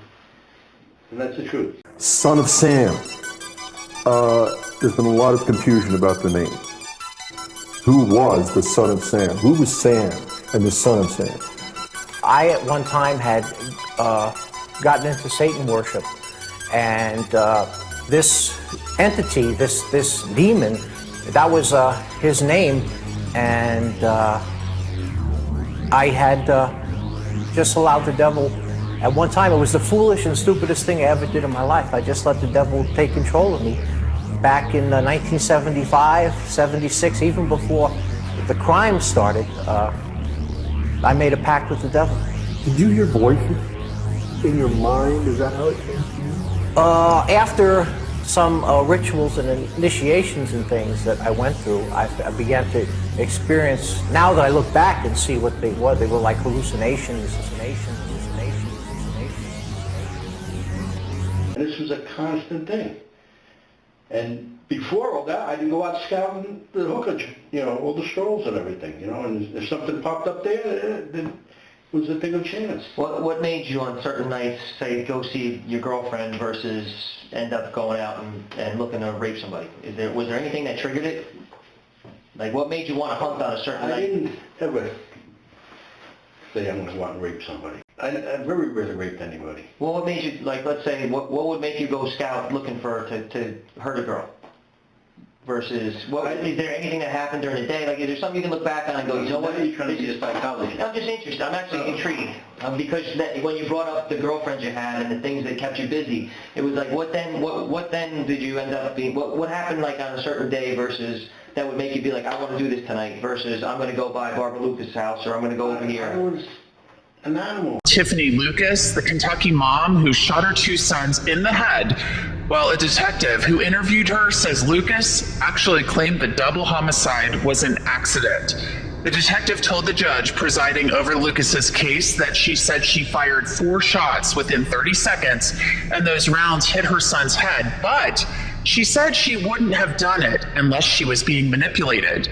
Detective Richard Beal testified at a hearing that Lucas claimed she was being manipulated through her Wi-Fi and Facebook and said, quote, "I'm so stupid." A week ago, deputies found Maurice Peanut Baker Jr. and Jaden Howard covered in blood in a bedroom in Lucas's home, and a gun was found on the bed, according to a criminal complaint. Lucas is in jail now on a $2 million bond, and family members of her sons told local news outlets they don't believe she had mental health problems. People liked Donald Harvey, even the relatives of his victims. Whenever I came in, he'd always say, "Oh, hello, Mrs. Kendrick. How are you today? Your husband's back there. He's waiting on you." Izella and Claiborne Kendrick had been married for 47 years. Mr. Kendrick, a lawyer, suffered from a series of strokes. Mrs. Kendrick visited her husband every day. I had not been on vacation, and my sister had asked me to go to Hawaii with her. And I said yes, no, and I talked with the doctor, should I leave my husband for a whole week? And I talked with the head nurse, and they all said, go, go, go. I waited till she come back before I killed him, because I didn't want to mess up her vacation by having her husband die. What he had done with Mr. Kendrick, as he had done with many of these cases, he had taken a small amount of cyanide, mixed it with water, placed it in a syringe, and injected that material into a G tube. 1984, roughly. And I met this guy at one of the bars, downtown Milwaukee bars. We went back to the hotel, just planning on getting drunk. I had put some sleeping pills in his drink to render him conscious. And was just going to spend the night with him. When I woke up in the morning, my forearms were bruised and his chest was bruised and blood was coming out of his mouth. He was hanging over the side of the bed, and I have no memory of beating him to death, but I must have. And that's when it all started again. That's when the obsession went into full swing.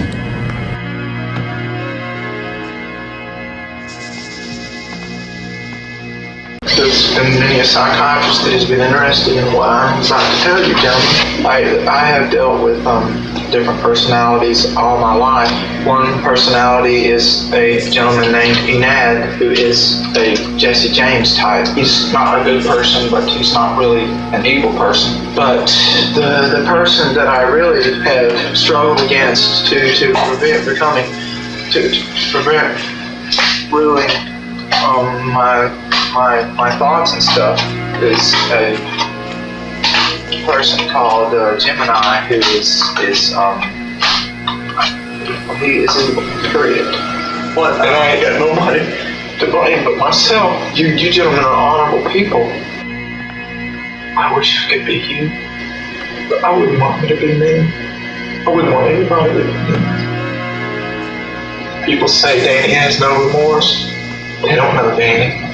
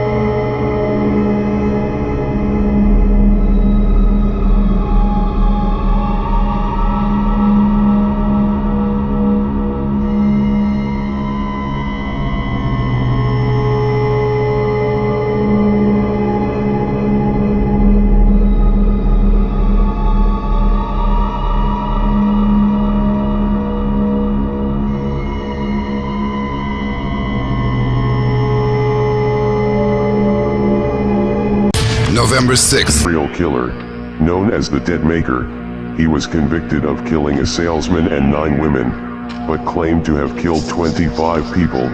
Many of his crimes took place in the Harz mountain range. Plyle became a cook in a labor camp, where he killed and ate cats. He admitted to having committed murders as early as 1945, but this could not be proven. On April 18, 1947, Plyle was arrested after the robbery of a Hamburg businessman, whose body, dismembered by axe blows, was found in the Creek Zorchbach. Plyle worked in a Cella prison as an executioner. He boasted that he had prior experience with killing. He was sentenced to life imprisonment for multiple murders. On February 16, 1958, Plyle hanged himself in his cell. Louis H. F. Wagner died June 25, 1875.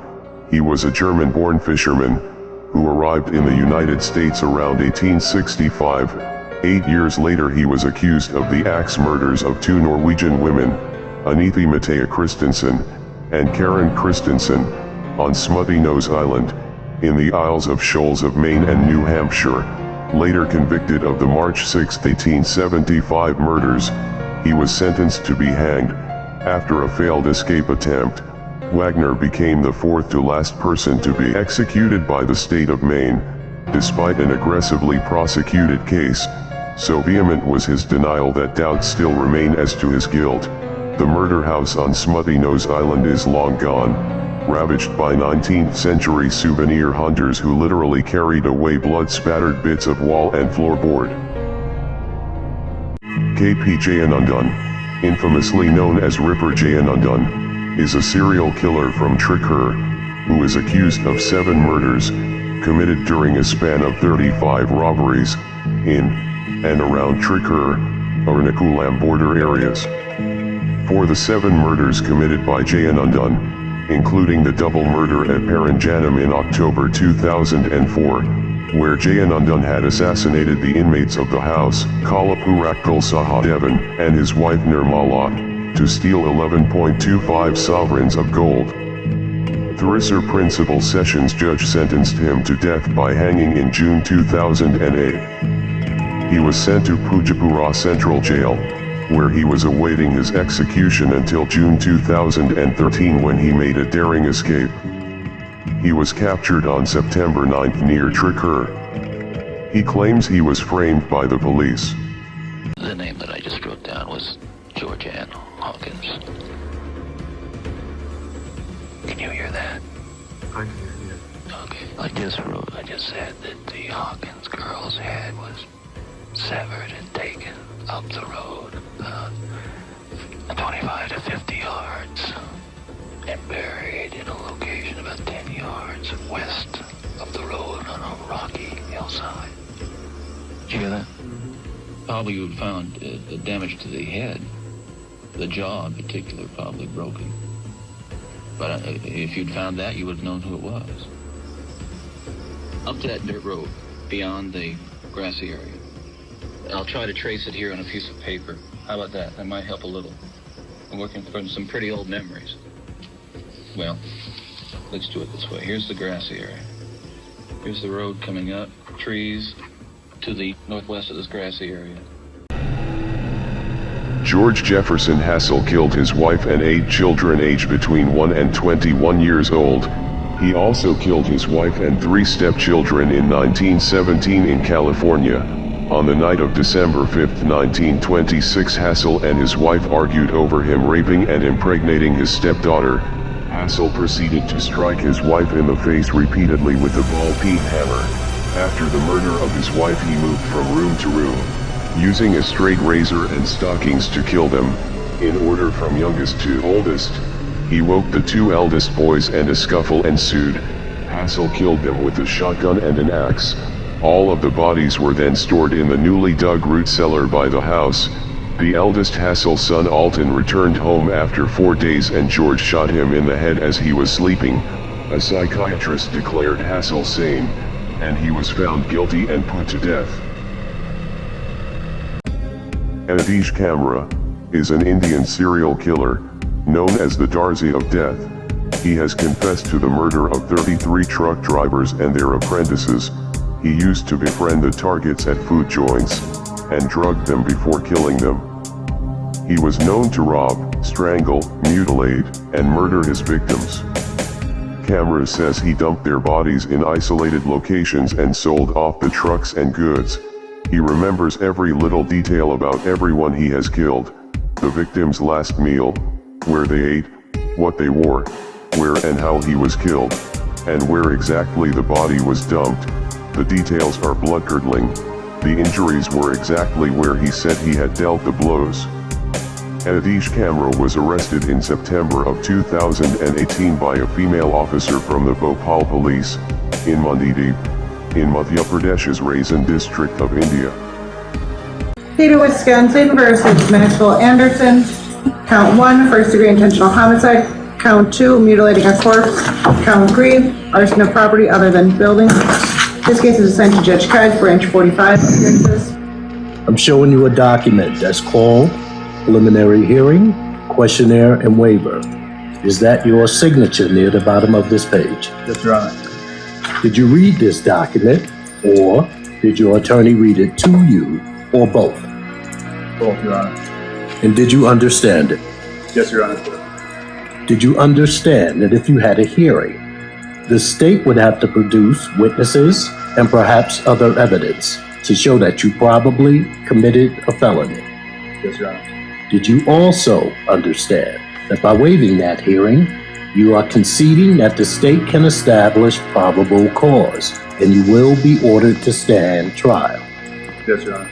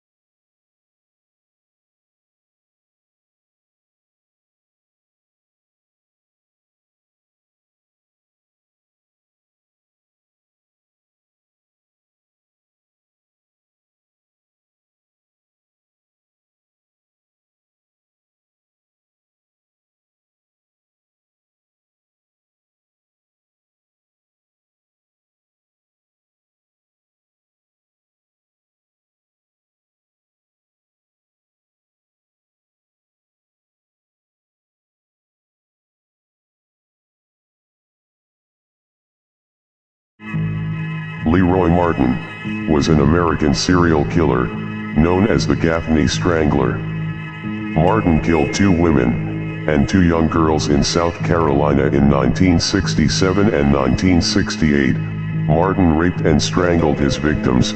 Multiple victims had cigarette burns, and at least one victim was stabbed to death. When the killings began in 1967, Martin was employed at a textile mill in Cherokee County.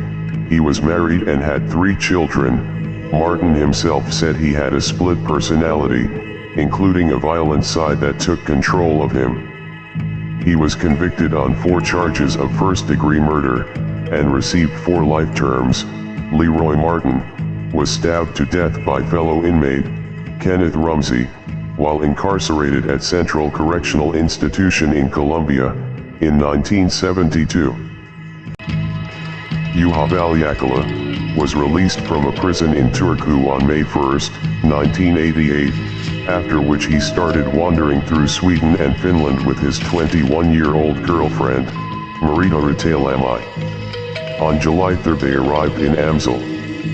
One night, Valjakaula stole a bicycle. He was pursued by Sten Nilsson and his 15-year-old son Fredrik. The chase ended at a cemetery where Sten and Fredrik Nilsson were shot. Later that night, Sten's wife, and Fredrik's mother, Ava Nilsson, went looking for the 2, and was stabbed to death outside the cemetery. Valjakaula and Rautalami were caught in Odense, Denmark, just over a week later. Valjakaula was given a life sentence on 3 counts of murder, while Rautalami got off with 2 years for complicity in assault and battery.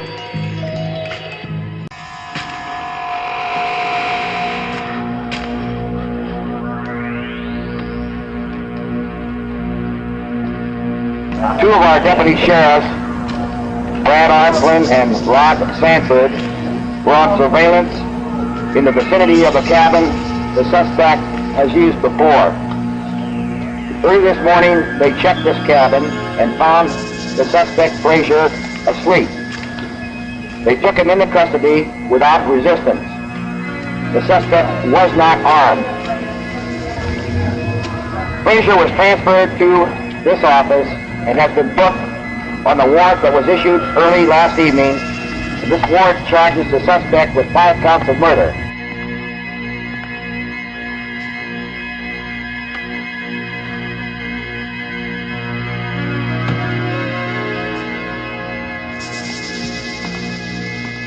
Amazingly, Brown had never told his mother the awful truth about his murders. She was unable to attend the court proceedings, so until our interview, she was apparently unaware that he had stabbed 2 women to death.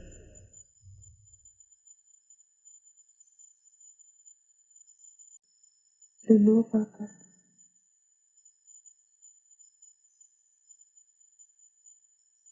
I really feel connected to that woman, too. How horrible it would be to have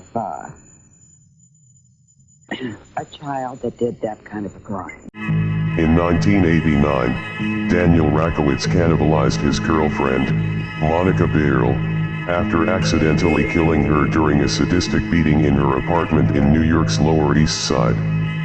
Over the next several weeks, he dissected and boiled her remains in the kitchen of their apartment at 700 East 9th Street.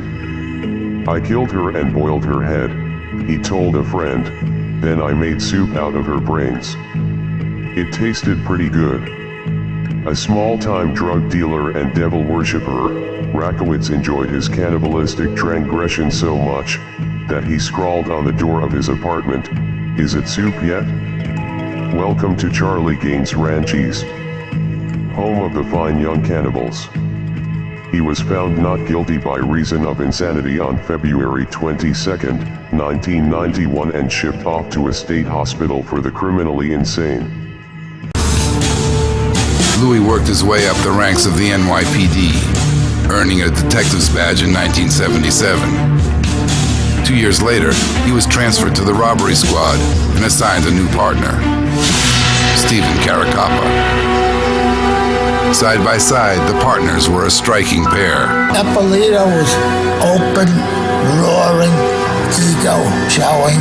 The other guy was furtive, silent, highly dangerous. Caracappa was kind of the understated, stealth kind of person. Eppolito was more of the, I have my fist. They were also dangerous. Eppolito with his mobbed-up family background, and Caracappa with his cold, calculating mind. A 15-year-old girl, her boyfriend and friend conspiring to kill her father. Back in October of 2017, 50-year-old Aaron Fryer was beaten to death with a baseball bat. Police say his daughter, Ellen Rose Fryer, who was only 15 years old at the time, planned the crime along with her boyfriend. Then 19-year-old Gavin Curtis McFarland and 22-year-old Russell Pierce Jones II. Peter McFarland is serving life in prison after pleading guilty to murder, tampering with physical evidence, and conspiracy to commit murder. She read a letter in court in which she said she can't erase the past, but has learned forgiveness from Jesus Christ. I'm not the same scared little girl I was over a year ago. I've seen all different kinds of people, and now see humanity from a new, compassionate perspective. Fryer's attorney says the teenager was manipulated by an older boyfriend and claims she went through years of emotional and sexual abuse from her father. Because the case didn't go to trial, that was never proven. People don't want to know the truth and the honesty of it. If they want to be convinced or brainwashed into what they believe, then fine, then go ahead and kill me. But vengeance is mine, saith the Lord, because you will have executed somebody that didn't commit the crime. When they paint the image that I was this monster who picked up like these altar boys along the street and swatted them like flies, I said, this is ludicrous. I've taken 3.5 hours of truth serum, and under sodium amytal, the maximum amount that I could have, it shows that I have no knowledge of the crime whatsoever. Never have had. Loving and caring. I've always looked after my children, even now. The Hammersmith Nude Murders is the name of a series of 6 murders in West London, England in 1964 and 1965. The victims, all prostitutes, were found undressed in or near the River Thames, leading the press to nickname the killer Jack the Stripper, an obvious reference to Jack the Ripper. 2 earlier murders committed in West London in 1959 and 1963 have also been linked by some investigators to the same perpetrator. Some victims were also known to engage in the underground party scene in addition to appearing in pornographic movies. Several writers have postulated that the victims may have known each other and that the killer may have been connected to the scene as well. Despite intense media interest and one of the biggest manhunts in Scotland Yard's history, the case is unsolved. Forensic evidence gathered at the time is believed to have been destroyed or lost. Give me a cigarette. During hypnosis, Steve appeared for Dr. Orne as he had for Drs. Watkins and Allison. But this time, there was a new surprise. Other personalities also appeared. I knew that he had been appointed by the prosecuting attorney, and the hopes were that he would demolish the insanity defense by showing no evidence of a multiple personality. And here I saw the personalities laid out. Ken was there, and clearly Steve came out, and then we had this little boy that was a scared little kid. And I thought, my goodness, Dr. Orn's now on the side of truth and justice. You know, he will now be able to testify that he's got multiple personalities. The father of serial killer Jeffrey Dahmer has died. Lionel Dahmer famously stood by his son, who murdered 17 young men and boys in the Milwaukee area from 1978 to 1991. Lionel visited his son every month in prison, saying the crimes did not match the gentle young man he knew his son to be. Jeffrey Dahmer was beaten to death in prison in 1994. Lionel Dahmer recorded some of his conversations with his son. Those conversations were recently featured in a Fox Nation show. All the times that I should have been caught, I never was. Absolutely nothing is too great not to be forgiven. Lionel Dahmer was a chemist, and what's really interesting is the fact that he tried to get his son help back in 1989 when he was sentenced to 5 years probation for molesting a child. At that time, he said that something had to be done. Lionel Dahmer was 87 years old.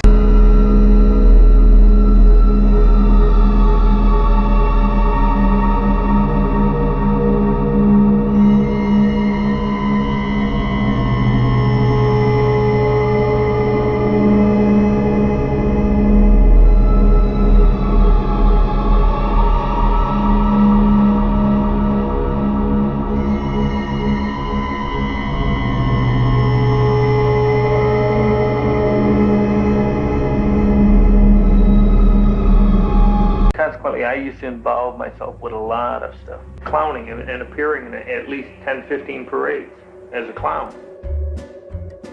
Pogo was John's own creation. I clowned for the Democratic Party, and I used to be in a lot of parades. I enjoyed it. You know, I wasn't getting paid for it. I just enjoyed it, to go visit like older people in old people's folks' home, or to see crippled children. It's almost like the feeling you get out of coming out of church on Christmas Eve. But if I was in a bad mood, it was bad for me to be a clown. Because some of those kids can be little bastards, you know? You know, you want to grab them by the cheek, and instead of just, you want to whack the shit out of them. No, when you clown, you're hiding your image. There are things that you could do that you wouldn't do as a person. Clowns can get away with anything. Clowns can get away with murder. I wanted things to stop what was going on. I just didn't want it no more. I purposely drove to an area where I knew they were searching for a person. I gave up. I wanted it to stop. I drew attention to myself by pulling over the side of the road and urinating in a Pepsi-Cola plastic bottle. They flew over me at that moment in a helicopter. And when they went past where my car was, the front of my car was pointed at an area where there was a body. I was letting them know where it was. Not technically stating verbally where it was, I was letting them know it was there. Mark Brandon Chopper Reed was an Australian convicted criminal and gang member. He began his criminal career by robbing drug dealers. He later graduated to kidnapping and torturing members of the criminal underworld, using a blowtorch or bolt cutters to remove the toes of his victims as an incentive for them to produce cash so that Reed wouldn't kill them. While in Pent Ridge Prison's H Division in the late 1970s, Reed launched a prison war. The Overcoat Gang wore long coats to conceal their weapons and were involved in several hundred acts of violence against a larger gang. Reed had a fellow inmate cut both of his ears off to be able to leave H Division temporarily. Reed claimed to have been involved in the killing of 19 people and the attempted murder of 11 others. He died of an illness on October 9, 2013, aged 58, in Parkville, Victoria at Royal Melbourne Hospital. 1 of every 5 prison inmates in Washington is here for a sex crime. All but a few, those labeled sexual predators, will be released, with or without treatment, most without. Sex offenders are returned to prison for new crimes at about the same rate as other types of criminals. Other statistics about them, about the effectiveness of treatment, are so contradictory they're used to prove almost anything. That treatment works, that treatment is worthless. Do you remember dressing out her body? Yeah.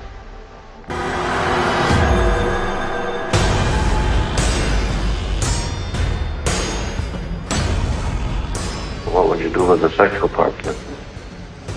Lay them in the bath again. Could he have eaten some of the victims?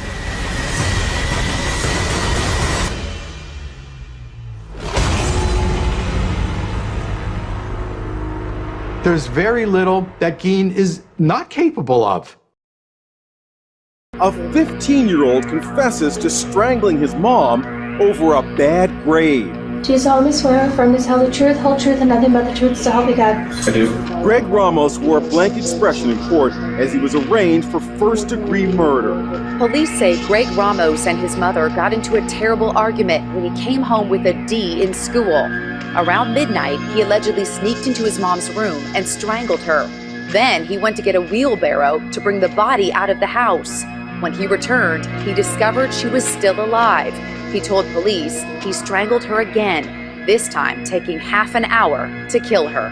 Ramos called two school friends who allegedly helped him bury his mom, 46-year-old Gail Clevenger, in a fire pit near a church outside Orlando. On August 9th, 1969, unknown intruders broke into the fashionable Los Angeles home of movie director Roman Polanski and his pregnant wife, the actress Sharon Tate. There, they slaughtered her and 4 others. One night later, another home was invaded, and a middle-aged grocery executive and his wife were killed with equal brutality. In 2 days, an entire city was seized by fear. But it was months before the crimes were connected. When they were, a small, bizarre character named Charles Manson was charged with provoking his apparently fanatic followers to commit the crimes. And a national obsession to understand these people began. Dorothy Williams was an American serial killer who killed 3 elderly people during robberies in Illinois. A drug addict, Williams strangled 79-year-old Lonnie Laws on December 5, 1987, stabbed 64-year-old Caesar Zurel to death in 1988, and strangled 97-year-old Mary Harris to death on July 25, 1989. Williams used the money she stole during the robberies to buy heroin. She also robbed 5 other elderly people. Initially sentenced to death, her death sentence was commuted to life in prison without parole in 2003. Williams died in custody on December 19, 2020, at the age of 66, 5 days after her birthday. She had been serving her sentence at Logan Correctional.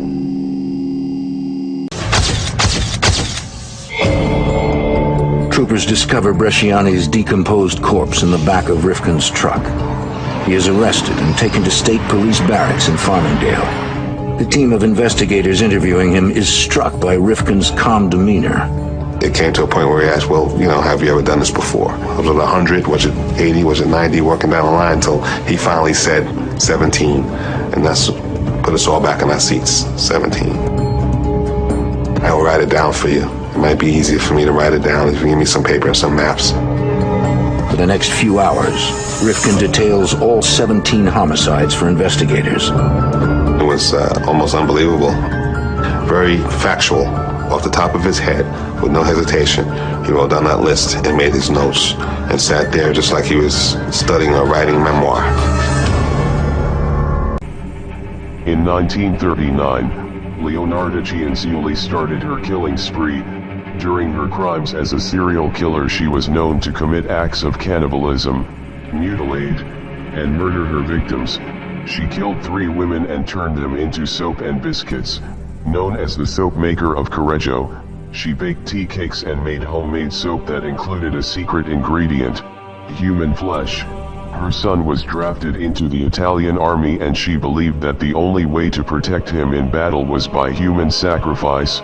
From 1939 to 1940, Gianzioli murdered 3 women at her home in Correggio, Italy, offering them a glass of drugged wine before killing them with an axe. She then cut up the corpses to make tea cakes, which were often served to her family and friends. Leonarda Cianciulli died on October 15, 1970 at age 76. It came out of her vagina. See? It came out of my mother. And in a rage, I went right back in. For 7 years, she said, I haven't had sex with a man because of you, my murderous son. This is one of our arguments. I cut off her head, and I humiliated her corpse. It's there. You know? A 6 young woman dead because of the way she raises her son and the way her son is raised, the way he grows up. And what's her closing words? I suppose you want to sit up all night and talk. God, I wish I had. Your grandmother and her daughter-in-law, your mother, were two women very important in your life, and you killed them both. A gruesome story leads off our newscast. Milwaukee police found body parts in a North Side apartment, and now they wonder if they've uncovered some kind of death factory. This was the scene earlier this morning. Police hired a private contractor to haul a refrigerator and a tank of acid out of the apartment in the 900 block of North 25th Street. Because of the acid, some neighbors were evacuated briefly. Police found parts of bodies, leading them to believe the man they arrested is a mass murderer. A 31-year-old man was arrested at that apartment. The Milwaukee County Medical Examiner will release more details on this case this morning at 10 o'clock. But a police lieutenant tells us he suspects this case could get national attention and could be the most gruesome case we have seen in Milwaukee in years. The Iceman had killed by gun, by knife, by Molotov cocktail, and cyanide. But he also liked to experiment. Crossbows, I just popped the guy in the forehead with it. Actually, it was just seeing if it would work. What was he doing at the time? Looking at me? Well, was he sitting down, or were you standing over him? Or? No, he actually bent down to look in the car window like I was asking him directions. I didn't know the man.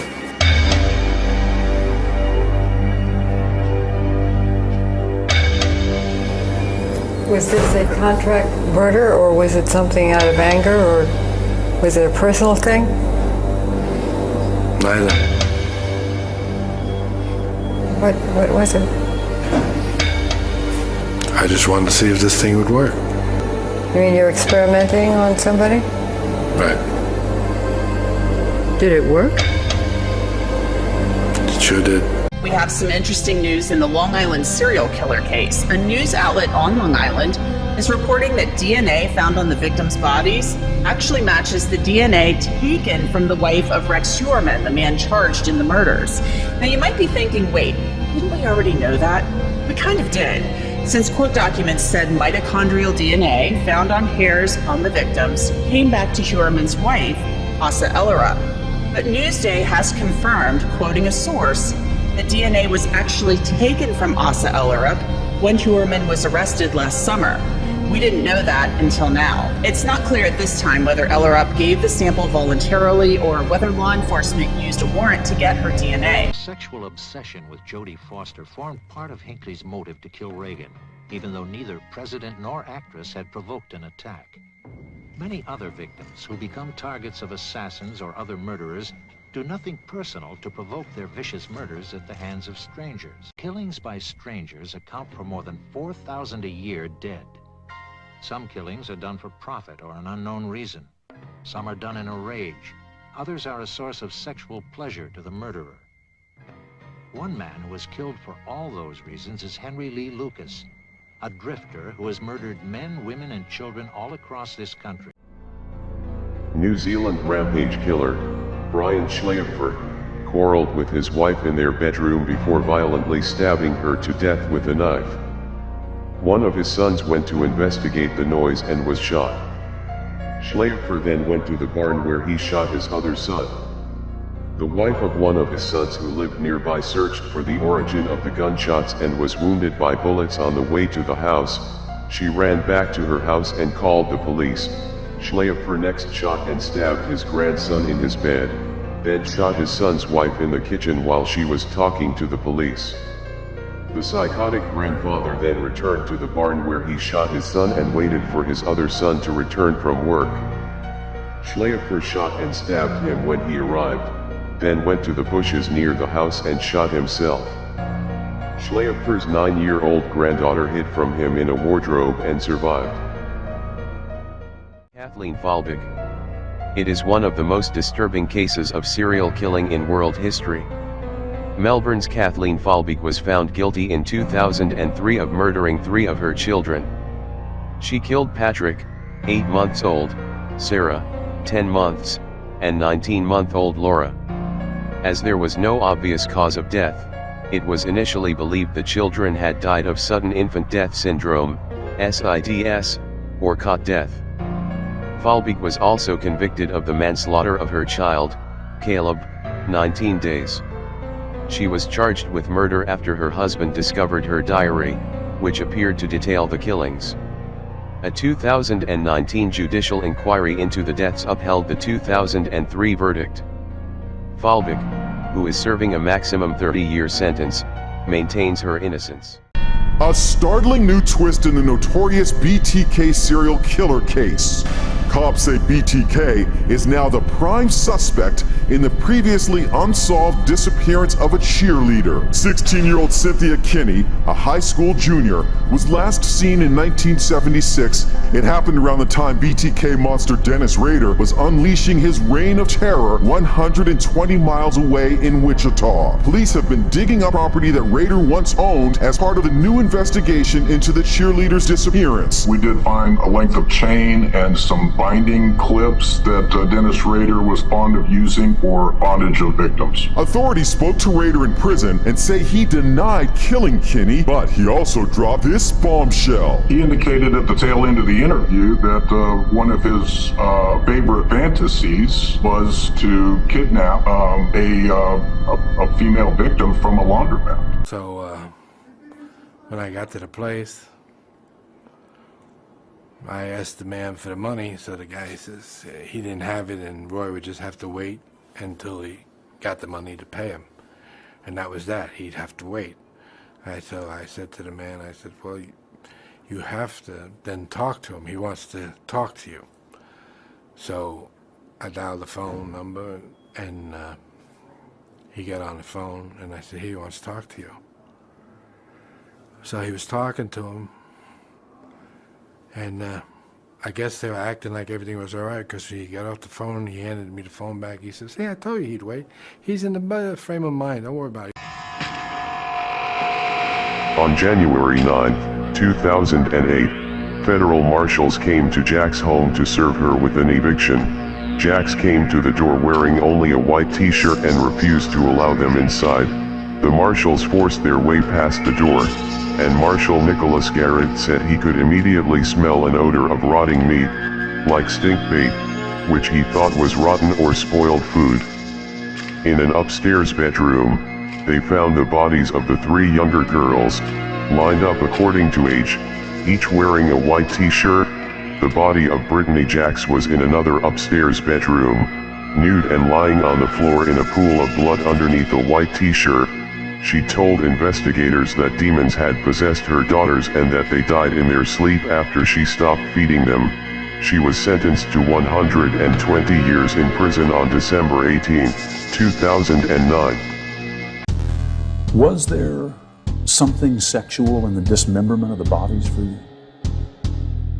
As time went on, yes, I did get there was a sexual part to that. I started saving the skeletons and preserving other parts, and one thing led to another. It took more and more deviant type behaviors to satisfy my urges, and so it just spiraled out of control. Why the cannibalism? That was another step. It made me feel like they were a permanent part of me. The crimes were uncovered when a cell phone which included images of the man posing with the dismembered female victim was found on a street in Krasnodar earlier this month. The remains of the woman were found in a bag nearby the following day. At first, the man denied having killed the woman, claiming he had found the remains and had taken photographs of himself with them before losing his phone. Upon further investigation, 8 frozen packs of body parts, samples of human skin, pickled human remains, and a video tutorial on how to cook meals from human meat were found in the couple's home. The couple, who both work at the military academy, then confess that they have been kidnapping, killing, and eating people using dating sites to recruit their victims. They are currently held in detention in Krasnodar.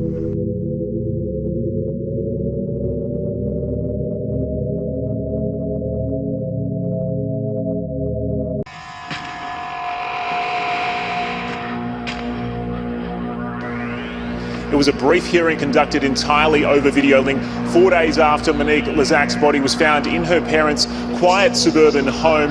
Fellow bodybuilder Sven Lindemann has been charged with her murder. The 51-year-old remains in hospital tonight under police guard after suffering upper body injuries in that alleged stabbing attack, which also injured one of Miss Lazak's 10-year-old twins. It's understood that Monique and he had been in a long-term relationship, a relationship that Miss Lazak had been considering ending. No further details were canvassed in court. It was a relatively brief hearing. Mr. Lindemann did not have the option to apply for bail, which means he'll remain under police guard and be moved to custody until his next court date, which is scheduled for the 16th of October.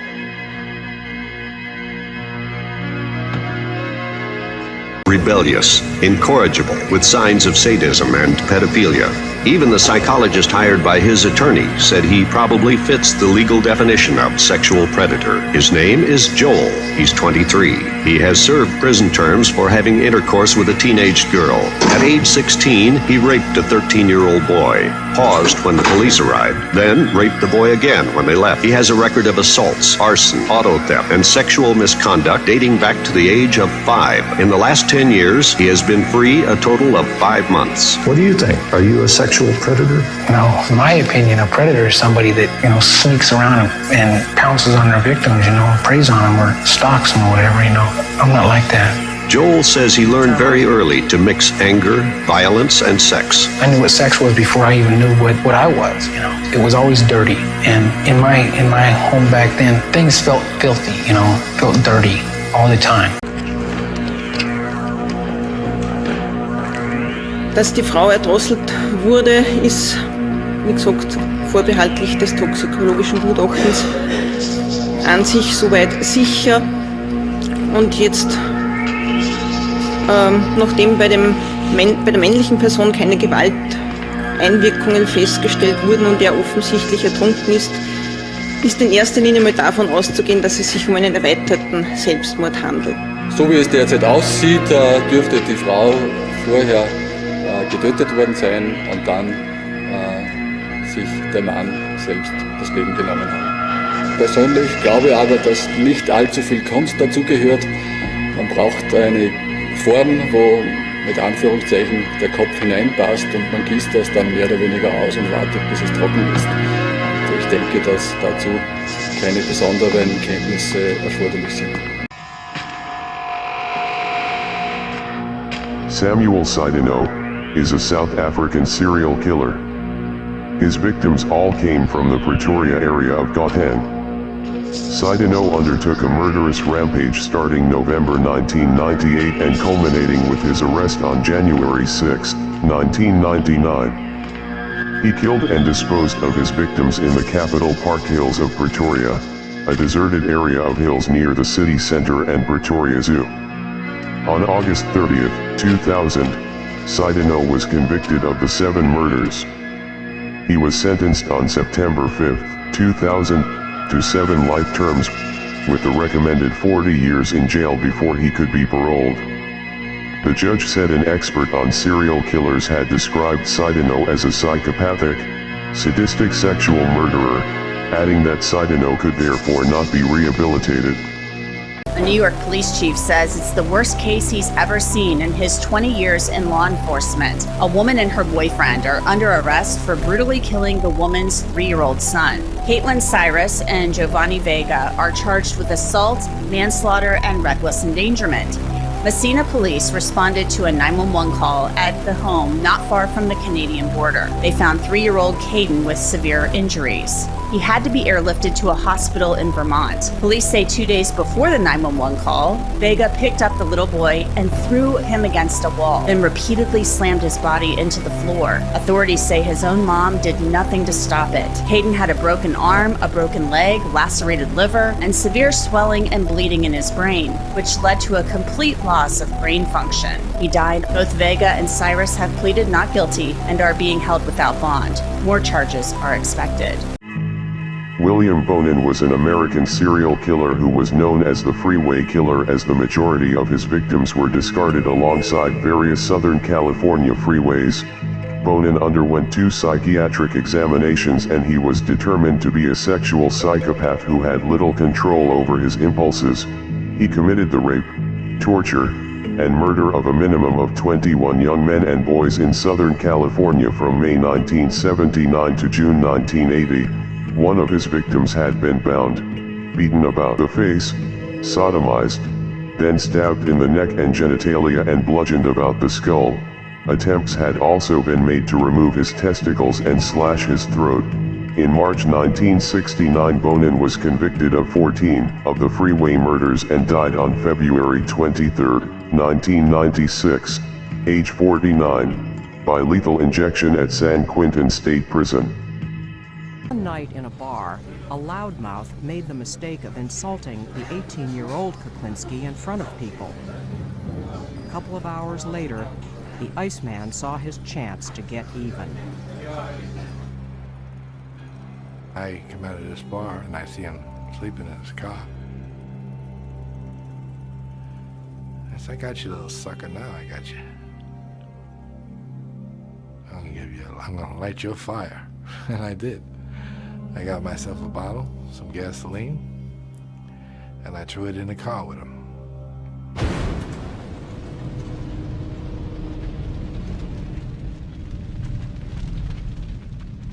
And he was screaming and yelling and burning, and the car burned. And I could smell him. I walked down the block and I could hear him as I turned the corner. What is it to dispose of something? You throw it away. You throw it anywhere. It all depends. If you don't want it found or if you want it found. If you want it found, it doesn't matter, you just leave it there. If you don't want it found, you could take it somewhere. You could bury it. You could put it in a big drum. You put it in the trunk of a car and have it crushed.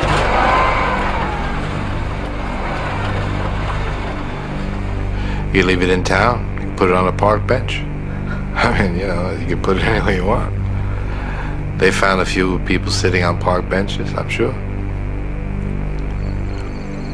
As a matter of fact, I know they have. It sounded like I said that was a gunshot.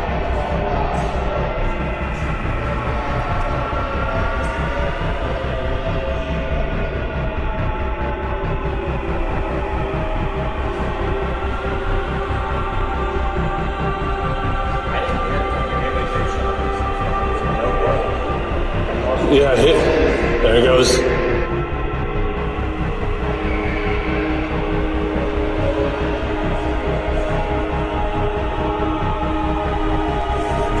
No, he just put a magazine in it and he's still trying to load it. Oh my god! He killed him! He just killed him! They called him the Iceman because to confuse the time of death, he would take his victims and put them in a freezer for long periods of time. One such victim was a man named Louis Masgay. He did too good a job on this body. After leaving the body in a freezer for over 2 years, he then took the body out and dumped it where it was found before it had thawed out. So when the medical examiner does the autopsy and opens the body up, he finds ice inside the body on a warm summer's day. The medical examiner says, there's something wrong here. This guy couldn't have died in the past few days. In one of the trial's most dramatic moments. When you were arrested on February 15th, 1978 in Pensacola, did you have a chip in your right front tooth? No, I did not. He used all his ingenuity to weaken the evidence. I waited she come back before I killed him, because I didn't want to mess up her vacation by having her husband die. What he had done with Mr. Kendrick, as he had done with many of these cases, he had taken a small amount of cyanide, mixed it with water, placed it in a syringe, and injected that material into a G tube. Mr. Kendrick died almost immediately from that injection. It was almost unbelievable when they said Donald Harvey was the one that did it. I was in complete shock because he would have been the last one I would ever have thought. A lot of these people can be very likable people. You can see how they could draw victims into their spider web because they can be very charming people. Harvey claims he was acting out of rage from his past. He says he was sexually abused as a youngster by family and a neighbor. You can kill somebody one way and it'll appear to be a different way. And some of the people that you will say were sophisticated weren't sophisticated. I never can pronounce that word. Asphyxiated. Asphyxiated. I can't say it. I don't know why. I can't say that word. Strangled, choked, whatever. Smothered. But, and if I tell you the truth how they really were killed, you're going to say full of shit. Because the death certificate is going to say a different way. Okay. So how would they be killed then? They were drowned. How? How would a drowning not look like a drowning? Because if you drop a body in the summer, in the heat, all the water must evaporate from the body if the body is not found right away. I can't remember what night of the week it was. Thursday night, I believe. I don't know. 11 to 12, probably closer to 12. I was moving up the alley using a briefcase and some crutches. And the young woman walked down. And about halfway down the block, I encountered her and asked her to help me carry the briefcase, which she did, and we walked back up the alley. Across the street, midway in the block, there used to be a parking lot there, and my car was parked there. I knocked her unconscious with a crowbar. Did she see it? No. There were some handcuffs there, along with the crowbar, and I handcuffed her and put her in the passenger side of the car and drove away. Wesley Allen Dodd was an American serial killer and rapist known as the Vancouver Child Killer. His method of murder was stabbing and strangling. In 1989, Dodd raped and murdered 3 young boys in Vancouver, Washington. Dodd had an extensive arrest record for molesting children. By the time his behavior escalated to include murder, Dodd refused to appeal his death sentence. He stated that he should be punished to the full extent of the law, as should all sex offenders and murderers, and that if he ever escaped, he would immediately return to killing and raping kids. Dodd wrote detailed accounts of his murders in a diary that was found by police, and also writing down future plans for child abduction and also constructing a homemade torture rack for the next victim. Wesley Allen Dodd was executed by hanging in 1993. His hanging was the first in the United States in 28 years. That's the truth. How mad are you? Not bad. Pretty. I feel a little flushed. So that means that I've reached a point in my life that I'm a little annoyed.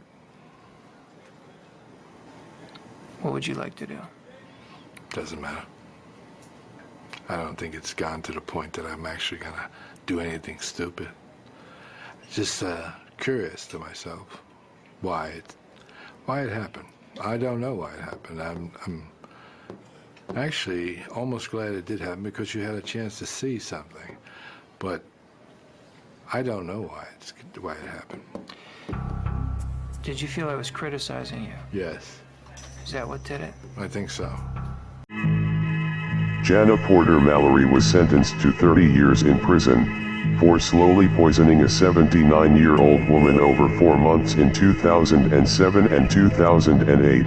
Mallory took advantage of her neighbor, Peggy Merman, who needed care. She did not have use of her legs and could barely use her arms. She moved in with Mallory, who lived a few doors down.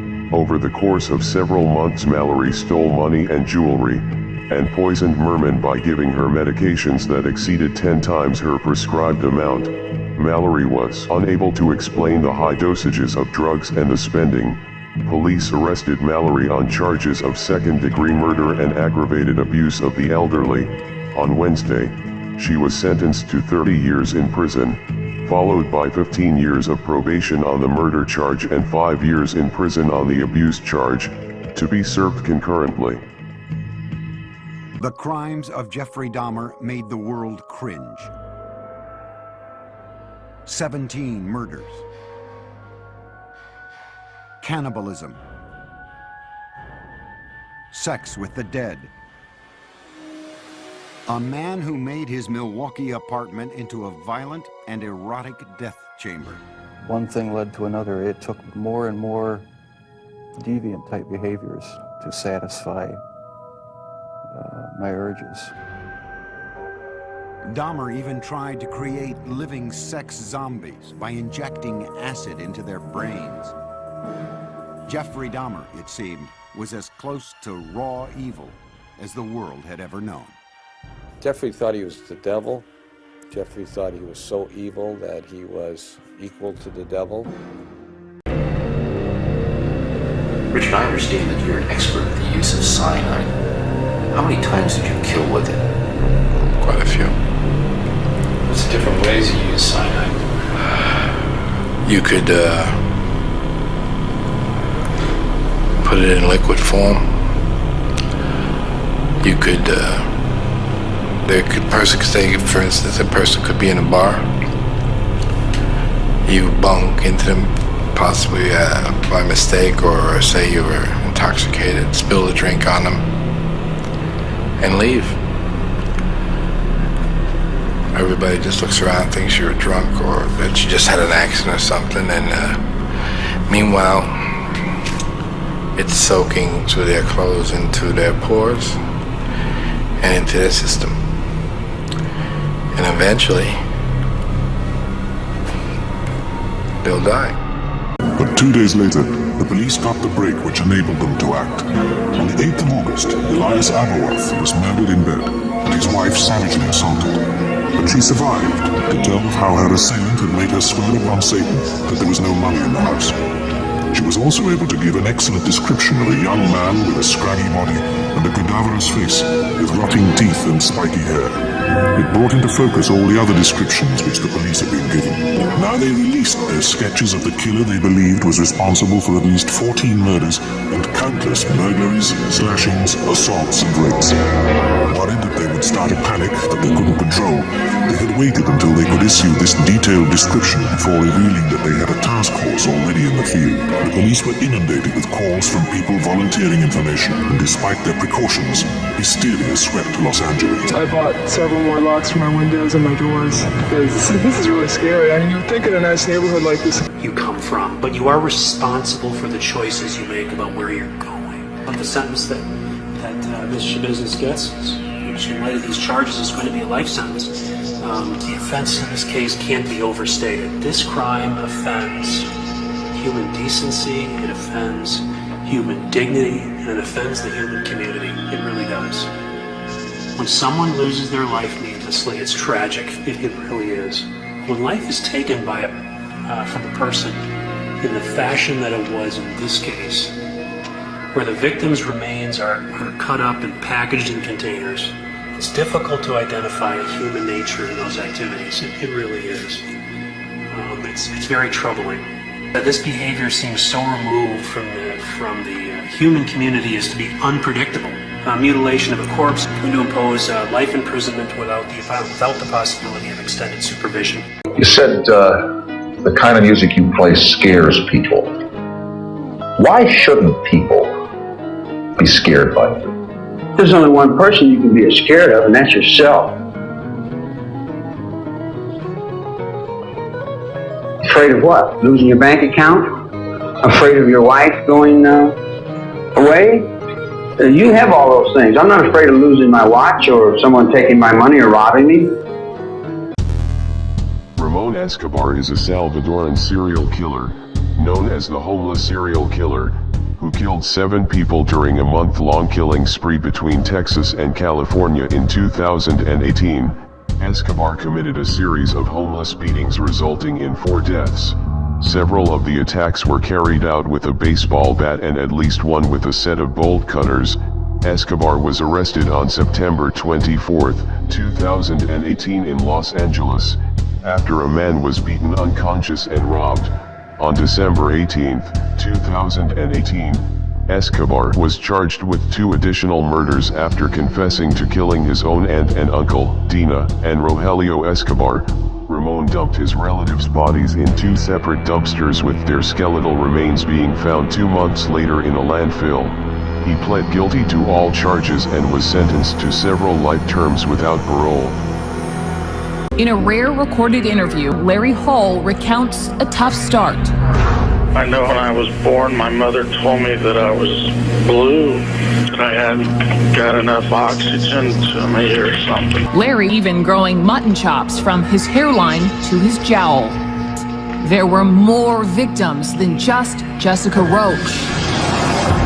Hall said he'd also been near the campus of Indiana Wesleyan University, where Tricia Reitler had disappeared. I was over there because I needed to be with somebody. There was a small shopping center. I had a van. Hall said he raped and strangled a girl here too. Then he identified his victim by pointing to Tricia's picture.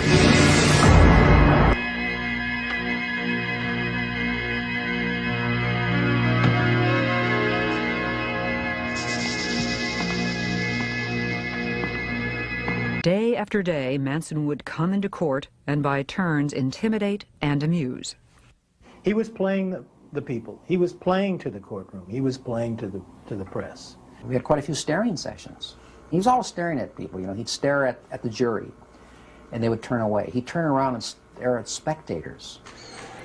During the trial, as in their lives before, the 3 women took all their instructions from Manson.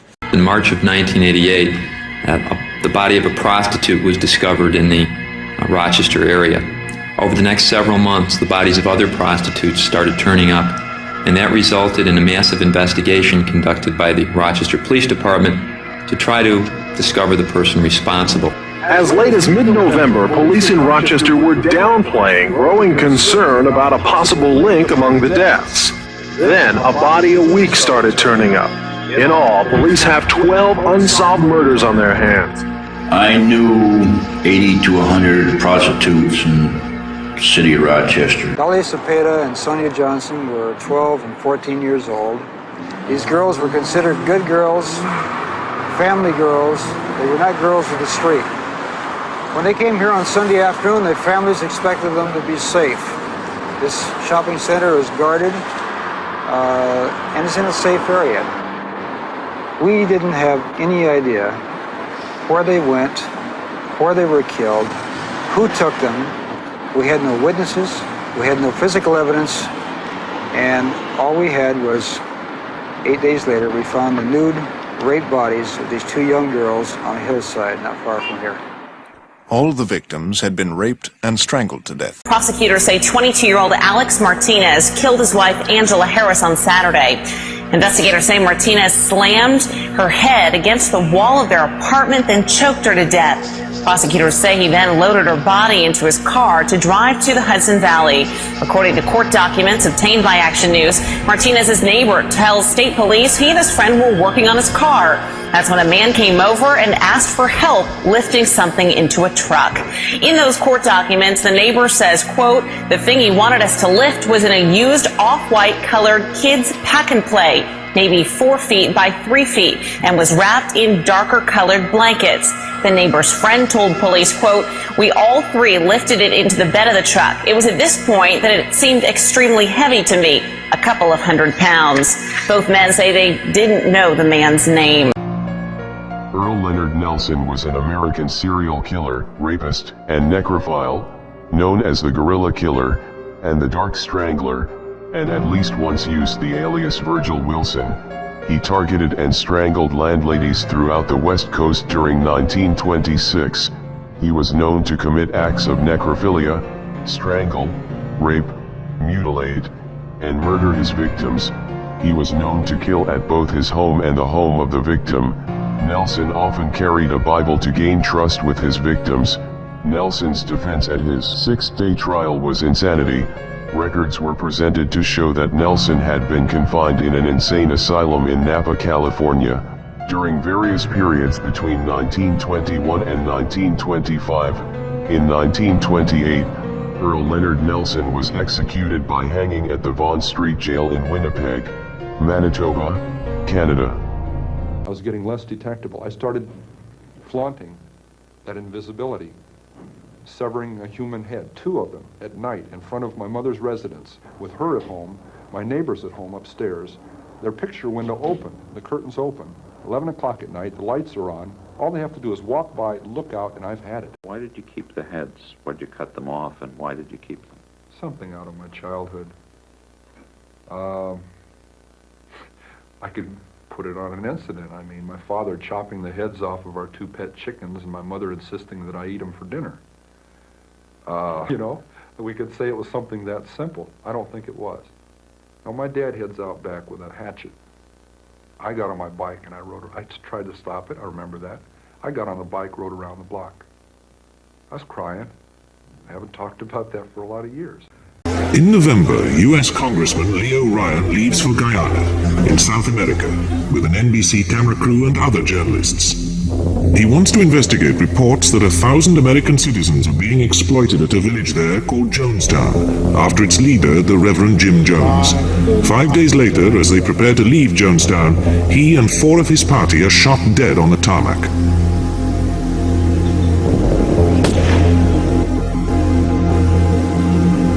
As the firing dies, Reverend Jones orders all his followers to drink a lemonade containing cyanide.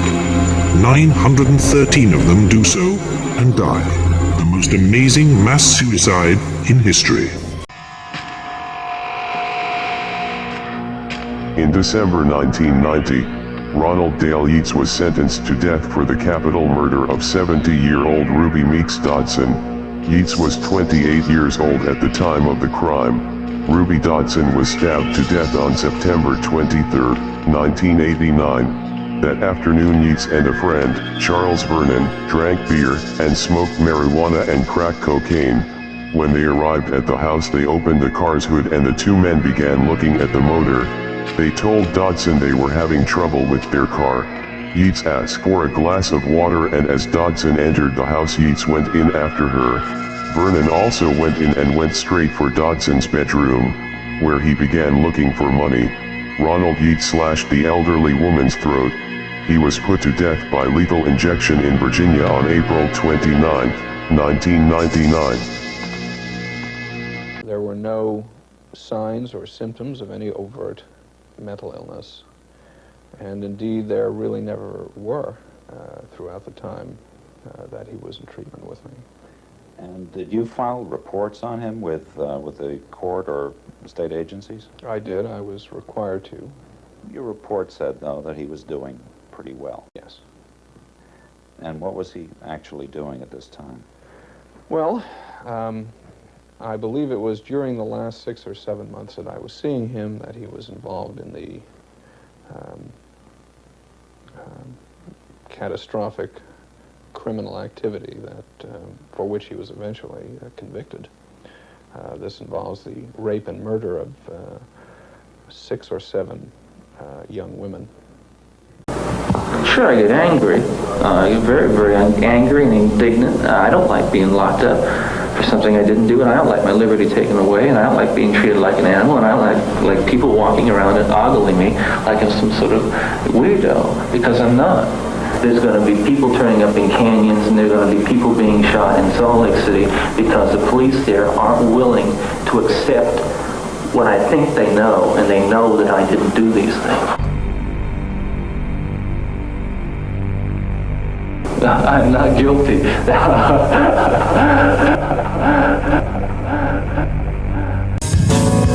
Desperate for money, he teamed up with a fellow ex-con named Marco Tedesco. They hatched a plan with 3 users they knew on Long Island. Joe and Marco would rob a pharmacy of a powerful prescription painkiller called Dilaudid. But when Joe and Marco broke into the pharmacy, they found no such drugs. Joe suspected he'd somehow been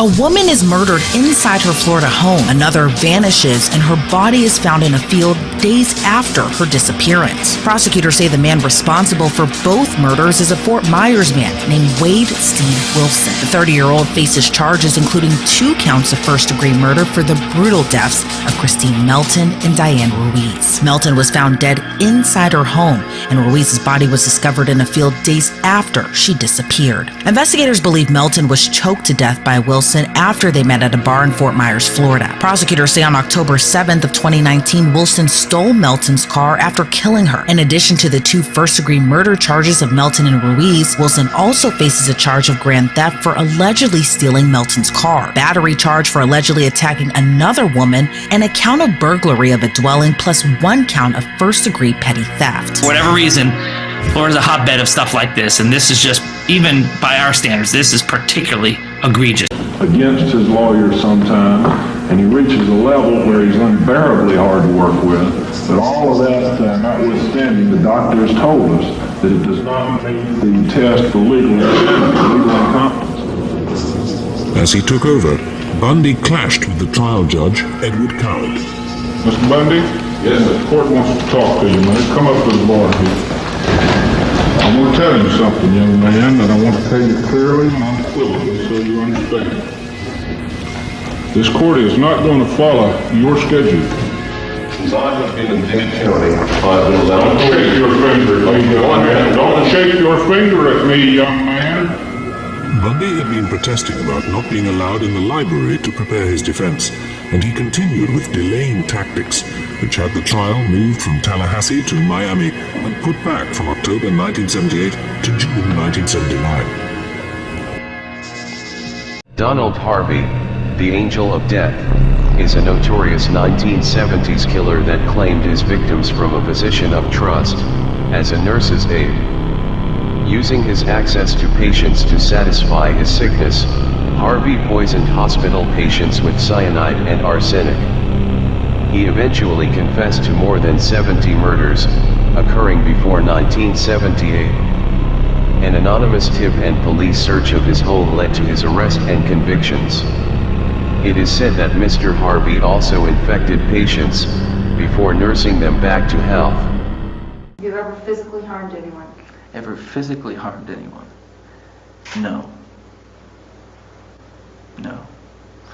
You know, Again, not in the context, I think, that you're speaking of. Before I know it, it's 2 o'clock in the morning. I hate to go to bed. I developed that technique in maximum security. I found the best way to make time pass is, first of all, you come up with a schedule that you try to meet.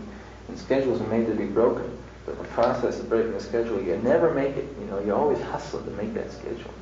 And time just sort of zips away. You get typist? No. Not at all.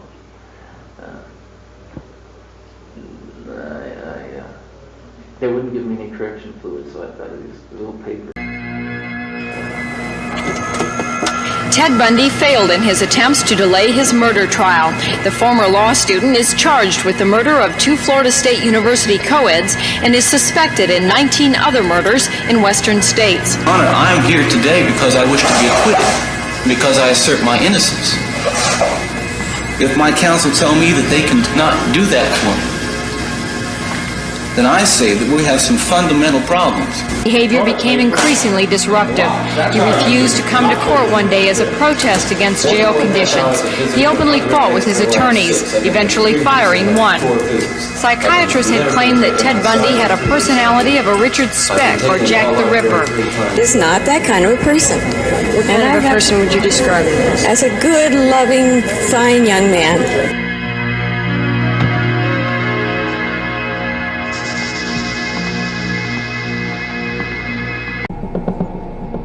In 1999, 23-year-old Fan Manu was working as a nightclub hostess when she made a mistake which cost her life. She resorted to stealing from her clients to support herself. Unfortunately, Fan stole from Triad member Chan Man Lok. This led to Fan being kidnapped and imprisoned. She was beaten with metal bars, used as a punching bag, kicked in the head around 50 times. Spices were rubbed into her wounds. This treatment eventually led to traumatic shock and ultimately death. She was then dismembered. They boiled her flesh to hide the smell of decomposition and discarded the remains. Her skull was sewn into the head of a large Hello Kitty stuffed toy. A lover of one of the men later reported the murder to the police. The men were sentenced to life imprisonment, one having his sentence reduced at retrial to 18 years. Andrej Rigo was a Slovak serial killer and necrophile who targeted women in Bratislava, Munich, and Amsterdam from 1990 to 1992. He served a life sentence until his death for 9 murders and 1 attempted murder in Leopoldov prison in Slovakia. Before committing his first murder, Rigo had already been convicted of crimes 11 times. He was a criminal from an early age, focusing mainly on home burglaries. Rigo was diagnosed with a schizoid personality disorder and an antisocial personality disorder, as well as necrophilia, finding pleasure in having intercourse with women with mutilated heads. Rigo remains the Slovak murderer with the highest number of victims, and he is also the most prolific serial killer in modern Slovak history.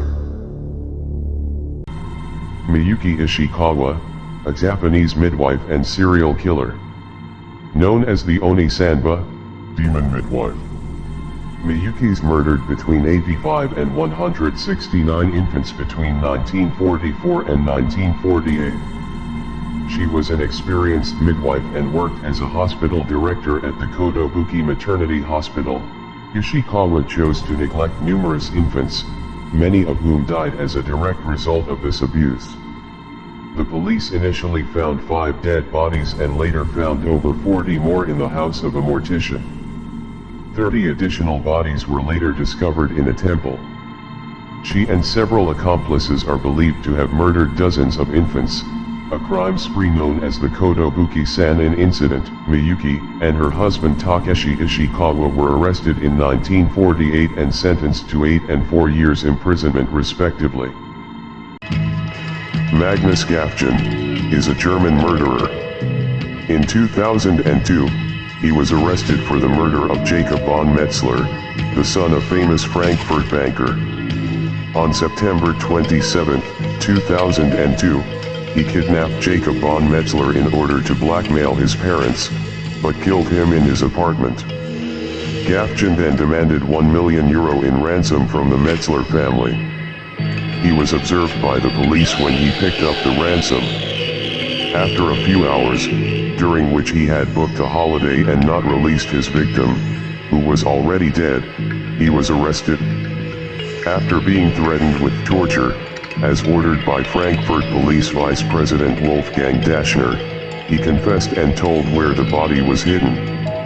The following year, Gafgen was convicted and sentenced to life imprisonment. Genaro Ruiz Camacho Jr. was an organized crime leader in Texas. On May 20, 1988, David L. Wilburn, who worked for Sam Wright and had a mental disability, unwittingly interfered when Camacho and two accomplices tried to kidnap Wright. Evelyn Banks and Banks' 3-year-old son Andre Wilburn was forced to lay down in Wright's home and was then shot in the back of the head. After the murder, Wright managed to escape, but Camacho and his accomplices kidnapped Evelyn and Andre Banks and killed them 3 days later. After this he fled to Mexico. The FBI set up a sting operation to lure Camacho back to the United States. Camacho was arrested as he crossed the border near McAllen, Texas. He was convicted and was executed by lethal injection on August 26, 1998. I was going to murder my own family and then take my own life and become God. What do you think of the death penalty? I'm opposed to it. The state has no right to take your life, but you can murder other people? I don't think anyone has the right to take a life. Except you? When I'm under hallucination, I do. These voices from God, these hallucinations, do you still experience them? Yes, I do. Often? Often. Do you ever feel violent? Yes, I do. What do you feel like doing? Killing people. You still feel like killing people? Yes. Describe the feeling that you get when you feel like killing people. Well, last March 11th, I was hallucinating, and I took a razor blade and I cut a man's throat. Here in the hospital? Here in the hospital. Do you think you'd murder me, Jeff? Yes. That's gruesome, Jeff. That's horrible. Yes, it is. And you don't blame me if I say I hope you never get out of this place. I hope I never do either. Another guy who's been convicted of murdering a loved one, his name is Dustin Tinkleberg. He was sentenced for the murder of his 93-year-old grandmother, Stella Anderson. He pleaded guilty to 1 count of second-degree murder in August. When he was arrested, authorities say Tinkleberg made some really bizarre statements, including that his grandmother had sexually abused him when he was a child, and that he was being followed by drones, and that he had been subjected to surgeries he didn't consent to. Law enforcement says eventually Tinkleberg told them he believed his grandmother had somehow, quote, altered the bacon he was eating, and he, quote, lost it. Anderson died from sharp force injuries to her head, including 7 cuts from a tomahawk-style hatchet. Václav Mrazek was a Czech serial killer who killed 6 women and 1 man in Komutov. He would beat, shoot, and murder his victims. He had an extensive criminal history prior to his killing spree. In 1951, Mrazekis is thought to have committed his first murder, the murder of a 15-year-old girl. While primarily sexually motivated, he also robbed his victims, and he was also a necrophiliac, and at trial one peculiar claim made by him was that he hated the sight of blood. He was convicted of 127 total crimes. He thought that there was no death penalty, and expected a maximum sentence of 10 years. He was convicted and sentenced to death in 1957. In 1957, Václav Mrazek was executed by hanging at the Prague Pankrat Remand prison in Prague, Czech Republic. Robin Ligas was an English serial killer, mental patient, and drug addict. Known as the Shropshire Murderer, Ligas started murdering people for money to buy drugs. He was convicted of robbing and brutally bludgeoning 3 men to death with an iron bar in Shropshire in 1994. Trevor Bradley, aged 53, found in a burned-out car in Melverley. Brian Coles, aged 57, found in his home in Higher Heath near Whitchurch. having been beaten to death with an iron bar. Robert Young, aged 75, killed in Shrewsbury during a burglary of his home. Ligas was charged with 3 additional murders, found guilty of 2, sentenced to life in prison in 1996, ordered to be detained indefinitely in a secure mental hospital in 2011. Ligas died on December 16, 2022 at the age of 70. I was wounded in Vietnam on the left hand, or wrist. They told me as I got older I would lose the strength in my left arm. And I built my left arm up where I'm stronger in my left side than I am on my right side. Now, it's difficult to strangle somebody quickly. It can't be done. Now, you may see people on TV and the movies and stuff where they're strangling somebody and less than 10 seconds later they drop and fall on the floor. It can't be done like that. Now, usually the human body can hold a breath maybe 4 minutes, sometimes 4.5, 5 minutes. But I can't really tell how long I squeezed them. I'd say anywhere from 4 to 10 minutes that they actually succumbed.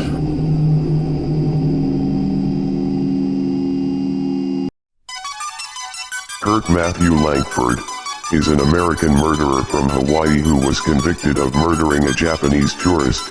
On April 12, 2007, tourist Maisumi Watanabe disappeared in Pupukea. Langford was arrested and charged with second-degree murder on April 26, 2007, after police found blood and items belonging to Watanabe in his pickup truck. Watanabe's body was never found, but the blood in Langford's truck was determined to have been Watanabe's. After failing a polygraph exam, he admitted to being involved in her disappearance. He disposed of her body in the ocean because he said he was frightened that he would lose his job. Circuit Judge Carl Sakamoto referred to Langford as a predator, and sentenced him to life imprisonment. He is currently serving his sentence at Saguaro Correctional Center in Eloy, Arizona. Robert Latimer is a Canadian murderer. He murdered his daughter, Tracy. The murder occurred on October 24, 1993. He did this by placing her in his truck and connecting a hose from the truck's exhaust pipe to the cab. Latimer says that he killed his daughter because she had severe mental and physical disabilities and ongoing health problems as a result of cerebral palsy, and he believed that the next surgery she was to have, to remove a permanently disconnected hip, would only add to her suffering. He was sentenced to life imprisonment without the possibility of parole for 10 years on November 1994. He was released in December 2010. Disability rights advocates said that killing a severely disabled child like Tracy should carry the same penalty as killing a non-disabled child. To do otherwise would devalue the lives of disabled people. The first of the Mary Bell murders occurred on May 25, 1968, the day before her 11th birthday. 4-year-old Martin Brown's body was found in a vacant house in Scottswood.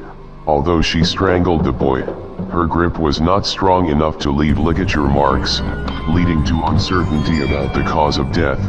On July 31, 1968, she killed again.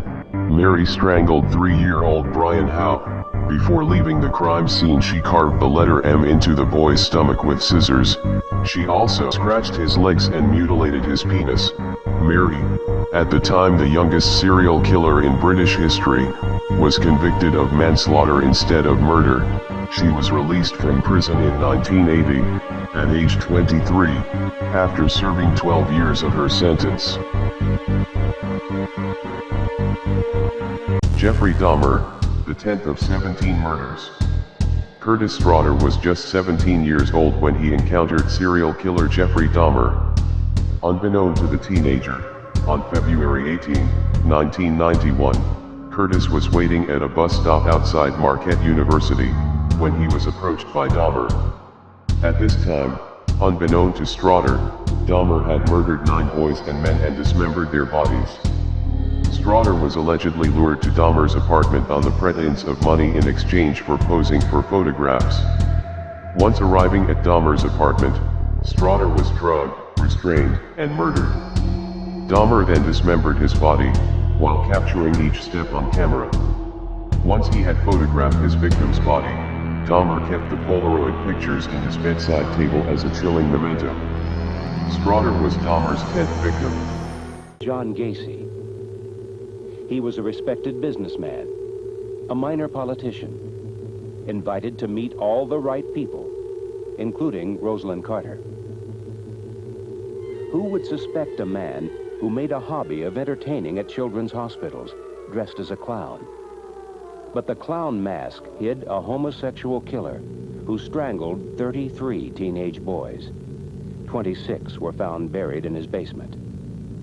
Many had gone to the house to apply for summer jobs with Gacy's construction firm. Fiona Davis of Green Lanes, Palmer's Green, North London, killed her great-grandmother and her former boyfriend. She stabbed her lover Keith Fernandez 58 times and knifed her 81-year-old great-grandmother Mary Scarrett 130 times on October 14, 2003. She was found not guilty of murder due to insanity. She thought Keith Fernandez was a robot and Scarrett was the devil. She attacked them because she thought Judgment Day had arrived. Later, at Stoke Newington Police Station, she attempted to strangle herself and smeared crosses on the wall with excrement and blood. She shouted at police, "I am the Messiah and the King of Kings. I will forgive you all." She can never be freed without permission from the Home Office. The 25-year-old was returned to Broadmoor Special Hospital where she is being treated. And I got away from him. I went through red lights and everything. I come back to the same area where I picked her up. I see her with the same guy. So I'm watching for her. See, I used to watch the cops. In fact, Linnell Taylor, if you ever talked to her, we used to sit for hours watching the vice cops pick up all the vice girls to see how they do it, how they sit, the one cop here, the one cop here. We followed them all the way down to with central booking, where they took them, what door they went in, what door they came out. One time they arrested her.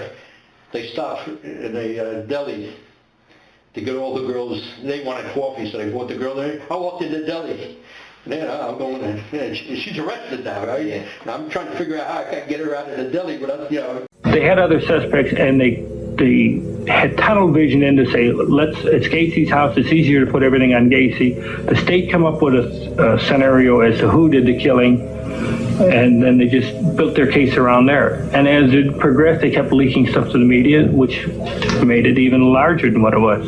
The sensationalism grew, and it's like a snowball that you put on top of the roof, and as it's rolling down the roof, it grows and grows and grows. Well, by the time you get into about the first 60 days of my case, it is so big that nobody wants to back off of what they're saying, even if they're wrong. Herman Mudgett, aka H.H. Holmes, killed around 250 people. Born May 15, 1861 in Gilmanton, New Hampshire. Died May 7, 1896 in Philadelphia, Pennsylvania. Location of the killings was mostly in Chicago, and in several other places in the USA and also in Toronto, Canada. He killed men, women, and children at random, including friends and family members, and made their bodies disappear afterward. Holmes trapped, tortured, and murdered possibly hundreds of guests at his Chicago hotel, known as Murder Castle, which he opened for the 1893 World's Fair, equipped with secret passages, trapdoors, soundproof rooms, gas jets to asphyxiate victims, and a kiln to cremate the bodies. Arrested in 1894, and hanged to death 2 years later. A suspected serial killer behind bars tonight in Missouri. Cops say they think he killed 6 people and shot several others across 2 states in September and late October. The suspect, 25-year-old Perez Reed. Police say 4 of the murder victims are in the St. Louis area, 2 of them in Kansas City, Kansas, and that most were shot in the head. The FBI says agents tracked Reed down as he traveled back to Missouri from Kansas, and that they were able to do it by linking his cell phone to an Amtrak ticket. Something else that may have made him stand out, a unique crescent moon tattoo on his forehead. It was spotted in this surveillance photo from a camera at one of the victim's buildings. That victim was found dead in her apartment in Kansas City. Investigators say they matched that tattoo to this old mugshot of Reed from a previous arrest. Something about the way the victims were shot also stood out to detectives. The woman in Alabama has admitted to beating her 4-year-old nephew to death with a broomstick after first blaming it on the boy's older sister. Yolanda Cole has pleaded guilty to a charge of manslaughter in the death of little King Lyons in February of last year. At that time, King's 9-year-old sister had also been charged, but Cole's guilty plea lets the little girl off the hook, according to the prosecutor's office in Mobile, because she had nothing to do with the crime. The details of King's life and death are absolutely horrifying. Witnesses had testified at a hearing that Cole withheld water from King because he had accidents, and she once found him drinking from a toilet and laughed and said, "That's what he gets." Yes, seriously, that is what she said. King had been whipped with a belt and electrical cords, according to a 6-year-old relative who witnessed it.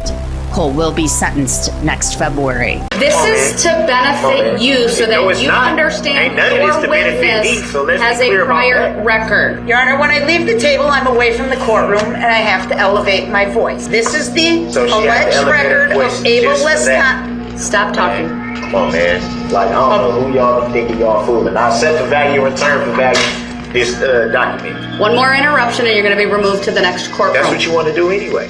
It's not what I want to do. Do not interrupt Attorney Opera. So can Your Honor, I can believe he has 7 prior criminal convictions. The OWI 2nd from 1997, an OWI 3rd from 1997, an OWI 4th from 2003, criminal trespass to dwelling from 2006. Right, I need to take a break. This man right now is having a stare down with me. It's very disrespectful. He pounded his fist. Frankly, it makes me scared. And we're taking a break.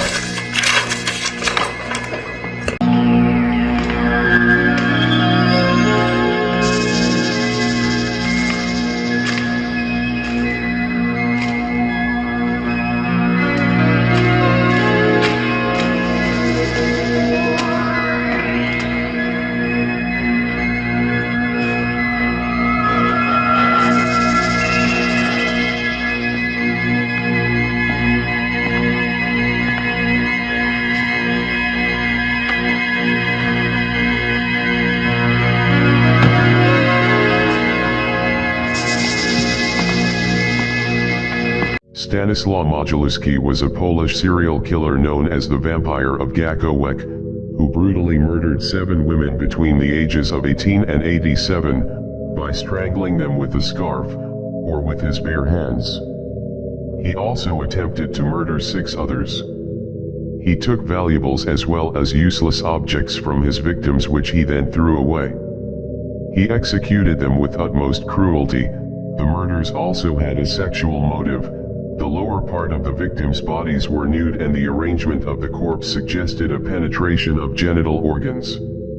Modulewski was a sadist, but it was not verified whether he mutilated the victims before or after the murder, although he is believed to have murdered an 8th victim, which he confessed to. It was never proven as the body was never found. He was sentenced to death and the execution by hanging was carried out in November 1969, in Warsaw. Did he have any sort of quarrel with McDonald's? Not that I know of. He was irritated one night earlier with McDonald's down there because they didn't get their ice cream machine fixed. He didn't like the haphazard way they went about it. He figured they should order some new parts and do it right. I think we just have a case of a mentally disturbed person that finally exploded after 41 years of life, a ticking time bomb that finally went off. I think we have to realize that we might have a lot of these time bombs walking around. Every community has people that are right on the edge, and they can't cope with the daily frustrations. They can't cope with things that happen in their life, and we see it all the time. Do you have any idea why?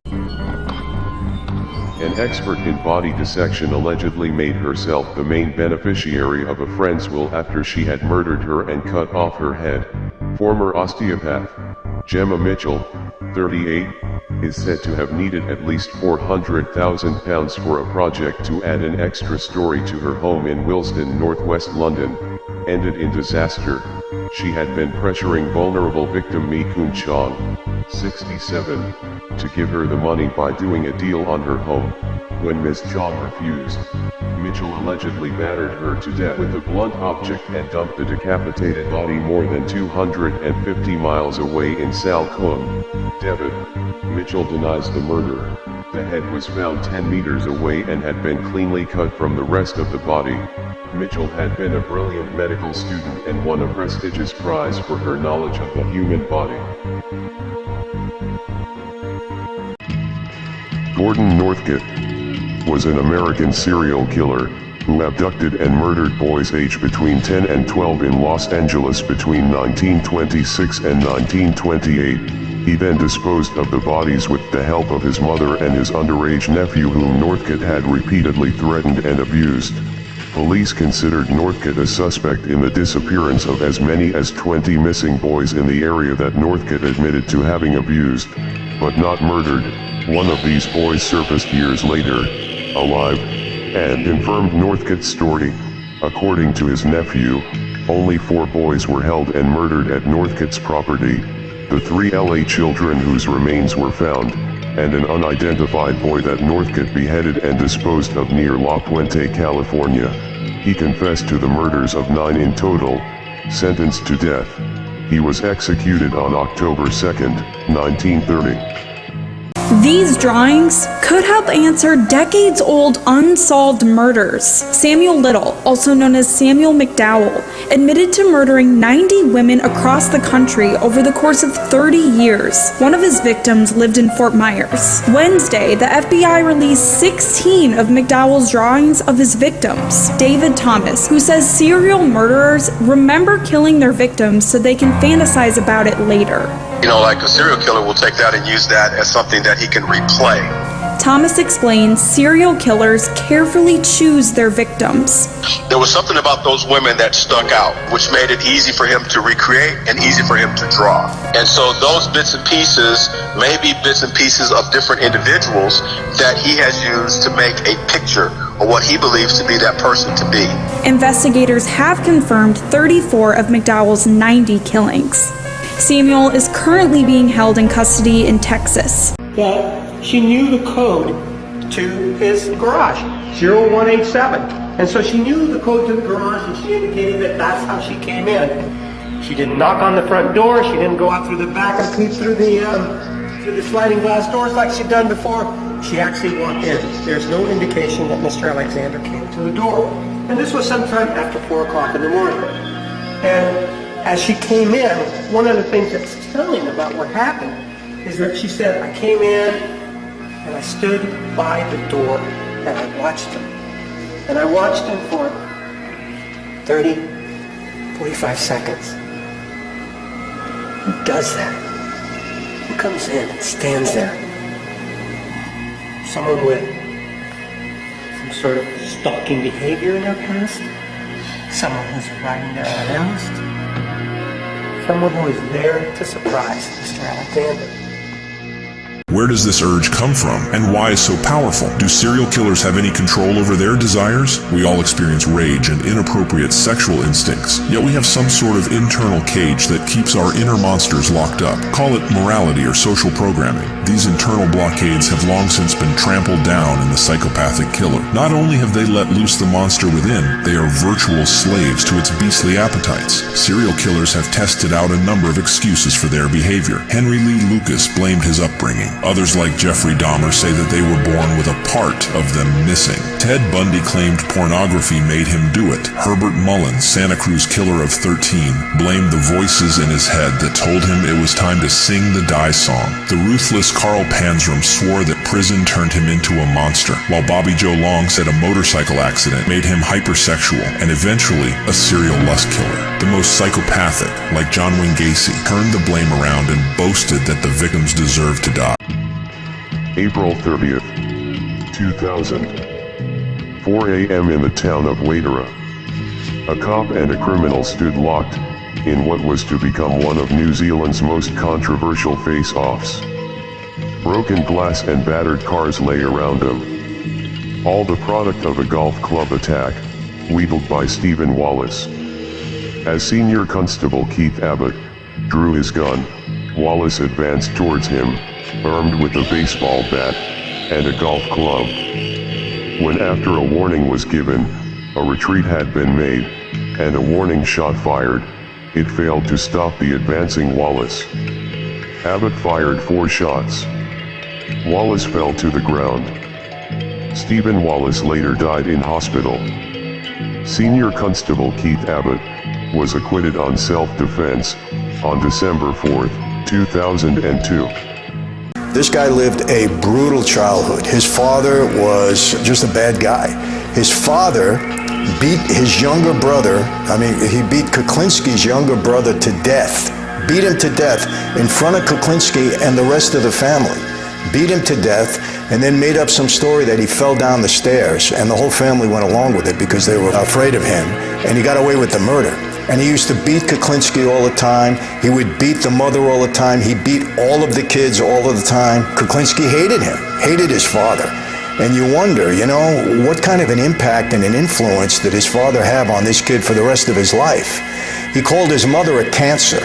Hated his mother too. Called her a cancer because I guess she never did anything to stop the father from the beatings that they had to go through. Obviously, people. I'm a forensic psychiatrist. In 2009, Roger Kibbe pled guilty to 6 additional murders where he was given a sentence of life without possibility of parole. Part of the deal agreement with Kibbe is that he would speak with us and also agree to speak with Park Dietz about the crimes that he had committed. I've never been involved in a case where we filmed a thing such as this, and I know you haven't either, so we're exploring new territory here. But part of what I want to make sure you understand, I would tell anyone I'm interviewing, there's no confidentiality, which is not the way it would be if you were seeing a doctor who was trying to help you. So I'm not here to help you. I'm not here to hurt you either. I'm here to ask questions, understand, and try to shed some light on things. But that could end up helping you or hurting you. For more than 3 decades, Park Dietz has interviewed some of the nation's most notorious killers, such as Joel Rifkin and Jeffrey Dahmer. Stuart Wilkin, an African serial killer, cannibal, and necrophile, known as Boet Yapor, brother farmer. Wilkins raped, sodomized, and murdered 10 victims between 1990 and 1997 in Port Elizabeth on the east coast of South Africa. He killed individuals from 2 distinct victim types, female prostitutes and young boys. Wilkins committed acts of cannibalism and necrophilia during his crimes. He cut off and ate a nipple of one of his victims. He killed his own daughter in 1995. Her body was found in 1996 wrapped in a tarpaulin behind the Holiday Inn Garden Court in South Africa. He wanted to send her soul to God. He also practiced necrophilia with a decomposing corpse. Stuart Wilkin was sentenced to 7 terms of life imprisonment on February 23, 1998. If I was like I was a year ago, I wouldn't even be safe in this room. Do we all have these impulses within us? Yes. Ever since God made this earth, there's been killings. There's been unsolved killings, there's been murders, there's been rapes. Only through the processes known as socialization, education, and child rearing are we tamed. Do we have these impulses tamed out of our behavior? Now, this is a complicated process by which human beings from birth are tamed into civilized adults, and it doesn't always work. There are failures in this taming process. If I had to take my best guess of the means to reduce the number of serial killings, I'd say that parents should stop torturing their children. If I didn't do something that I was told to do, I was beat practically to death. I've got scars on my body today where I was beaten. And would this come back to you at certain times? Wesley Dodd waits on death row, impatient to die. An invisible man who finally caught our attention by killing children, and now taunts us for failing to see what he was. I am what a child molester looks like. There is no dirty old man. Dirty old man does not exist. I am what a child molester looks like. I am what a serial killer looks like. He seems familiar, yet we don't know him at all. Invited into his mind, we found it impenetrable. Is there something biologically wrong with him? No one has bothered to look. Melissa Todorovic was convicted of first-degree murder in 2009 for ordering her then-boyfriend, David Bagshaw, to kill 14-year-old Stephanie Rengel. Both were sentenced to life in prison. Todorovic was able to apply for parole after 7 years. Rengel had become the focus of Todorovic's jealousy because she briefly dated Bagshaw years earlier. Todorovic, who was 15 at the time, repeatedly threatened to end the relationship unless Bagshaw killed Rengel, which he eventually did, by stabbing the teen multiple times on New Year's Day 2008. In 2018, Todorovic was granted 6 months of day parole, but she was brought back to prison after the board found she had become entangled in a secret love triangle. The board found she had contravened the condition of her release that required she disclose any new relationships. I'm exactly what a serial killer looks like. I'm exactly what a sex offender looks like. It can be anybody. Someone that's killed 87 people, I definitely got a screw loose someplace, or there was not a place to put the screw. Everybody has the capability of murdering somebody. You and I, anybody can kill somebody else. What does it take to pull a trigger on a gun? Anybody could do it, but few people have the capacity to kill. And the capacity to kill is not only being able to pull a trigger, but being able to actually to do it and to live with it. You see, serial killers are people who can kill and sleep well at night. That was a fit of anger. You know, we spent a day down Turning Point Park, you know, feeding the ducks and walking around and we're making out. And then she just flipped. You know, jumped up, says, I'm going to scream, I'm going to tell the cops. I had snapped her neck.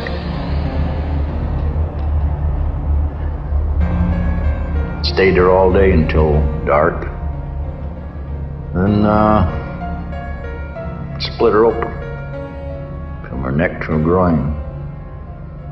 I didn't go all the way deep into the stomach area, just split her open, I don't know why. What I was doing I thought was right. The patients that I took care of, I like to think, I made their passing easy. They didn't have a choice, and I made it for them. I was being the judge and the jury and executioner. I'm just Donald Harvey. I haven't changed a bit. I have been rehabilitated. I'm ready to go back to the streets.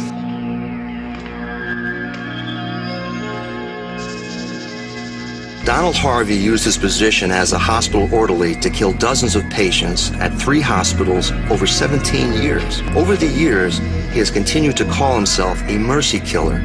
The way he tells it, he was doing his victims a favor. The patients may have had a month to 6 months to live, and they were mostly put there just to die.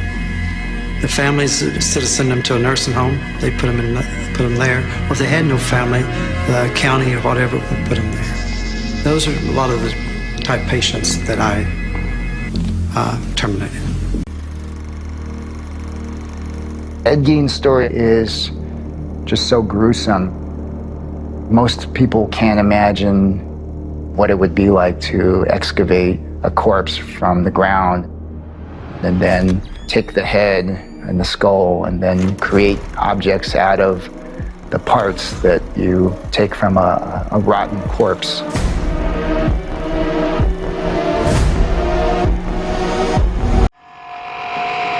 More of a rampage killer than a mass murderer, Daniel Remeda killed 5 people over 6 days in February 1985. His first victim was the convenience store clerk, 60-year-old Marita. Within 6 days, he had gunned down Linda Marvin and Larry McFarland in Arkansas, and Glenn Moore and John R. Schroeder in Kansas. 3 more were wounded. The violence ended in a gun battle with police in an unoccupied farmhouse in Atwood, Kansas. Remeda was sentenced to life for the Kansas murders, and to death in both Arkansas and Florida. Remeda once said he wanted to be extradited to Florida because it imposes capital punishment. I want them to pull the switch. I'm not afraid. Death is only as ugly as you make it. He was executed by electrocution in Florida on March 31, 1998. While his family was celebrating the holidays, Kuklinski left his home to collect on a bad debt. Business was business, even on Christmas Eve. The man owed me money. He was giving me a runaround. I told him I wasn't happy that he wasn't going to pay me. He had the attitude that nobody could hurt him. I think he was wrong. Anyway, he never saw Christmas. What did you use? A gun. Extremely loud inside of a car. Matter of fact, my ears were ringing for a long time. What'd you do afterwards? I walked away. In October of 1989, they found 2 bodies that he had killed. In November, they found 3. And in January of 1990, when he was apprehended, they found 4 bodies. He was definitely getting worse. I was driving South Plymouth, Rochester one night, and here's a girl running down the street with other guys chasing her, and sticks her head and her shoulders into my car. And she says, let me in, let me in. I'm at the light, and I just pushed a button on the door and pushed the windows up, and she drops her hands back, and I just drove out of there, and her neck got caught inside the car door, and I just kept on going. Dr. Michael Joseph Swanko, born October 21, 1954, is an American serial killer who is estimated to have been involved in as many as 60 fatal poisonings of patients and colleagues. While he worked in Rhodes Hall at OSU, nurses noticed that apparently healthy patients began dying mysteriously with alarming frequency, each time Swanko had been the floor intern. One nurse caught him injecting some medicine into a patient who later became strangely ill. With non-patients such as his co-workers, he used poisons, usually arsenic, slipping them into foods and beverages. With patients, he sometimes used poisons as well, but usually, he administered an overdose of whichever drug the patient had been prescribed, or wrote unnecessary prescriptions for dangerous drugs. You recall we mentioned before that there were reports in the Westport flea market where you had your shop that people would say, oh yes, I do remember he had these strange smelling dishes of food, that he had bead bones. And later on there were speculations, at least in the community and in some aspects of the media, that the remains of your victim were somehow being transported and prepared as meals and prepared as jewelry in your shop. I was quickly able to identify to the police the other dealers in that section of the market where we rotated potluck rather than eat the flea market food again. And that you could question any of these people, and they'd be able to tell you that the food was good. There was nothing suspect about the turkey or ham or beef that was in these dishes. A mom in Texas is accused of shaking her 2-month-old baby and then slamming her on a table. And instead of calling for help, police say she searched the web for shaken baby syndrome for hours before calling 911. The allegation is absolutely unbelievable. Police in Abilene, Texas, took Clarissa Nicole Stewart into custody. The little baby died on November 15th. A Texas TV station reports text messages between Stewart and her husband showed signs that she may have been suffering from postpartum depression. One read, "I want nothing to do with when you're off. I can't stand her anymore. The second she cries, it throws me into a rage I didn't know I could have." Another stated, "It's getting harder and harder to love her." Police say Stewart confessed to slamming her baby on a table and then waiting 6 hours to call for help. Stewart used to work with children. Right now, Stewart is being held on bail in jail. Sipho Thwala is a South African serial killer known as the Phoenix Strangler.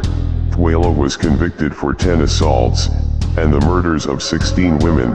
Thwala's nickname came from the area in which he committed his crimes, Phoenix, an Indian township in South Africa. Thwala offered victims employment and was described as charming. He spoke English, Afrikaans, and Zulu. Thwala would lure women into sugarcane fields near Phoenix with the promise of employment as domestic workers in nearby hotels. Then, he would bind, beat, and assault them, prior to strangling them. He also set fire to the field and the body of a victim in hopes of destroying evidence. On March 31, 1999, the High Court in Durban found Thwala guilty of 16 murders and 10 assaults, and sentenced him to 506 years in prison. Cassidy went into labor on September 19th in a bathroom at her home, took a pair of scissors to pry the baby out, and delivered the child alive and into the toilet. Cassidy lifted the moving infant from the toilet, felt for a pulse, found one, then placed her hands around the infant's neck and squeezed until he wasn't moving or breathing any longer. She took the infant's pulse again and found none. Cassidy cleaned up the bathroom, bathed herself and the dead infant before placing him in a shoebox along with soiled towels and clothing. The teen claimed she miscarried. Dr. Stephen Nelson noted there were severe head injuries consistent with the child being struck repeatedly with scissors as well as signs of strangulation. She was sentenced to 18 months in a maximum security facility for juveniles on December 19, 2012. Tanya Ford, a Taylor County woman, convicted of killing her police officer husband, was sentenced to 20 years in prison in the case. Police say Tanya Ford shot and killed her husband, Lebanon police officer David Ford, back in 2009. When calling 911, Ford said her husband had been shot, but also said she didn't go close to his body. After seeing him on the floor in a pool of blood, police say he was shot in the back of the head. A co-worker of Ford said he heard her say she would kill Officer Ford if she thought she could get away with it, and feel no remorse. She was convicted in the death. Ford was found guilty of first-degree murder, and the jury recommended a sentence of 20 years with the possibility of parole after serving 17 years. David Ford's family say they are not shocked and the couple had a rocky marriage. Eddie Liansky, the Singing Strangler, was an American soldier and serial killer. Liansky confessed to the strangulation and murder of 3 women in Melbourne, Australia. His self-confessed motive for the killings was a twisted fascination with female voices, especially when they were singing, and his claim that he killed the women to get their voices. Accordingly, the psychologist ruled that Liansky's crimes were born of his resentment and hatred of his mother, and thus constituted symbolic matricide. He was picked from a lineup of American servicemen. His trial was conducted under American military law. Liansky confessed to 3 murders, and was sentenced to death. In 1942, Eddie Liansky was executed by hanging at Her Majesty's Prison Pentridge in Coburg, Victoria, Australia. Felipe Espinosa was a Mexican-American serial killer who, along with his father and later nephew, killed an estimated 32 people in the Colorado Territory. Espinosa is considered to be one of America's first serial killers, and Mexico's first serial killer, even though Francisco Guerrero Perez was the first Mexican serial killer to be captured in Mexico. Espinosa declared war on the United States, and wanted to kill as many Anglos as he could. There is no definitive reason as to why the Espinosa brothers began their rampage. He mutilated some victims' corpses with the heart hacked out of the chest. Espinosa was shot by a posse led by Tom Tobin, a legendary tracker of the times. Tobin beheaded the Espinosas and his nephew. His brother was killed in a previous gunfight with the posse. David Edwin Mason was an American serial killer who killed at least 4 elderly people between March and December 1980 in Oakland, California, and his cellmate in 1982 and possibly his male lover. During his crimes as a serial killer, he was known to rob, strangle, and murder his victims. For these crimes, he was sentenced to death and executed at San Quentin State Prison's gas chamber in 1993, the last inmate to have been executed in this manner in the state. He was also the first condemned inmate since the reinstatement of the death penalty to voluntarily withdraw all of his appeals. David Mason was executed on August 24, 1993, age 36. He was buried in Mountain Shadow Cemetery in Sonora, California. I remember reading that you at one time had a recording stint at a studio in Hollywood, and that you liked guitar and wrote music or sang music. Do you still do that? Yeah, I do that. Yeah, I do that.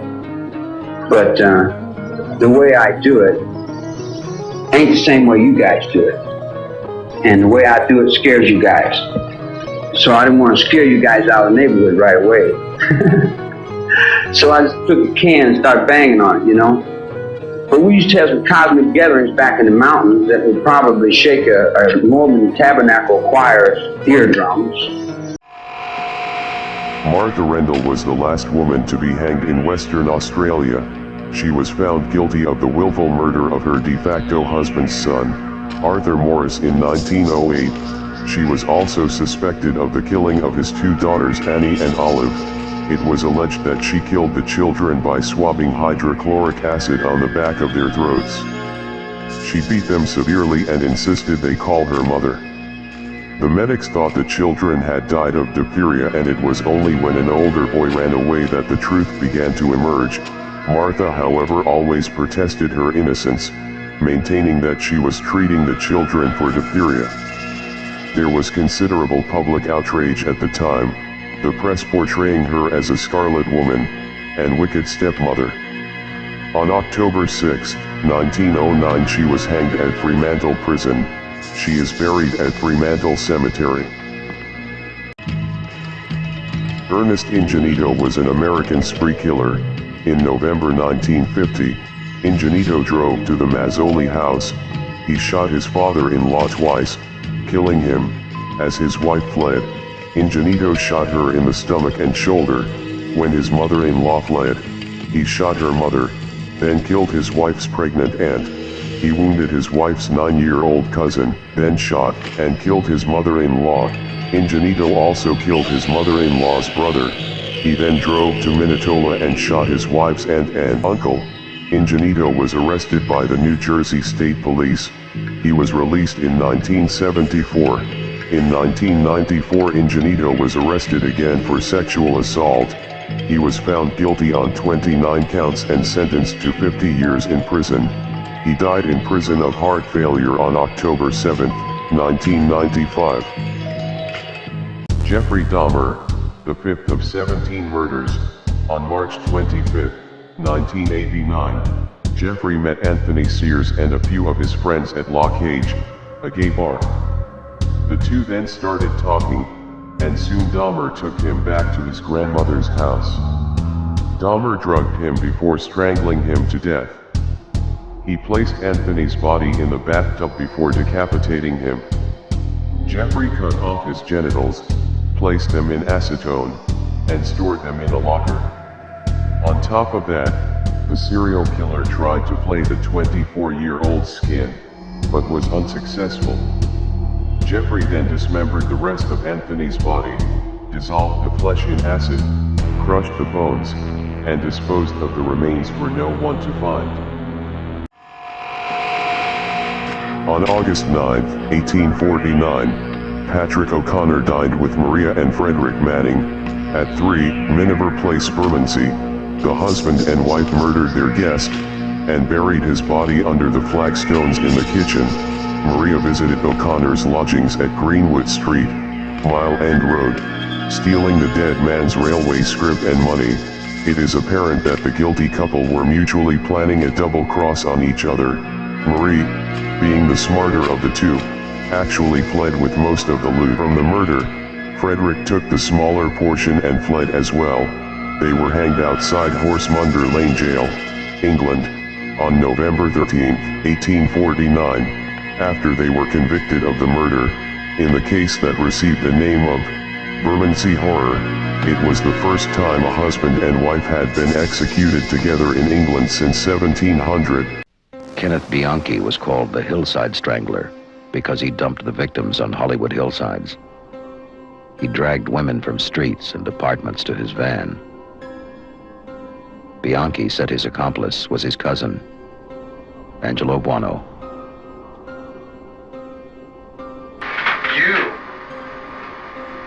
You're trying to get me to leave him. I killed her. Angelo killed her. This broad I killed. These two Angelo killed.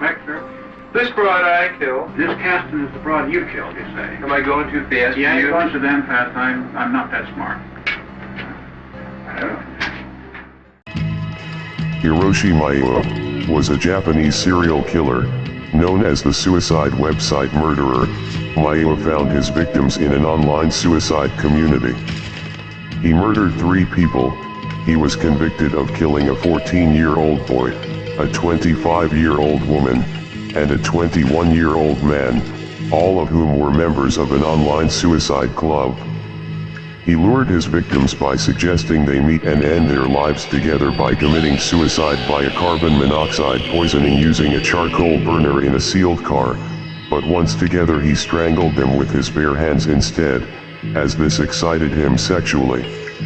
Maio suffered from a psychosexual disorder, which made him unable to achieve sexual release in the absence of performing an act of strangulation.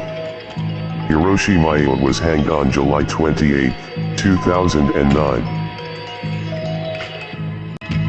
Alan Lee Davis was convicted of murdering Nancy Weiler, a Westinghouse executive's wife, in Jacksonville, who was 3 months pregnant when she was killed in 1982. Mrs. Weiler was beaten almost beyond recognition, hit over 25 times in the face and head with a gun. Her 9-year-old daughter Christina was tied up and shot twice in the face. Her 5-year-old daughter Catherine was shot as she was trying to run away, and then her skull was beaten in with the gun. He was executed by electrocution in Florida on July 8, 1999. The Davis execution drew attention, after he had a nosebleed in the electric chair. Davis was on parole for armed robbery at the time of the murders. His weight of 350 pounds may have contributed to the execution problems. Donald Henry Gaskins Jr. was an American serial killer and rapist from South Carolina who stabbed, shot, drowned, and poisoned more than a dozen people. He began riding along the coastal highway that stretched from Myrtle Beach to Savannah on the lookout for hitchhikers, in particular women, in order to satiate his bloodlust. Although Gaskins preferred female victims, it did not stop him from committing crimes on males he happened to come upon, something he proved on July of 1974, when he raped and murdered 2 young boys.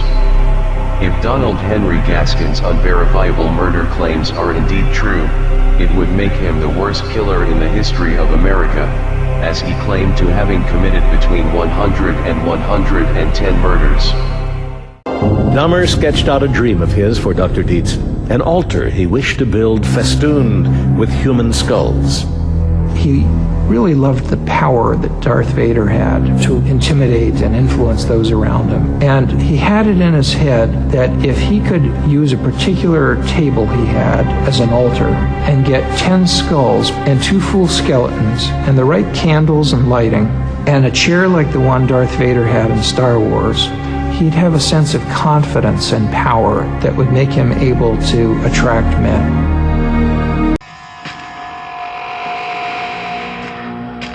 The Frankfurt Slasher is the name given by the media to a possible serial killer who operated in and around the neighborhood of Frankfurt in Philadelphia, Pennsylvania, from 1985 to 1990.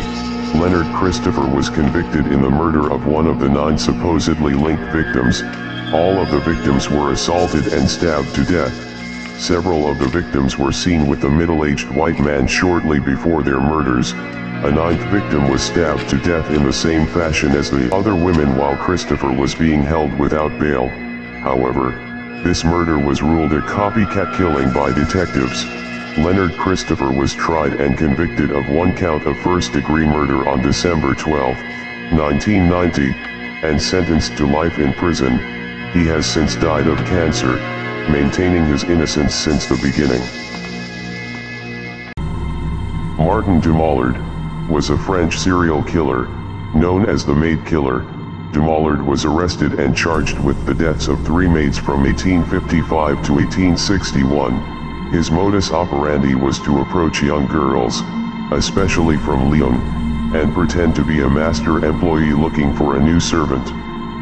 Dumollard offered significant emoluments for this type of job and then trained the young girls, who usually learned quickly, in the rural region of Côte de l'Ain. Some of these girls would later become his victims. His wife, Marie-Anne Martinet, was found guilty of assisting him and sentenced to 20 years of hard labor in a women's prison. She died in 1875 at Aubry prison, in Haute-Marne, France. Martin Dumollard was publicly executed by guillotine in 1862. They're obviously not very happy about what happened. I think not. I got a letter from my niece that I love my niece more than anything, and she just said, how could you do that to 4 women? I mean, you guys are evil, you're disgusting. It was pretty bad. And I still got it. I read it periodically to keep my mind focused that I screwed up. Is screwed up the right expression to use? Probably not. I just didn't want to say it, what I really think. Well, why don't you? It's beyond evil. What happened? What me and him did was beyond evil. Jennifer San Marco was a former U.S. Postal Service employee and mass murderer who killed 7 people in Goleta, California. On January 30th, 2006, San Marco shot and killed her one-time neighbor, Beverly Graham, and then subsequently drove to the mail processing plant at which she previously worked in Goleta, California. San Marco entered the sprawling plant by driving through a gate behind another car. She gained entry to the building by taking an employee's identification badge at gunpoint. She then shot and killed 6 employees of the plant with a pistol before taking her own life. San Marco apparently believed that she was the target of a conspiracy centered at the Goleta Postal Facility. Santa Barbara County Sheriff's Department speculated that San Marco's paranoia and history of mental illness may have motivated her to commit the murders. Christy Abrahams is an Australian murderer who killed her 6-year-old daughter on July 13, 2010. Because she refused to put her pajamas on, she was beaten and kicked to death by her mother. After the murder, her boyfriend, Robert Smith, put Keisha's body into a suitcase. 5 days after her death, the pair took the suitcase with Keisha's body inside to a burial site in Sydney's Outer West. Smith dug a shallow grave and poured petrol over Keisha's body and burned it. Abrahams reported her daughter missing. In April 2011, the pair were arrested over Keisha's murder. Smith was jailed for a minimum of 12 years and Abrahams for a minimum of 16 years. Robert Terry Smith was released in April 2023. Should child killers get life in prison? Let us know what you think in the comments. Charles Jackson Jr., known as the East Bay Slayer, was an American serial killer who murdered at least 7 women and 1 man in the San Francisco Bay Area. Between 1975 and 1982, Jackson confessed quickly and was tried for the string of homicides. Evidently, after killing his victims, Jackson enjoyed assaulting their corpses and sitting down to a meal, before taking advantage of the situation and stealing some valuables. He was sentenced to 18 consecutive life terms, convicted of a single murder. He died in prison in 2002, before the more complete exposure of his crimes was revealed. His death didn't slow the investigators down. In 2005, based on results from the DNA research, Jackson's involvement was revealed in several more murders. Tanya Jamie Nelson, a North Carolina woman, received the death penalty on April 23, 2010, for murdering a Westminster fortune teller and her college student daughter. Jade Smith and her daughter Anita Nevio were found dead in Mrs. Smith's Little Saigon home on April 22, 2005. They died of multiple stab wounds to their faces and necks. Both also had cuts on their hands. What most baffled officers was why nearly a gallon of white paint had been poured over their heads and hands. The exact verdict was first-degree murder with special circumstances including murder of multiple victims, murder during the commission of robbery, and murder by lying in wait. She remains incarcerated at Central California Women's Facility in Chowchilla, Madera County. The skeletal remains of Ott and Naslin were found on Taylor Mountain near Issaquah the next March, 1975.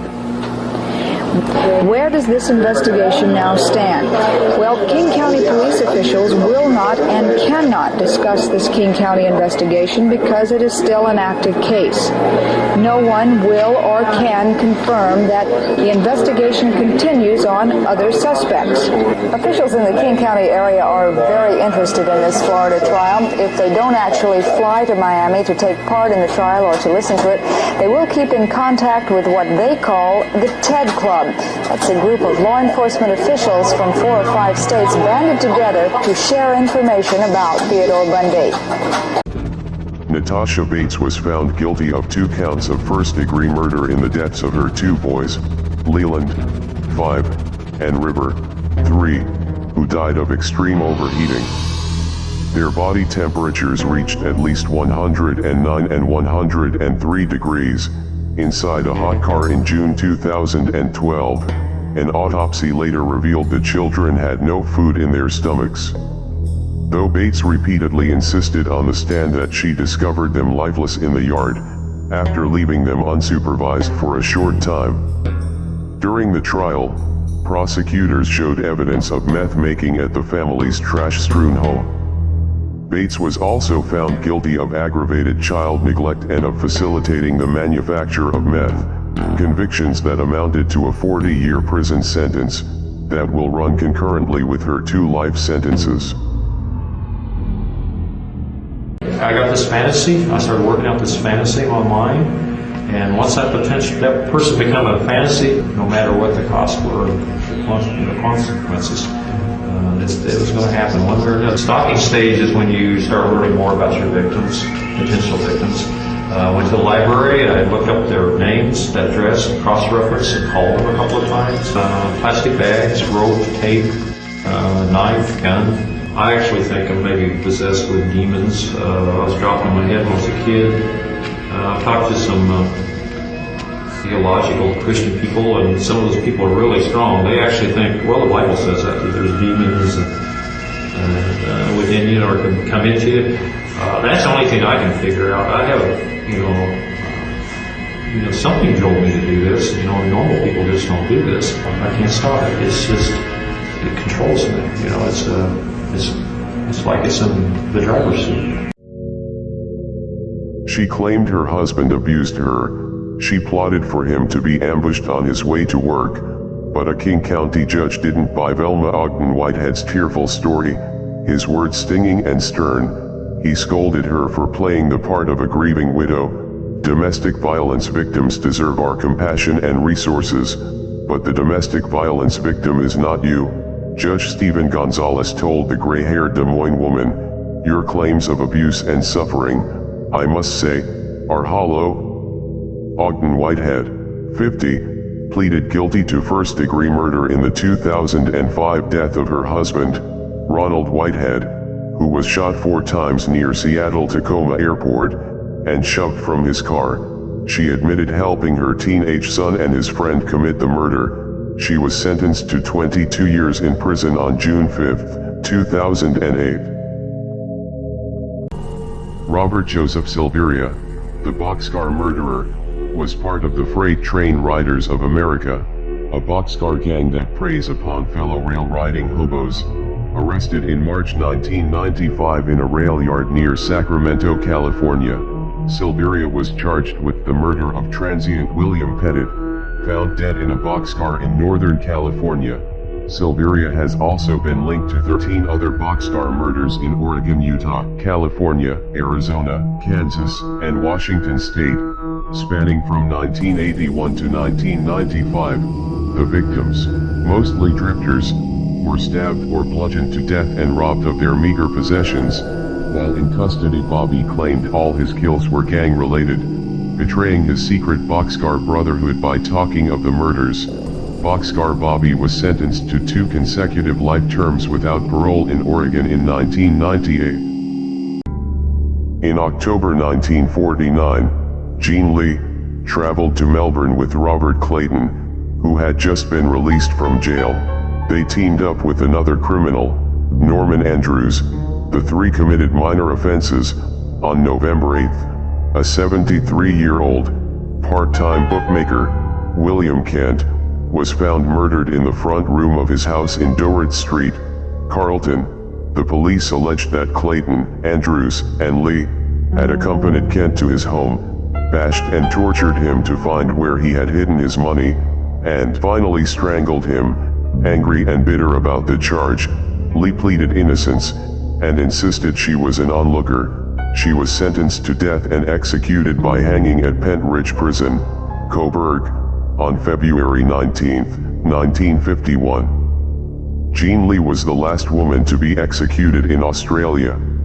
When Carol DeRoche, the kidnapping victim from Utah, came to testify in this preliminary hearing here, I was beside myself with rage. She is turning into a professional witness as far as I'm concerned. She is a prosecution witness. And when I heard her go through that routine that I had heard 3 times before, I had restrained myself every time. I couldn't do it this time. And I told my attorney, I said, I'm going to get up. And I got up and I pointed at the judge and I pointed at her and I said, she's lying. She's lied 3 times before and she's lying now. And I felt it. And he pulled me down and he says, listen, he says, you can't do that. And I said, okay, but I had to do it for once. For once I had to do it. And do you know something? Moses Sithole is a South African serial killer known as the ABC Killer.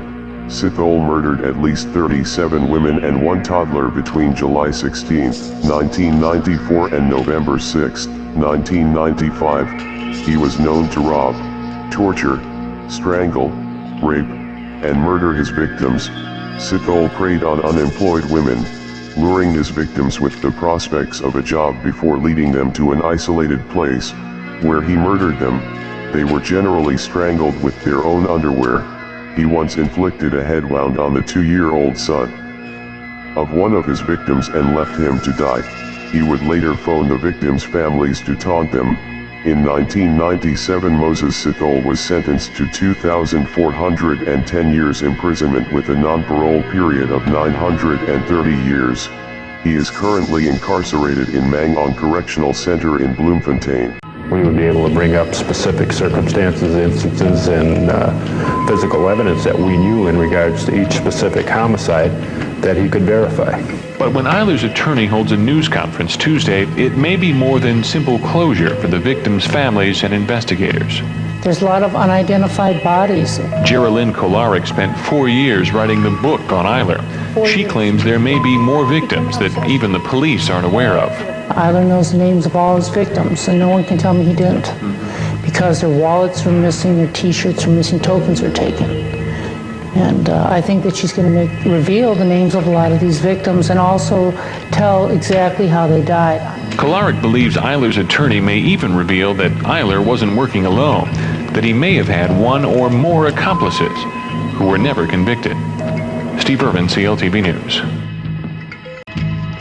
The Bombo shooting was a mass murder that occurred in Bombo, when UPDF Private Patrick Okot Odoch killed 10 people and wounded at least 2 others in a bar with an AK-47. During the night of March 8, Odoch was on duty at the 23rd Air Defense Regiment. He left his post armed with an AK-47 assault rifle and 30 rounds of ammunition and arrived at Yumbe Boys Bar in Pakili on March 9 at 12:12 a.m.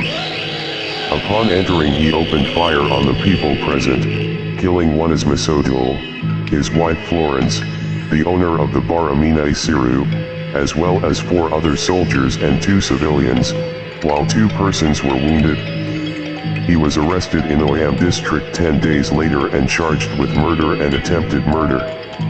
He was sentenced to 90 years in prison on June 4, 2013.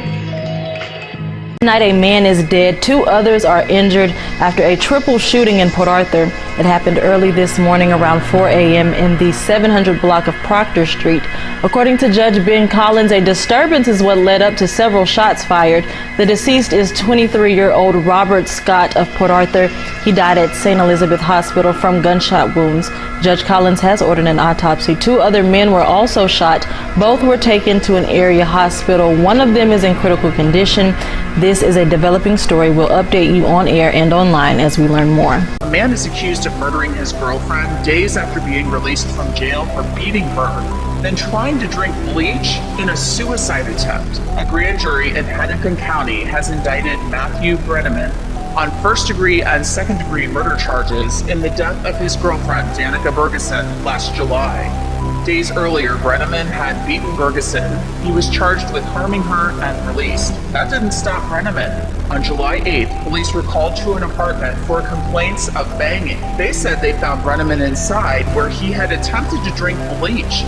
Bergeson's body was wrapped in blankets in a garbage bag. Her body was covered with bruises and abrasions, and investigators believe she'd been dead for at least 1 day. Police say they found incriminating letters around Bergeson's body that Brenneman wrote, saying he never loved a woman the way he did Bergeson. In one he said, "Things happened abruptly. I didn't know what to do." She told me. She opened the door and she cursed me out. I said she did it because I slams my door too much.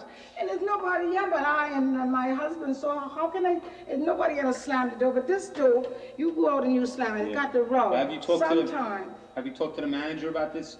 You know, this happened the night while I was on tennis patrol. You never had any other problems with her before? I haven't had any problems. All right, well, we'll speak to her. Now, what would you like us to do? You know,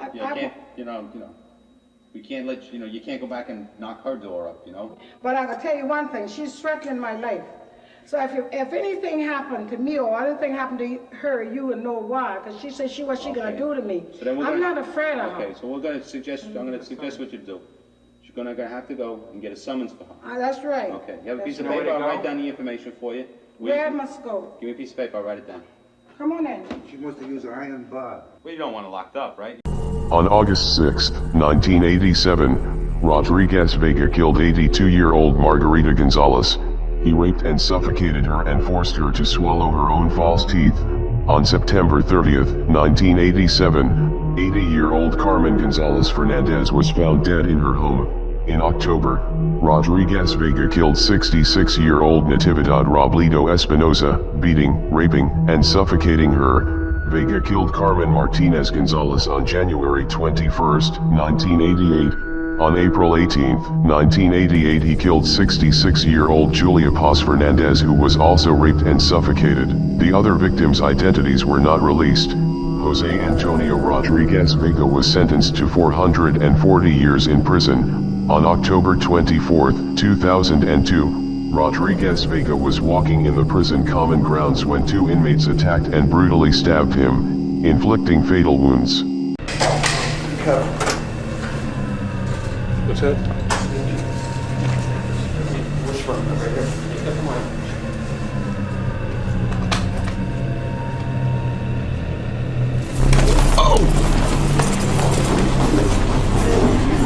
All right. I ain't doing nothing. Relax. I'm talking. Are you okay? I'm fine.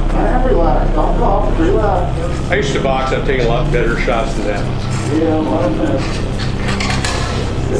Relax. Let's get ready. Yeah.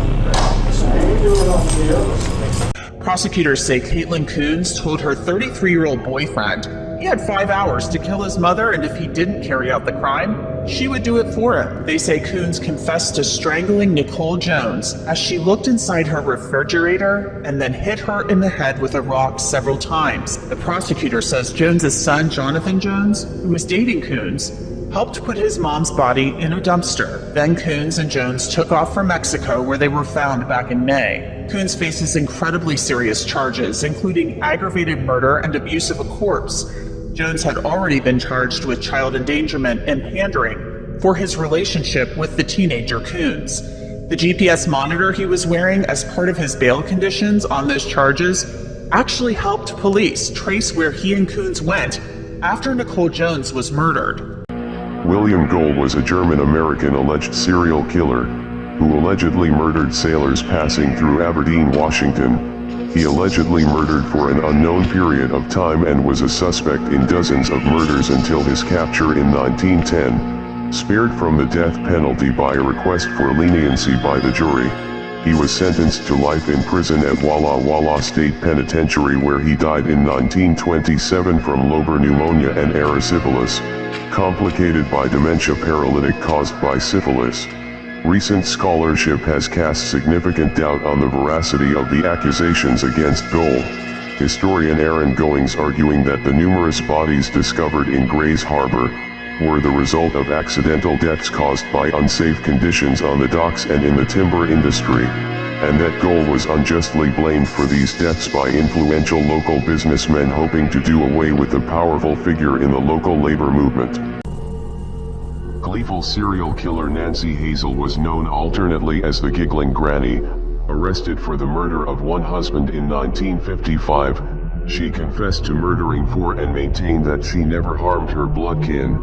Various law enforcement officials in Alabama and elsewhere, however, speculate that she is likely to have murdered as many as 12 people, including a mother-in-law, a grandson, a granddaughter, her mother, her sister, and two of her own children with rat poison or arsenic. Her habit of smiling and giggling as she discussed her crimes earned her the Giggling Granny nickname. A judge declared her insane, sparing her the electric chair and gave her a life sentence. Doss died of leukemia on June 2, 1965, on the 10th anniversary of her incarceration, and was buried in Oak Hill Memorial Park in McAlester, Oklahoma. Walter Earl Ellis, known as the Milwaukee North Side Strangler, was an American serial killer who raped and strangled at least 9 women in the city of Milwaukee, Wisconsin between 1986 and 2007.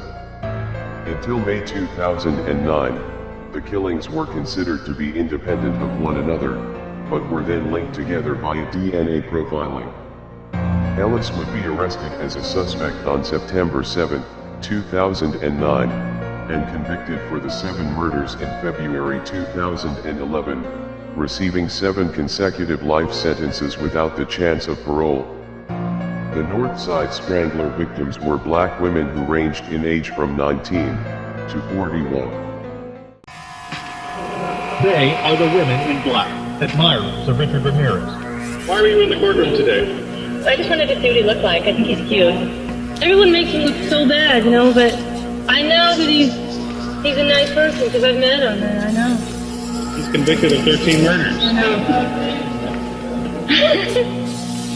But he's really a nice guy. It's very out of the usual. It's very out of the norm to be able to do that for a certain amount of time and length, a period of time, and get away with it. Especially the outrageousness of it. The kind of murders that he did. I went to go visit him. I asked him, you know, I said, how many other girls did you? I want to know.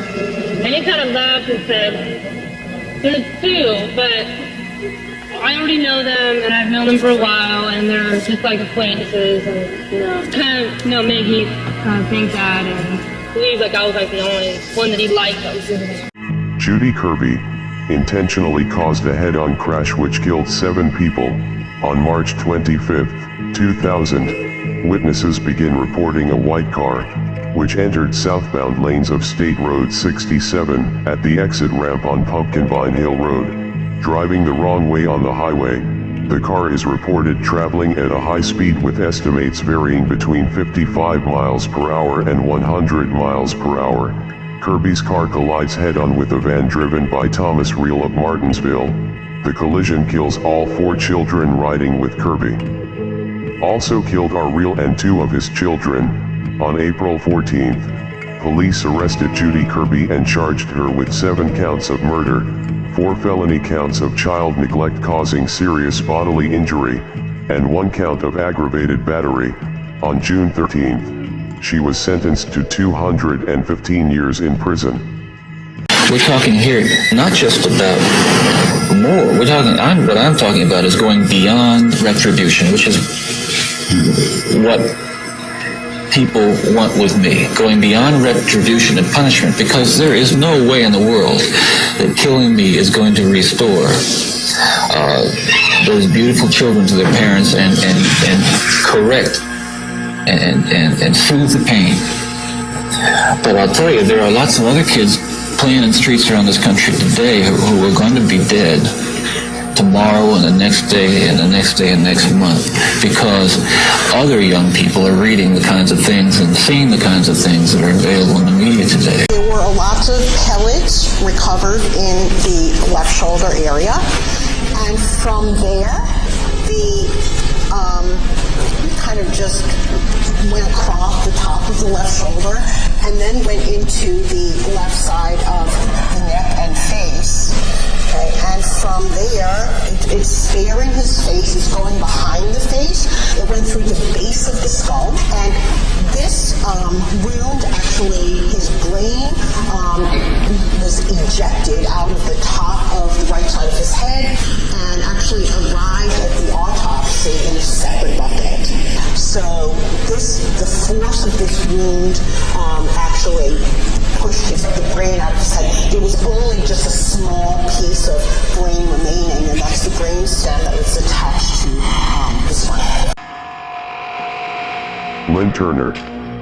Starting in 1995, her first husband, Glenn Turner, allegedly died of natural causes after being apparently sick with the flu. 6 years later in 2001, the death of her second husband, Randy Thompson, under remarkably similar circumstances, aroused the suspicion of law enforcement. After investigation, it was determined by authorities that Lynn Turner had murdered both her husbands by poisoning them with antifreeze. She was arrested 10 months later after her second husband's death and was tried for Glenn Turner's murder in 2004. She was found guilty and went to trial again for murdering Randy Thompson in 2007 and was also convicted. Turner died in prison on August 30, 2010. The cause of death was suicide by toxic overdose of blood pressure medication. So you ran down that street, and is that when you saw the open garage door? Yes. Do you remember when you took your clothing off? I have I didn't remember it at first, but I have a faint memory of taking my pants off at some point. Do you remember what happened next? No, I don't, I have some memory of what happened, but I don't remember how we got into the altercation or into the fighting. I don't remember. You said that you had a machete at that point. Do you remember where you got it? I think somewhere in the garage. I don't know.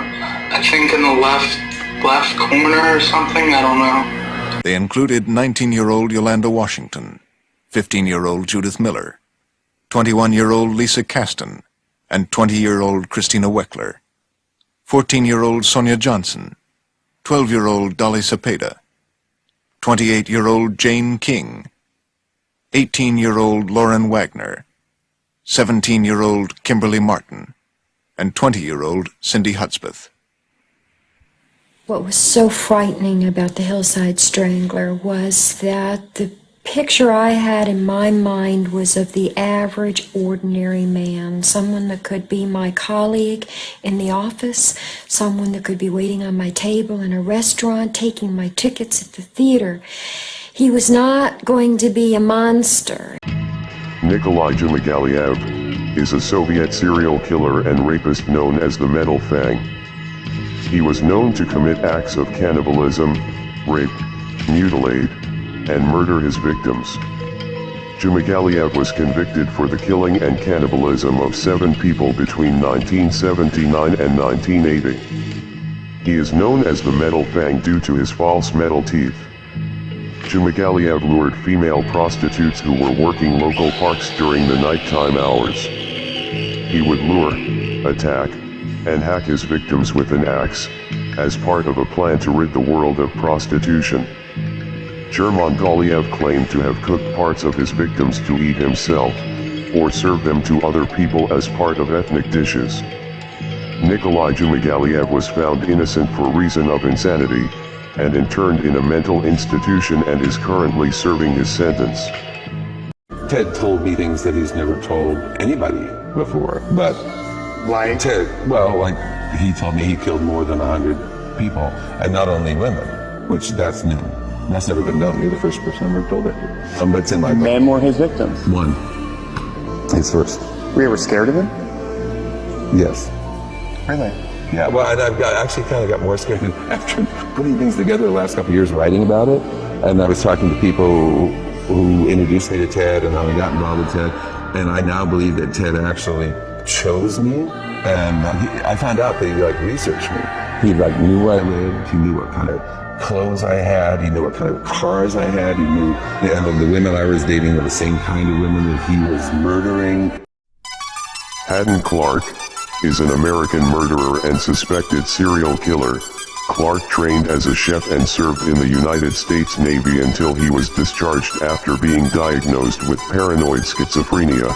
He is serving 2 30-year sentences at Eastern Correctional Institution in Maryland for the 2 murders committed in 1992. On May 31, 1986, Clark stabbed Michelle Dorr to death. On October 18, 1992, he killed 23-year-old Laura Hodling in Bethesda, Maryland. He later returned, and dressed up in a wig and women's clothes, and left out the front door, to make people think Laura left the house alive, to buy time to clean the scene. Clark later admitted that he ate some of Michelle Dorr's remains before burying her. He also confessed to eating and torturing other women and girls. Wayne Bertram Williams is an American convicted murderer and suspected serial killer, who is serving life imprisonment for the 1981 killings of 2 men in Atlanta, Georgia. He is also believed to be responsible for at least 24 of the 30 Atlanta child murders from 1979 to 1981. Authorities closed 22 other unsolved murders, declaring Williams to have been the perpetrator. In 1982, Williams was convicted on 2 counts of murder and was sentenced to 2 consecutive life terms. Williams has maintained his innocence and the case was reopened as recently as 2005. In 2007, a DNA test on canine hair, human hair, and blood failed to exonerate Williams. In December 2022, the victims' families called for the results of DNA testing ordered over a year prior. Is a convicted murderer, known as the Woolworths Killer, and notable for committing an attack which cost the infamous serial killer Peter Sutcliffe the use of one eye.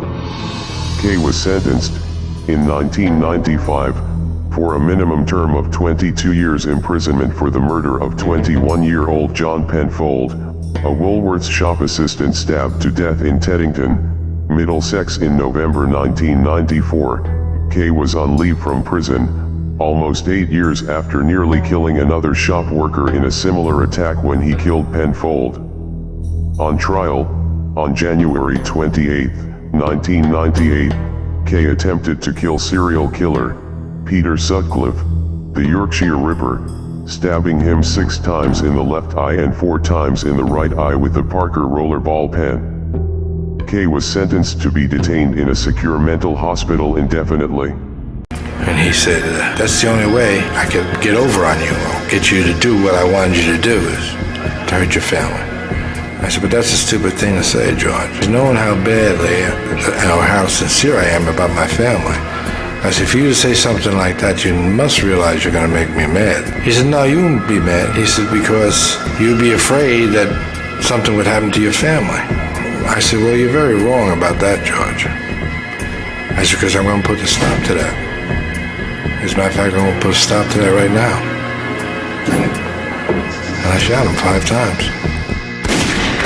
I could see them entering, because he was right here. We're sitting in the van, I'm in the driver's seat, Georgie boy was over here.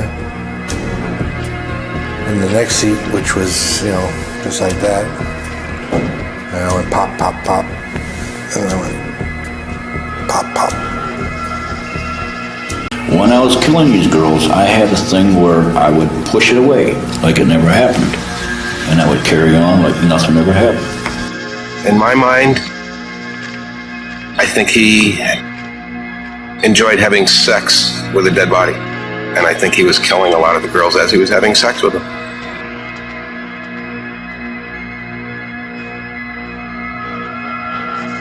When I did something, I would calm down. I would push it away, calm down, and I would always stop at Dunkin' Donuts. That was half a block from my apartment. I had friends there who worked there. You know, this was my spot where I hung out. Robert Liberty met Marcella Landis in 1966. On June 4, 1966, Liberty strangled Landis to death with a silk stocking. He dressed up the corpse and applied makeup to it before laying it on a couch and lit candles from her head to her feet, and placing a Bible on her chest. On March 12, 1970, Liberty fatally shot one of his roommates, 25-year-old Thomas Astorina. Liberty, now on the run, befriended Canal Beerley. On June 6, Liberty and Beerley were hitchhiking in Long Beach.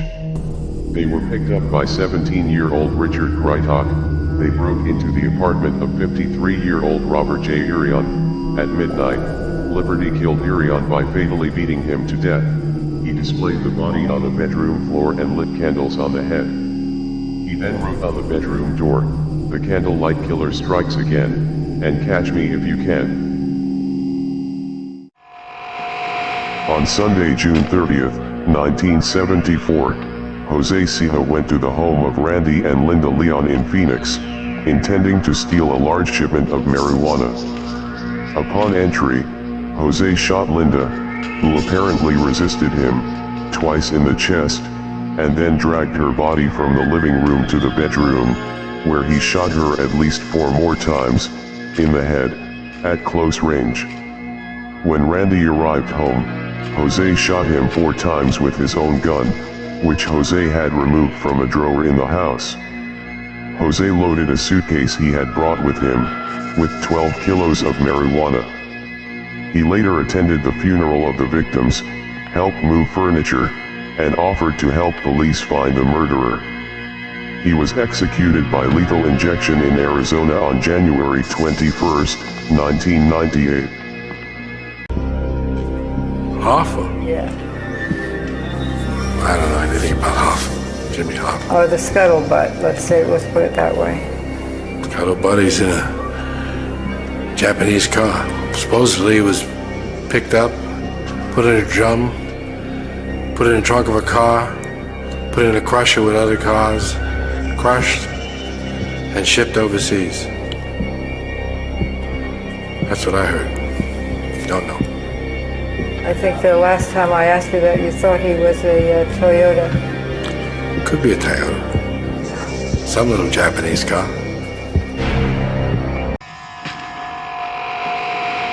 Russell Elwood was suspected of killing as many as 15 women and was sentenced to life in prison for the only murder authorities could pin on him. He was convicted of murdering Cheryl Lewis, who was one of 26 women, most of them prostitutes, found dead in swampy areas around New Orleans from 1991 through 1996.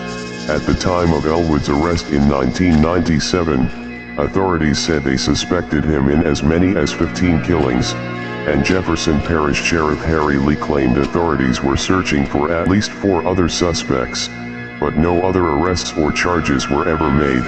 A second murder charge against Elwood was dismissed when prosecutors learned he had an alibi. Most of the 26 victims were women with histories of drug abuse. Elwood died at Angola State Prison in Angola, Louisiana in 2014.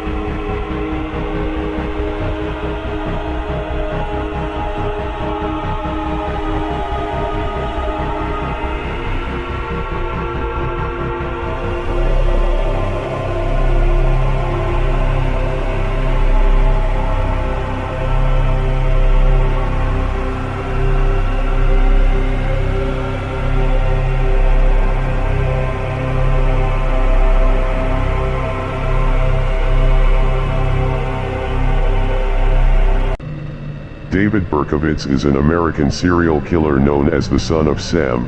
He pled guilty to 8 shootings that began in New York City on July 29, 1976.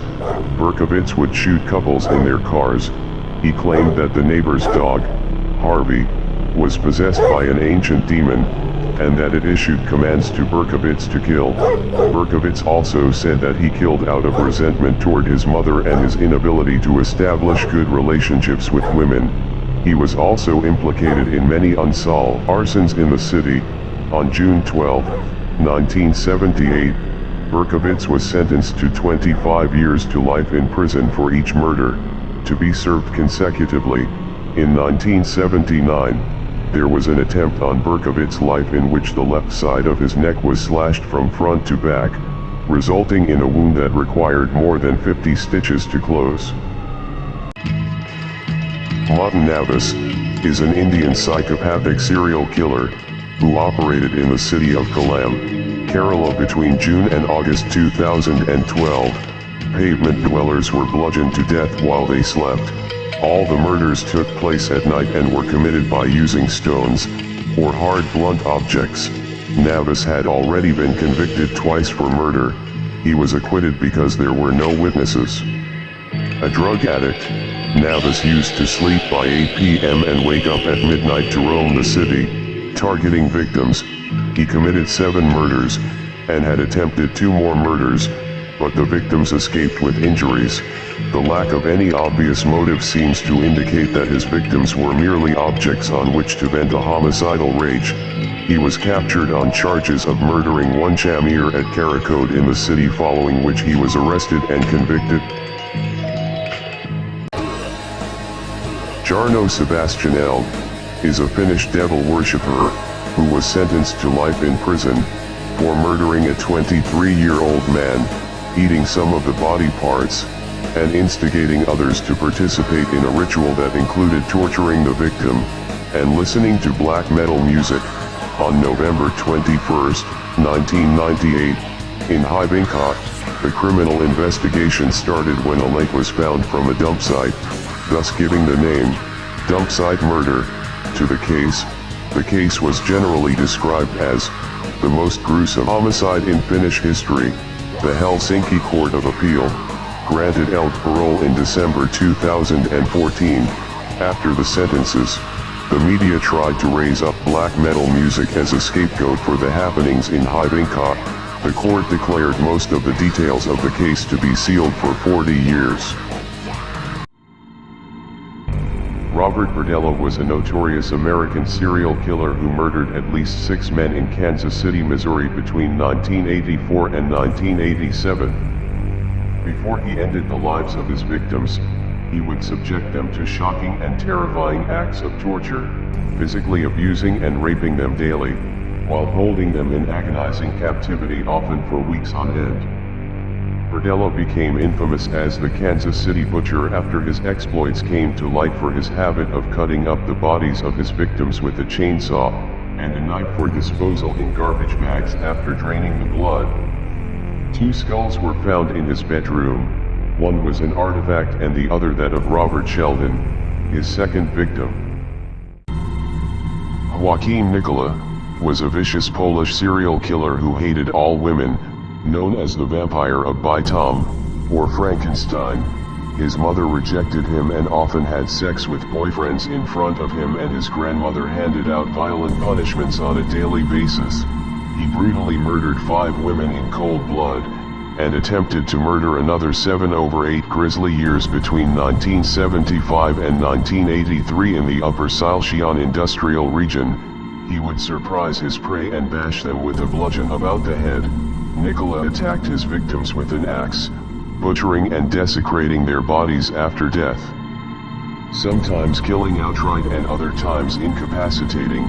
He was also a necrophiliac. Despite his savagery, several women and girls survived his assaults. He was apprehended, sentenced to death, and hanged in 1985. You've been in here a while. 9 years. You knew it was wrong. Yes, I did. At the time. At the time and later. Are you sorry what you did? Yes.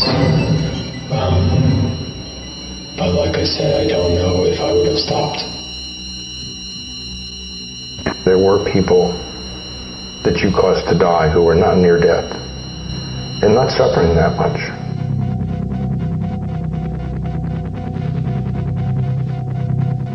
You know, again, you know, I mean, my goal here isn't to justify, you know, what I did. There is no justification.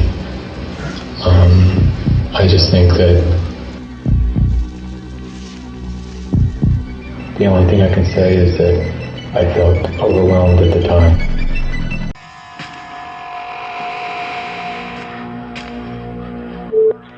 Ambulance service, is the patient breathing?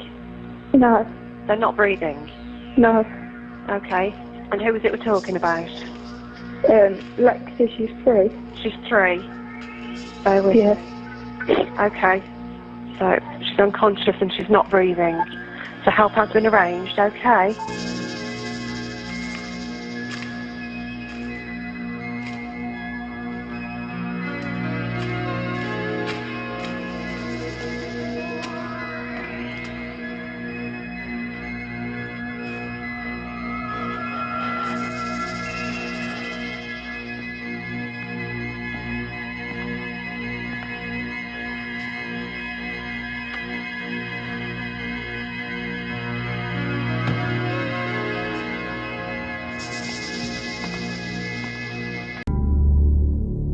Kiyotaka Katsuda was a Japanese firefighter and serial killer, known as Metropolitan Designated Case 113. Katsuda shot his victims using a gun he had stolen from a police officer after running him over with his car. He was known to have strangled at least one of his victims. Katsuda eluded capture for another 2 months and was arrested on January 31, 1983. He received 2 separate death sentences for the murders between 1972 and 1982. He was suspected of killing 22 people, but the police accused him of 8 murders. Kiyotaka Katsuda was executed by hanging on November 30, 2000. This was nearly 17 years after his arrest. Leslie Warren is an American serial killer, known as the Babyface Killer. He was known to torture, strangle, rape, and murder his victims. Warren was the oldest of 2 siblings. He also had a half-sister and half-brother. Leslie Eugene Warren murdered 4 women in 3 different states before finally being apprehended in July 1990. He had been physically and psychologically abused since birth by his father.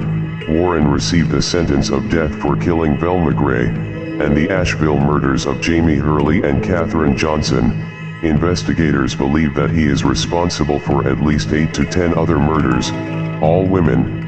He was arrested on July 21, 1990, convicted on September 15, 1993, and sentenced to death by lethal injection at Central Prison in Raleigh, North Carolina, U.S. 20s, I believe.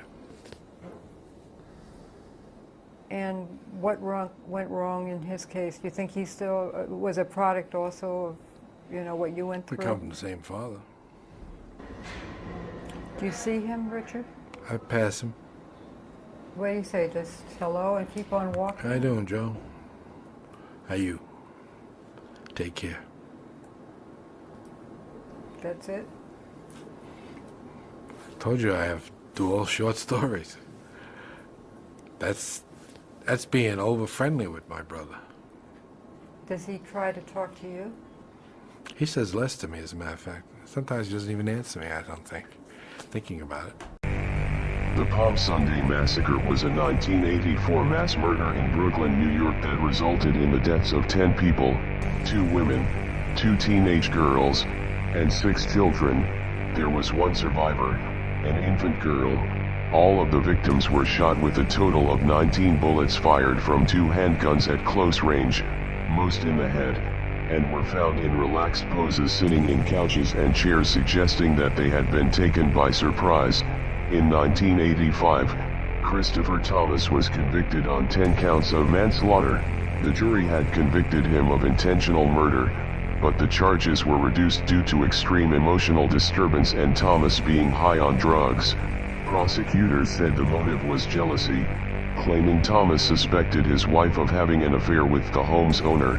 He ended up serving just over 32 years before being released in 2018. Keisha Golden, 33, was heavily pregnant when she fatally stabbed her boyfriend, just hours after the couple held their baby shower, during a fight over who would get to use the microwave to reheat food. She was arrested October 23rd, and charged with first-degree murder in the stabbing death of her boyfriend, Calvin Sidney, 29. The 8 months pregnant woman knocked a plate out of Sidney's hands, and he retaliated by shoving her. Sidney stormed off to a bedroom, where Golden allegedly stabbed him in the leg with a knife, and left the apartment after dropping the weapon. The boyfriend's femoral artery was reportedly cut in the attack. He died at Mount Sinai Hospital. A few hours later, Golden was arrested after she returned home, unaware that Sidney was dead. A man approached me and said, "Is your license plate KAD032? And I said yes, and he introduced himself as Officer Roseland. And he said that someone had been caught trying to break into my car.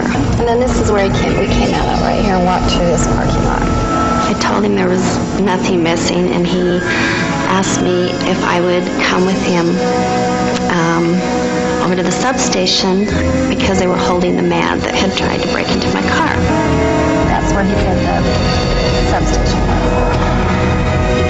And at that time, if I could see a badge or some kind of identification, and he promptly just flipped out his wallet and showed me a badge. I thought it was a little strange, but I just thought, maybe he's off duty, undercover. It occurred to me, that he wasn't who he said he was. Edmund Kemper is an American serial killer known as the Co-Ed Butcher. Kemper murdered 10 victims, including his grandparents and mother. During his crimes as a serial killer, he was known to dismember, commit acts of cannibalism, commit acts of necrophilia, strangle, rape, mutilate, and murder his victims. Between May 1972 and February 1973, Kemper embarked on a spree of murders, picking up female students hitchhiking, taking them to isolated rural areas and killing them. He would stab, shoot or smother the victims and afterwards take the bodies back to his apartment where he would have sex with them and then dissect them. In 1973, Kemper was sentenced to life imprisonment. In 2017, Edmund Kemper was procedurally denied parole and is next eligible in 2024. Joseph Taberski, aka Mad Dog, was a murderer who was sentenced to death after a string of brutal robberies and murders in Connecticut during the 1950s. 6 people were killed during a string of armed robberies and murders that became known as the Mad Dog Killings. A number of others were shot, beaten, or pistol whipped but survived.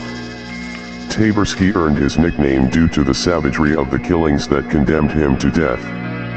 In 1957, Connecticut package store hours were modified to close at 8 p.m. from 11 p.m., due in part as a response to the crimes of Taberski. He was executed by electric chair for the Mad Dog Killings. At the age of 36, Taberski donated his body to Yale School of Medicine. His ashes were later buried in the garden of Christ Church Cathedral. It's also the home of Christine Falling, a babysitter who became a serial killer. How many children did you kill? There were 6 altogether. I was only charged with 3 of them. I'm not responsible. I didn't teach her to kill. Dolly Falling adopted Christine along with her sister when she was given up by her natural mother at the age of 3. I knew what I done. I knew that I whipped their butts when they done wrong. When I caught them doing wrong, I'd get me a belt, and when I got through with them, they would be glad for me to turn them loose. Christine says her adoptive father, Jesse Falling, abused his daughters, especially her sister. At first, I thought he was just hitting her with the belt, so I went and creeped down the hallway and opened the bedroom door, and I seen him. I told you in the very, very beginning, most of the detail is not going to be detailed. You know, most of the details be, I dropped this body off at road mark so on the Jersey Turnpike, and you'll look up and you'll find a body was dropped there. But now, for me to tell you what girl it was, I can't remember. The one I dropped off way out in Long Island. I remember driving out there. I remember I could go to the street, go down there, I went there, I turned the car, and there was a fence there, and I threw over the fence. But to tell you, was it the one I got hitchhiking over here in Paramus, or was it, you know, until I know more facts, or I see a picture, or something distinctive, or something, I just don't remember. Variedham Henyan Sayat, also known as Ryan, is an Indonesian convicted serial killer. Henyan Sayat confessed to killing 11 people, and was sentenced to death by the Indonesian Criminal Court, after being arrested in 2008. The Henyan Sayat case achieved notoriety throughout Indonesia, due to the gruesome nature of the murders. Known for his uncontrollable temper, Ryan bashed the heads of a mother and her child to death with a metal bar, after they made him angry. The body of one of the victims was found on a roadside in Jakarta, cut up into 7 pieces, and was skewered with a crowbar. Henyan Sayat buried his other victims' bodies in the backyard of his home, in Jombang Regency in East Java. He is currently awaiting execution, at Kesambi Penitentiary in Cirebon. Travis Victor Alexander was murdered by his ex-girlfriend, Jody Ann Arias, in his house in Mesa, Arizona. Alexander was murdered on Wednesday, June 4, 2008. He suffered 27 stab wounds, a slit throat, and a gunshot wound to the head. His jugular vein, common carotid artery, and trachea had been slashed. He had defensive wounds on his hands. Alexander may have already been dead at the time the gunshot was inflicted. Photos taken moments later show an individual believed to be Alexander profusely bleeding on the bathroom floor. Alexander's death was ruled a homicide. He was buried at Riverside's Olivewood Memorial Park Cemetery. Arias was convicted of first-degree murder on May 8, 2013 and sentenced to life in prison without the possibility of parole on April 13, 2015. Yvonne Hiller, the Longcrest woman who shot 3 co-workers at the Kraft Nabisco cookie plant in Northeast Philadelphia in 2010, Common Pleas Court Judge Benjamin Lerner found Hiller guilty of 2 counts of first-degree murder in the deaths of LaTanya Brown, 36, and Tanya Wilson, 47, 1 count of attempted murder for shooting Bryant Dalton, 41, and several other offenses. At an emotional hearing Monday, Lerner heard from the victims' relatives and Hiller's niece. Hiller spoke briefly, asking forgiveness of the victims' families and her own. Hiller believed that her co-workers had been poisoning her for years. She argued with them that day, and had been escorted by a security guard out of the building. She was sentenced to 2 consecutive life terms without parole on September 24, 2012. One life. I had to have another life. This other life would interrupt one Christmas Eve. While his family was celebrating the holidays, Kuklinski left his home to collect on a bad debt. Business was business, even on Christmas Eve.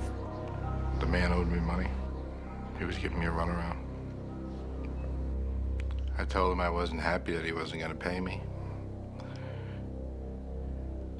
He had the attitude that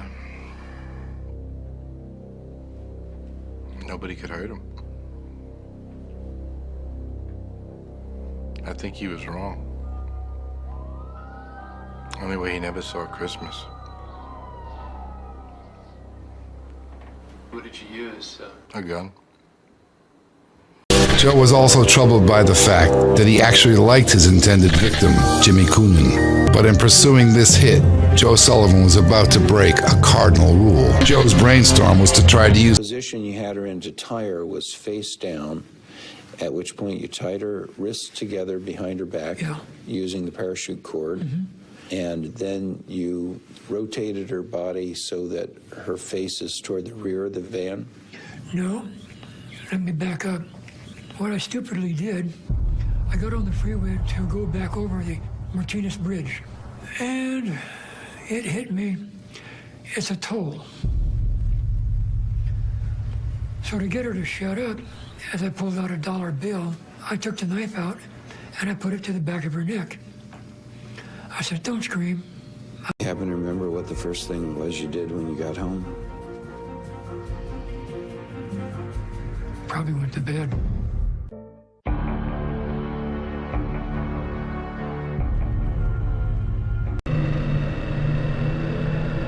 Otis Elwood Toole was an American serial killer who was convicted of 6 counts of murder. Like his companion Henry Lee Lucas, Toole made confessions which resulted in murder convictions, and which he later recanted. The discrediting of the case against Lucas for crimes for which Toole had offered corroborating statements created doubts as to whether either was a genuine serial killer or, as Hugh Ainsworth suggested, both were merely compliant interviewees whom police used to clear unsolved murders from the books. Toole received 2 death sentences. They were commuted to life imprisonment. He died in his cell from cirrhosis at age 49. Police attributed the 1981 murder of Adam Walsh to Toole on the basis of recanted statements. Lucas had backed Toole's confession to the Walsh murder, claiming that he had been in possession of the victim's severed head. Trevor Joseph Hardy is a convicted British serial killer who murdered 3 teenage girls between December 1974 and March 1976. In 1977, he was found guilty and was sentenced to life imprisonment. Janet Leslie Stewart, 15, was stabbed to death on New Year's Eve 1974 and buried in a shallow grave in North Manchester. Wanda Scala, 17, was murdered in July 1975 on Lightbone Road, Miston, while walking home from the hotel where she worked. She had been hit over the head with a brick and sexually assaulted. Her body was found partially buried on a construction site.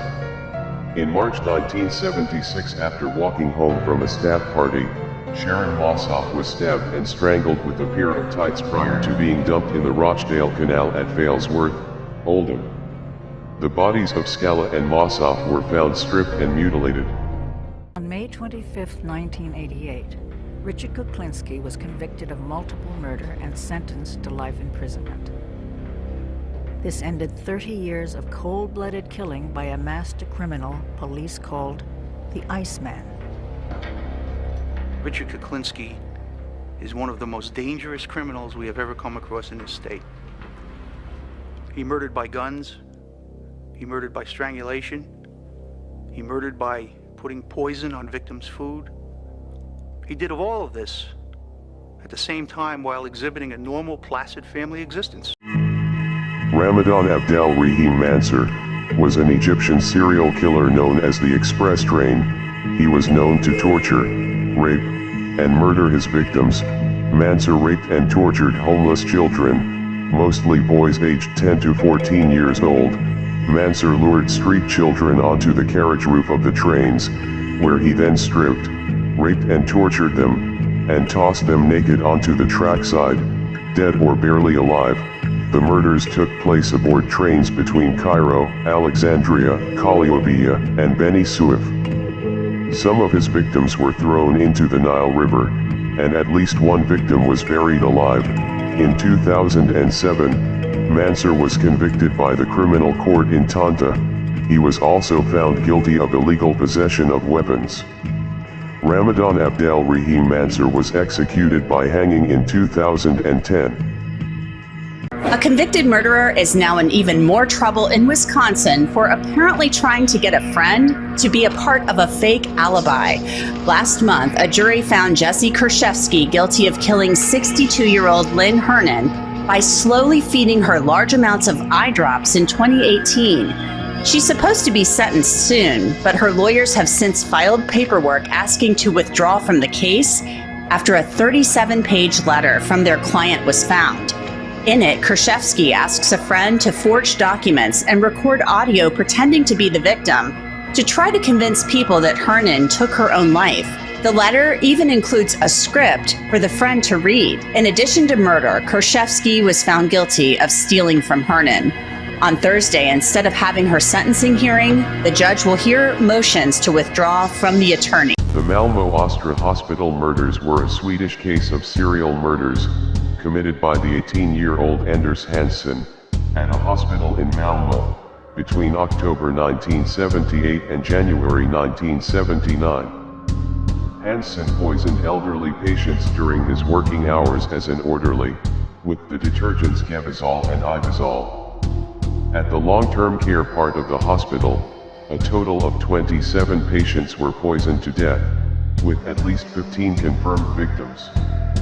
Another 15 patients were also victims of attempted murder.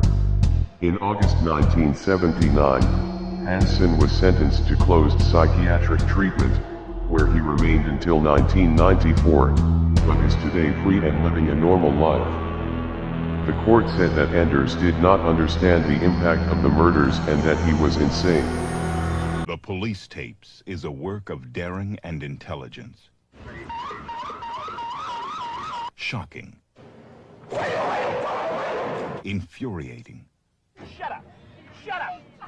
Shut up! Disgusting. And absurdly funny. I'm not taking no nonsense from none of them in here. Well, did you hit that door? Yes, I did hit it. Yeah, but you shouldn't do that. And this is what I hit it with.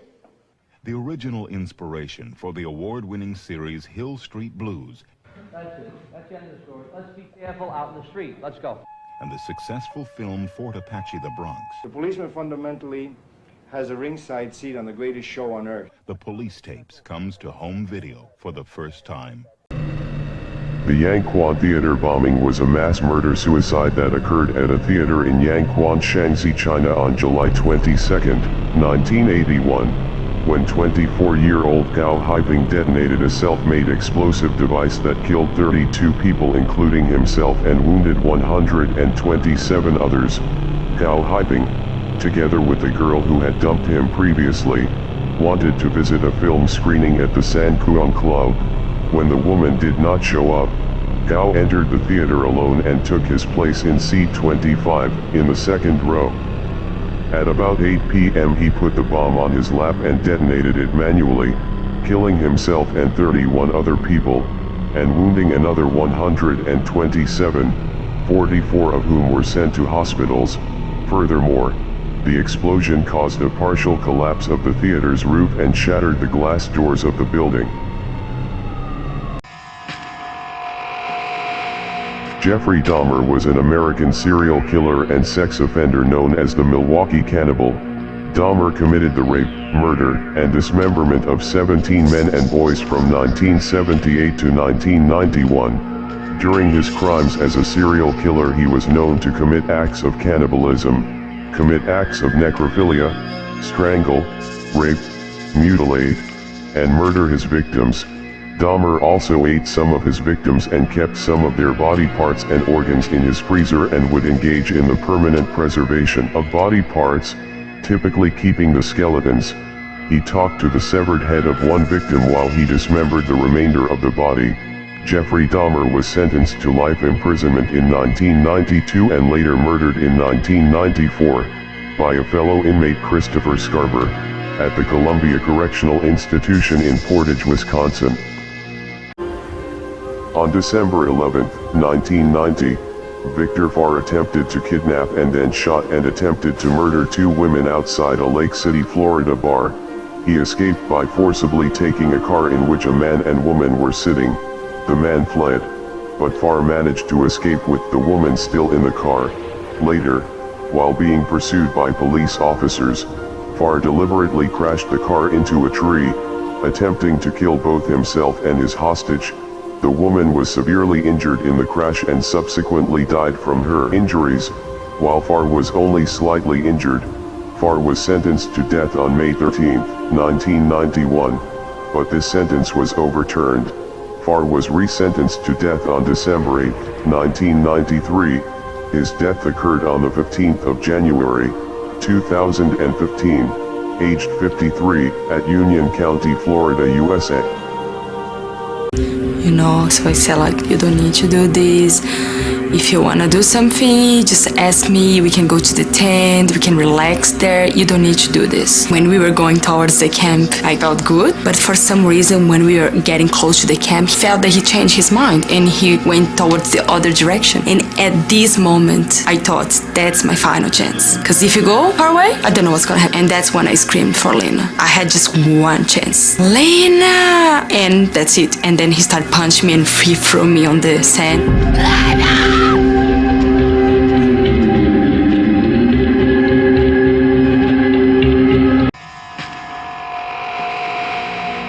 Ira Samuel Einhorn, known as the Unicorn Killer, was an American convicted murderer and environmental activist. He was convicted of murdering his ex-girlfriend, Holly Maddox, on September 9, 1977.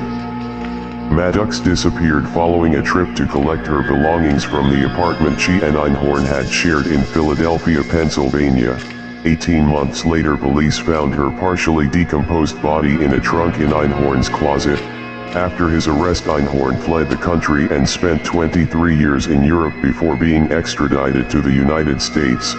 He took the stand claiming his ex-girlfriend had been killed by CIA agents who had framed him for the crime because he knew too much about the agency's paranormal military research. He was convicted and served a life sentence until his death in prison on April 3, 2020.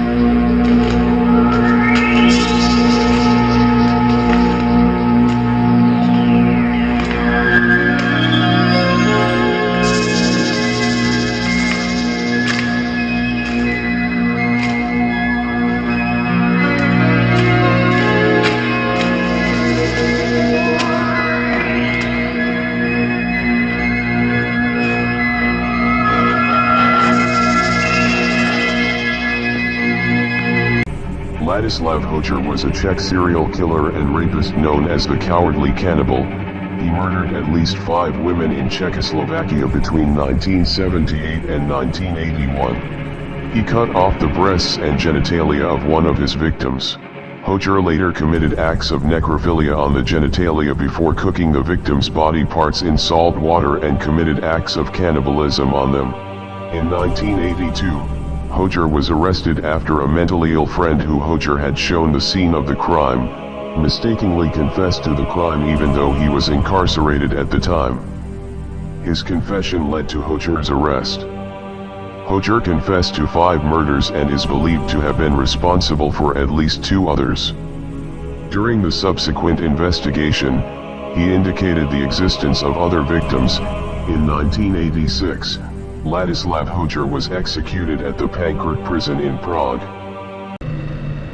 Philip Karl Jablonski is an American serial killer from California, who was charged with the April 22, 1991 death of Fatima Van in Indio, California. She was found shot and sexually assaulted, lying naked in a ditch in the Indio desert, with the words, "I love Jesus," carved in her back. Her body had cut off ears and removed eyes. In April 23, 1991, his wife Carol and her mother were murdered at their home in California. Spadoni was shot and suffocated, then stabbed, while Peterson was sexually assaulted and shot. Jablonski was also charged with the murder of Margie Rogers in Utah on April 27, 1991. He was captured the following day. Jablonski died on December 27, 2019 at the age of 73 in San Quentin State Prison. Warning: brutal content. Why did Ted Bundy sever some of his victims' heads? Bundy severed the heads of his victims not to kill them. The nutcase had already accomplished that by either blunt instruments or strangulation, but because the heads were trophies, or morbid souvenirs taken to remember the murders. He severed some purely for the thrill of it because he was a brutal maniac, and others he kept in his apartment building in an isolated maintenance closet before eventually disposing of them. The twisted freak indicated he might have performed fellatio with the severed heads. What a freaking sicko. He seemed like a pleasant, cooperative individual, but whenever I see an individual in a forensic situation, somebody accused of premeditated murder facing a death penalty, I always have to ask myself, is this individual telling me how he really feels, or is he malingering or faking? Because after all, there's a tremendous motivation to appear insane and that way not be responsible for the things he did. And so that before you can make a diagnosis, well, I have to decide whether he is for real. I've met Ken, but I haven't met Steve yet. So I'd like to meet Steve for a bit. 64-year-old Michael Thompson is the killer who confessed to police that he murdered a prostitute 20 years ago and then buried her body in a shallow grave near his home at the time on Cleveland's near west side. The remains of the victim were recovered when Michael Thompson lived on Cloud Avenue in the city's Stockyards neighborhood.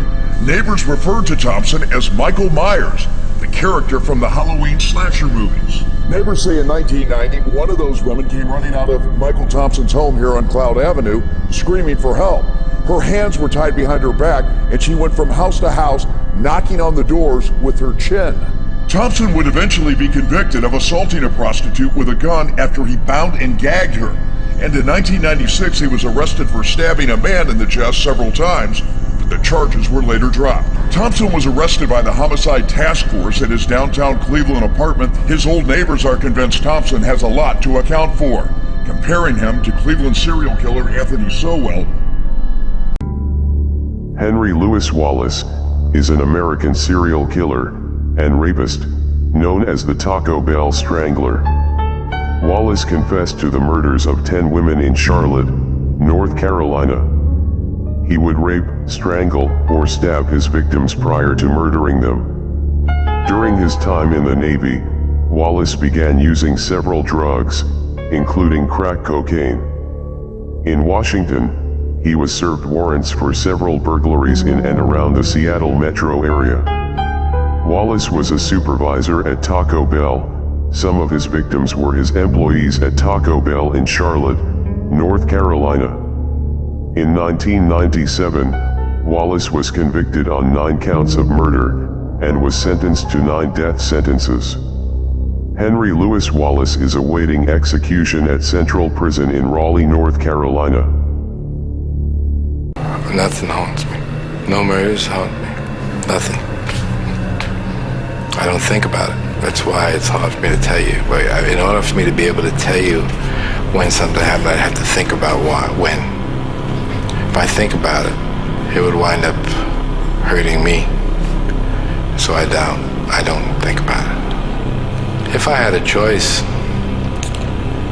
and of course you has already said to me we all have choices. Maybe we do. At the time I didn't seem to have one. But if I could have, I would like to be different than what I am. I would have liked to have been different than what I was, yes. It would be better. It would have been better for me. I would have liked to have had a better outlook on life.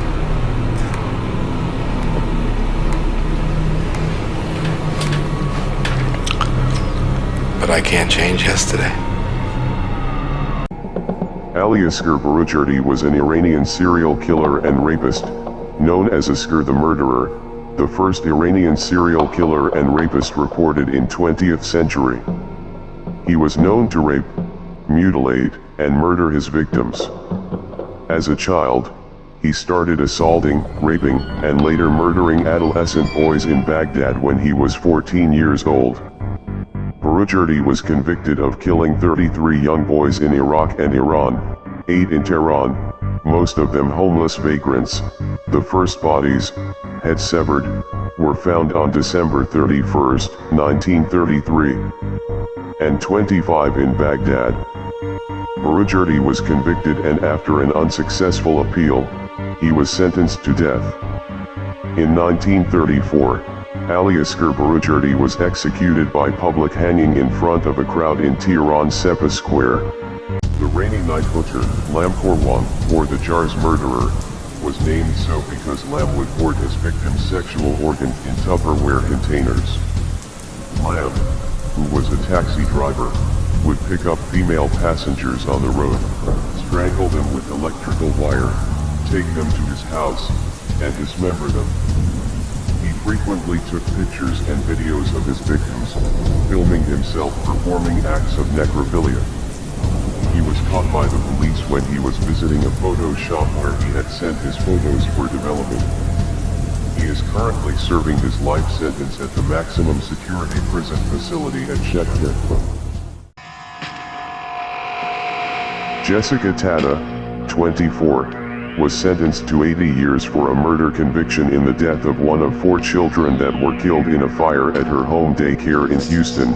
She was convicted for the death of 16-month-old Elias Castillo. Elias was one of 7 children whom Tata left unsupervised while she went to a nearby Target store. She left a pan of oil on a stovetop burner, and this ignited the February 2011 blaze. 3 other children were seriously injured. Neighbors said that they heard the children crying during their unsuccessful attempts to rescue them from the blaze. Tata fled to Nigeria in the wake of the fire but was captured after about a month. Along with the prison sentence, Tata was ordered to pay a $10,000 fine. A judge dropped the remaining 8 cases against Tata in order for her to begin her prison sentence. Andrew Grant D. Young was an American murderer who was executed by lethal injection in Georgia on July 21, 2011 for the 1993 murder of his family in the state of Georgia. Along with accomplice, D. Young went to his parents' home and stabbed his mother to death while she was in bed. Her screams awakened his father. As he struggled with his father, his 14-year-old sister Sarah came to the doorway. D. Young slashed his father to death and then stabbed and killed Sarah in the hallway. His 16-year-old brother Nathan escaped through a bedroom window and returned with a neighbor who identified Andrew. Andrew's plan was to start a business and needed his inheritance, which he estimated at $480,000. The plan was to kill the entire family and set fire to the home. Accomplice Haggerty pled guilty and received 3 concurrent life sentences. Miroslav Stalik was a Czech sadistic murderer, who committed a total of 14 completed or attempted rapes in Prague in 1983, killing 2 of the attacked women. He had both sadistic and masochistic tendencies. He would cause conflicts at school because he enjoyed being beaten by other children. He began to commit violence against women. He forced them to have sex using a hunting knife which he carried with him. He was known to rob, strangle, rape, and murder his victims. On August 10, 1983, the body of Zdenka H. was found. The victim was undressed and left in a position indicative of a sexual assault. On the same day he attacked 2 more women. On August 18, the resident of an apartment building in Vršovice reported the discovery of a body. He was hanged by President Husak on February 25, 1986 in the Pankrak prison in Prague.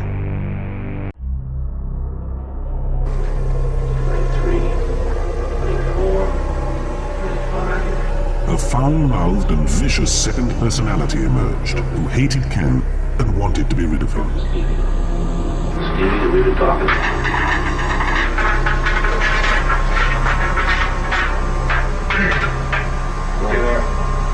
What's your name? Steve. What's your last name? You're trying to get me to leave him.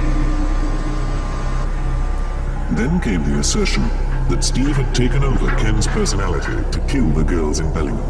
He got himself into a jam.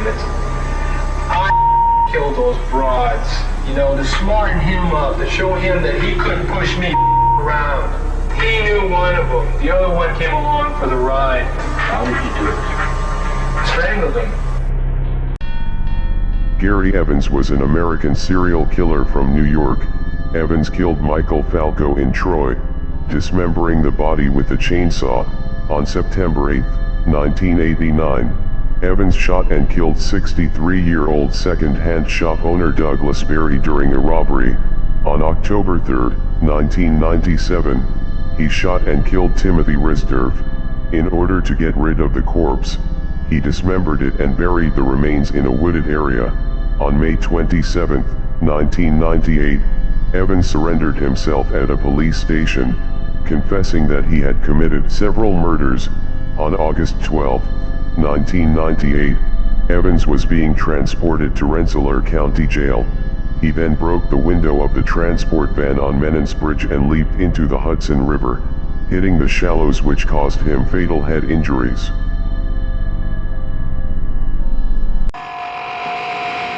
Graham Frederick Young, also known as the St. Albans Poisoner, was an English serial killer who killed his victims via poison. Obsessed with poisons from an early age, Young started poisoning the food and drink of relatives and school friends. He was caught when his teacher became suspicious and contacted the police. Young pleaded guilty to 3 non-fatal poisonings and at age 14, was detained at Broadmoor Hospital. Young later took responsibility for the death of his stepmother. Though this has not been proven, Young got a job in a factory in Bovingdon, Hertfordshire, where he began poisoning his colleagues, resulting in 2 fatalities and several critical illnesses. Young was convicted on 2 counts of murder and 2 counts of attempted murder in 1972. He served most of his life sentence at HM Prison Parkhurst, where he died of a heart attack in 1990. Frank Vitkovic was an Australian mass murderer responsible for the Queen Street Massacre. At 4 p.m. on December 8, 1987, Vitkovic walked into a building in Melbourne's Queen Street holding a brown paper bag and carrying a sawed-off M1 carbine. He entered the 5th floor offices of the Australia Post, pulled a sawn-off shotgun from the bag, and began firing at fleeing workers, killing a young woman office worker. Vitkovic went from floor to floor randomly shooting victims in the elevators and in offices. On the 12th floor, Vitkovic's gun was wrestled away from him by an office worker named Frank Carmody. The weapon was immediately hidden in a refrigerator by another worker. Vitkovic then broke a window on the floor, and despite attempts by postal workers to save him, he jumped and fell to his death on Queen Street. Officials speculated as to how many women Bundy really had killed. My feeling is that he's killed way over 100. When his last appeal failed, Bundy tried to delay his execution by starting to confess. His mother was devastated. We don't want to believe that these things happen, but it sounds like at least some of them did, unless he's making it all up. Why would he make it up? When even this tactic failed, he used pleading. What I'm talking about is going beyond retribution, which is what people want with me. Going beyond retribution and punishment, because there is no way in the world that killing me is going to restore those beautiful children to their parents and correct and soothe the pain. But at last, 9 years after the sentence, the state of Florida prepared for retribution. Press and angry crowds gathered outside the prison. At 7 o'clock on the morning of the 24th of January, 1989. In 1992, Gallimore and accomplice James Steiner drove to the residence of Burl Clayton Kenny, his wife Juliana Kenny, and their daughter Adrienne Arnott. Gallimore went to the door. 44-year-old Arnott answered and both men rushed inside. They immediately began beating her and her 83-year-old father with a tire iron and tree branch. They got a knife from the kitchen and Gallimore stabbed Arnott in the neck. Arnott suffered 12 blunt force blows to her head and face, and 14 blunt force blows to her upper extremities. Gallimore, wielding the kitchen knife, stabbed Mrs. Kenny in the neck and beat her so powerfully that it caused a gaping hole in her skull measuring 7 inches long by 2 inches wide. All 3 victims died. Gallimore, 31, was executed by lethal injection on January 14, 2003. Larry William Eyler, aka the Interstate Killer, was an American serial killer. Between 1982 and 1984, Eyler is known to have committed a minimum of 21 murders. Victims were subjected to varying degrees of sadomasochism before being stabbed to death, with the majority of the wounds being inflicted to the victim's chest and abdomen. His victims were typically plied with alcohol and sedatives, such as F-chlorvinol, before their restraint and murder. Several victims were disemboweled after death, and Eyler is known to have dismembered the bodies of 4 of his victims. His victims were typically discarded in fields close to major interstate highways, with their trousers and underwear frequently discovered around their knees or ankles and their shirts missing. Eyler died of AIDS-related complications in 1994 while incarcerated on death row. Definitely. I wanted to tell them just before they left.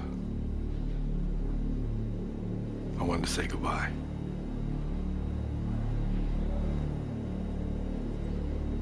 Did you like to look them in the eye? I wanted them looking straight at me. This was a long way away. The distance we are now. We were closer. What did you want them to think as they died? Just see my pretty face. I take it to them. But the last thing they ever saw was me. Police in Italy were called to the scene of a murder where a woman had killed her 3 children near Milan. 37-year-old Edlira Dobroschi had stabbed her 3 daughters to death in their beds, and is believed to have injured herself on the wrists and neck with a kitchen knife because her husband had left her. Edlira was said to have been sedated by hospital staff because she seemed confused, and she screamed repeatedly, "I've killed them all." The girls, age 13, 10, and 4, were declared dead on the scene by officers. Lieutenant Colonel Rocco Italiano, of the paramilitary Carabinieri Police, said the whole apartment was covered in blood. There was nothing that could be done for the victims. They were all dead with multiple stab wounds from a kitchen knife. An ambulance spokesman said the blood was flowing like a river all across the apartment. But for everyone that I killed, I'd done this to 30 other girls. For everyone, hundreds. I was out there every night, like an animal. And most, like I said, I didn't kill and everything. So I have those pictures in my mind too. I'll remember funny things and it says, oh no, she's still there, she's still walking around or whatever. Like Linnell, Linnell was with me for like 3 months. Yeah. I didn't kill her. I think longer than that. Was it? I think longer, yeah. That's all we were, sorry. Yeah. In Baltimore. But yet I remember her last name was Ziegler. Now, how do I remember? I just remember. Yeah. I remember sitting out in front of her. She took me to her house in Teaneck. We sat out and looked at her family's house. I remember that. And then I remember her last name was Ziegler. Now, how do I remember? I just remember. Yeah. I remember sitting out in front of her. She took me to her house in Teaneck. We sat out and looked at her family's house. I remember that. And then I remember her last name was Ziegler. Now, how do I remember? I just remember. Yeah. But I don't remember ever hitting her. Ever. I think she was lying there, because I just didn't. Milton Johnson is an American serial killer known as the Weekend Murderer. In 1983, Johnson killed at least 10 victims in Will County, Illinois. In 1983, Johnson murdered 2 victims on a roadside turnaround. 2 police officers arrived at the scene and were shot by Johnson. He also shot 2 other motorists. 1 victim survived, suffering 6 gunshot wounds. A day after the shooting, Jackson shot a male victim and abducted his girlfriend. The girlfriend was raped, stabbed and left for dead. She later survived, alerted authorities and identified her attacker. He also killed 4 women in a Joliet ceramics shop in 1983. In 1986, Milton Johnson was sentenced to death and is currently being held at the Menard Correctional Center in Chester, Illinois. But now he wanted to get paid for it. There was money in contract killing. To prove himself, he auditioned for Mafia capo Roy DeMeo. He said, well, I would expect you to, if you came with me, I'd expect you to, if I told you to whack somebody, you'd whack them. Without any question. So I said, well, I could probably do that. He says, you probably could do it, or could you do it? Do you think you could do it? And I said, yeah, I think I could do it. So he told Freddie to get the car, got the car, he and I got in the back seat, Freddie was driving. In the early days, you were nearly always about half drunk when you did these things, is that right? Yes. Yes. Was that always true? I would say that was generally the case, almost without exception. All right, if I can understand it now, there's this battle going on within. There are the conventions that you've been taught, there's the right and wrong that you learned as a child, and then there is this unbridled passion fueled by your plunge into hardcore violent pornography, and those things are at war with each other. Yes. And then with the alcohol diminishing the inhibitions, you let go. Well, yes, and on the 31st of January, Linda Ann Healy went missing. Then Donna Mason never returned. Susan Rancourt disappeared. Roberta Parks vanished. Brenda Ball never seen alive again. Her ravaged body was found months later on nearby Taylor Mountain. With it were several other decomposing corpses, including that of the first Seattle victim, Linda Ann Healy.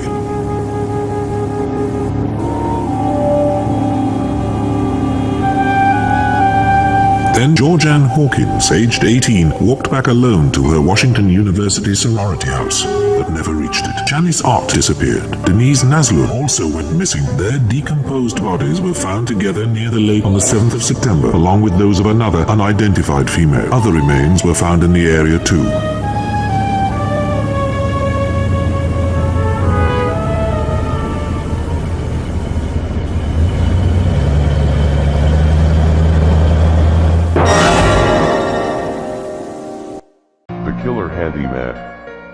William Patrick Fife is a Canadian serial killer convicted of killing 5 women in the Montreal area of Quebec.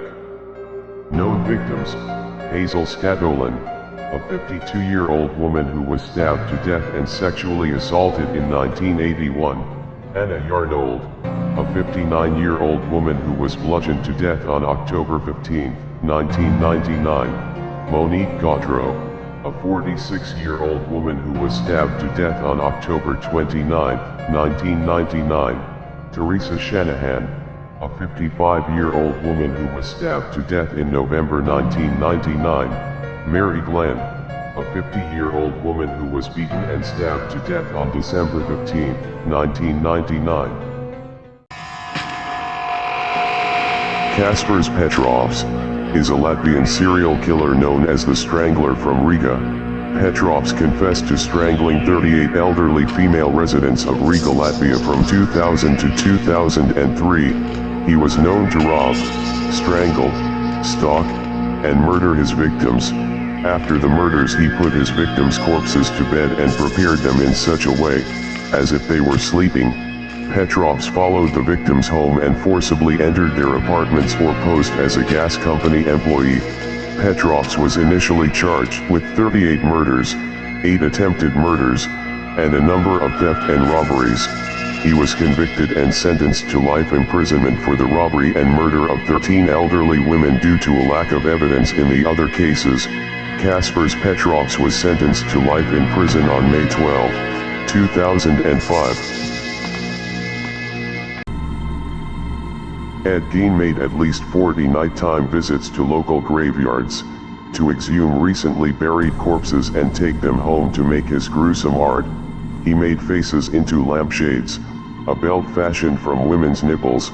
There were also human skulls used as decorative bedposts, lips as a curtain drawstring, a wastebasket made of human skin, chair seats covered in human skin, several female skulls, some with the tops sawn off, bowls made from human skulls, a corset made from a female torso, skin from shoulders to waist, a pair of lips on a window-shaped drawstring, 4 noses, 2 vulvas from teenage girls, 9 women's vulvae in a shoebox, Bernice Worden's heart in a plastic bag, Bernice Worden's head in a sack, masks made from female faces, leggings made from human leg skin.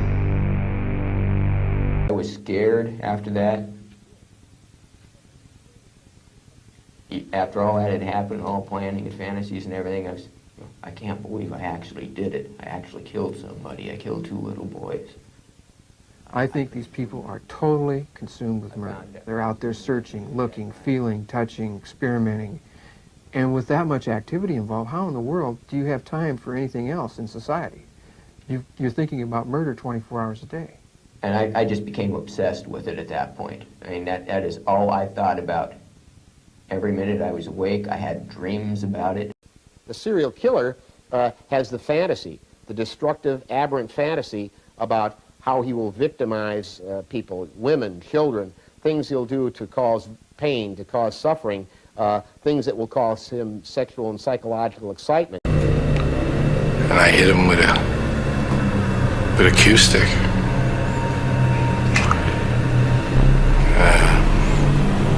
A few too many times. And he died. How'd you feel after when you found out he had died? I had felt very bad. Very, very bad. I was upset. I didn't mean to do it, actually. But surprisingly, I felt sadness, and after a while, I felt something else.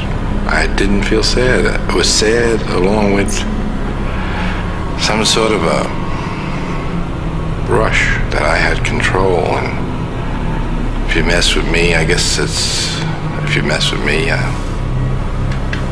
I'll hurt you.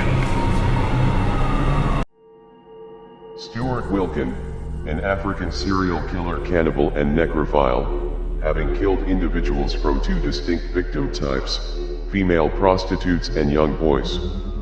Wilkins raped and murdered 10 victims between 1990 and 1997 in Port Elizabeth, on the east coast of South Africa. Wilkins committed acts of cannibalism and necrophilia during his crimes. Wilkins was reported to have cut off and ate a nipple of one of his victims. One of his victims was his own daughter, who disappeared in 1995. Her body was found in 1996 wrapped in a tarpaulin behind a Holiday Inn Garden Court in South Africa. Stuart Wilkin was sentenced to 7 terms of life imprisonment on February 23, 1998.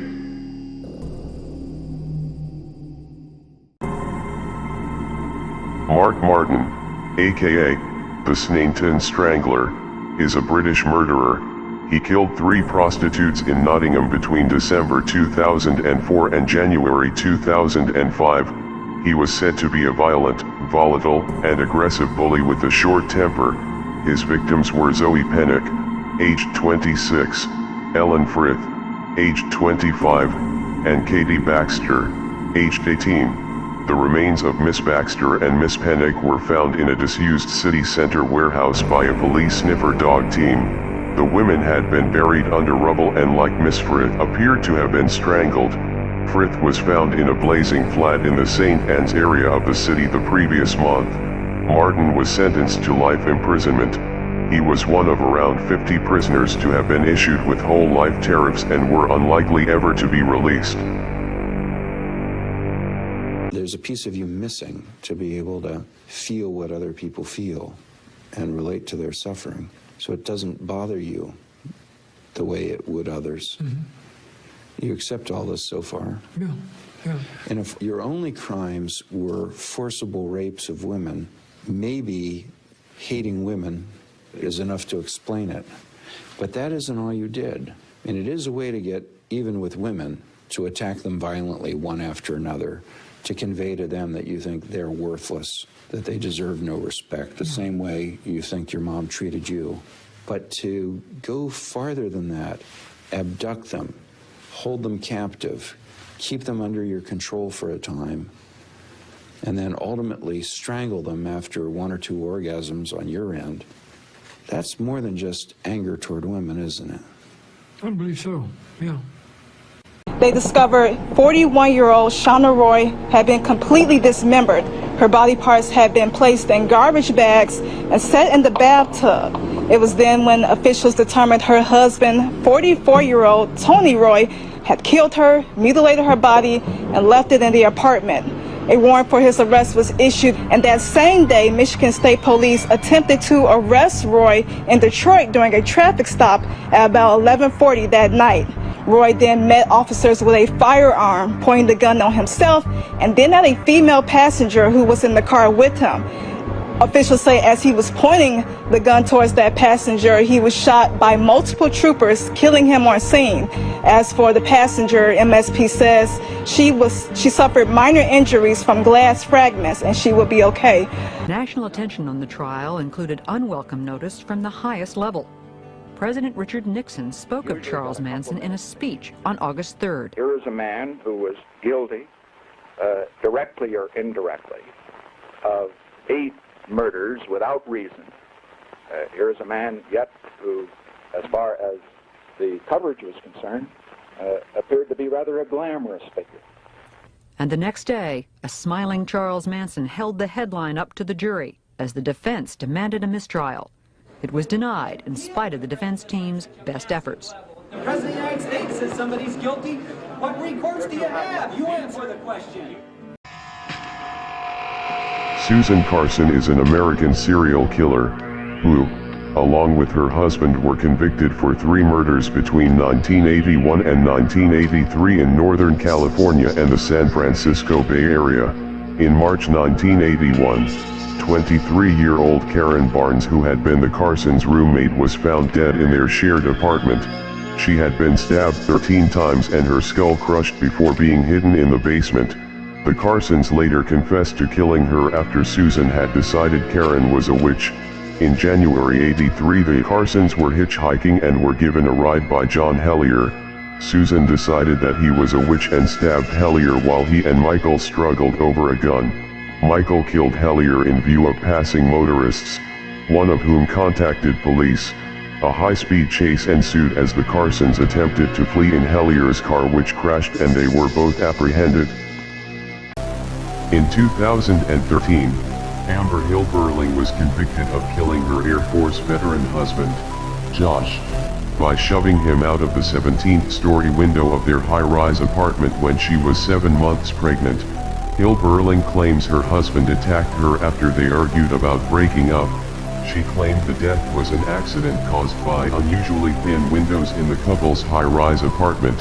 She told the court she acted in self-defense after Josh grabbed her by her shoulders during a heated argument. The prosecution said there is a taped confession in which Hill Burling says to her grandmother, "He was messing with the TV and I pushed him." His body was found crumpled on the roof of the garage.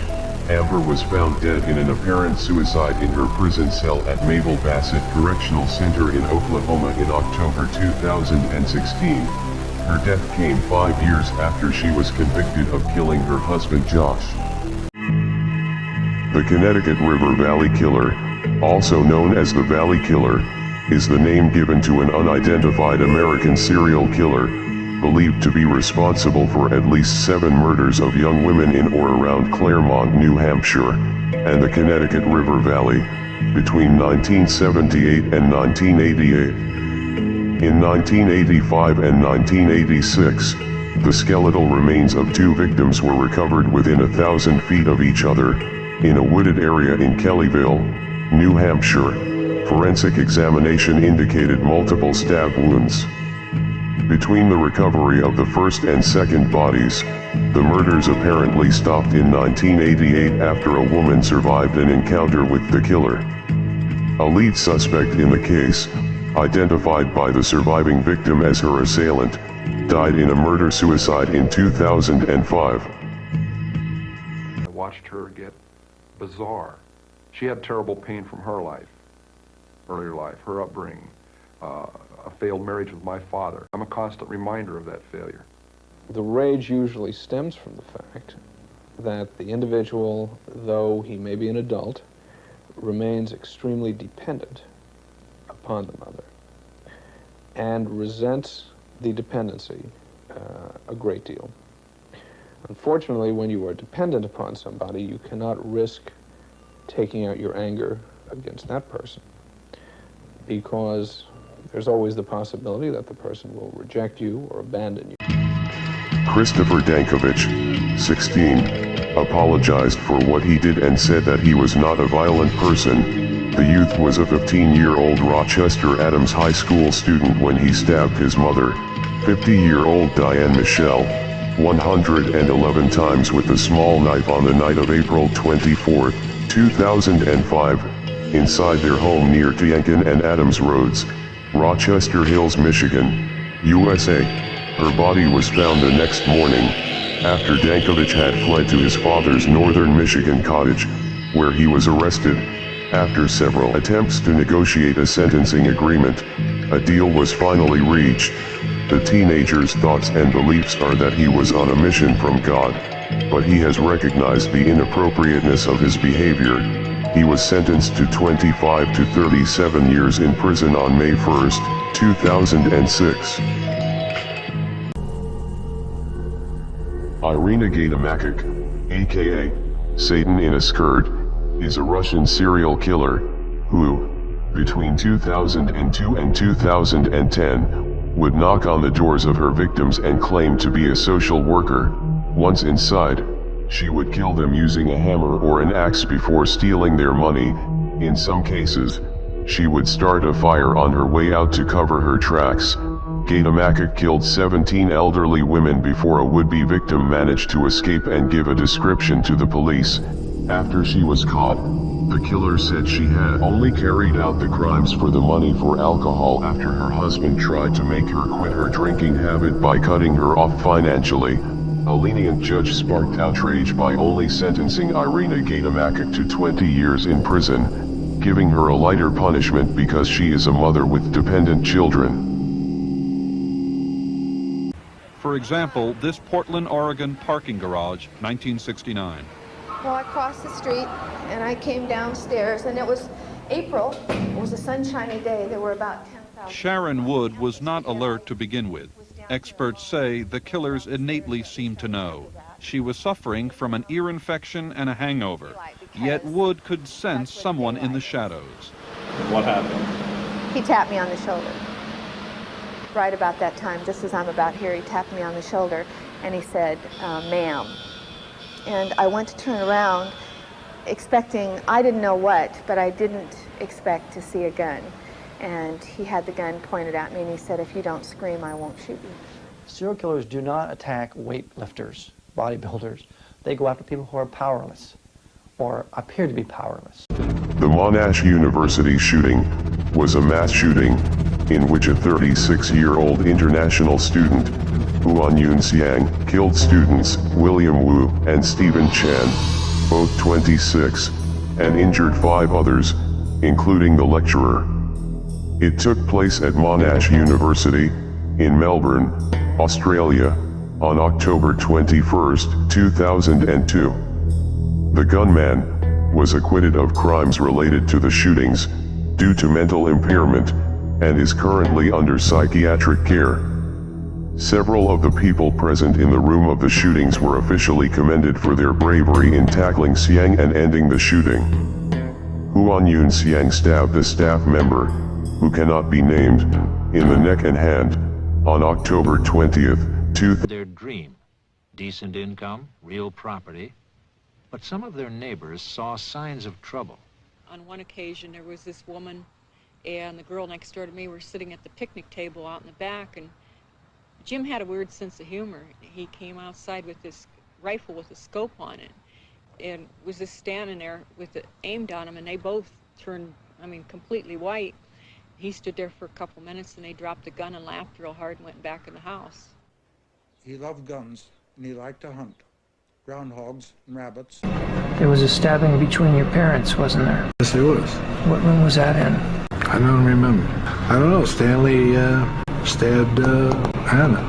Why, I don't recall. I don't remember what it was all about, but I remember it did happen, yeah. Stabbed her in the back? Yeah. And here you are inviting Barbara to do that to you. Stupid, wasn't it? Yeah, but I did. Yeah, it's true. Were you testing her? You're trying to, I don't know, it might have been.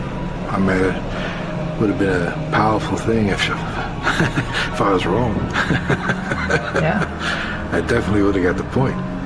Told you had a sense of humor. I know you did.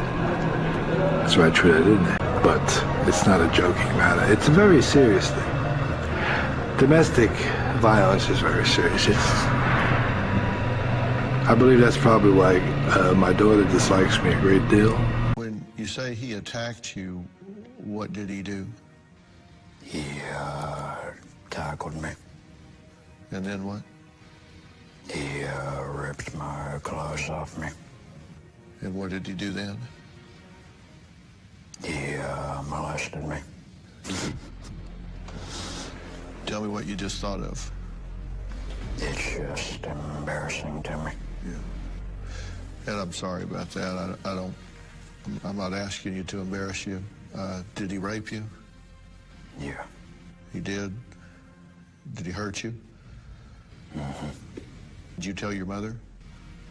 I tried to, but she wouldn't listen. Christine Holbrook, born 1970, is a French serial killer and former nurse. She was arrested in 1998 on suspicion of having killed as many as 30 patients. She confessed to some of the murders, but claimed she had done so at the request of the patients, who were all terminally ill. The families of several of her victims strongly denied that their relatives had expressed any will to die, much less asked Mulford to kill them. She was sentenced to 10 years in prison in 2003, for the murders of 6 patients, then to 12 years in appeal. Psychiatrists who examined her concluded that she had a morbid fascination with illness and was aware of what she was doing, is not the Madonna of euthanasia she makes herself out to be, but on the contrary, a woman who is unbalanced and who deliberately overstepped her authority. On October 25, 2002, Linda Henning was found guilty of first-degree murder and of kidnapping, tampering with evidence, and 4 counts of perjury. Gerla Chu Hasenkopf was reported missing by co-workers at an Albuquerque bank. She had told co-workers that she was involved in a separation from her husband and that if she did not show up for work they should expect the worst. Linda faced the death penalty. Linda Henning's sentencing was held on April 18, 2003. Before her sentencing date, Linda Henning had made statements that she had actually consumed the flesh of Gerla Chu Hasenkopf, and that her remains and body would never be recovered by authorities. Despite the allegation, Linda was not given a death sentence. Instead, she was sentenced to 73 years in prison. Now, what prompted you to go to the synagogue that day and kill Gerald Gordon? Well, just a misguided, just a misguided sense of right and wrong. I thought I was actually doing the right thing. But I just was waiting for people to come out during the services, and when I did see some people, I began firing on them. Did you realize you had hit somebody? I didn't actually see the guy being hit, but I saw the reaction of somebody else who was standing next to him, and then I fired some other shells, several other bullets randomly in that direction, you know. Other bullets that I had, I knew I'd hit one guy. I planned to use all the bullets and hit several others, you know.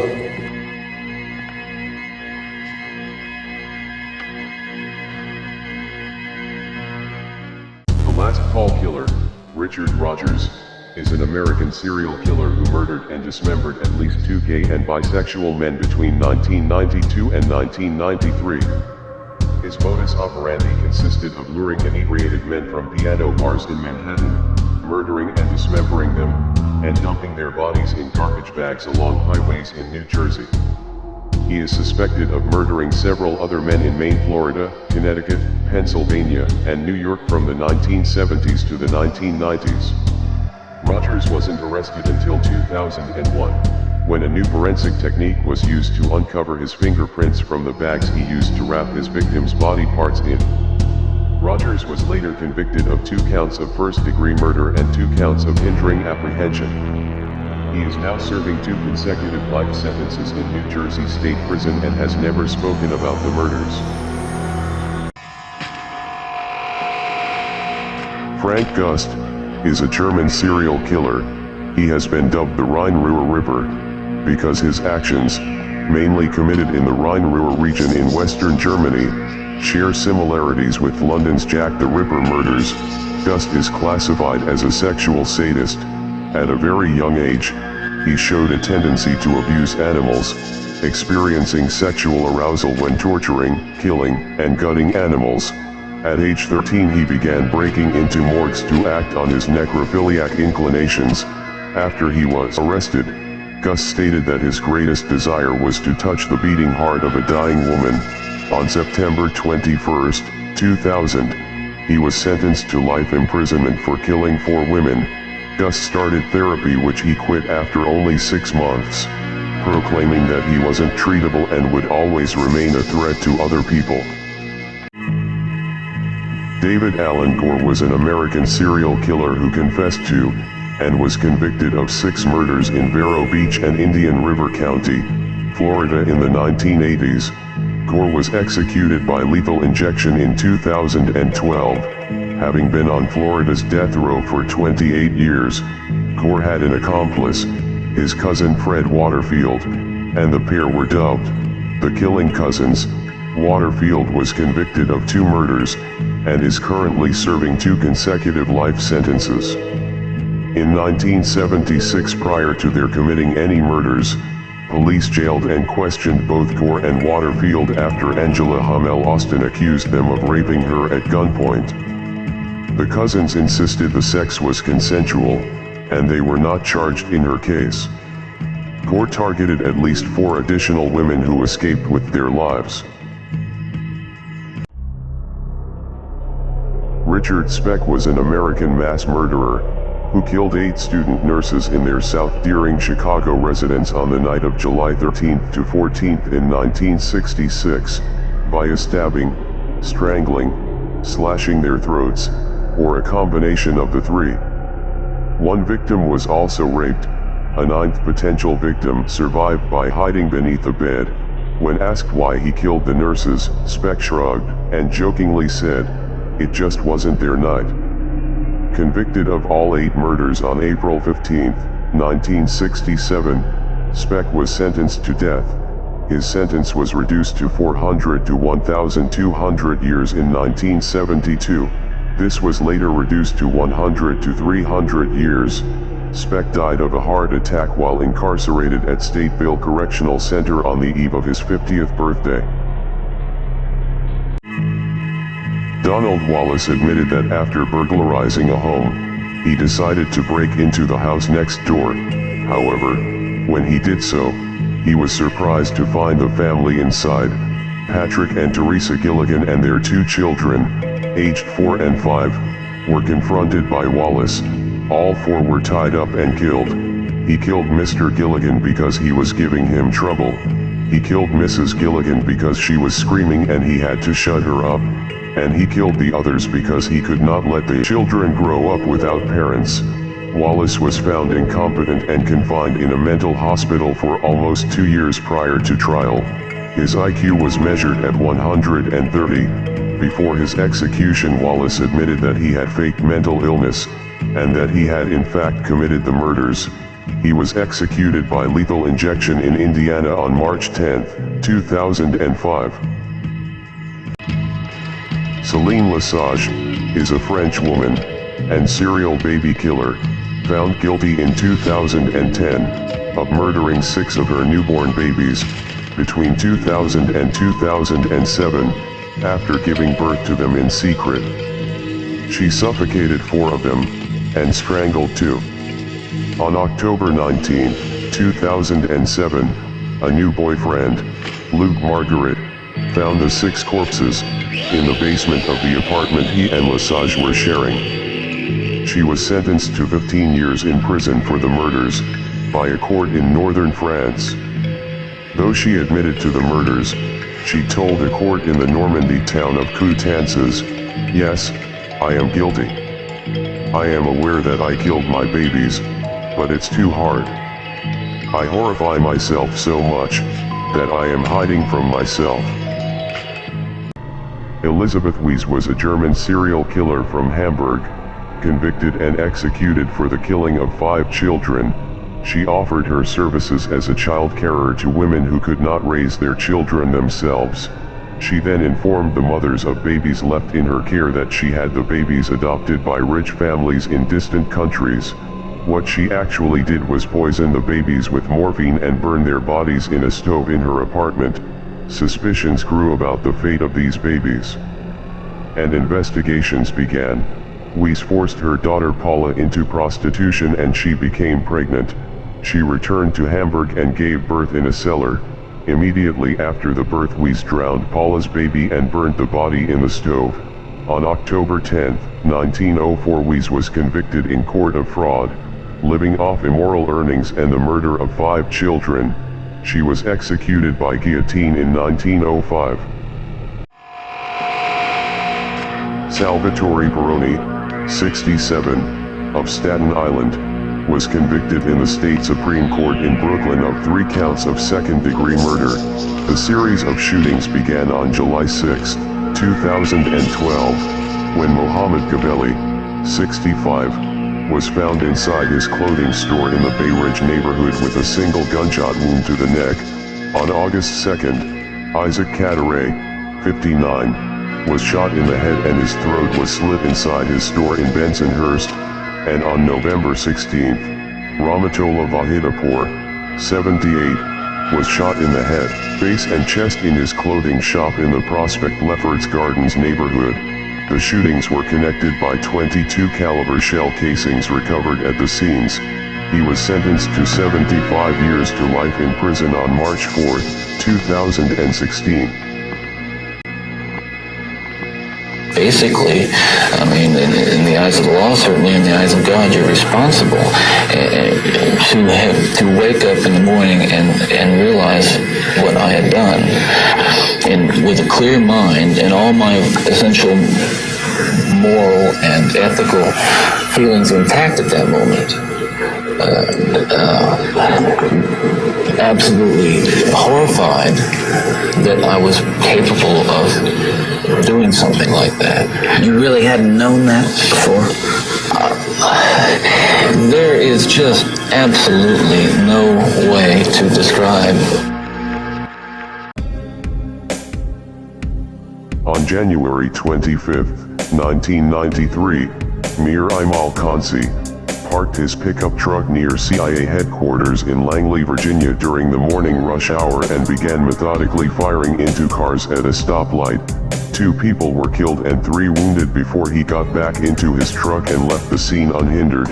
CIA employees Frank Darling, 28, and Lansing Bennett, 66, died. 3 other people, Nicholas Starr, Calvin Morgan, and Stephen Williams, 2 who worked with the CIA and a telephone company employee, were wounded in Kansi's rampage. He fired 11 shots into 5 cars. He flew to Pakistan the next day but was arrested 4 years later, convicted and sentenced to die. He was executed by lethal injection in Virginia on November 14, 2002. Sergei Dobchenko is a Ukrainian Soviet serial killer and former operative of the Mariupol police known as Merchik. He confessed to committing 19 murders between November 1998 and May 2002. Speaking at trial, Dobchenko revealed the motives of his crimes. Almost all murders were committed with one goal: to punish those who mock me. I wanted to punish the elders. On September 8, 2003, the Court of Appeal of the Donetsk region decided to recognize the defendant as guilty of committing 17 murders.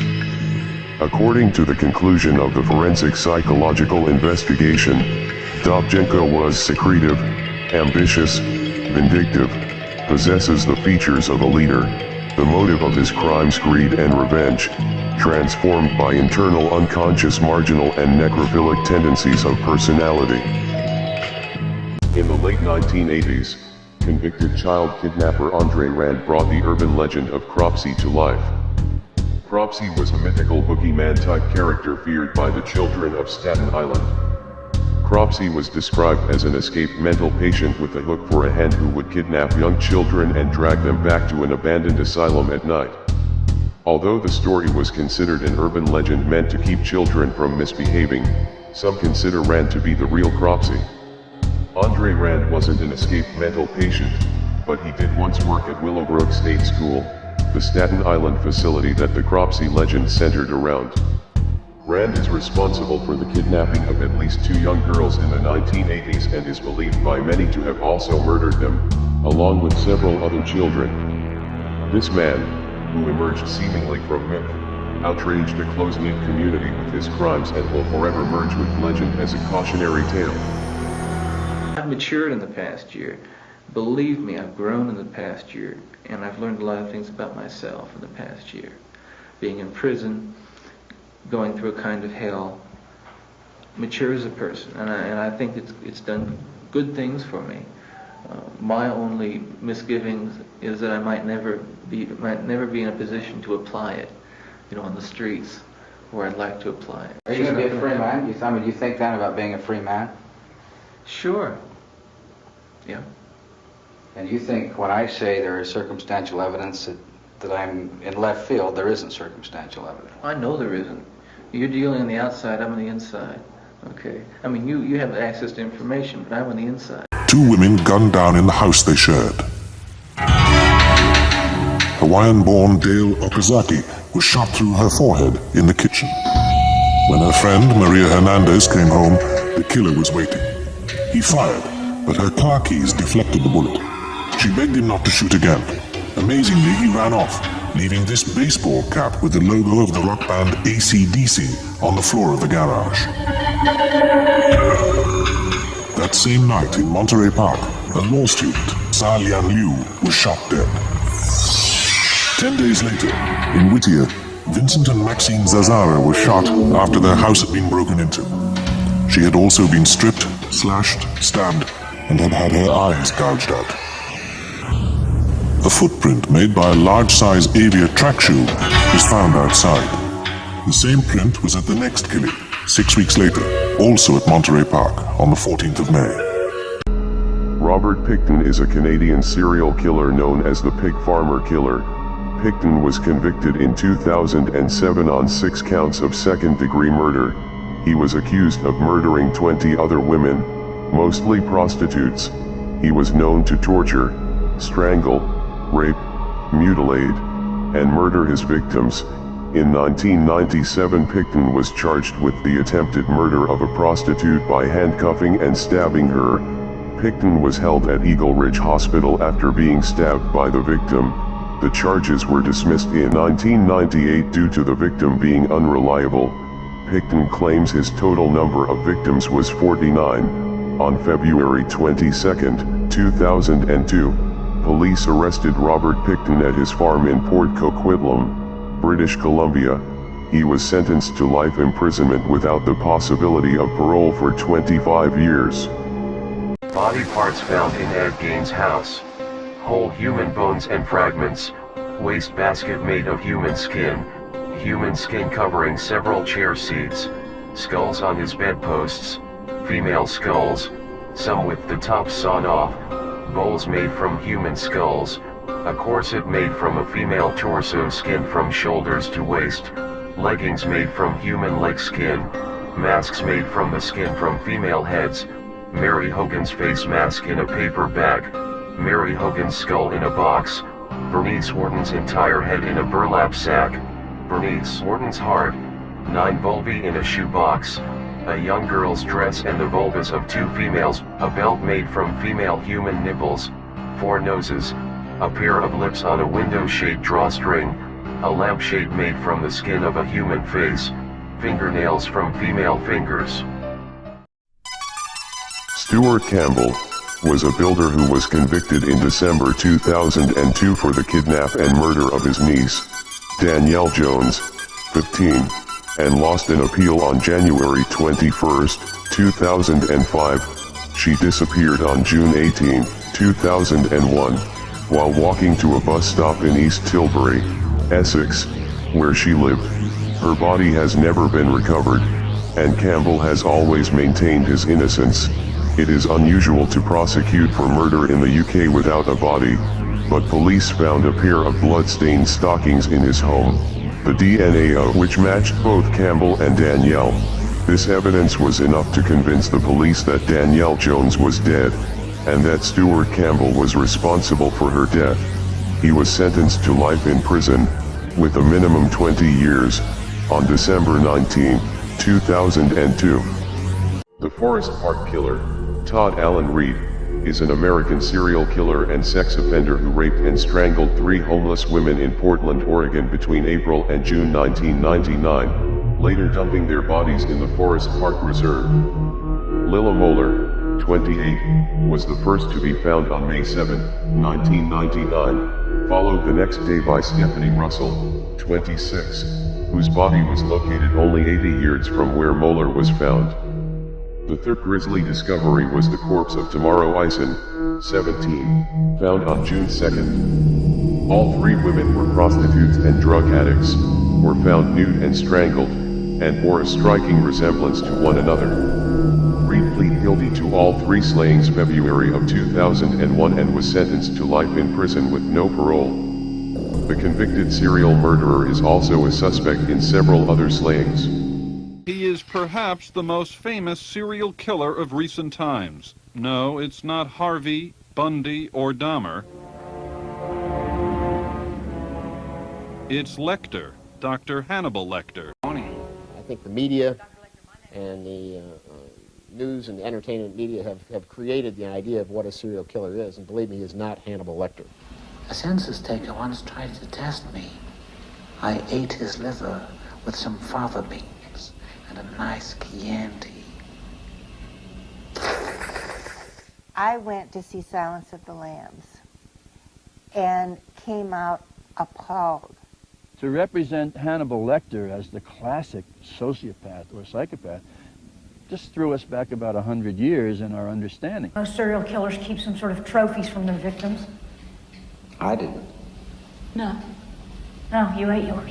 We're also following new developments in the murder of 12-year-old Jocelyn Nungary, the Texas girl who police say was murdered by 2 illegal migrants. The second suspect faced a judge who set bail for Johan Jose Martinez Rangel at $10 million.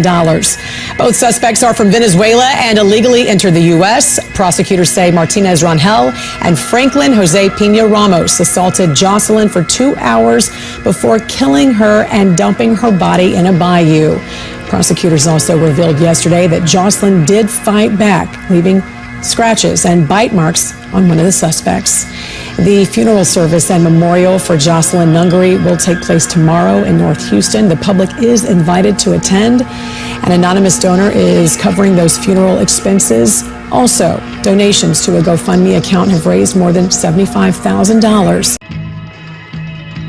Jonathan Eddington is a Fairfield, Connecticut patent lawyer who achieved national notoriety when On August 28, 2006, he murdered his neighbor, Barry James, after being told that James had molested Eddington's 2-year-old daughter. There has been no evidence found that Barry James molested Eddington's daughter or anyone else. Eddington went next door to 101 Colony Street in Fairfield, where he found Barry James, 59, and stabbed him 13 times in the heart, chest, and hand. He died about an hour later at Bridgeport Hospital. On August 30th, Eddington was released on $1 million bond. It was widely expected that Eddington would attempt to mount a psychiatric defense at his murder trial. Eddington instead pled guilty to the crime and was sentenced to 12 years in prison on August 31st, 2007.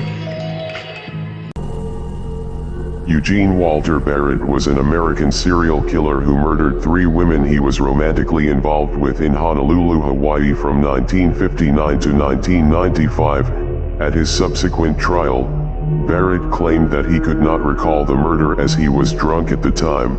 This was contradicted by witnesses, who claimed that he said that she deserved it. Due to overwhelming evidence against him, he was sentenced to life imprisonment for the final murder. After his sentencing, Barrett was transferred to an out-of-state facility in Oklahoma, where he spent the majority of his prison sentence. He was occasionally contacted by his son's wife, who sent him photos of his grandsons.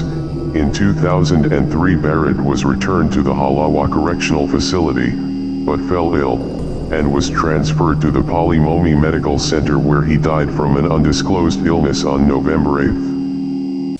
And in what way did she fail you? She wasn't able to take care of me and my brother.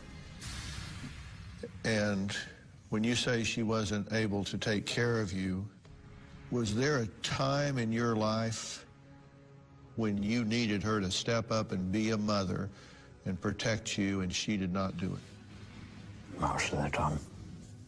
Most of the time. And what was it she failed to protect you about?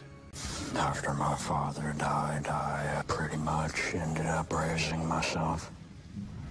You say that your brother started to hurt you. He molested me. When the jury had finally been selected, Bundy shrewdly won some key legal points, getting both his record and his taped statements ruled inadmissible. The policeman who made the arrest described how Bundy fought him, knocking his gun from his hand. He then went on to report what Bundy said when he was subdued. He made these statements several times on the way back to the station that he wished I'd killed him. On the way back to the station, he also made the statement, "If I'll run at the jail, will you shoot me then?"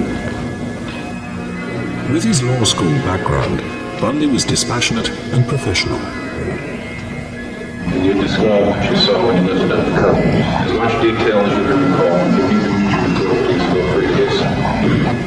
There's a considerable amount of blood around her head, matted in her hair, on the walls.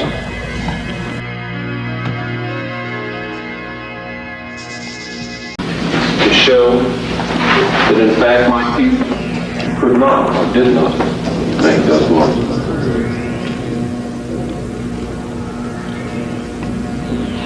Fully aware of the importance of this point, the state produced a further expert whose testimony was damning when asked to comment on Bundy's claims.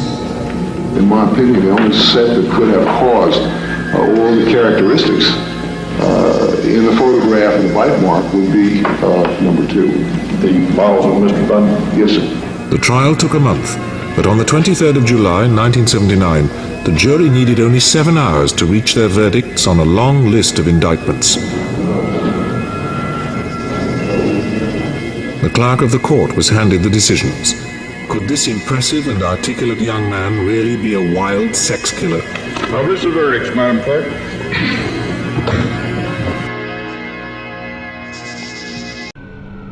Carlette Parker was a home health care worker who kidnapped 88-year-old Alice Covington, withdrew money from Covington's account, and then drowned her in a bathtub. Her body was subsequently found inside her 1993 Mercury Sable, which had been abandoned in a Morrisville field. When examined, Covington had bruising around her ankles and legs, pepper spray on her clothing, and possible burns from a stun gun. At the time of her arrest, Parker had a stun gun and pepper spray in her possession. Police suspect Parker may have victimized other elderly people as well and said these charges not only involve Covington, but at least 3 other victims. Parker was convicted of kidnapping and murder of Alice Covington, given the death penalty, and sent to death row in North Carolina. Manuel Delgado Villegas was a Spanish serial killer known as the Strangler of Porto. Villegas confessed to the murders of 48 people of different gender, age, and sexual orientation in 3 separate countries. Police only investigated him for 22 murders in Spain. Villegas would beat, suffocate, strangle, rob, and commit acts of necrophilia on his victims. Some of his victims were killed with hand-to-hand combat techniques that he learned while in the Spanish Foreign Legion. Delgado killed his first confirmed victim in 1964 at age 21 and remained active until his arrest at 28 in 1971. Delgado hid one body and returned to have sex with it on 3 consecutive nights before he was arrested. He was diagnosed with a severe mental disorder and XYY syndrome. Villegas interned in a mental institution until his death in 1998. And she kept choking this child until it didn't twitch anymore. It's like, I can't really say what actually caused it those days or what. I don't know if it was the kid was crying and got on my nerves. And when the mother came out, they drove down the street and the mother noticed the child was not moving and discovered she was dead. It was just like the babies took up their time that they normally had spent with me, and I guess I started resenting that. And when that resentment come in, that's when I guess, got the idea of, well, maybe I'll take something away from them since they want to take something. Martha Ann Johnson is an American serial killer from Georgia, convicted of smothering to death 3 of her children between 1977 and 1982. On July 3, 1989, Johnson was arrested, and she confessed to killing 2 of her children. After confrontations with her husband, Johnson would suffocate the children by rolling her 250-pound body on them as they slept. She claimed the motive was to punish her husband. Johnson claimed she was not responsible for the deaths of her 2 youngest children. By the beginning of her trial in April 1990, Johnson had retracted her confession. On May 5, 1990, she was convicted of first-degree murder and sentenced to death. Later commuted to life on appeal. She was housed at Pulaski State Prison before being granted parole in 2020.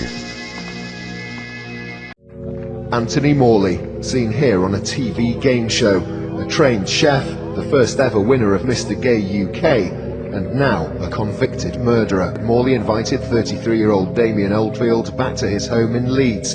He cooked him a meal, they watched a film together, and went separately to bed. Morley, a man confused by his own sexuality, says he woke up to find Mr. Oldfield carrying out a sex act on him. He then went to the kitchen, had a drink, collected 2 knives, and returned to the bedroom. It was then that Morley carried out what the prosecution here referred to as a terrible, horrific, and bizarre murder. After cutting Damien Oldfield's throat, he then stabbed him more than 30 times using both of the knives. Then he cut parts of Oldfield's flesh from his body, took them to the kitchen, seasoned them, and fried them in olive oil. Police forensic experts later found traces of Morley's saliva on parts of that cooked flesh. Dina Schlosser is an American murderer who lived in Plano, Texas. On November 22, 2004, she used a knife to amputate the arms of her 11-month-old daughter, Margaret, who died as a result. The 911 operator testified that she confessed to her, and that the gospel song, "He Touched Me," played in the background. She said that she heard God commanding her to remove Margaret's arms. The attack was later described as religious frenzy. When police arrived, they saw her calmly sitting down, covered in blood. holding the knife, and singing Christian hymns. Hours after her arrest, police heard her repeatedly chanting, "Thank you, Jesus. Thank you, Lord." As of December 2020, Dina Schlosser was ordered to remain committed to a state hospital. Victoria, Australia. On September 4, 2005, Robert Farquharson was returning his children to their mother after a Father's Day access visit. His white 1989 BN Commodore veered across the Princes Highway between Winchelsea and Geelong, crashed through a fence and came to rest in a farm dam where it filled with water and submerged. His 3 children, Jay, 10, Tyler, 7, and Bailey, 2, were unable to free themselves and drowned. Farquharson managed to escape and alerted another driver who took him to nearby Winchelsea. Police divers recovered the boys' bodies about 2 a.m. the next day. They were still inside the vehicle.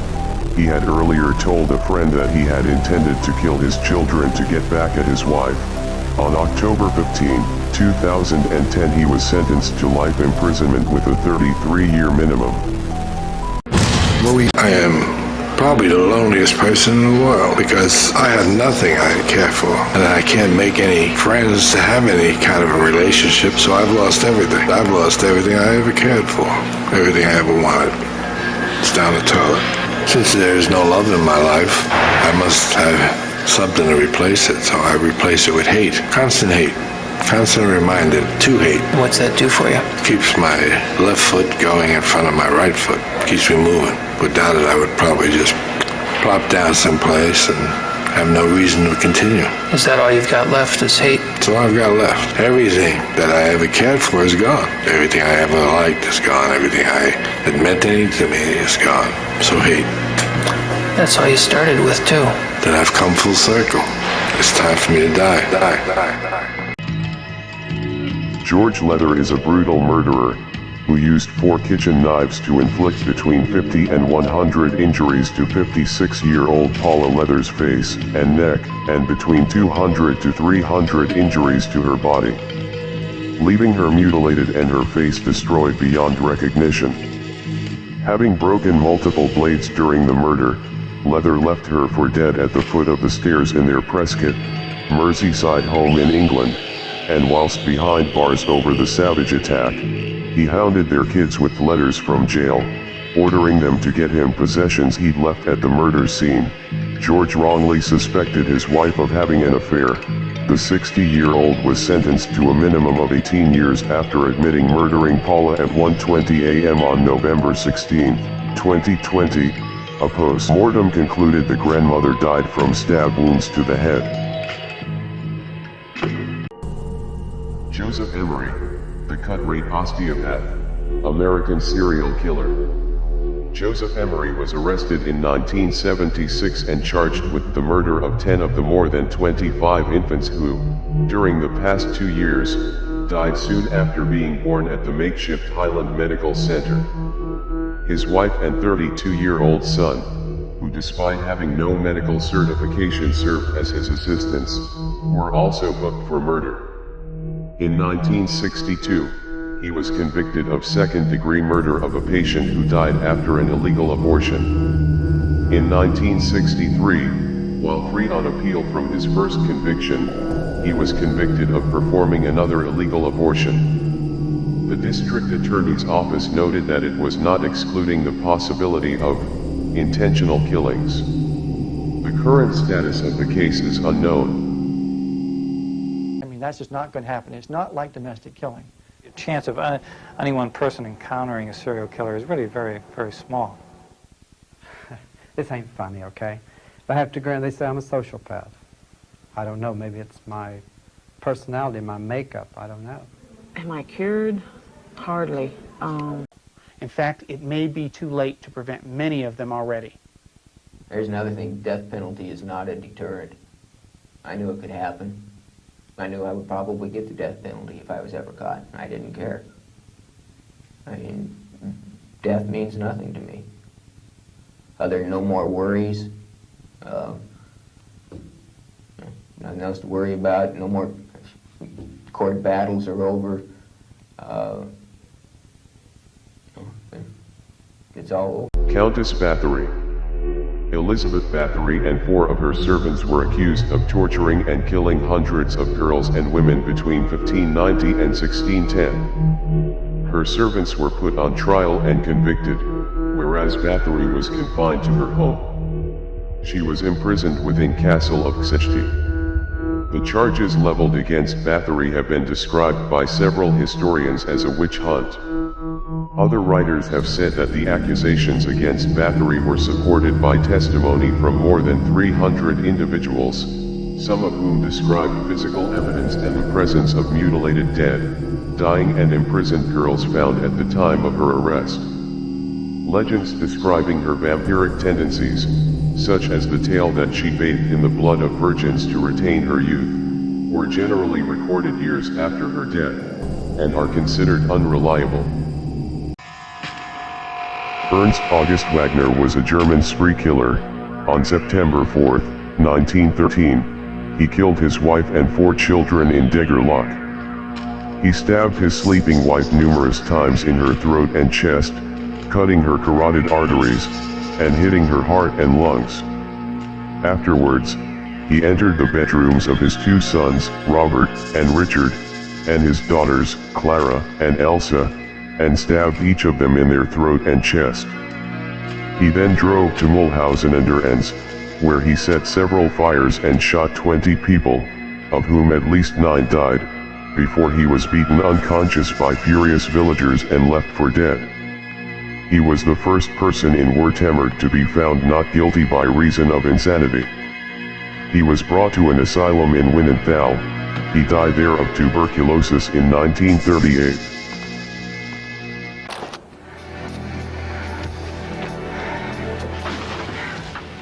It's become routine for a serial murderer to get treatment, a film treatment. What about my money? You said you was going to pay me before. In this case, the story of Eileen Wuornos, serial killer. Come on over here, baby. Come on. Come on! I think that's why murder is so popular. It sells. Murder sells, just like sex sells.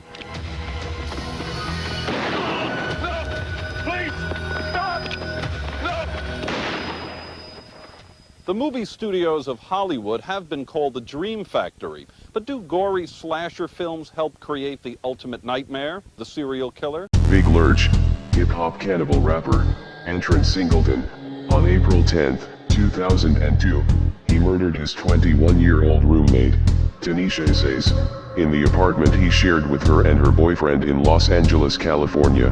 The victim was found in her apartment at night by a friend. Her chest had been torn open and a 3-inch blade was found broken off in her. Teeth marks were found on her face and on her lungs, which had been torn from her chest. The friend testified that Singleton was naked and covered in blood, standing on the street and staring at the sky. A medical examination performed shortly after his capture found human flesh in his stomach that was not his own. The victim's boyfriend said he and the aspiring rapper used PCP the day before the murder took place. During his career before prison, he recorded 2 albums, De Family, 1998, and It's All Bad, 2004. Is currently incarcerated at California Healthcare Facility. Gerald Gallego was an American serial killer, along with his wife Charlene Gallego, were known as the Love Slave Killers and the Gallego Sex Slave Killers. Together they murdered 10 victims in Sacramento, California between 1978 and 1980. They murdered at least 11 victims, mostly teenagers. Some of their victims were kept as sex slaves for the couple before they were murdered. They were known to beat, rape, strangle, bludgeon, and shoot their victims. They were arrested in 1980 when a witness reported the couple's license plate number to authorities. Gerald Gallego was sentenced to death in 1984. In 2002, Gerald Gallego died of cancer in the Prison Medical Center at Ely State Prison in Ely, Nevada, while awaiting his execution. Altemio C. Sanchez is a Puerto Rican serial killer who is known to have raped and murdered at least 3 women and raped at least 9 to 15 girls and women in and around Buffalo, New York. During a 31-year span from 1975 to 2006, Sanchez is also known by the monikers Bike Path Rapist and Bike Path Killer. When Sanchez initially began to strangle and kill his victims, it is believed that he used a rope or cord. He would also beat and rape his victims during the attacks, and several of them are thought to have fought hard against him. In later years of Sanchez's crimes, he used a ligature, wire, or garrote to strangle and suffocate his victims. On January 15, 2007, police arrested Sanchez and charged him with murder. On August 15, 2007, Sanchez was sentenced to 75 years to life in prison. Robert Garrow murdered 4 people in July 1973, including a young woman and a camper in the Adirondacks a few days later. Spurring on a statewide manhunt, Garrow was tracked down and shot in the foot, arm, and back by a conservation officer. He survived but alleged that he was partially paralyzed. Garrow was treated at CVPH Medical Center in Plattsburgh, where doctors denied his claims of paralysis. Garrow pleaded insanity, but the jury rejected it and found him guilty of first-degree murder, sentencing him to a term of 25 years to life in prison. Garrow escaped from the Fishkill prison on September 8, 1978. He was in possession of a .32 caliber pistol. Garrow was spotted by guards 3 days later a few hundred yards away from the prison walls and shot at his pursuers, but was killed when they returned fire. Peter Bryan is an English serial killer and diagnosed paranoid schizophrenic. He was known to commit acts of cannibalism, strangle, mutilate, and murder his victims. Bryan was preventively detained in a mental institution, Rampton Hospital, after killing a shop assistant with a hammer in 1993. Bryan was transferred to an open psychiatric ward at Newham General Hospital after psychiatrists noted his continued improvement. Upon his transfer in 2004, Bryan killed a friend and later confessed to dismembering the body and cooking the brains in butter and eating them. Bryan was held at Belmarsh Prison and later transferred to Broadmoor Hospital, where he killed a fellow mental patient, declaring that he did not eat him solely because he was caught first. In 2005, Peter Bryan was sentenced to life in prison at Broadmoor Hospital in Berkshire, England. I tell you the truth, I used to stand in front of the mirror for an hour looking at myself, trying to see it. Trying to see what? The difference. And I didn't see it. The difference between Bobby Joe, the person, and Bobby Joe, the killer? Yeah. It wasn't a matter of going out and prowling and you know, I'm gonna get one, and, you know, maybe I ought to check here. Got a couple of them happened on my way to or from a racquetball court. To the grocery store, almost burned my apartment down one time because I had a TV dinner in the oven cooking and went out to get milk. And saw one walking down the street when I went out to get the milk.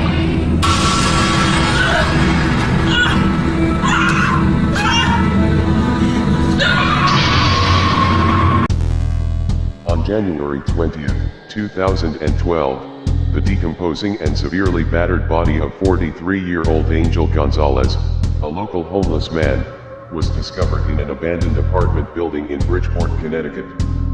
Medical examiners determined the cause of death to be blunt force trauma to the head.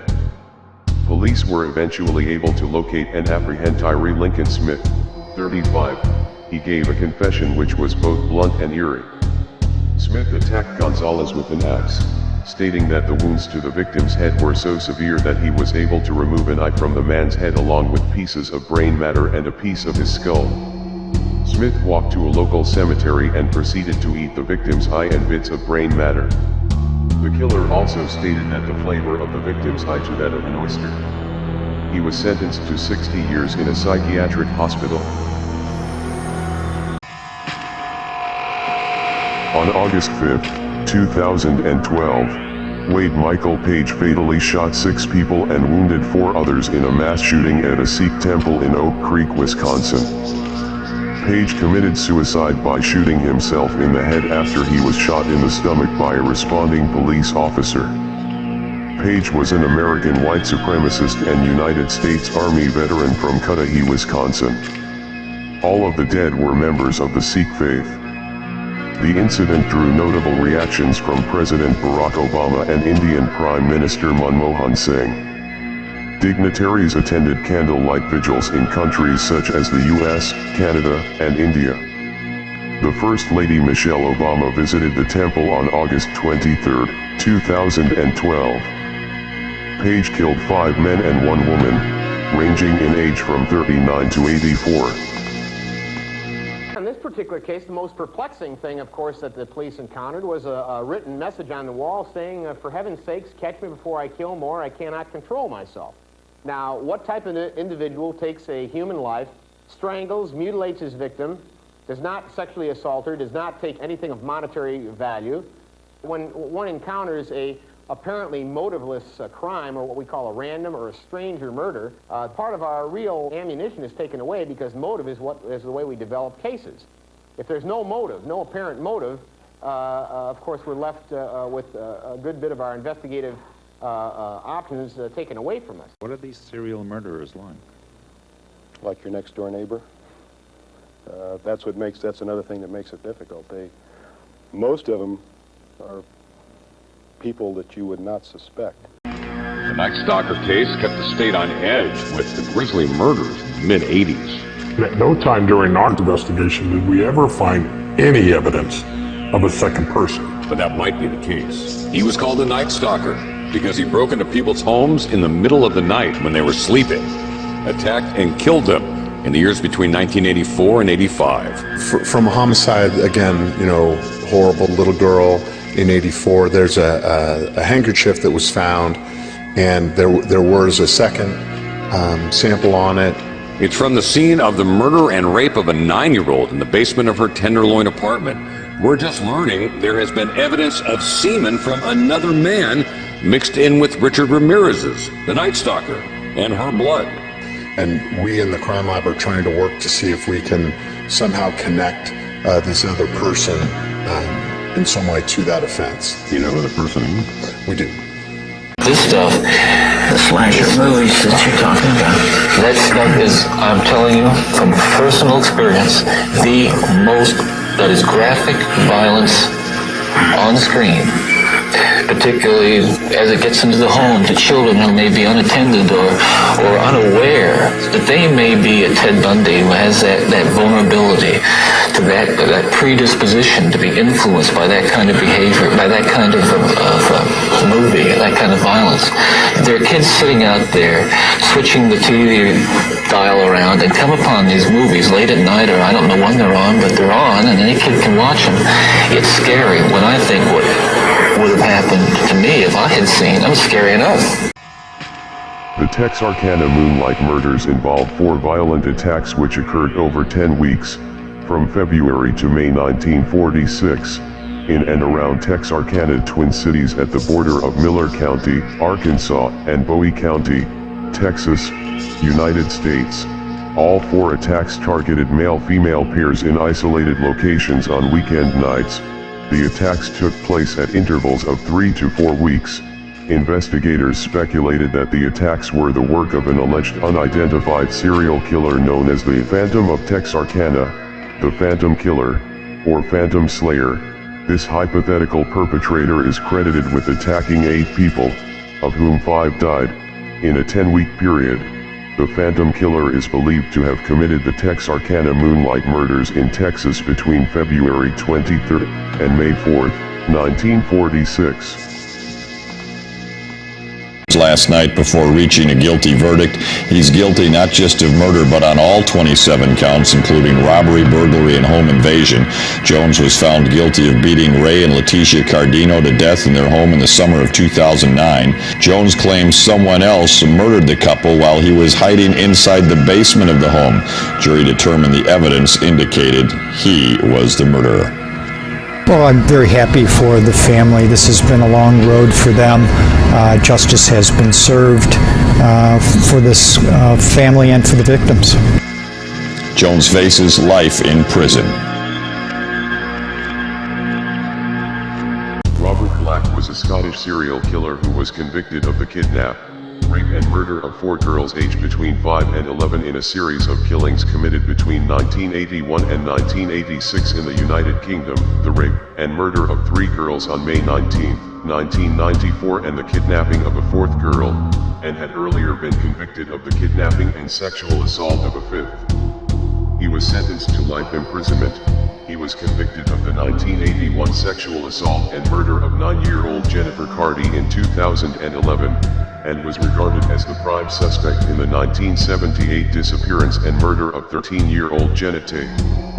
Black may also have been responsible for several other unsolved child murders throughout Britain, Ireland, and continental Europe between 1969 and 1987. He died of a heart attack in 2016 aged 68.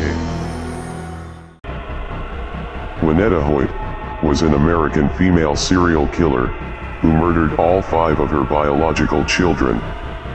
Hoyt claimed sudden infant death syndrome was the cause of death, and the doctors agreed.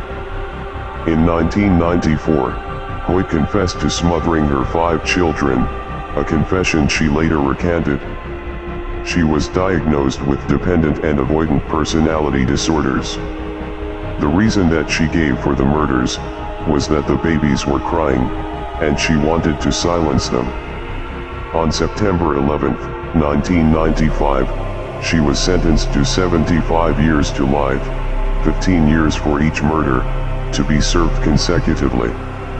Lynetta Hoyt died in prison of natural causes, pancreatic cancer, in 1998. She was buried at Highland Cemetery in Richford. At any given time, with no remorse.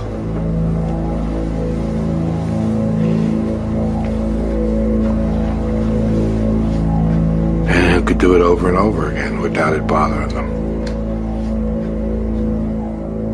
Did you think of yourself as an assassin? Assassin? Sounds so exotic. I was just a murderer. Stephen Port became known as the Grinder Killer after he drugged and murdered 4 young men. The twisted murderer used the dating app to target his victims before luring them back to his flat in Barking, London. Anthony Malgate, 23, Gabriel Covered, 22, Daniel Whitworth, 21, and Jack Taylor, 25, were all attacked and killed by Port between June 2014 and September 2015. Post-mortem examinations on the 4 young men who died revealed that each had died from a drug overdose featuring high levels of GHB, but Port surreptitiously used other drugs on his victims: amyl nitrite, poppers, Viagra, mephedrine, and methamphetamine. Port is currently serving a whole life sentence, one of just 60 in the UK. Port used a number of internet hookup sites and apps as a means of initially contacting his victims. Bryn Hartman was the wife and murderer of actor and comedian Phil Hartman, who had starred in such movies as 1994's Greedy and popular TV show The Simpsons.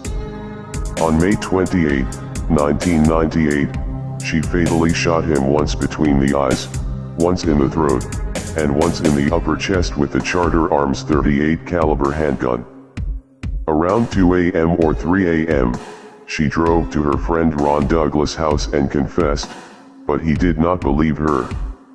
At 6:20 a.m., the 2 of them drove back to the Hartman home where Douglas discovered the body. Douglas subsequently called the police, who arrived on the scene to escort the 2 children out of the house. Before the police attended to her, Hartman went back into the bedroom and killed herself with a second revolver, shooting herself in the right eye. On September 2, 2003, Alan Scott Johnson and Diane Johnson were shot to death in their Bellevue, Idaho home. Their daughter, Sarah Johnson, was found guilty of their murder.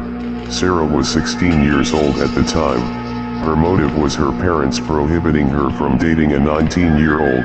At approximately 6:20 a.m., Johnson took the murder weapon, a Winchester rifle from the guest house, walked into her parents' bedroom and then shot her sleeping mother in the head. She then walked into the bathroom where her father was taking a shower, and shot him in the chest, right above the heart. Johnson was found guilty of the murders of her parents on March 16, 2005. She was sentenced to 2 concurrent life terms plus 15 years for a firearm enhancement. The Idaho Supreme Court upheld her conviction. On May 27, 1997, the head of June Hayes, a student at Tanahata Elementary School, was found in front of the school gate hours before students arrived for classes. Hayes had apparently been beheaded with a knife, with further mutilations being done. A note written in red pen was found stuffed in his mouth, identifying the killer as Sakakibara. On June 6, a letter was sent to the newspaper Kobe Shimbun, in which Sakakibara claimed responsibility for the slaying and decapitation of June Hayes, and threatened that more killings would follow. 14-year-old Shinichiro Izuma was arrested on June 28, 1997 and sent to the Special Medical Reformatory for Juvenile Offenders in Fuku, Western Tokyo, in October 1997 and released on March 11, 2004. After 34 years on a police department, this is the very first time that I have spoken before cameras about Jeffrey Dahmer's apartment, about what I saw, about what I lived through. It just seems to be the right time. As I entered the apartment, I looked up at the officer and he said, "Go look in the refrigerator."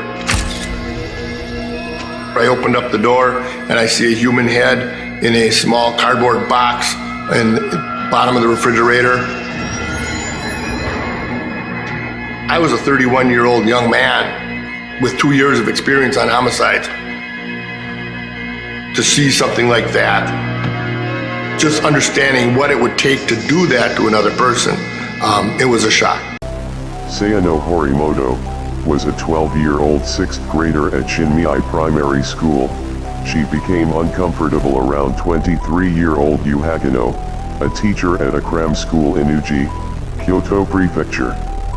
Sayano complained to her parents about the teacher when he became suggestive around her. On December 10, 2005, Hakano sent the other students outside. He then disconnected a security camera and approached the seated girl from behind. He tried to hit her with a hammer, but failed. He then stabbed her in the neck, head, and face, with a kitchen knife, more than 10 times. Hakano then pushed her to the floor and then stabbed her at least 3 more times in the neck. The Osaka High Court sentenced him to 15 years imprisonment on March 24, 2009. Hamdi Kayapina is a Turkish serial killer known as the Human Hunter. In 1994, at the age of 14, he committed his first murder by strangling his 1-year younger sibling with a cord. As he believed his parents liked his sibling more than they liked him, he was imprisoned, but was released on probation after 4 years. In 2002, he was arrested and accused of killing 6 people and sentenced to life in prison. In 2017, after 16 years in prison, Kayapina was released on probation. In 2018, he was arrested on charges of killing his 8th victim, Sami Yilmaz, a private security officer. Kayapina planned the crime for over 3 days, stating that he committed the crime because he liked Yilmaz's gun. He was sentenced to aggravated life imprisonment. Karl Friedrich Wilhelm Grossmann was a German serial killer, sexual predator, and alleged cannibal. Grossmann sold meat on the black market and even had a hot dog stand at a train station. Some believe the meat contained human flesh. He threw some of their bones and other inedible parts into the river. Pieces of missing women were found in the canal near Andreas Square and off the Lusenstadt Canal, sometimes on a daily basis. Some investigators suspected that Grossmann murdered up to 100 women and girls. only the body of his final victim was found. Some have suggested as many as 50 women entered Grossman's apartment and ended up being murdered and dismembered. On August 21, 1921, neighbors heard screams and banging noises, followed by silence. The police found the body of a young woman who had recently been murdered. Grossman was taken into custody and charged with first-degree murder. He hanged himself in his prison cell before the end of the main trial. Stephen Farrow is an English killer who is serving a whole life tariff for 2 murders committed in early 2012. Psychiatrists diagnosed him with psychopathic personality disorder. He had an obsessive hatred of Christianity, which he attributed to sexual abuse from a priest. On January 4, 2012, Farrow broke into Yates' isolated cottage and killed her by stabbing her in the neck. Detectives suspected that she had been beaten with her walking stick before her death. On February 14, Reverend Suddets was killed at his vicarage. After stabbing Suddets to death, Farrow drank the Reverend's beer and watched a DVD, before stealing his mobile phone and watch. On February 18, police named Farrow as a suspect in Suddets' murder, warning the public not to approach him. He was arrested the following day in Folkestone, Kent. Alfred Packer was found guilty of premeditated murder and sentenced to death by hanging on April 6, 1883. He and 5 other men attempted to travel through the high mountains of Colorado. Packer later confessed to having lived off the flesh of his companions during his snowbound state. On June 19, 1899, Packer's sentence was upheld by the Colorado Supreme Court. However, he was paroled on February 8, 1901. In 1901, Governor Charles S. Thomas granted Packer's parole request. Packer moved to Littleton, Colorado, where by all accounts he became a model citizen, well liked by all of his neighbors. He died of natural causes on April 23, 1907, and was buried with a military funeral in Littleton Cemetery.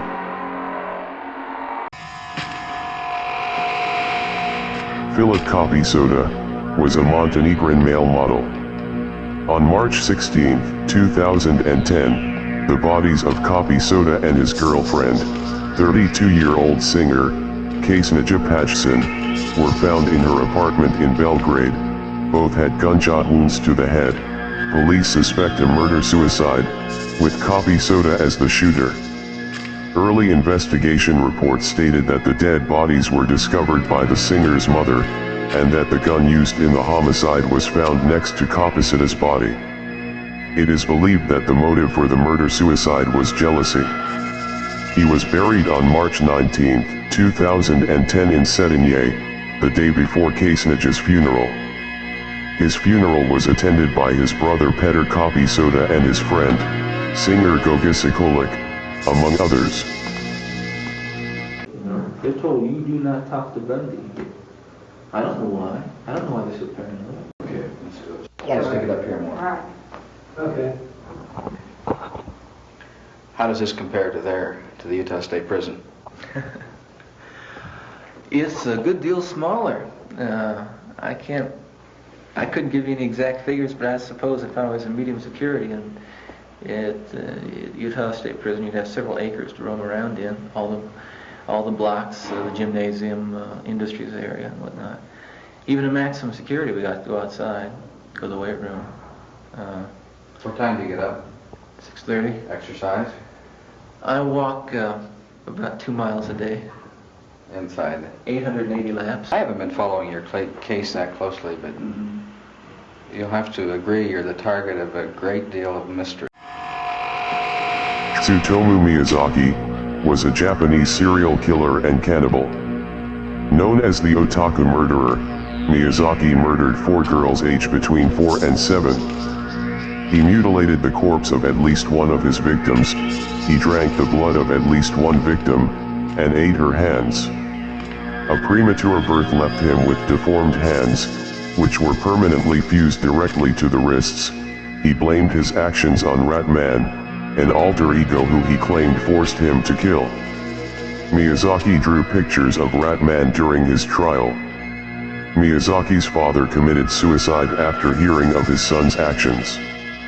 After 20 years of legal hearings, Minister of Justice Kunio Hadoyama signed his death warrant. Tsutomu Miyazaki was sentenced to death in 1997 and was executed by hanging in 2008. The Bigfoot Killer is the name given to an unidentified American serial killer who raped and murdered 7 girls and women in Detroit between February and October 1975. All of the victims were engaged in prostitution and impoverished, with their killings taking place in the Cass Corridor neighborhood. He committed at least 4 rapes, with his victims going to the police and describing his appearance, from which a facial composite was created. Between February 16th and October 20th, the offender killed a total of 7 women, 5 black and 2 white. He lured the victims to his car, threatened them with a knife, beat, raped, sodomized, and finally strangled them.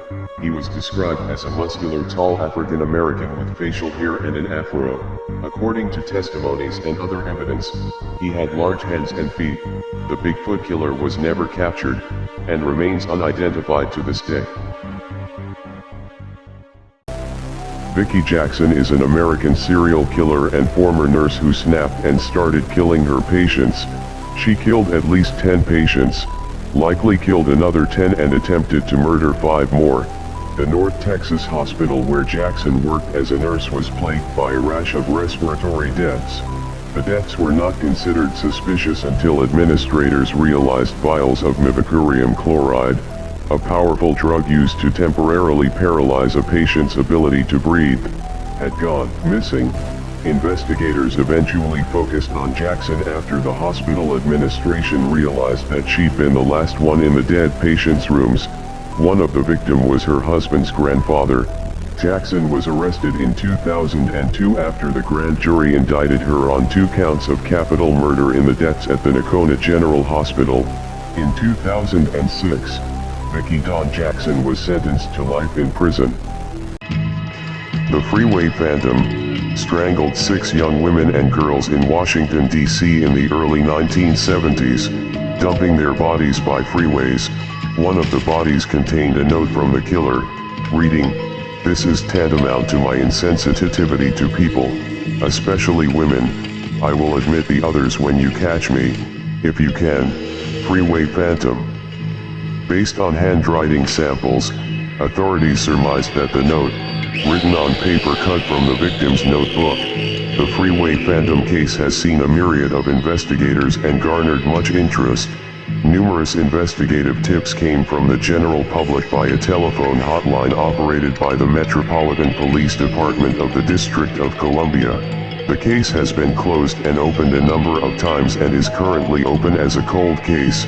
A reward of $150,000 remains open. In February 1886, Bridland went to a chemist and bought packets of Harrison's vermin killer. She poisoned her eldest daughter, 19-year-old Elizabeth Hannah, in March 1886. Bridland then claimed £10 on Elizabeth's life insurance policy. She poisoned her husband Thomas, aged 44. His death on May 3rd was diagnosed as epilepsy. Mary Ann claimed on the insurance. She had been having an affair with her neighbor Thomas Dixon. After her husband's death, she was invited to stay at the Dixon's house by Thomas's 29-year-old wife. On May 14th, Mary Dixon was poisoned by Bridland. She was charged with the murders of the 3 victims. Mary Ann Bridland was executed in 1886 by hanging at Strangeways Prison, now Home Prison, Manchester in Strangeways, Manchester, England. In fact, they found the 6-year-old girl who police say was murdered by her own mother. 36-year-old Nefertari Sancho is in the Bexar County Jail tonight on $1 million bond. It turns out she has a history of violence against children. Sancho, who is 2 months pregnant, was found wandering around naked at the Frontera Crossing apartments yesterday. Police say she told them she killed her daughter, Hosanna Sancho, because, quote, "God told me to sacrifice her." Sancho was arrested 13 years ago for violently choking her 3-year-old niece. She spent time in a mental health facility after a judge found her not guilty by reason of insanity. Hosanna was a first grader at Bel Air Elementary. A vigil is planned on Sunday at 3 p.m. at Woodlawn Lake Park. Denise Nasland was one of the 2 women abducted from the lake. This is Denise's mother. All I can think about is what he did to her. What were her thoughts? How long did she suffer?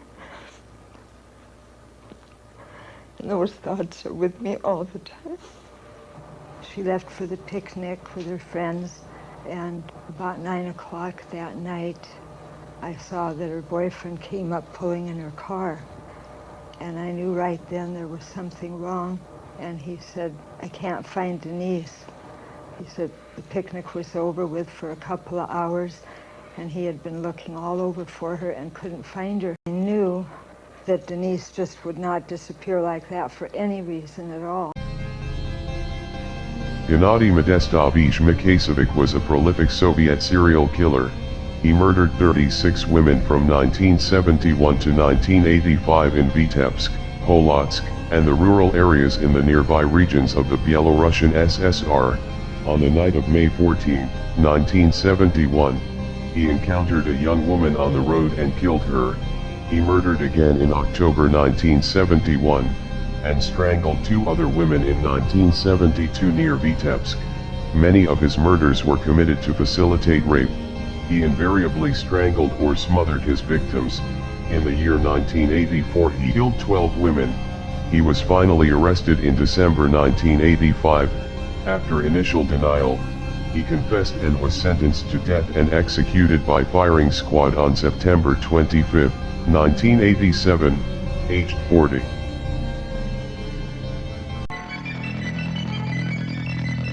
Mark Sappington is an American spree killer and cannibal who murdered 4 people in March and April 2001 in Kansas City, Kansas. He ate part of the leg of one of his victims. He had a history of schizophrenia and used the drug PCP. He claimed that voices in his head told him to eat flesh and blood or he would die. Sappington was convicted on June 23, 2004. He was sentenced to consecutive sentences of 3 life terms for 3 first-degree murders, 79 months for kidnapping, and 32 months for aggravated burglary in July 2004. Sentenced to life imprisonment without parole eligibility for 20 years for first-degree felony murder, plus a consecutive term of 130 months imprisonment for attempted aggravated robbery, in September 2004. So is there any clue you can give us as to where she might be? I did give you a clue earlier on. I think she's at a rehab centre. A rehab centre? Or some sort of clinic. Right, okay. I'm going to appeal to you now to let me know if you do know anything at all. That's right, I can't get on myself. Yeah? Okay, because I'm sure you're aware that her family are really, really concerned, which is obviously why you're in custody. So it's reasonable for us to think that you may know where she is. Okay. Alright. So please, if you do know, is there anything that you can tell us further to what you've already said that can assist us to make them okay to tonight, make sure she's okay? I did say to the officers earlier, I mean, they left, I went and got tea sort of with the kids, and then they came up and were arrested. What I said was, I'll go there and I'll write everything down.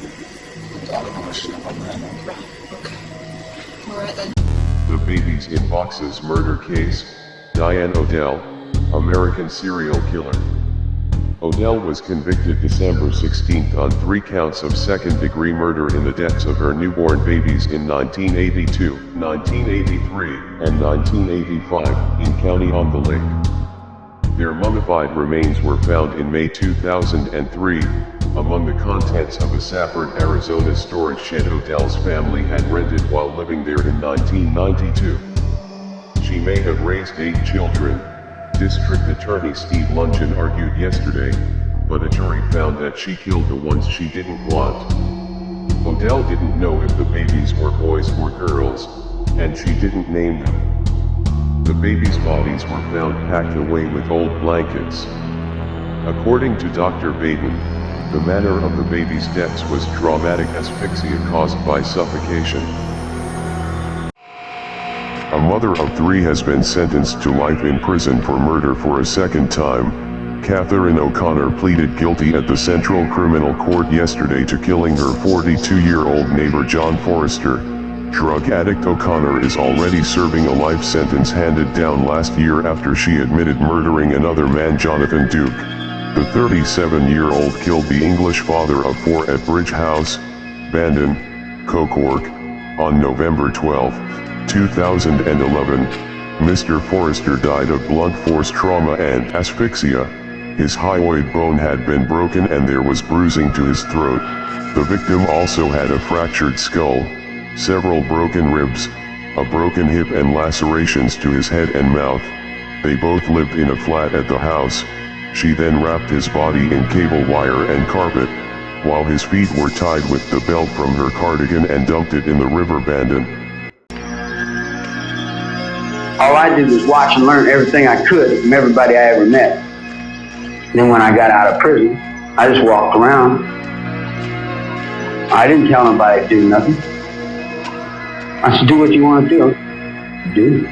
Don't tell me what to do. I don't like people telling me what to do. They just come from a place where they told me what to do all my life. You know, I want to find out what to do for myself, you know. I'm not dead. Not yet.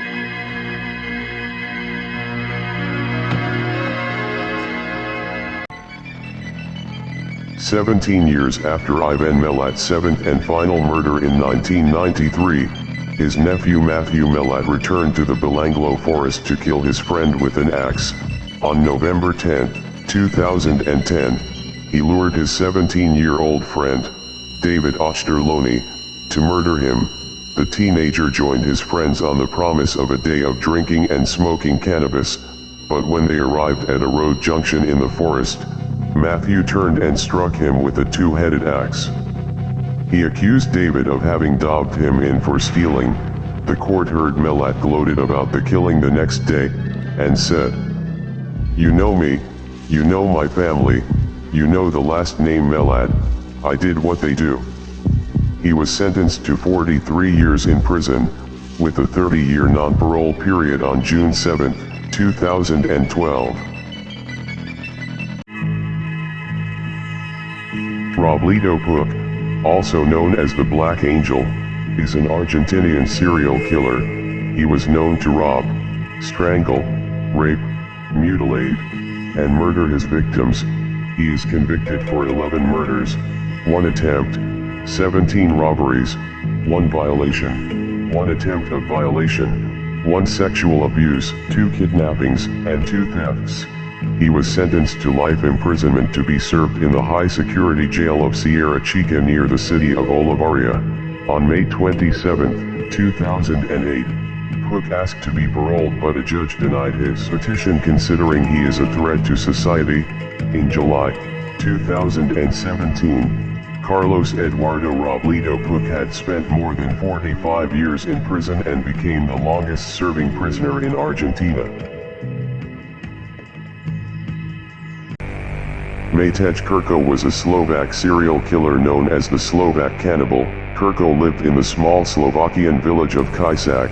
Authorities found GPS coordinates on a computer owned by Krko, which led the discovery of 2 victims' bodies in a shared shallow grave.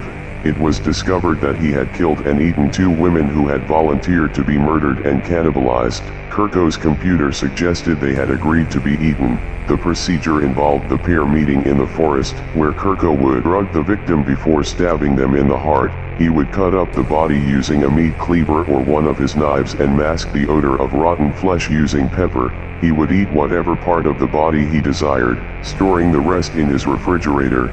Krko died in a firefight with the Slovak police force on May 10, 2011. Interpol has sought to establish conclusive links between Krko and up to 30 other missing persons.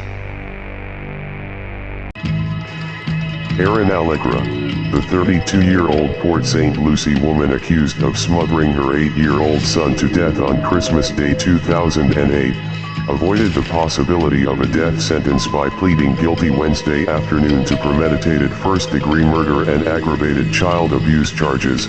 After smothering her son, Allegra got in the room's bathtub and tried to kill herself by slitting her wrists. When the suicide attempt was unsuccessful, she called 911 in an interview soon after her arrest.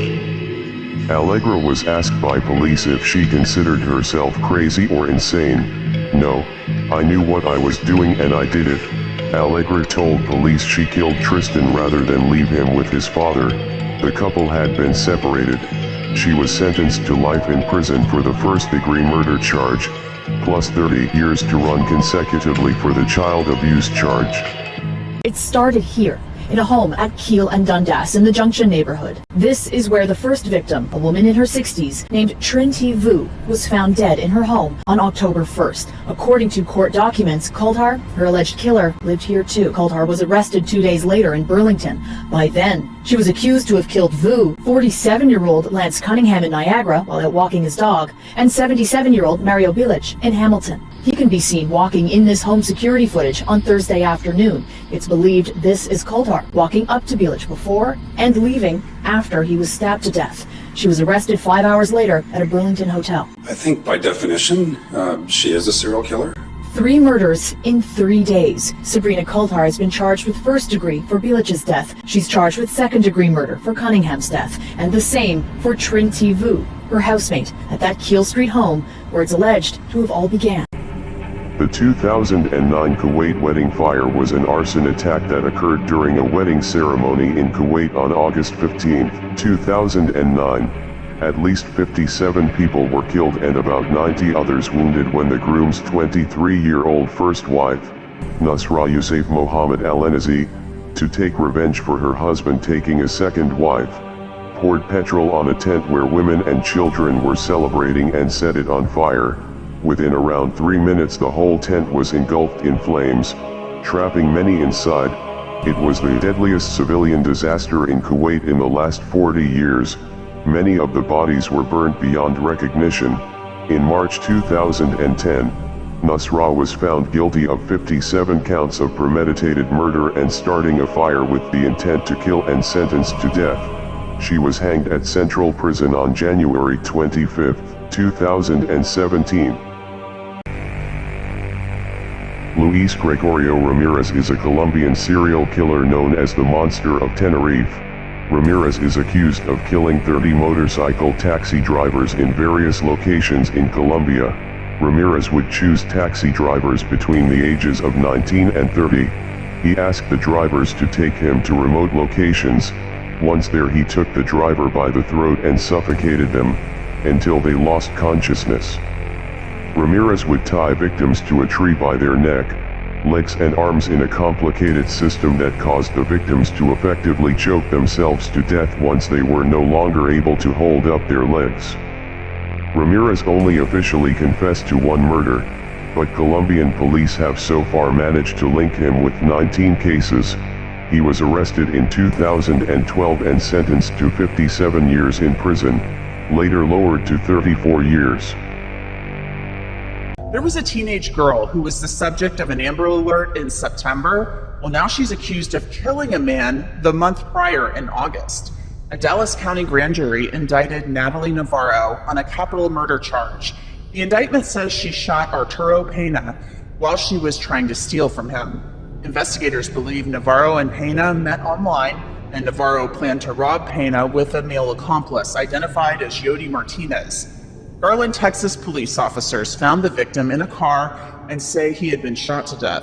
When investigators identified Navarro as the suspect, they put out an Amber Alert for her. She was reportedly found near the Mexican border. Also just told them that they found some more heads up there. Stones? Yeah, so there must have been more graves, huh? How long ago did you start? Like I say, might be 4 years. And this woman comes down 4 years since you've been into the grave, huh? That's right. What time of the year was this when you did this? Anytime. Anytime. Well, which was the first grave that you went into? Yeah. Adams. Did you know her when she was alive? Not really. No. Would you work all night if that? I should think you That's have. right. That's right. Recent grave? That's right. Well, how would you know when to go to the cemetery? Well, I have to thank you, Jim. Yeah, somebody died and grave. That's right. Who helped you when you got them out of the graves? Nothing. Did they cave in on you? Did, but they should have reduced. How many graves did you open? Well, and the, When you'd cut the body apart, there's some I never, never took home. That's You right. know, just opened up the That's right. casket, That's right. cut them apart there. That's right. Tiffany Hall, 26, pled guilty to 4 counts of murder and 1 count of intentional homicide in the death of the fetus, and was sentenced to life in prison without parole. Hall struck her pregnant friend Jimela Tunstall, 23, on the head repeatedly with a table leg, then cut the fetus from her womb in a bathtub. Tunstall bled to death. Hall then dumped her body in an East St. Louis lot. 3 days later, Hall visited the father of 2 of Tunstall's children and the unborn child. He was caring for all 3 children. Hall told the father that Tunstall wanted her to pick up the children. He told the officers that was the last time he saw them. Hall then drowned the 3 children in the same bathtub where she killed their mother. The bodies of the 3 children were found 2 days later hidden in a washer and dryer inside the East St. Louis apartment where they had lived with their mother. Howell Donaldson III is a serial killer who was convicted of the 2017 murders of 3 men and 1 woman around Seminole Heights in Tampa, Florida. All 4 victims were murdered at random. Prior to his arrest, the media called him the Tampa Bay serial killer. Police charged Donaldson with 4 counts of murder. Donaldson was indicted on the charges on December 7, 2017. He pled not guilty to all charges 5 days later, on January 23, 2018. Hillsborough State Attorney Andrew Warren announced his office would seek the death penalty against Donaldson. Donaldson's trial was set for August 2023. On May 1, 2023, Donaldson pled guilty in the murders and was sentenced to 4 consecutive life sentences without parole. When an armed man walked in and began shooting. San Diego Police Lieutenant Paul Liberando. When he entered the building, he had 3 weapons with him. 2 shoulder weapons and a 9mm semi-automatic pistol. I have him here. What did he do? He came in, he had this weapon, which is an Uzi semi-automatic carbine, in his hand. He also had a 9mm semi-automatic pistol. It's a Browning. And he had a Winchester pump-action 12-gauge shotgun with him. The Daeco subway fire of February 18, 2003, killed at least 198 people and injured at least 147. An arsonist set fire to a train stopped at the Junggongno station in South Korea. The fire then spread to a second train which had entered the station from the opposite direction. The arsonist was Kim Dae-han, a 56-year-old unemployed former taxi driver who had suffered a stroke in 2001. Kim was dissatisfied with his medical treatment and had expressed sentiments of violence. He later told police he wanted to kill himself but to do so in a crowded place. He boarded train 1079 on line 1, carrying a duffel bag which contained 2 milk cartons filled with the flammable liquid, possibly paint thinner or gasoline. Kim died in prison on August 31, 2004. July 31, 2007, Mary Ann Whittick, upset about her husband leaving the family, drugged her children, Jacob, 10, and Sydney, 7, painted black X's over their hearts and then shot them both twice in the chest at point-blank range before killing herself. Hamilton County Coroner Odell Owen said that it appeared that the 2 children were drugged with Benadryl or a similar substance. The children's deaths were carefully planned. Neighbors said Whittick was distraught because her husband had left the family, but said they never expected anything like this. An older daughter, Katie Whittick, stated that her mother had mood swings. where she would be on top of the world one day and then depressed and angry the next. The only medication she saw her take on a regular basis was prescription-strength ibuprofen. She ate them like candy to treat her headaches.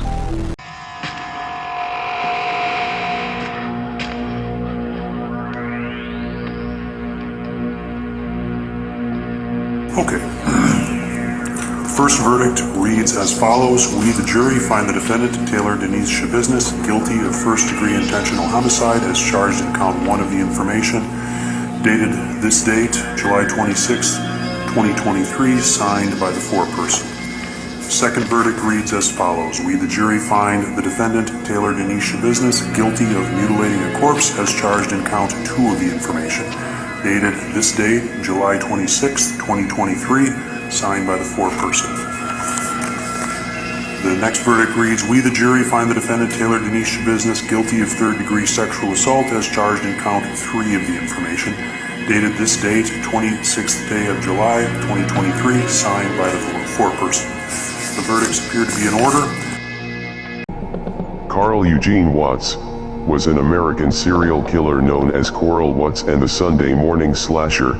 Watts is believed to have killed over 80 women in multiple states between 1974 and 1982.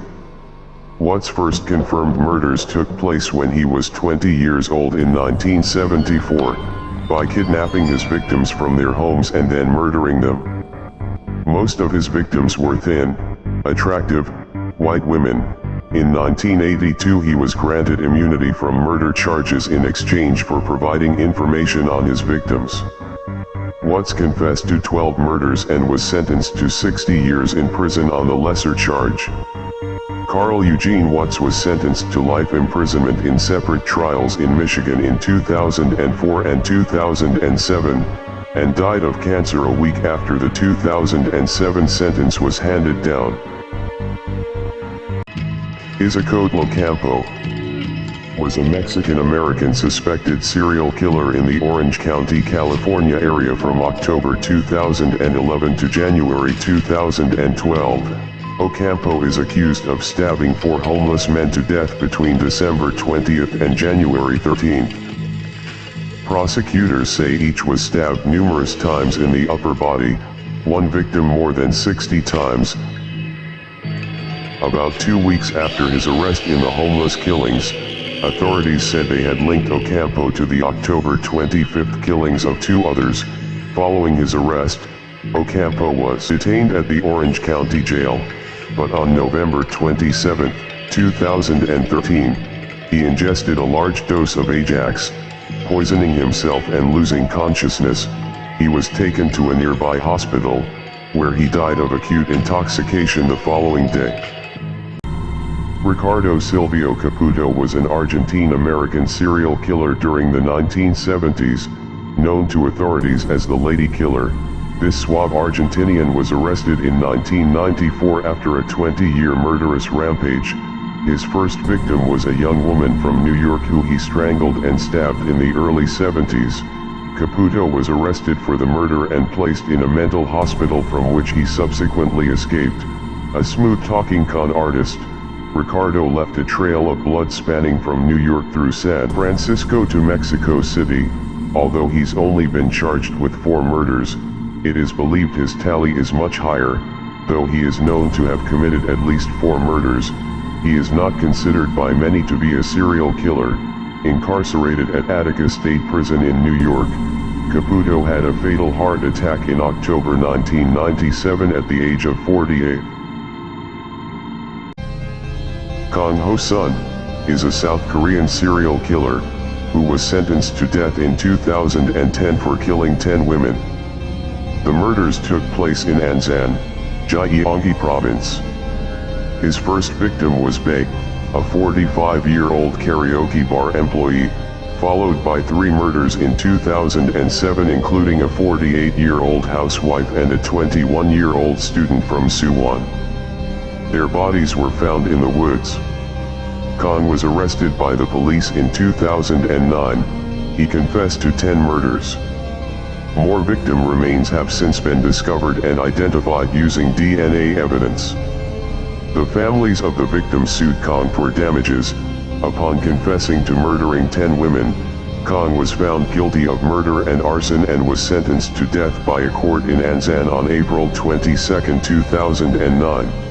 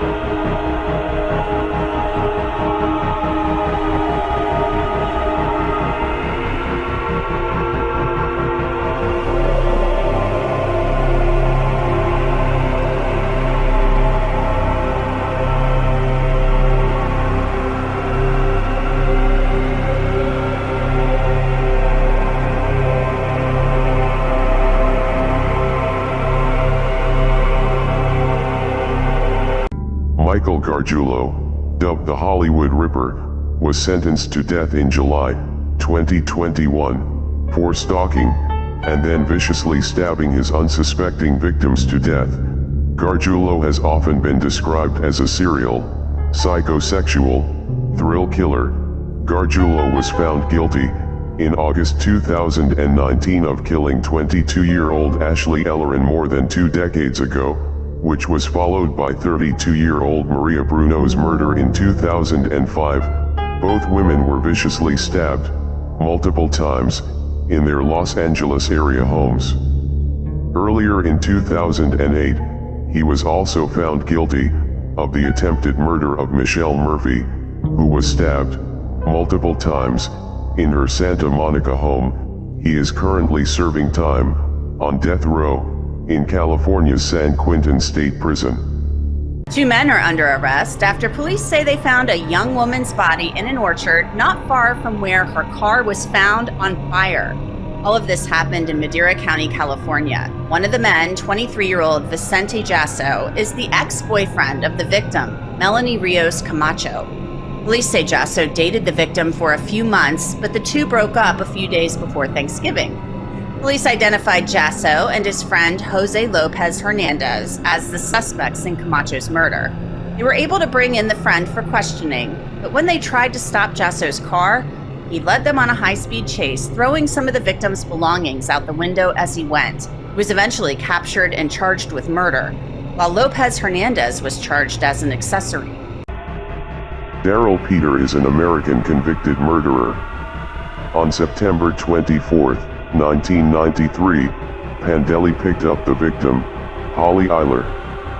He paid the victim to have sex with him, but he was unable to maintain an erection. He decided that he wanted his money back. Pandeli claimed that the victim attacked him. Pandeli slit the victim's throat.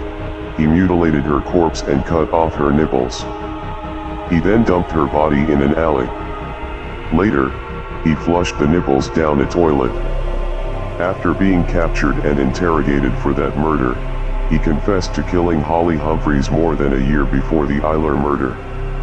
He was tried separately for the murder of Humphreys and convicted of second-degree murder. Daryl Pandeli was convicted in 1997 and was eventually sentenced to death in 2017. A gruesome discovery for some joggers at a Maryland high school track this morning. A young woman's dead body was found with obvious trauma to the upper body.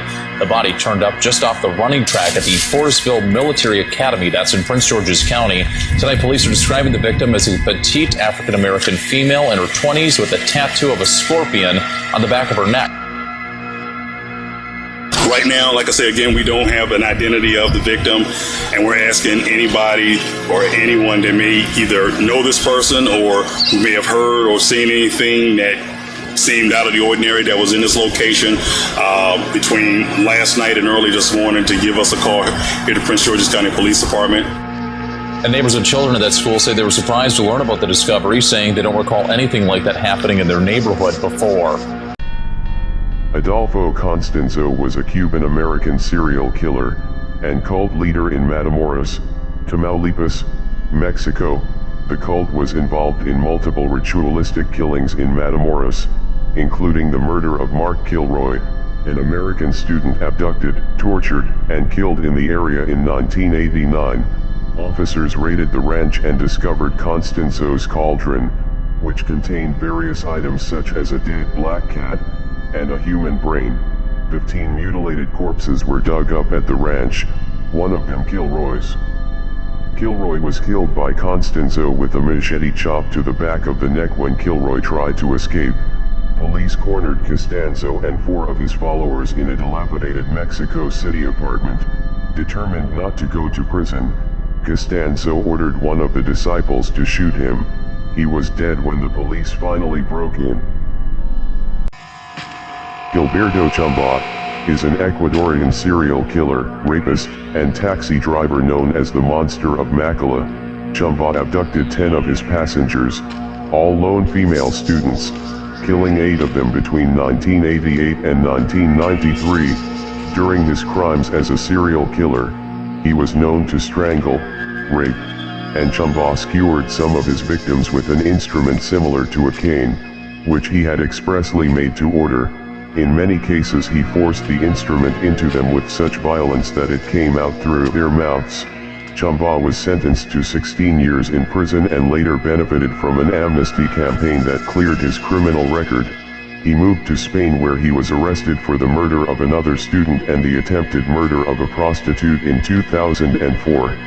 In 2005, Gilberto Chamba was sentenced to 45 years in prison. Humanity and basic spirit that God gave me was intact, but unfortunately became overwhelmed at times. And people need to recognize that it's not some kind of... Those of us who have been so much influenced by violence in the media, in particular pornographic violence, are not some kinds of inherent monsters. We are your sons and we are your husbands. And we grew up in regular families, and pornography can reach out and snatch a kid out of any house today. Johannes Mashiane was a South African serial killer, known as the Beast of Atarajeveli. Mashiane committed 13 counts of murder, and 12 counts of sodomy from 1982 to 1989. In 1977, Mashiane killed his girlfriend, and was sentenced to 5 years in prison. He was released in 1982. Mashiane killed 12 boys by either strangling or stoning them between 1988 and 1989. In 1989, Mashiane committed suicide when he jumped under a bus in Rabastad while being chased by police. Mickey Pistorius notes, Mashiane had a tattoo of a cross and dagger on his left forearm. In his 2012 book Strangers on the Street, Serial Homicide in South Africa, one victim is known to have survived Mashiane's attention. What I said to him, that he is a dual personality and has been so since the age of 9. At that time he created an alter personality which took the name of Steve Walker. This was while he was hiding under the bed in his bedroom trying to escape his mother's vicious tongue and punishing hand. As time elapsed, Steve Walker became more and more independent in action and was able to take over the body of Kenneth Bianchi and caused a great deal of trouble in the family and later in the world outside the family. Then it concluded that Ken Bianchi is able to understand what he is charged with, but he has amnesia for the actual incidences during which his body was under the control of Steve Walker. On the morning of December 23, 1995, Bruce Rich called police and told them that he had just found his parents dead. He told them that his parents had been shot and that the gun was still in his mother's mouth. The victims were killed by Blanche Rich's own .25 caliber semi-automatic pistol. Police dismissed the murder-suicide theory. Both victims suffered multiple gunshot wounds to the head. There were no signs of forced entry, and nothing was stolen. Detectives began to believe the killing was a homicide made to resemble a murder-suicide, and they began to focus on the sole benefactor of his parents' life insurance policy and will. Bruce Rich. He killed his parents, placed the gun in his mortally wounded mother's hand, then put the gun in her mouth, and then pulled the trigger. He was sentenced to life in prison without parole on March 22, 2000. A mother accused of strangling her 3 children to death says she heard voices in her head before her attempted murder-suicide. Lindsay Clancy, 32, from Massachusetts, U.S., appeared at Plymouth District Court via Zoom from her hospital bed to hear the charges against her yesterday. The nurse faces 3 counts of murder and 3 counts each of strangulation, assault, and battery with a dangerous weapon. Prosecutors allege she strangled her 3 children at their home before she allegedly slit her wrists and neck, and then jumped 20 feet from the second-floor window. Each child was lying face down on the floor and had an exercise band tied around their necks. According to prosecutors, Mrs. Clancy told a psychologist she heard a male voice telling her to kill her 3 children and herself before the attempted murder-suicide. She remains in hospital. 49 years after a suspected victim of the scorecard killer was found in California, genetic genealogy has identified him. Othram Labs says the body found on a road in Orange County in September 1974 was Michael Ray Schlicht. Schlicht was from Cedar Rapids, Iowa. Othram says they found relatives of Schlicht's who said they hadn't seen him since April of that year. Their DNA helped identify him. Othram says Schlicht is believed to be a victim of serial killer Randy Kraft. He was arrested in 1983 with the body of a dead man in the passenger seat of his car and a bottle of sedatives. Kraft is on death row at San Quentin for the death of 16 people. There are 10 more he's suspected of killing. I wasn't some guy hanging out at bars or a bum, or I wasn't a pervert in the sense that, you know, people look at somebody and say, I know there's something wrong with him, and just tell. I mean, I was essentially a normal person. I had good friends. I led a normal life, except for this one small but very potent and very destructive segment of it that I kept very secret, very close to myself, and didn't let anybody know about it. Henryk Kukula is a Polish serial killer, pedophile, and necrophile, nicknamed the Monster from Grzał. From September 1980 to July 1990 he raped and murdered 4 children. When he was 14 years old, he murdered a 5-year-old girl. After killing her, he desecrated the corpse. The young murderer was placed in an educational facility in Krupski when he beat the 9-year-old son of the educator to death, raping the corpse afterwards. He was sentenced to 15 years imprisonment for the crime. In April 1990, Kukula left the prison, and in July of the same year he raped and murdered 2 brothers in Ruda Slaska. For this crime, he was sentenced to 25 years imprisonment. His sentence expired in 2020, but he was kept in and remains in custody. Henry Landreau would seduce the women who came to his Parisian villa and, after he was given access to their assets, he would kill them and burn their dismembered bodies in his oven. Between 1914 and 1918, Landreau claimed 11 victims, 10 women plus the teenaged son of one of his victims. With no bodies, the victims were just listed as missing, and it was virtually impossible for the police to know what had happened to them as Landreau used a wide variety of aliases in his schemes. His aliases were so numerous that he had to keep a ledger listing all the women with whom he corresponded and which particular identity he used for each woman. Landreau stood trial on 11 counts of murder in November 1921. He was convicted on all counts, sentenced to death, and guillotined 3 months later in Versailles. Melanie Smith, 43, a self-confessed alcoholic, set fire to a baby's pushchair because she was fed up with it being outside her front door. But the blaze spread into a devastating inferno which ripped through the first-floor flat in Prestadon, North Wales, October 2012. It trapped and killed Leanna Shires, 20, her partner Liam Timbrell, 23, their baby son Charlie, 15 months, Miss Shire's nephew Bailey, 4, and niece Sky, 2, who lived in the flat below. The court heard Smith was ranting about her throwing cigarette butts and shouted up at Miss Shire's, "I am going to set your house on fire with you and your kids in it." She was sentenced to life in prison with a 30-year minimum, on May 7, 2013. Quite a story out of Milwaukee where police say after years and years of searching, they have a serial killer behind bars today. DNA evidence has now linked this man, 49-year-old Walter Ellis, to 9 dead women. So far, he's been charged in 2 of the murders. Police say he's responsible for killings dating all the way back to 1986. These 9 homicides were spread out over 20 years and basically hiding amongst the statistics of 2,000 other murders. His DNA was not in the database. Wisconsin's law mandated the collection of DNA from all felons in 2000. He was released from prison in 2001. So his DNA was not in the base. So we were looking for a mystery man for some period of time. And consequently, matches were not achieved even 3 years ago that were capable of being achieved this year.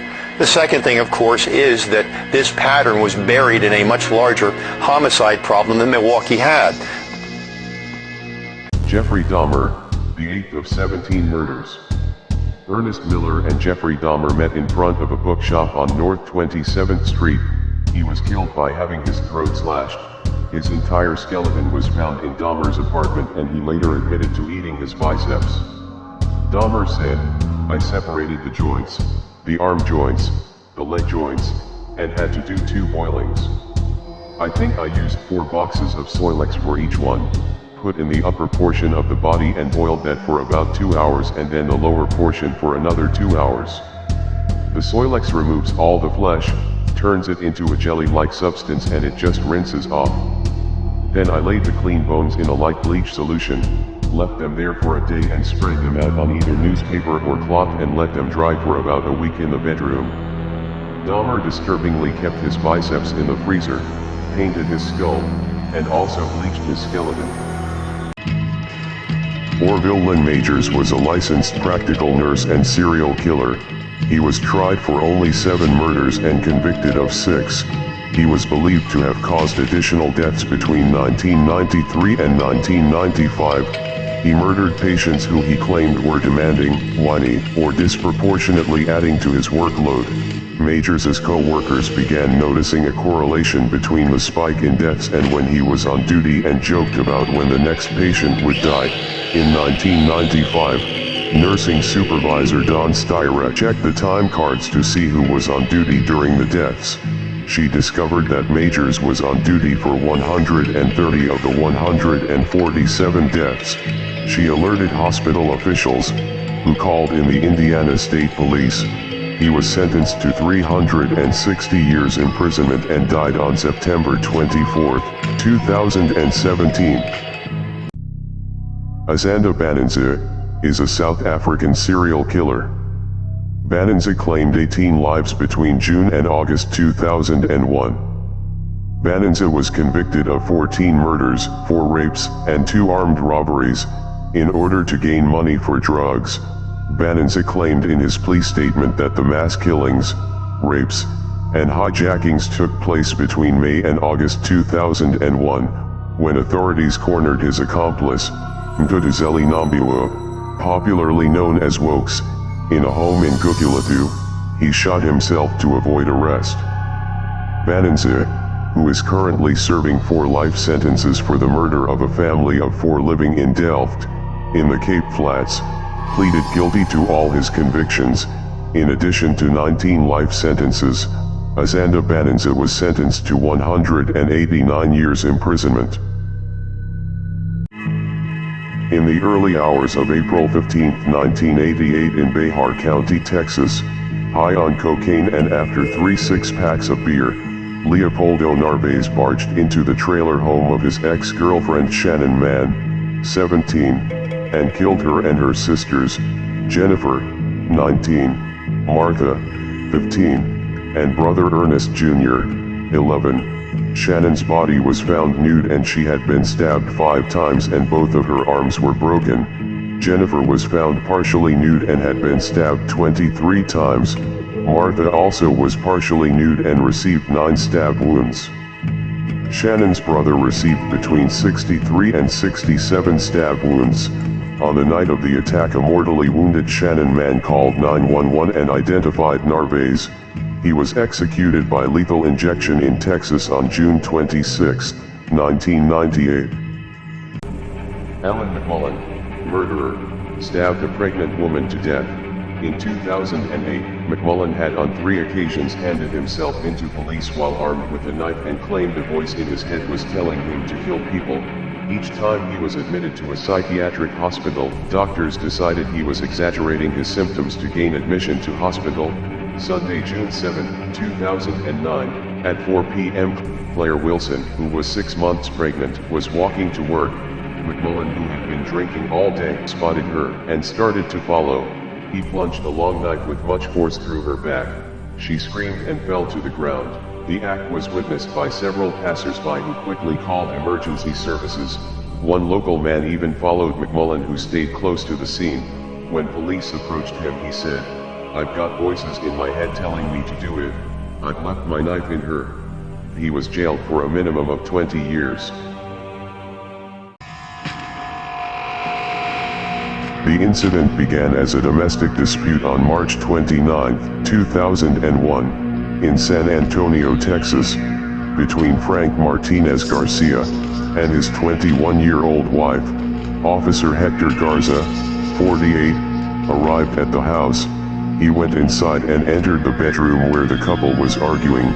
When he attempted to separate them, Garcia, who had his back to Garza, suddenly spun around and shot him in the head with a MAC-10 semi-automatic handgun. He then shot Jessica 6 times, killing her. The couple's 5-year-old daughter witnessed both murders. Garcia also shot and wounded the uncle of his wife during the incident. Frank Martinez Garcia was sentenced to death on June 10, 2002, and executed by lethal injection in Texas on October 27, 2011. Right, it's her car. Right, her car was right around here. We're back about here. I could see the cops because they had flashlights and everything, but they couldn't see me, but they could hear her screaming. So I panicked and I stabbed her. I tried to shut her up, and then I took off and I ran behind this house,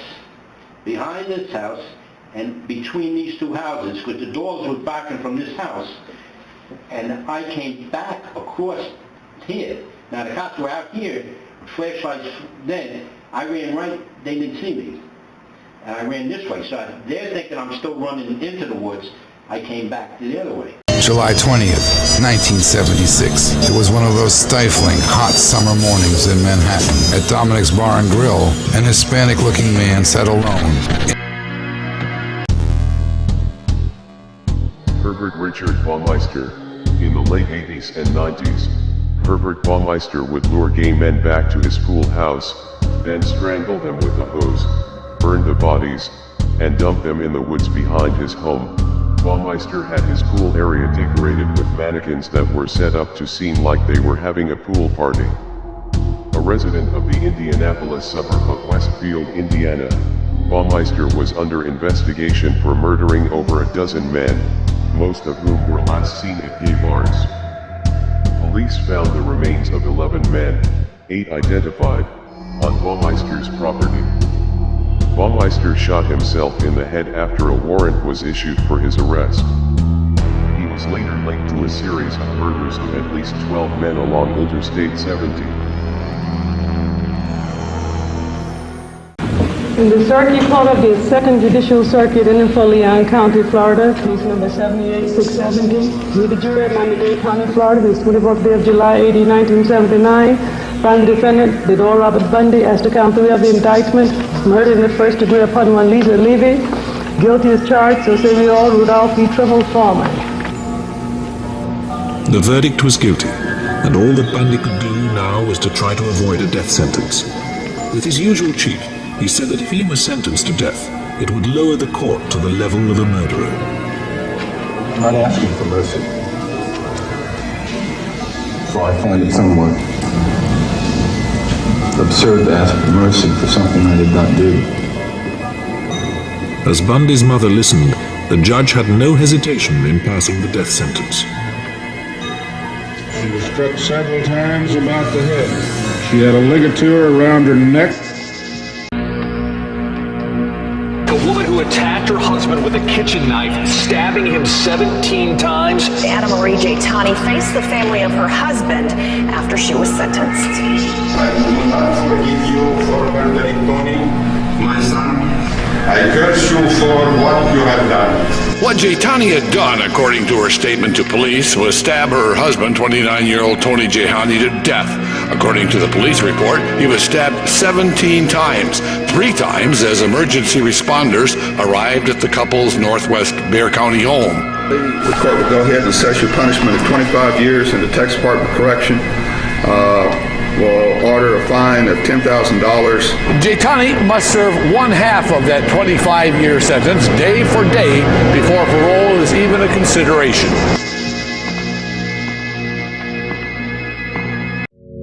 Mac Ray Edwards was an American serial killer. He murdered at least 6 children in Los Angeles County between 1953 and 1970. The body of one of his victims was found underneath the Santa Ana Freeway, and he claimed to have disposed of another of his victims under the Ventura Freeway. Edwards killed 3 children from 1953 to 1956, and 3 more in 1968 to 1969. In 1970, Edwards and a teenage male accomplice kidnapped 3 girls from their home in Sylmar. When the girls escaped, Edwards surrendered to police and confessed to molesting and murdering 6 children. After 3 bodies were recovered, Edwards pleaded guilty to 3 counts of murder and was sentenced to death. On October 30, 1971, Edwards committed suicide by hanging himself with the television cord in his cell in San Quentin. Helen Patricia Moore. In 1980, Moore was charged with the murder of 3 children and the attempted murder of 2 others whilst she was babysitting. The Sydney, Australian-born serial killer first murdered at the age of 16. Her first victim was her 16-month-old baby cousin who she suffocated in her cot. The following year, she attempted to suffocate a 12-month-old boy she was babysitting, but he survived. Months later, she also attempted to suffocate another 2-year-old boy who was left blinded and permanently brain damaged. Within weeks of each other, she killed another baby girl and a 2-year-old boy, again suffocating the innocent children. Following the death of the toddler, Suzanne was arrested and she finally confessed to the string of horrific child murders.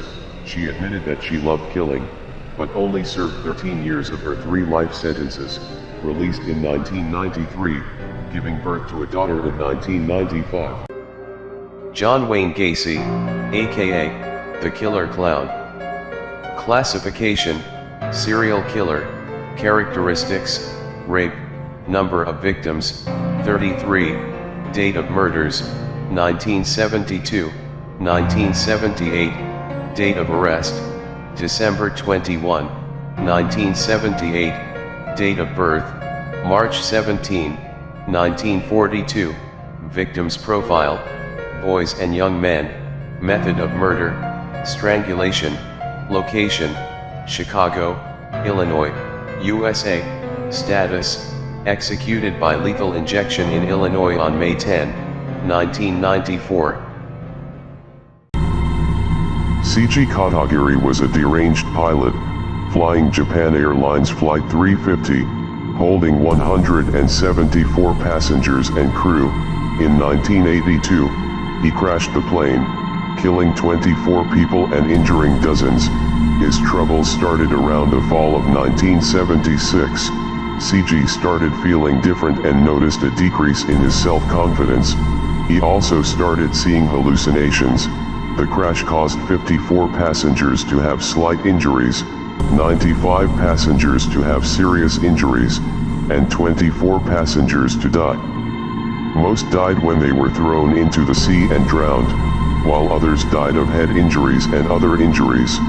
C.G. was admitted to the Tokyo Metropolitan Matsuzawa Hospital for treatment. Katagiri has since been released from psychiatric care and lives near Mount Fuji.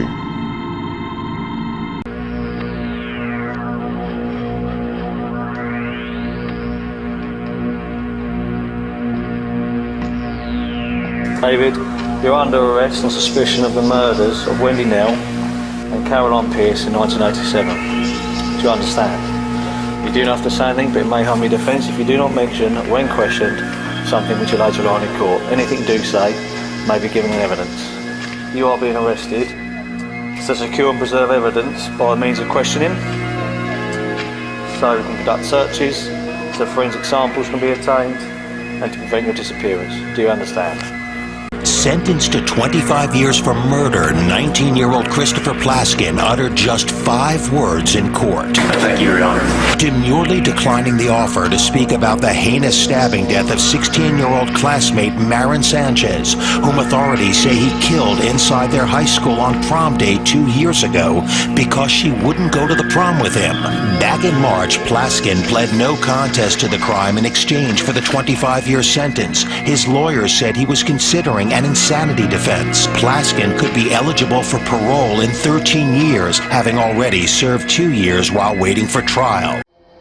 David Berkowitz, 24, called himself the son of Sam. He believed a neighbor's barking dog was the devil's voice ordering him to purify the world. During 1977 in New York City, he killed teenage lovers in parked cars. When arrested, he said, "People say he's smiling, so he must be happy he killed them. I wasn't happy.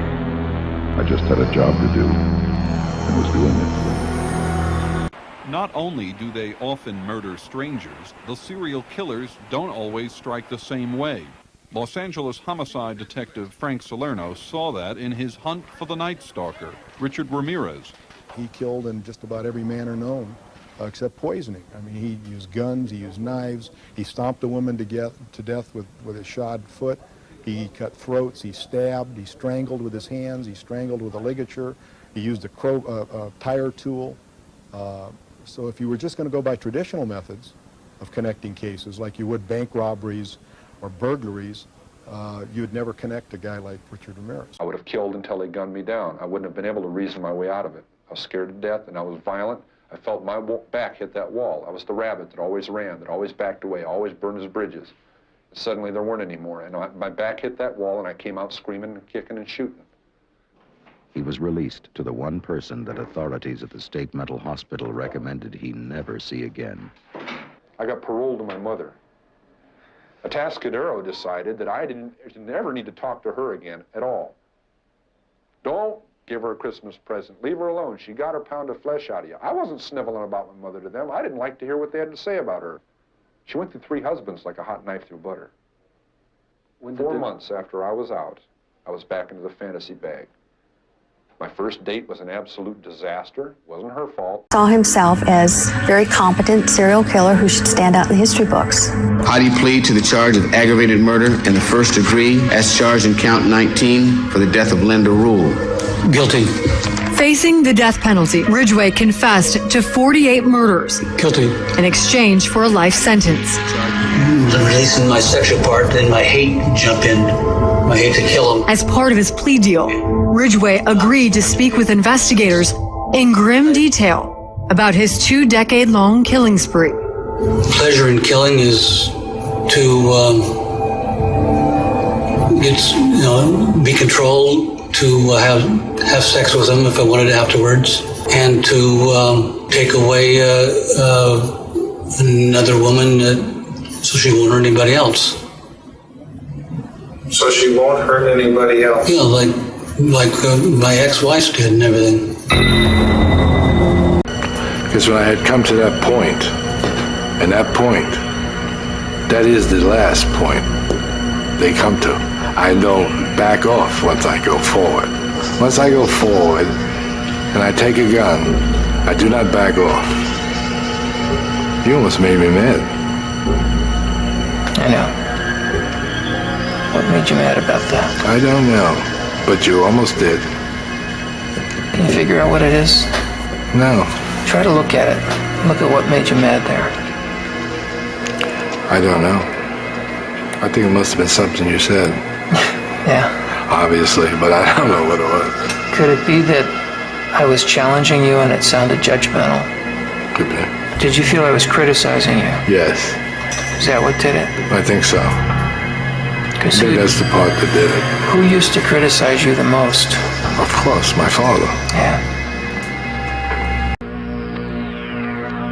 Let's go back then to those roots. First of all, you, as I understand it, were raised in what you consider to have been a healthy home. Absolutely. You were not physically abused. You were not sexually abused. You were not emotionally abused. No, in no way. And that's part of the tragedy of this whole situation is because I grew up in a wonderful home with two dedicated and loving parents, one of 5 brothers and sisters.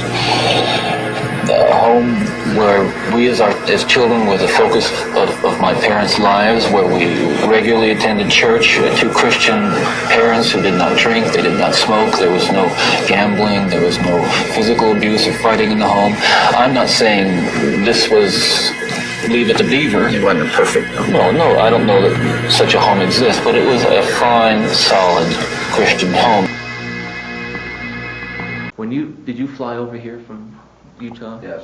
Did it worry you all the way over that you might be killed in a plane crash? No. Are you thinking about it now, going back?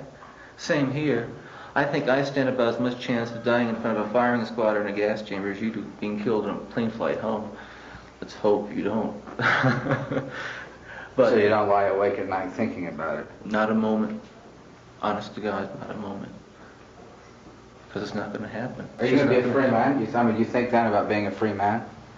Sure. Yeah. And you think when I say there is circumstantial evidence that I'm in left field, there isn't circumstantial evidence? I know there isn't. You're dealing on the outside, I'm on the inside. Okay? I mean, you have access to information, but I'm on the inside. I don't know if I have any feelings. I don't think maybe that's my birth defect. I wasn't even born with feelings. I don't know. Because I've never felt anything about anything. You can look back and see in some cases, causes. But the really frightening cases there are a fair number of cases that come through here where you have people that are child molesters for really no apparent reason in their background.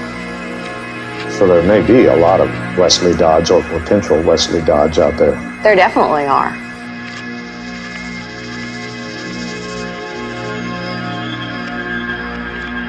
Gary Grant, like most serial killers, had a very troubled childhood. Growing up in a poor and abusive home quickly put him on a path of violent crime. Gary started killing at the age of 18 and continued for the next 2 years before being apprehended. To start with, he killed 2 girls, dragging them into the woods before having sexual intercourse with their corpses. Later, he murdered 2 6-year-old boys, hiding their bodies beneath leaves. During the trial, Grant tried to claim that he was insane.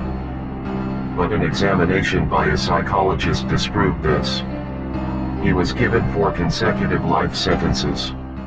Did you at any time ever use an ice pick? No, sir. You struck Miss Lamp with a sledgehammer. You recall the sledgehammer which was introduced? Yes, sir, I recall. Was that true? No, sir. Lawrence Whitaker, with an IQ of 138, dragged high school girls into his van, then murdered them by twisting a coat hanger around their throat with a pair of pliers. When his tape recording of one murder was played in court, people rushed outside and vomited. They touched Miss Ledford on the breast with cold metal pliers. If you listen to the tape, you'll hear those pliers being replaced in a toolbox a few seconds later. Oh, what did you touch her on the breast for with a pair of pliers? To shock her with the cold metal. You've read the book?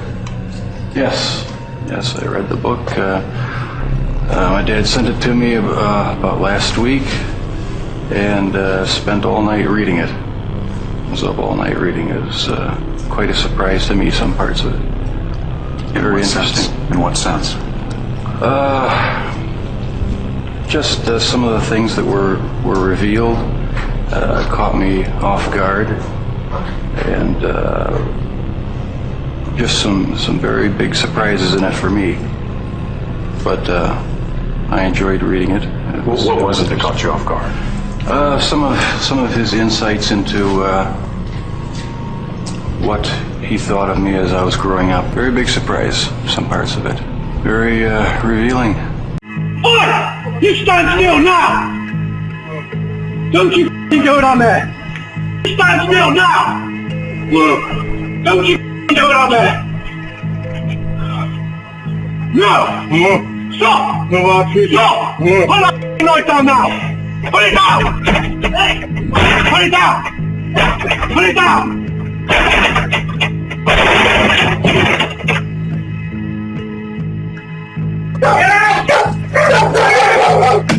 Get out! Get out! Get out! Get out! Get out! Lock the door! Lock the door!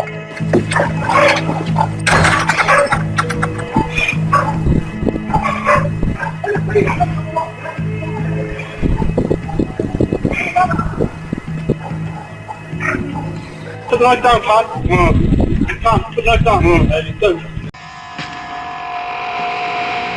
Narzy Novak was sentenced to life in prison for plotting the grisly 2009 slayings of Novak's millionaire husband and his mother. Novak, 55, was convicted of the brutal death of Ben Novak Jr., son of the founder of the famed Fontainebleau Hotel in Miami Beach. She was also found guilty of ordering the deadly attack on Bernice Novak in April 2009. They were beaten with a plumber's wrench and with dumbbells. Narzy Novak refused to be in the courtroom to hear her sentence. Dressed in blue prison garb, her long graying hair tied by two rubber bands in a ponytail, Narzy Novak, a former stripper, nonchalantly waived her right to hear her sentence under questioning by cameras before the hearing began. Her brother, Cristobal Velias, was also sentenced to life for his part in the murders. Law enforcement authorities have arrested one of the most notorious contract killers in state history. A self-employed Bergen County man is behind bars, charged with 5 murders, and prosecutors are investigating his involvement in dozens more. This is unwarranted, unnecessary. These guys watch too many movies. He is such a cold-blooded killer, they call him the Iceman. After being convicted of 2 murders, he confessed to 2 others in court today. I shot George Malaban 5 times. Louis Masgay on July 1st, 1981. I shot him once in the back of the head. When the judge asked him why he had killed the 2 men, Kuklinski replied, "It was due to business. Dominic Polifrone's tapes had nailed Kuklinski, but in court, the Iceman greeted the undercover cop with a smile. There is no place for you or your ignorant, hateful, and evil ideologies in a civilized society. There can be no mercy for you, no understanding, no second chances. The damage you have caused is too great, and the people you have hurt are too valuable to this community. You will never see the light of day as a free man ever again. It is the judgment of this court for your conviction under the first count of the indictment, a domestic act of terrorism motivated by hate in the first degree, an A1 felony, that you be sentenced to life imprisonment without parole. She is bludgeoned to death at night with a sledgehammer. The house is set on fire. Her other son runs out, he survives, and now her 15-year-old son has been charged with first-degree murder and attempted murder of his brother. Did you kill your mother? Yeah. You killed your mother. And why did you kill her? She wasn't taking care of my family. Meaning you and your brother? Yeah. Is that who you mean? And so because she wasn't taking care of you and your family, you decided to kill her.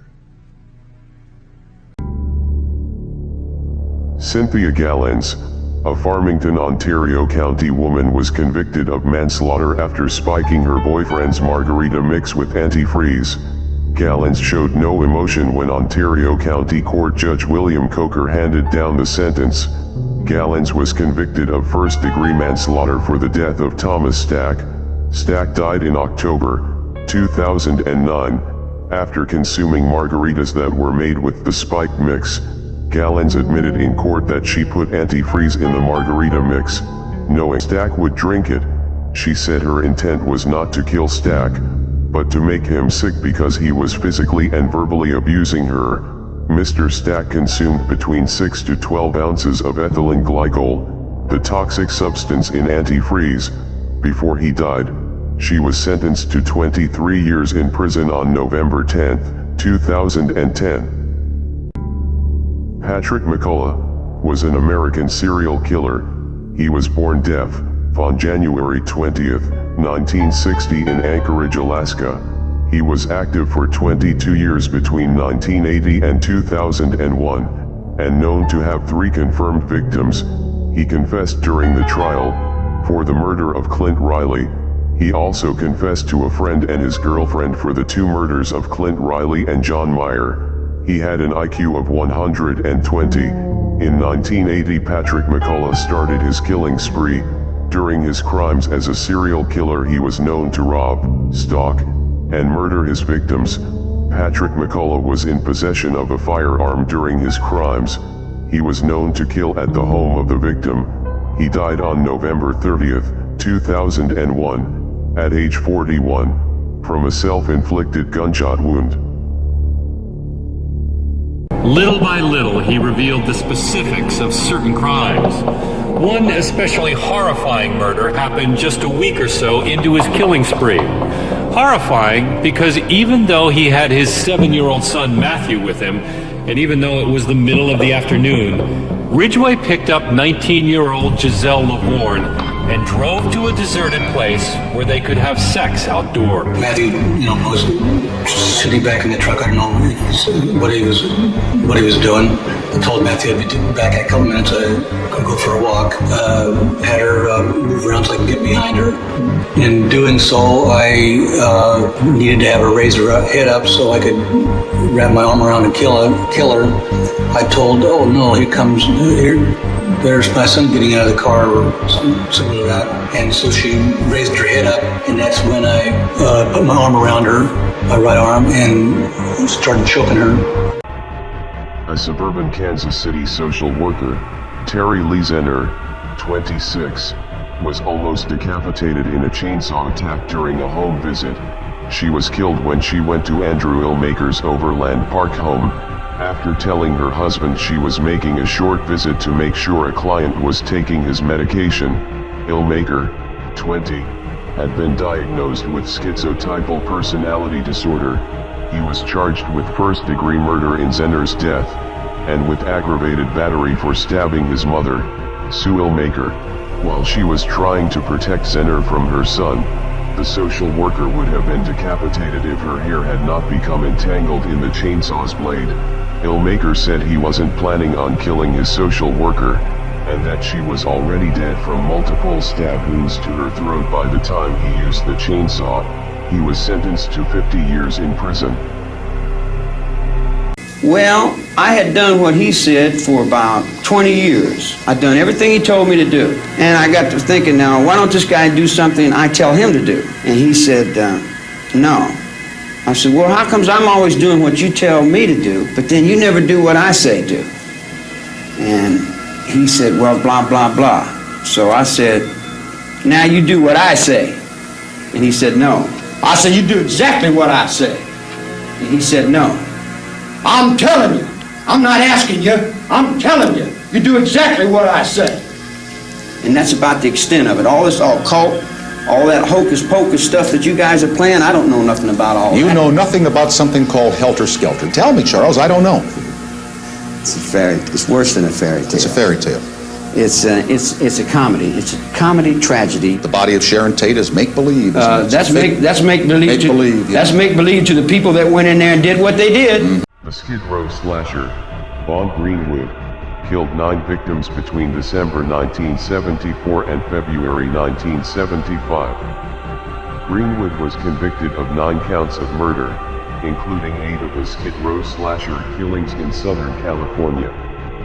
The slasher victims had their throats cut from ear to ear. There was evidence that the killer drank the blood of the victims. Greenwood left cups of blood and rings of salt around the corpses. The items left around the bodies have caused some to believe the murders to be linked to Satanism. On January 19, 1977, Greenwood was sentenced to life imprisonment. Gillis's blood-soaked car. Gillis, nicknamed Buffy after the TV show Buffy the Vampire Slayer, still sits rotting in Terry's backyard. You bought this car for Sean. Yes. And what did he end up doing with it? Hunting for women to kill and transporting dead bodies. Do you think you're going to end up selling this to someone who has like a morbid collection of things having to do with serial killers? I have no idea. I've thought of donating the thing. The company that I bought it from, they didn't want it back because they said it was a biohazard. Well, yeah. And I've never bothered myself with it, actually. The horror that Sean Vincent Gillis inflicted on 8 innocent people, their families, and the city of Baton Rouge.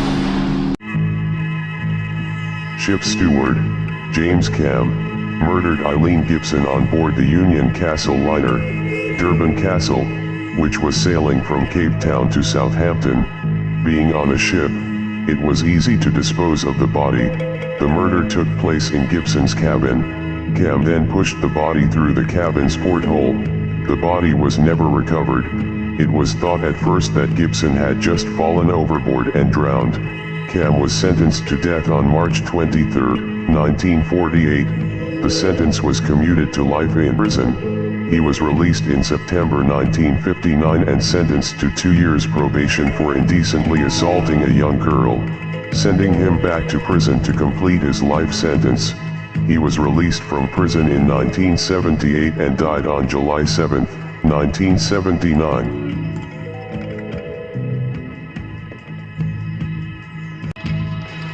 Messick Damas, 33, is a Naples, Florida mass murderer. Before being extradited to Miami on September 22, he was held on the island of Haiti on suspicion of killing his own family. The body of Damas' wife, Pureline Damas, 32, was found on September 18, 2009 in the family's North Naples, Florida home. Her autopsy revealed blunt force injury to her right elbow and right eye, and deep, extensive sharp force injury to her left shoulder and neck. The dead bodies of Messick's 5 children, Mike Zach, 9, Marvin, 6, Maven, 5, Megan, 3, and Morgan, 11 months. They had all been stabbed in the neck. Messick Damas pled guilty to all 6 counts of first-degree premeditated murder. He was sentenced to death.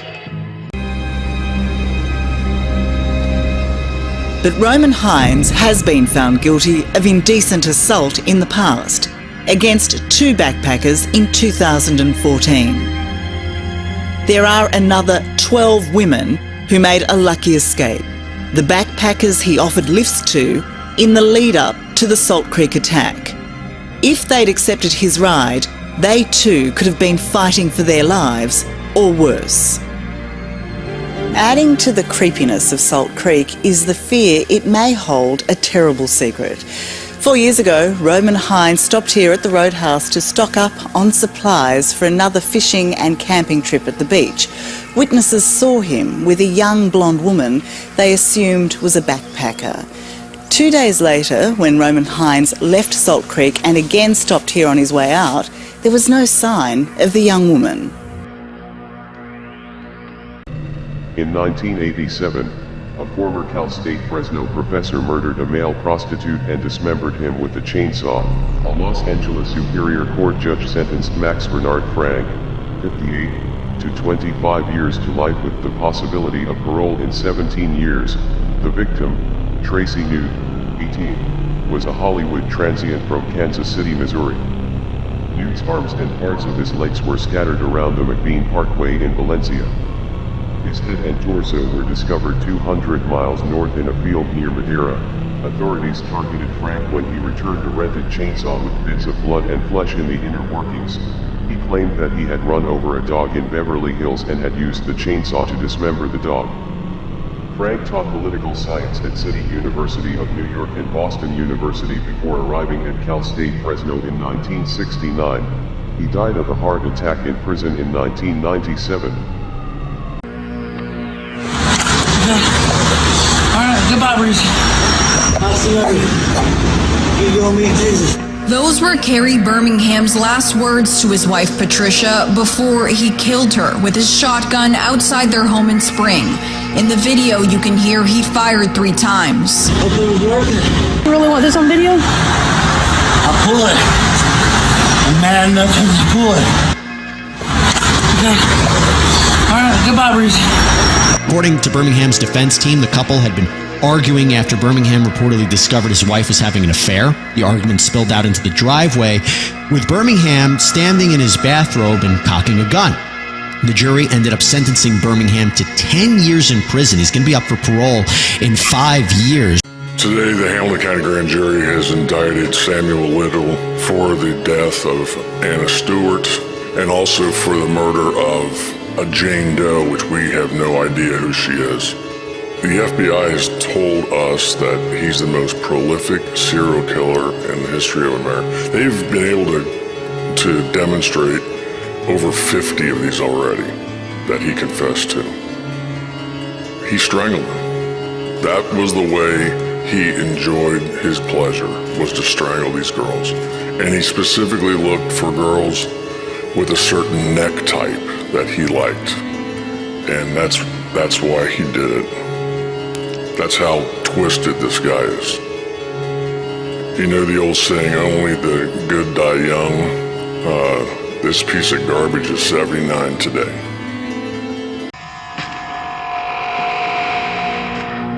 I just don't understand how you find somebody guilty of doing something to a 15-day-old baby because there was no evidence whatsoever that proved anything about me putting my hands on my kids. I've never done it, and I never would. I don't believe in it. I was beat as a child, and I don't agree with it at all. And I would never do it. I would never do this. That's all I gotta say. I would never do it. I'm innocent. You claim you're innocent, so you tell me what sentence the man or woman that you claim did this should receive. If you ever find out who did them, they deserve to be under the jail. Okay, so they ought to get the maximum sentence. Most definitely. Okay, on the crime of malice murder, I sentence you to life in confinement without parole. On consenting the death of another, I sentence you to 10 years in confinement consecutive or half count one. Do you understand each of these sentences? Yes, sir. I want to advise you that you have 30 days after the day to file a notice of appeal. To be filed.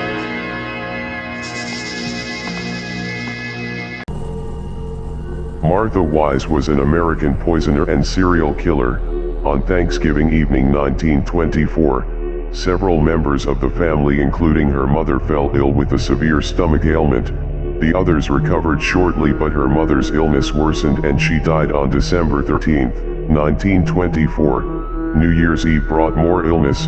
Lily Gianchi, her husband Fred and several of their children all began suffering stomach pains and several family members were hospitalized. 2 were dead by February 1925.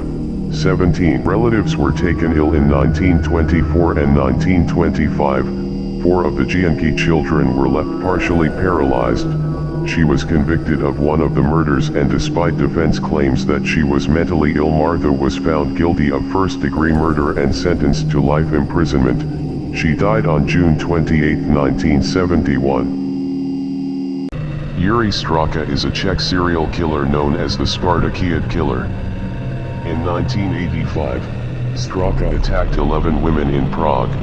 His first victim died by suffocating on the dirt shoved down her throat, and the others died by ligature strangulation. He was convicted of 3 murders, 2 murder attempts, 5 rapes, 3 robberies, and 5 thefts. Due to his age, 16 years old, he could not be sentenced to more than 10 years in prison. During the investigation, Straka cooperated with the proceedings but expressed that he felt no remorse for the crimes, and that the only thing he was sorry for was being caught. In 1994, Straka's punishment was shortened by a presidential amnesty. In 2004, Yuri Straka was released from prison. He now lives under a different identity. John Ingvar Lövgren was a Swedish serial killer who confessed to 4 murders committed between 1958 and 1963 in the Stockholm region. Lövgren was convicted and sentenced to closed psychiatric treatment at Salberga prison. He went under the name, the Girl Killer, because his last 2 victims were young girls. After he was arrested, Lövgren confessed to another murder, the unsolved murder of 26-year-old Agneta Holm, in Fruingen in June 1958. Despite this, Lövgren was never convicted of her murder and her case has since been statute barred. Police, however, consider it solved and Lövgren to be the assailant. He was, at the time of his death in 2002, no longer in treatment due to poor health, which he had received from his cancer. He was buried at Sala Cemetery. Mr. Dahmer, you heard what the prosecution just said in terms of presenting to the court a proposed Rule 11 plea agreement. And you also heard what your attorney just said, Mr. Billerman. Are those representations correct in terms of your intentions here this morning? Yes, they are. Mr. Dahmer, you have a number of constitutional rights that the court will now review with you. It's important for the court to understand that you fully understand what your rights are, and that in the process of entering this plea this morning, that in effect you are waiving or giving up those rights. Do you understand that? Yes, I do. Coming forward at this time and entering a plea of guilty, you're giving up your right against self-incrimination. If you were convicted at a trial, you would have the right to appeal to another court. If you could not afford an attorney for that appeal, this court would appoint one to represent you. You are giving up your right to appeal of these particular charges here that you will be pleading to. Do you understand that? Yes, I do. On January 15, 1947, Elizabeth Short's 22-year-old body was found. It had been sliced in half and brutally disfigured on the grass of a Los Angeles suburb. Her body was split into 2 pieces roughly a foot apart. Her intestines had been removed, folded, and then reinserted into her stomach. Her wrists had ligature marks, pieces of her skin had been removed and her entire body had been drained of blood. The killer had slashed from the corners of both sides of her lips to her ears. An editor at the Los Angeles Examiner got a call from someone claiming to be the murderer a week later. He'd kept souvenirs and would be sending them over in the mail. A letter addressed to the Examiner was received 4 days later. Elizabeth Short's birth certificate, business cards, pictures, and contact book. The police interrogated 12 potential suspects and listened to more than 60 persons who claimed to be the killers, but they were unable to make any arrests. Mentally ill or monster. Are you sorry that your mother's dead? Yes. Why? I feel bad for doing it. But at the time you laughed, why feel bad now? I think it was a stupid thing to do. The killing was August 10th at 11 p.m.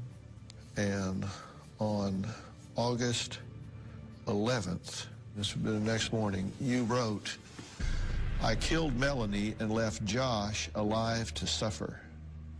I didn't feel anything when I killed her, even when her blood splattered on my arm and her brain matter was thrown onto my shirt. I didn't feel remorse, hate, or even satisfaction. My only true regret was that I wasn't able to give her a faster death. I didn't want her to suffer." Do you remember writing that? I think so. 20-year-old Mikael Rangel faces murder and child abuse charges in the death of his 4-month-old son, Levi. The baby's mother, 20-year-old Brooke Lehman, is accused of allowing the abuse to happen. The defendant admitted to squeezing the child. He admitted to becoming severely frustrated with the child. He admitted to shaking the child on multiple occasions. So the proof is evident and the presumption is great that this defendant committed murder. According to the coroner's office, Levi died September 16th of abusive head trauma. Levi suffered a near-fatal incident just the week before. Prosecutors said in court Lehman had plenty of warning. And she wouldn't go help. She wouldn't intervene. She didn't do anything on behalf of this child, which is part of the reason why this child is dead. Attorneys for Rangel and Lehman said both have lived in Las Vegas their entire lives.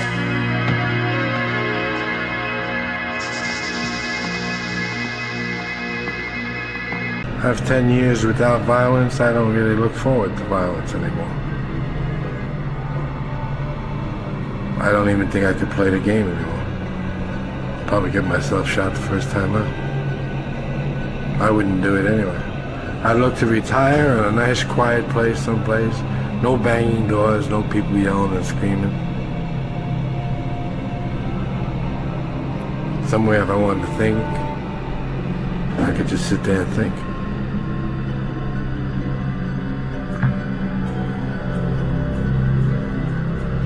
Is there anything you wouldn't do, Richard, for contract murder? Yes. What wouldn't you do? I wouldn't kill the child. And most likely wouldn't kill a woman. Joachim Kroll. Joachim George Kroll is definitely one of the sickest cannibal serial killers that's ever lived. As a German serial killer, child molester, and a cannibal, he was known as the Ruhr Cannibal, Ruhr Hunter, and the Duisburg Man-Eater. Kroll was actually convicted of 8 murders, yet confessed to a total of 14, which he committed in and around the Ruhr metropolitan region. He found cannibalizing young children to be the most satisfying meals he's ever had. After murdering a 4-year-old girl, the neighbors were curious why the waste pipe was clogged. And when one neighbor asked Kroll if he knew what was stopping the pipes, he replied with, guts. The pipes were blocked up by the young girl's intestines. How brutal. Dean Corll was an American serial killer who murdered between 20 to 76 innocent teenage boys from 1970 to 1973. Known as the Candy Man, his crimes involved abducting, raping, torturing, and murdering the boys. Most of his victims were between the age of 13 and 20. He lured boys to his address with an offer of a party or a lift. The boys would be restrained forcefully or deceptively. He then performed the heinous crime of rape by tying them to a torture board before strangulating or shooting them with a .22 caliber pistol. In Henley's subsequent police assistance, more than 27 bodies were found, 17 of whom were buried in a rented boat shed. 4 victims were buried in woodland near Lake Sam Rayburn and 6 victims on a beach on the Bolivar Peninsula. What else would you use for the smell?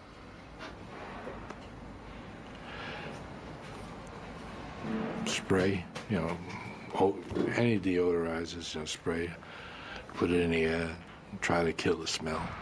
But the deodorizers actually were worse than the smell because when they mingled, somehow or other, they gave off a more distasteful smell. So what I would take is the bottle of Canoe and just throw it all over the walls and the floor and everything. And I'd have a $25 nice smell in the room. It was an expensive deodorant, but it worked. And that's when I decided I'm going to murder my mother. I knew a week before she died I was going to kill her. And she went out to a party, she got soused, she came home, went to sleep. I was woken up by that, came out, I walked up to her bed, and she's laying there reading a paperback. As many thousands of nights before. And she said, "Oh, I suppose you're going to want to sit up all night and talk now." Shit. looked at her, I said, no. I said, good night.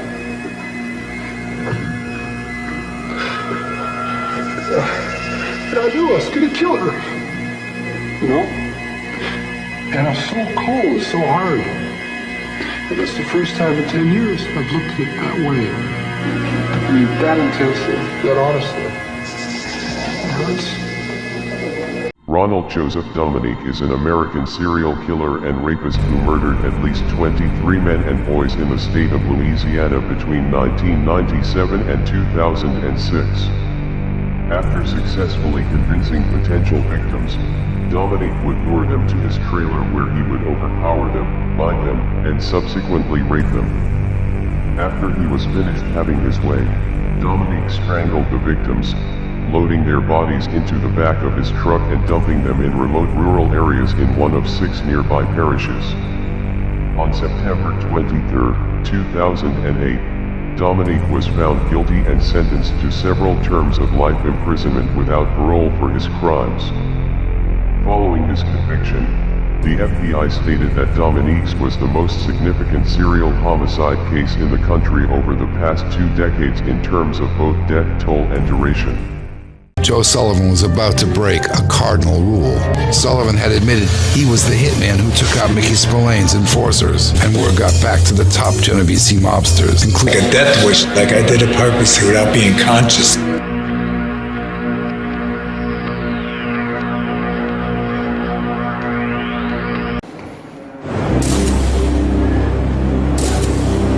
Do you understand that most people can't imagine doing that to a human? Sure. I can understand that a great deal. I can't understand why I can.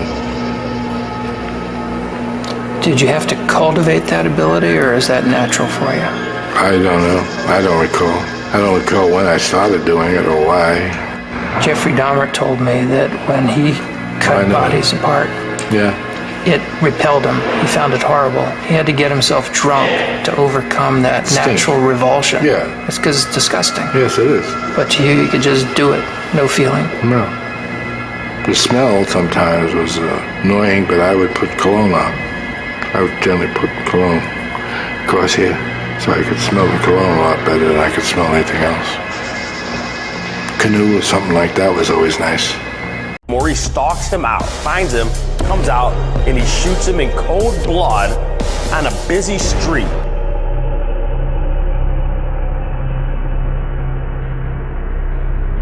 Victim probably didn't see this coming at all. You know, 15, 20 minutes earlier, they're hanging out together at a club. It was the early hours of July 5th when a group of friends left this club on 8 Mile. May have been an argument in a parking lot, you know, may have been some words exchanged between the victim and Maurice Stewart. Ultimately, around 15 minutes later, you see the victim walking down the street. Police say that video identified Maurice Stewart as the killer, a man no stranger to law enforcement. Stewart is, you know, not only he's a killer, he's a smart killer. Maurice Stewart is 40 years old, he's 5'10", 200 pounds, and should be considered armed and dangerous. Somebody else is gonna get hurt. He will kill again. We need to find this guy. You just gotta remember, sometimes I was drunk out of my mind. Right, so you might not remember too. You know, or I remember differently, you know. Yeah. No, and look, I don't sit there and think about these things. I try not to even think about these things. Well, Rich, some of these things too, you're thinking of, like, if you were to give me everything you got, that somehow I'm going to put it to dozens of murders all over the place. You see the lack of detail you have on a lot of these things, and even some of the detail, like you said, you think is with one, it might belong to another one. And I'm being honest. And I mean, it's easier to think, or maybe not be. This might not be as successful as you think it would be in terms of what my successful meaning on my end. And that's why I project for so much detail, because that's about the only way that you could figure out one case from another. Dismembering bodies, did that turn your stomach? I don't think so. I remember having pizza one day while we were doing something like that. Pizza in one hand, chainsaw in the other? No. I didn't like chainsaws. That's another fable that they've come up with, that I use chainsaws. See, chainsaws are messy. Yeah. All you get is all over me I have these little pieces of meat. Now that's a pain in the neck if I use chainsaws. Now would I want to ruin a good shirt with a chainsaw? That would be downright stupid. And I definitely have the wrong. I don't think I could walk around with bits of meat hanging off me or bits and pieces of somebody's body hanging off me. I would probably smell a little bit bad also. There is no way to prepare for the horror contained in that box. Some standard police photos of crime scenes. The lakeside where one body was found. The park where Dodd found 2 boys, molested one, and stabbed both to death. His home where he killed a 4-year-old boy. The theater where he tried to grab another victim and was caught. And there are diaries, meticulous handwritten notes and diagrams as Dodd planned and carried out the murders. He wrote of a wounded child pleading, I'm sorry, before Dodd stabbed him again.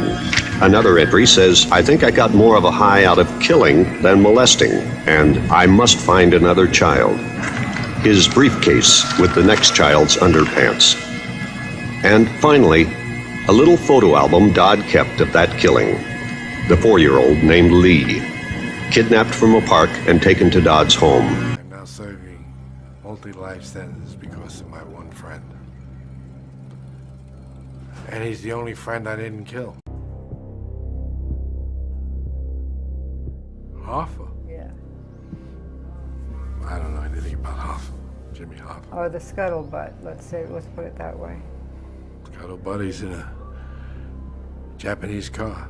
Supposedly he was picked up, put in a drum, put in the trunk of a car, put in a crusher with other cars, crushed, and shipped overseas. That's what I heard. Peter Howard Moore is a British serial killer who managed cinemas in Badgilt, Holyhead, Kinmel Bay, and Denbigh in North Wales at the time of his arrest. He murdered 4 men in 1995, using a knife during his attacks. The bodies were found near small rural towns. Due to his attire when committing his attacks, he was also called the Man in Black. He also committed 39 assaults on men prior to his arrest. During his trial, Moore told the jury the crimes were committed by a fictitious lover he nicknamed Jason, after the killer in the Friday the 13th horror films. The jury found him guilty on all counts. Moore was sentenced to life imprisonment in 1996. Peter Moore became friends with fellow serial killer Harold Shipman while they were both serving time at Wakefield Prison. That's why I met Steve. That's why I married Steve, because Steve did not seem to be that way. Steve was always on his best behavior. He does the thing that most people do when they're dating, and that's put their best foot forward. Yeah. You're nice, they're punctual, they're everything they're supposed to be. And then you marry them and it's, hey Diane, can you let yourself in? I have to run down and look at a car. Yeah. That's what he did on our wedding day. Actually, I found it out the day I got married, and then within the next 2 months after that, I found out that Steve was exactly like my father. But it took me 2 years, 3 years to finally say, I can't take it anymore. He really, really is. He's not going to change. I am a person that believes that everybody's going to change for the better, given the right circumstances. Douglas John Edwin Crabb, the Mack Truck murders. On the evening of August 18, 1983, Crabb spent an hour at the Inland Hotel before being refused service for intoxication before being involved in a fight and being ejected from the premises.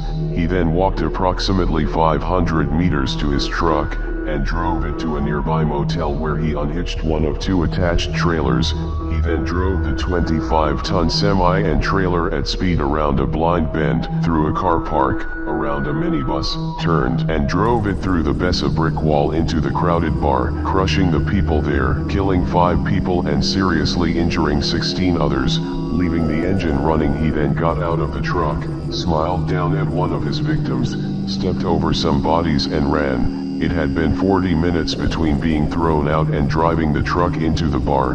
Crabb is an inmate at Acacia Prison, near Perth. Ruth Ellis, was a British nightclub hostess and convicted murderer, who became the last woman to be hanged in the United Kingdom, following the fatal shooting of her lover, David Blakely. In her teens, Ellis had entered the world of nightclub hostessing, which led to a chaotic life that included various relationships with men. One of these men was David Blakely, a racing driver engaged to another woman. On Easter Sunday, April 10, 1955, Ellis shot Blakely dead outside the Magdala Public House in Hampstead, London, and she was immediately arrested by an off-duty policeman. At her trial in June 1955, she was found guilty of murder and was sentenced to death. On July 13, she was hanged at HMP Holloway. We were aware actually that it was more likely to be what we'd call body deposition sites, so not where the murder had taken place, but somewhere where the body had been hidden. So Lindsay's body was naked, but it had been wrapped within some plastic sheeting.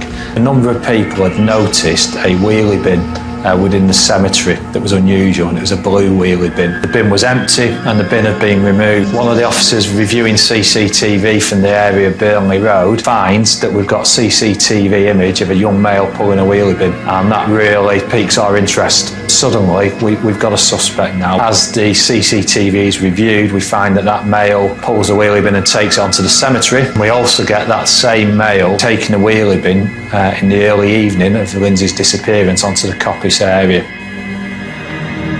At that point we believed it was highly likely it had been used to transport Lindsay's body to the cemetery. So that was the breakthrough we've been looking for and waiting for. The wood chipper murder, 1990, Richard B. Crafts. Hallie Crafts had known about her husband Richard's affairs with other women and had begun divorce proceedings against him. He told others that she had left and he didn't know where she was. Police found a blood smear on the side of the Crafts bed, and among Richard's credit card records, evidence that he had made several purchases before and after his wife's disappearance, including a new freezer, and $900 for the rental of a wood chipper. He killed her, froze her corpse, dismembered her into chunks with a chainsaw, and then put her through the wood chipper. They found many pieces of metal, less than 3 ounces of human remains including a tooth, a toenail, bone chips, 2,660 blonde human hairs, fingernails, and O-type blood. Richard Crafts was sentenced to serve 50 years in state prison. It's important to note what the Secret Service is saying, that during the rally in Butler tonight at around 6:15 p.m., they say a suspected shooter fired multiple shots toward the stage from an elevated position outside of the rally venue. They say that Secret Service personnel neutralized the shooter, who is now deceased. The Secret Service quickly responded with protective measures, and the former president is safe and being evaluated. The Secret Service spokesperson goes on to say that one spectator was killed, two spectators were critically injured, so badly hurt. The incident is currently under investigation, and the Secret Service has formally notified the Federal Bureau of Investigation. And obviously the FBI and the Secret Service have plenty more work to do here on this front. But Lester, again, significant in that this is the official confirmation that, as we have been reporting here, the suspected shooter here is dead. 2 people have been badly hurt. 1 person was killed here in a moment that is reverberating not just in the political world, but around the country, and I will tell you, around the world. I think these filmmakers are drawn to the subject of murder because they perceive, quite interestingly, that their own role as filmmakers, where they're manipulating their audience's fantasies, is in a way very similar to that of the killer, which kind of preys on the fears of the public. I literally can't imagine a better way to produce such people than to use the formula that's used for such a large number of films today. Of having a scene that arouses every red-blooded American boy and then mutilating the woman.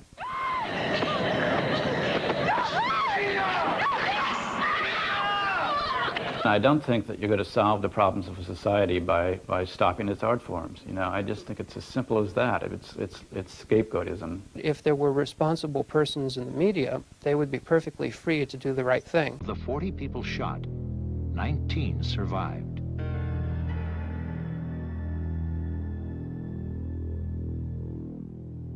was high school student Albert Leos. How many times were you shot? 4. What are you angriest about? Well, I just wish I wouldn't have been there at the time, that's all. But there was nothing we could do about it, because it could have happened anywhere. 11-year-old Josh Coleman was coming up the driveway with 2 friends. As you were going toward McDonald's, did you have any idea something was happening there? No. Did anyone yell at you or something? Yeah, from across the street, a man yelled at us. What'd you think? I didn't understand what he was saying. Yeah. Where were you hit? All on my arm, and on my back, and right here. Gein, he's creating items from most of it's genitals and the vaginas and nipples and these sorts of things, in addition to skin. In Gein's case, he was wearing human skin, getting into human skin, this type of thing. You have to remember that this guy grew up with more rage probably than anyone could ever imagine. And even though he couldn't readily express it, when you're that angry, you either direct it outward or you direct it inward. You become a murderer, or you become sadistic, or you become perversely involved in the kinds of activities that he found himself involved in. It's as perverse and bizarre as it can possibly be. The last remaining unidentified victim of John Wayne Gacy. His name is Francis Wayne Alexander. Sheriff's police say Gacy killed 33 men and teenage boys in the 70s. He was executed in 1994. Alexander was found in Gacy's crawl space in 1978. Was finally identified recently using his DNA and a genealogy website. Researchers narrowed it down to Alexander's parents. Once we've identified a potential family or candidate, we're looking for all of their children, whether there's any proof of life on them after the time of death of the John or Jane Doe that we're working on. And it seemed like Francis Wayne Alexander was the most likely candidate. From there, police were able to confirm it. They say Alexander was killed in 1976 or 77 at the age of 21 or 22. 5 more victims are still unidentified. Ted Bundy, the infamous bite mark. One of the most famous criminal cases to result in a conviction based on bite mark analysis is that of Ted Bundy. He raped and murdered multiple women, most notably Lisa Levy in the Chi Omega house on Florida State University's campus. Bundy had bitten Levy's buttock, leaving a mark for forensic scientists to use to their advantage. This mark was ultimately what convicted Bundy in 1979 of the murder of Levy and the other sorority woman he killed. Bundy had extremely crooked lower teeth, the molds of which allowed for easy identification within the bite mark analysis. Larry M. Ralston is an American serial killer who murdered by strangulation at least 4 hitchhikers in Ohio between 1975 and 1977. Linda K. Harmon, 17, Nancy L. Grigsby, 23, Elena Marie Baer, 15, Diana Sue McCroby, 16, Mary Ruth Hopkins, 21. Originally sentenced to die in the electric chair, Ralston's sentence was later commuted to 4 life sentences. One conviction was overturned, but in 1984, he received another life sentence for murder. He remains imprisoned. Despite multiple parole applications, Ralston is still alive, currently imprisoned at Madison Correctional Institution. He is now 74 years old.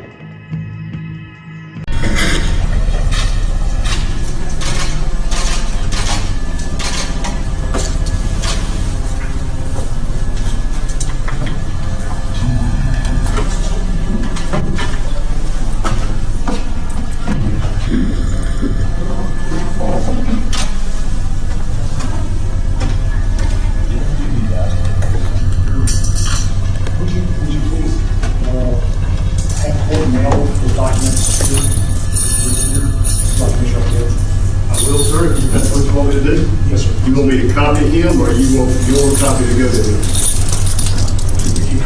I'll copy you. Appreciate that. We'll do that.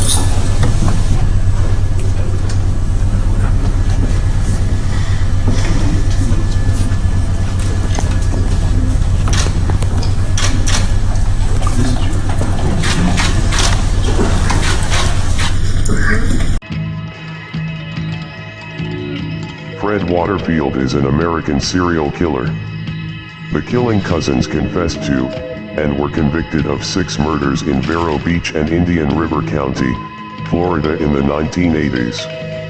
Waterfield had an accomplice, his cousin, David Allen Gore, and the pair were dubbed the Killing Cousins. During his crimes as a serial killer, he was known to torture, strangle, stalk, rape, mutilate, and murder his victims. He was raised by his uncle, David Gore's father. Gore was executed by lethal injection in 2012. In 1985, Waterfield was convicted of 2 murders and sentenced to life imprisonment. Fred Waterfield is currently serving 2 consecutive life sentences at the Avon Park Correctional Institution in Florida.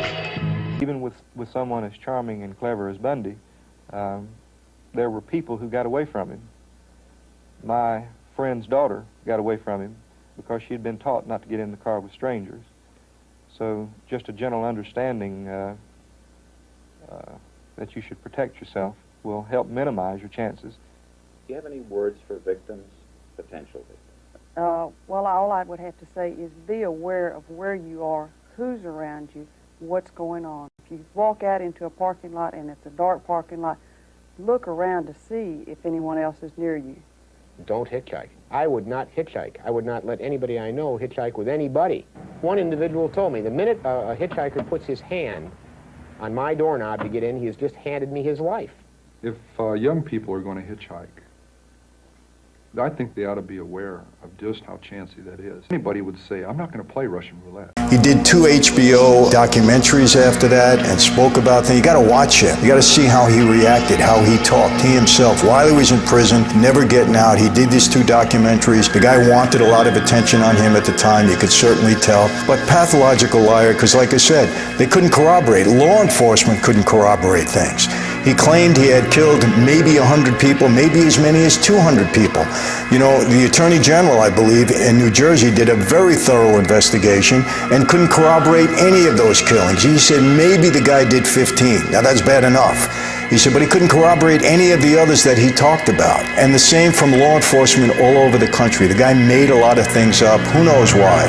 Who knows what makes a sociopath and a psychopath become a pathological liar and do the things that he did. Police say Zinn sent 3 others to find a woman to star in a pornographic video. Daniels drove this green Mustang from the grocery store to her boyfriend's house when the men kidnapped her, raped her, took her to the Jemez Mountains, and killed her. The case shocked the city. The judge gave Zinn a life sentence. The sorrow of the Daniels family blends with the sense of loss and rage felt by a community now more watchful, less trusting, and noticeably closer to that cold impersonal fear too often a part of living in a big city. Officials say 74-year-old Zinn died last week in the Los Lunas prison, but Faye says the memory of Daniels and her notorious murder lives on. Well, it's certainly a concern in many of the recent assassinations and assassination attempts in this country. Our assassins have not, for the most part, had rational political bases for their attacks. Out of 7 serious attempts where weapons were actually fired, 5 of those 7 were carried out by people who were emotionally disturbed.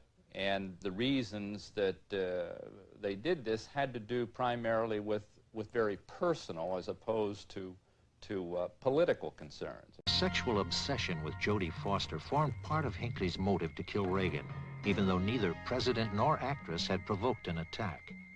Many other victims who become targets of assassins or other murderers do nothing personal to provoke their vicious murders at the hands of strangers. Margaret Waters was an English murderer. Waters was born in 1835 and lived in Brixton. She was known for baby farming, The practice of taking in other women's children for money, a practice which often resulted in infanticide. Margaret turned to baby farming in 1864 after the death of her husband to make ends meet. Waters drugged and starved the infants in her care, and is believed to have killed at least 19 children, charged with 5 counts of willful murder, as well as neglect and conspiracy. Waters was convicted of murdering an infant named John Walter Cowan. The arresting police officer wrote of his findings at Margaret's house. Some half-dozen little infants lay together on a sofa, filthy, starving, and stupefied by laudanum. She was hanged on October 11, 1870 at Horsemonger Lane Jail in London. These flags were debunked, but some experts still believe they are valid to some extent. Brain injuries are common. Some are very intelligent and have shown great promise as successful professionals. They are also fascinated with the police and authority in general. They have either attempted to become police themselves, but were rejected, worked as security guards, or served in the military. Many, including John Gacy, the Hillside Stranglers, and Ted Bundy, have disguised themselves as law enforcement officials to gain access to their victims. We think we can spot lunacy, that a maniac with uncontrollable urges to kill will be unable to contain himself. On the bus, in the street, it is the mentally ill we avoid, sidestepping the disheveled, unshaven man who rants on over some private outrage. Yet if you intend to avoid the path of a serial killer, your best strategy is to sidestep the charming, the impeccably dressed, polite individuals. They blend in, camouflaged in contemporary anonymity. When I asked you why you got married, you said for sex. That's when I was 20 years old. Yeah? This is funny, what kind of sex life is there for Charles in this prison? Well, I didn't know then. I try to hide it not to embarrass other people, but I've been doing it ever since I was 10. I get to thinking, here I'm an old man sitting in the cell. That's the damnest thing I ever seen, you know. It looks like I grow up, but I really don't know how yet. I'm learning. You're teaching me how to grow up. Do you miss women? Certainly. My goodness, yeah, damn right.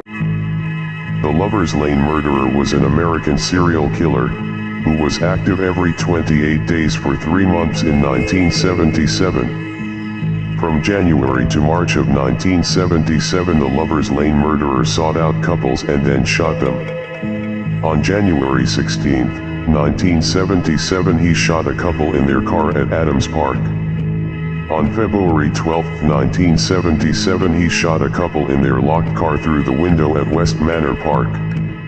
The couple survived, but suffered multiple chest wounds. On March 12, 1977, he shot a couple at Adams Park. The female victim died from her wounds. The male survived. In April of 1977, police were aware of the pattern and staked out multiple locations. The murders ended, and is now a cold case. Gregory Brazel is an Australian serial killer, also known as Bluey. Brazel was dishonorably discharged after holding 5 privates hostage in an army exercise in Healesville, Australia. He was persuaded to release the hostages and no one was harmed. He killed 3 female victims between 1982 and 1990. Brazel fatally shot a female hardware store owner in a 1982 armed robbery and murdered 2 female prostitutes in 1990. Brazel is often described as one of the most manipulative and violent prisoners in Victoria's prison system. He became eligible for parole in 2020. As of April 2023, he is still serving 3 consecutive life sentences at HM Prison Burwan, in Lara, Victoria, Australia. Leonard Thomas Lake was an American serial killer. During the mid-1980s, he and his accomplice, British Hong Kong-born Charles Ng, raped, tortured and murdered an estimated 11 to 25 victims at a remote cabin near Wilseyville, California, in the Sierra Nevada foothills, located 150 miles east of San Francisco. They killed the men and infants immediately but kept the women alive, raping and torturing them, before killing them or allowing them to die from their injuries.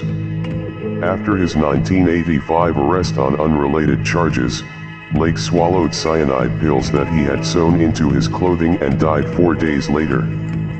Human remains, videotapes, and journals found at Lake's cabin later confirmed Eng's involvement, and were used to convict Eng on 11 counts of capital murder.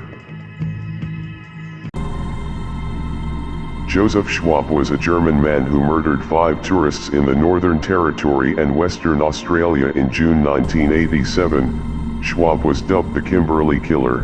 In June 1987, a father and son were shot dead while fishing on the Victoria River in the Northern Territory. Days later, 3 tourists, a newly engaged couple and their friend, were shot dead at Pentecost River crossing near Wyndham, Western Australia. A helicopter pilot raised the alarm after spotting a camouflaged vehicle in bushland near Fitzroy Crossing. They deployed an airplane to flush him out. A man armed with a semi-automatic weapon emerged from the bushes and fired at the police and the plane. Police returned fire, killing the gunman. The killer was identified as Joseph Schwab, a 26-year-old German tourist. His motive for the killings is unknown. He started fidgeting, then he began muttering something in a low voice. It was some kind of Chinese chant. Vince Lee pulled a large Bowie knife out of his backpack and quickly stabbed an unaware and unconscious Tim McLean in his neck. He tried to fight back, but Vince Lee repeatedly stabbed Tim over and over and over again, non-stop. As the 30-plus once passengers of Greyhound Bus 1170 stood on the side of the Trans-Canada Highway about an hour west of Winnipeg, they watched as absolute horror unfolded on the bus before them. With the massive knife he'd just used to stab Tim countless times, Vince Lee began to saw and hack at the neck of McLean's lifeless body. Lee stood up to his feet with the bloody knife in one hand and Tim's head in the other. Lee paraded Tim's decapitated head up and down the aisle of the bus. He cut open Tim's chest and tore out his organs, and finally ripped out his intestines and strung them out all over the bus. Vince Lee devoured both of Tim's eyes and 1/3 of his heart. John Norman Collins, known also as the original co-ed killer, was suspected of murdering 8 victims. In 1967, the lifeless body of a co-ed was found on campus and she had suffered 20 stab wounds. 1 year later, another co-ed's body was found and she had suffered 47 wounds. Over the next 2 years, the bodies of 6 more co-eds were found. Collins appeared on the surface as a clean-cut all-American boy, yet he was a sinister killer who was obsessed with violent sex and bondage. In 1970, he was found guilty and sentenced to life in prison. That's extremely brutal.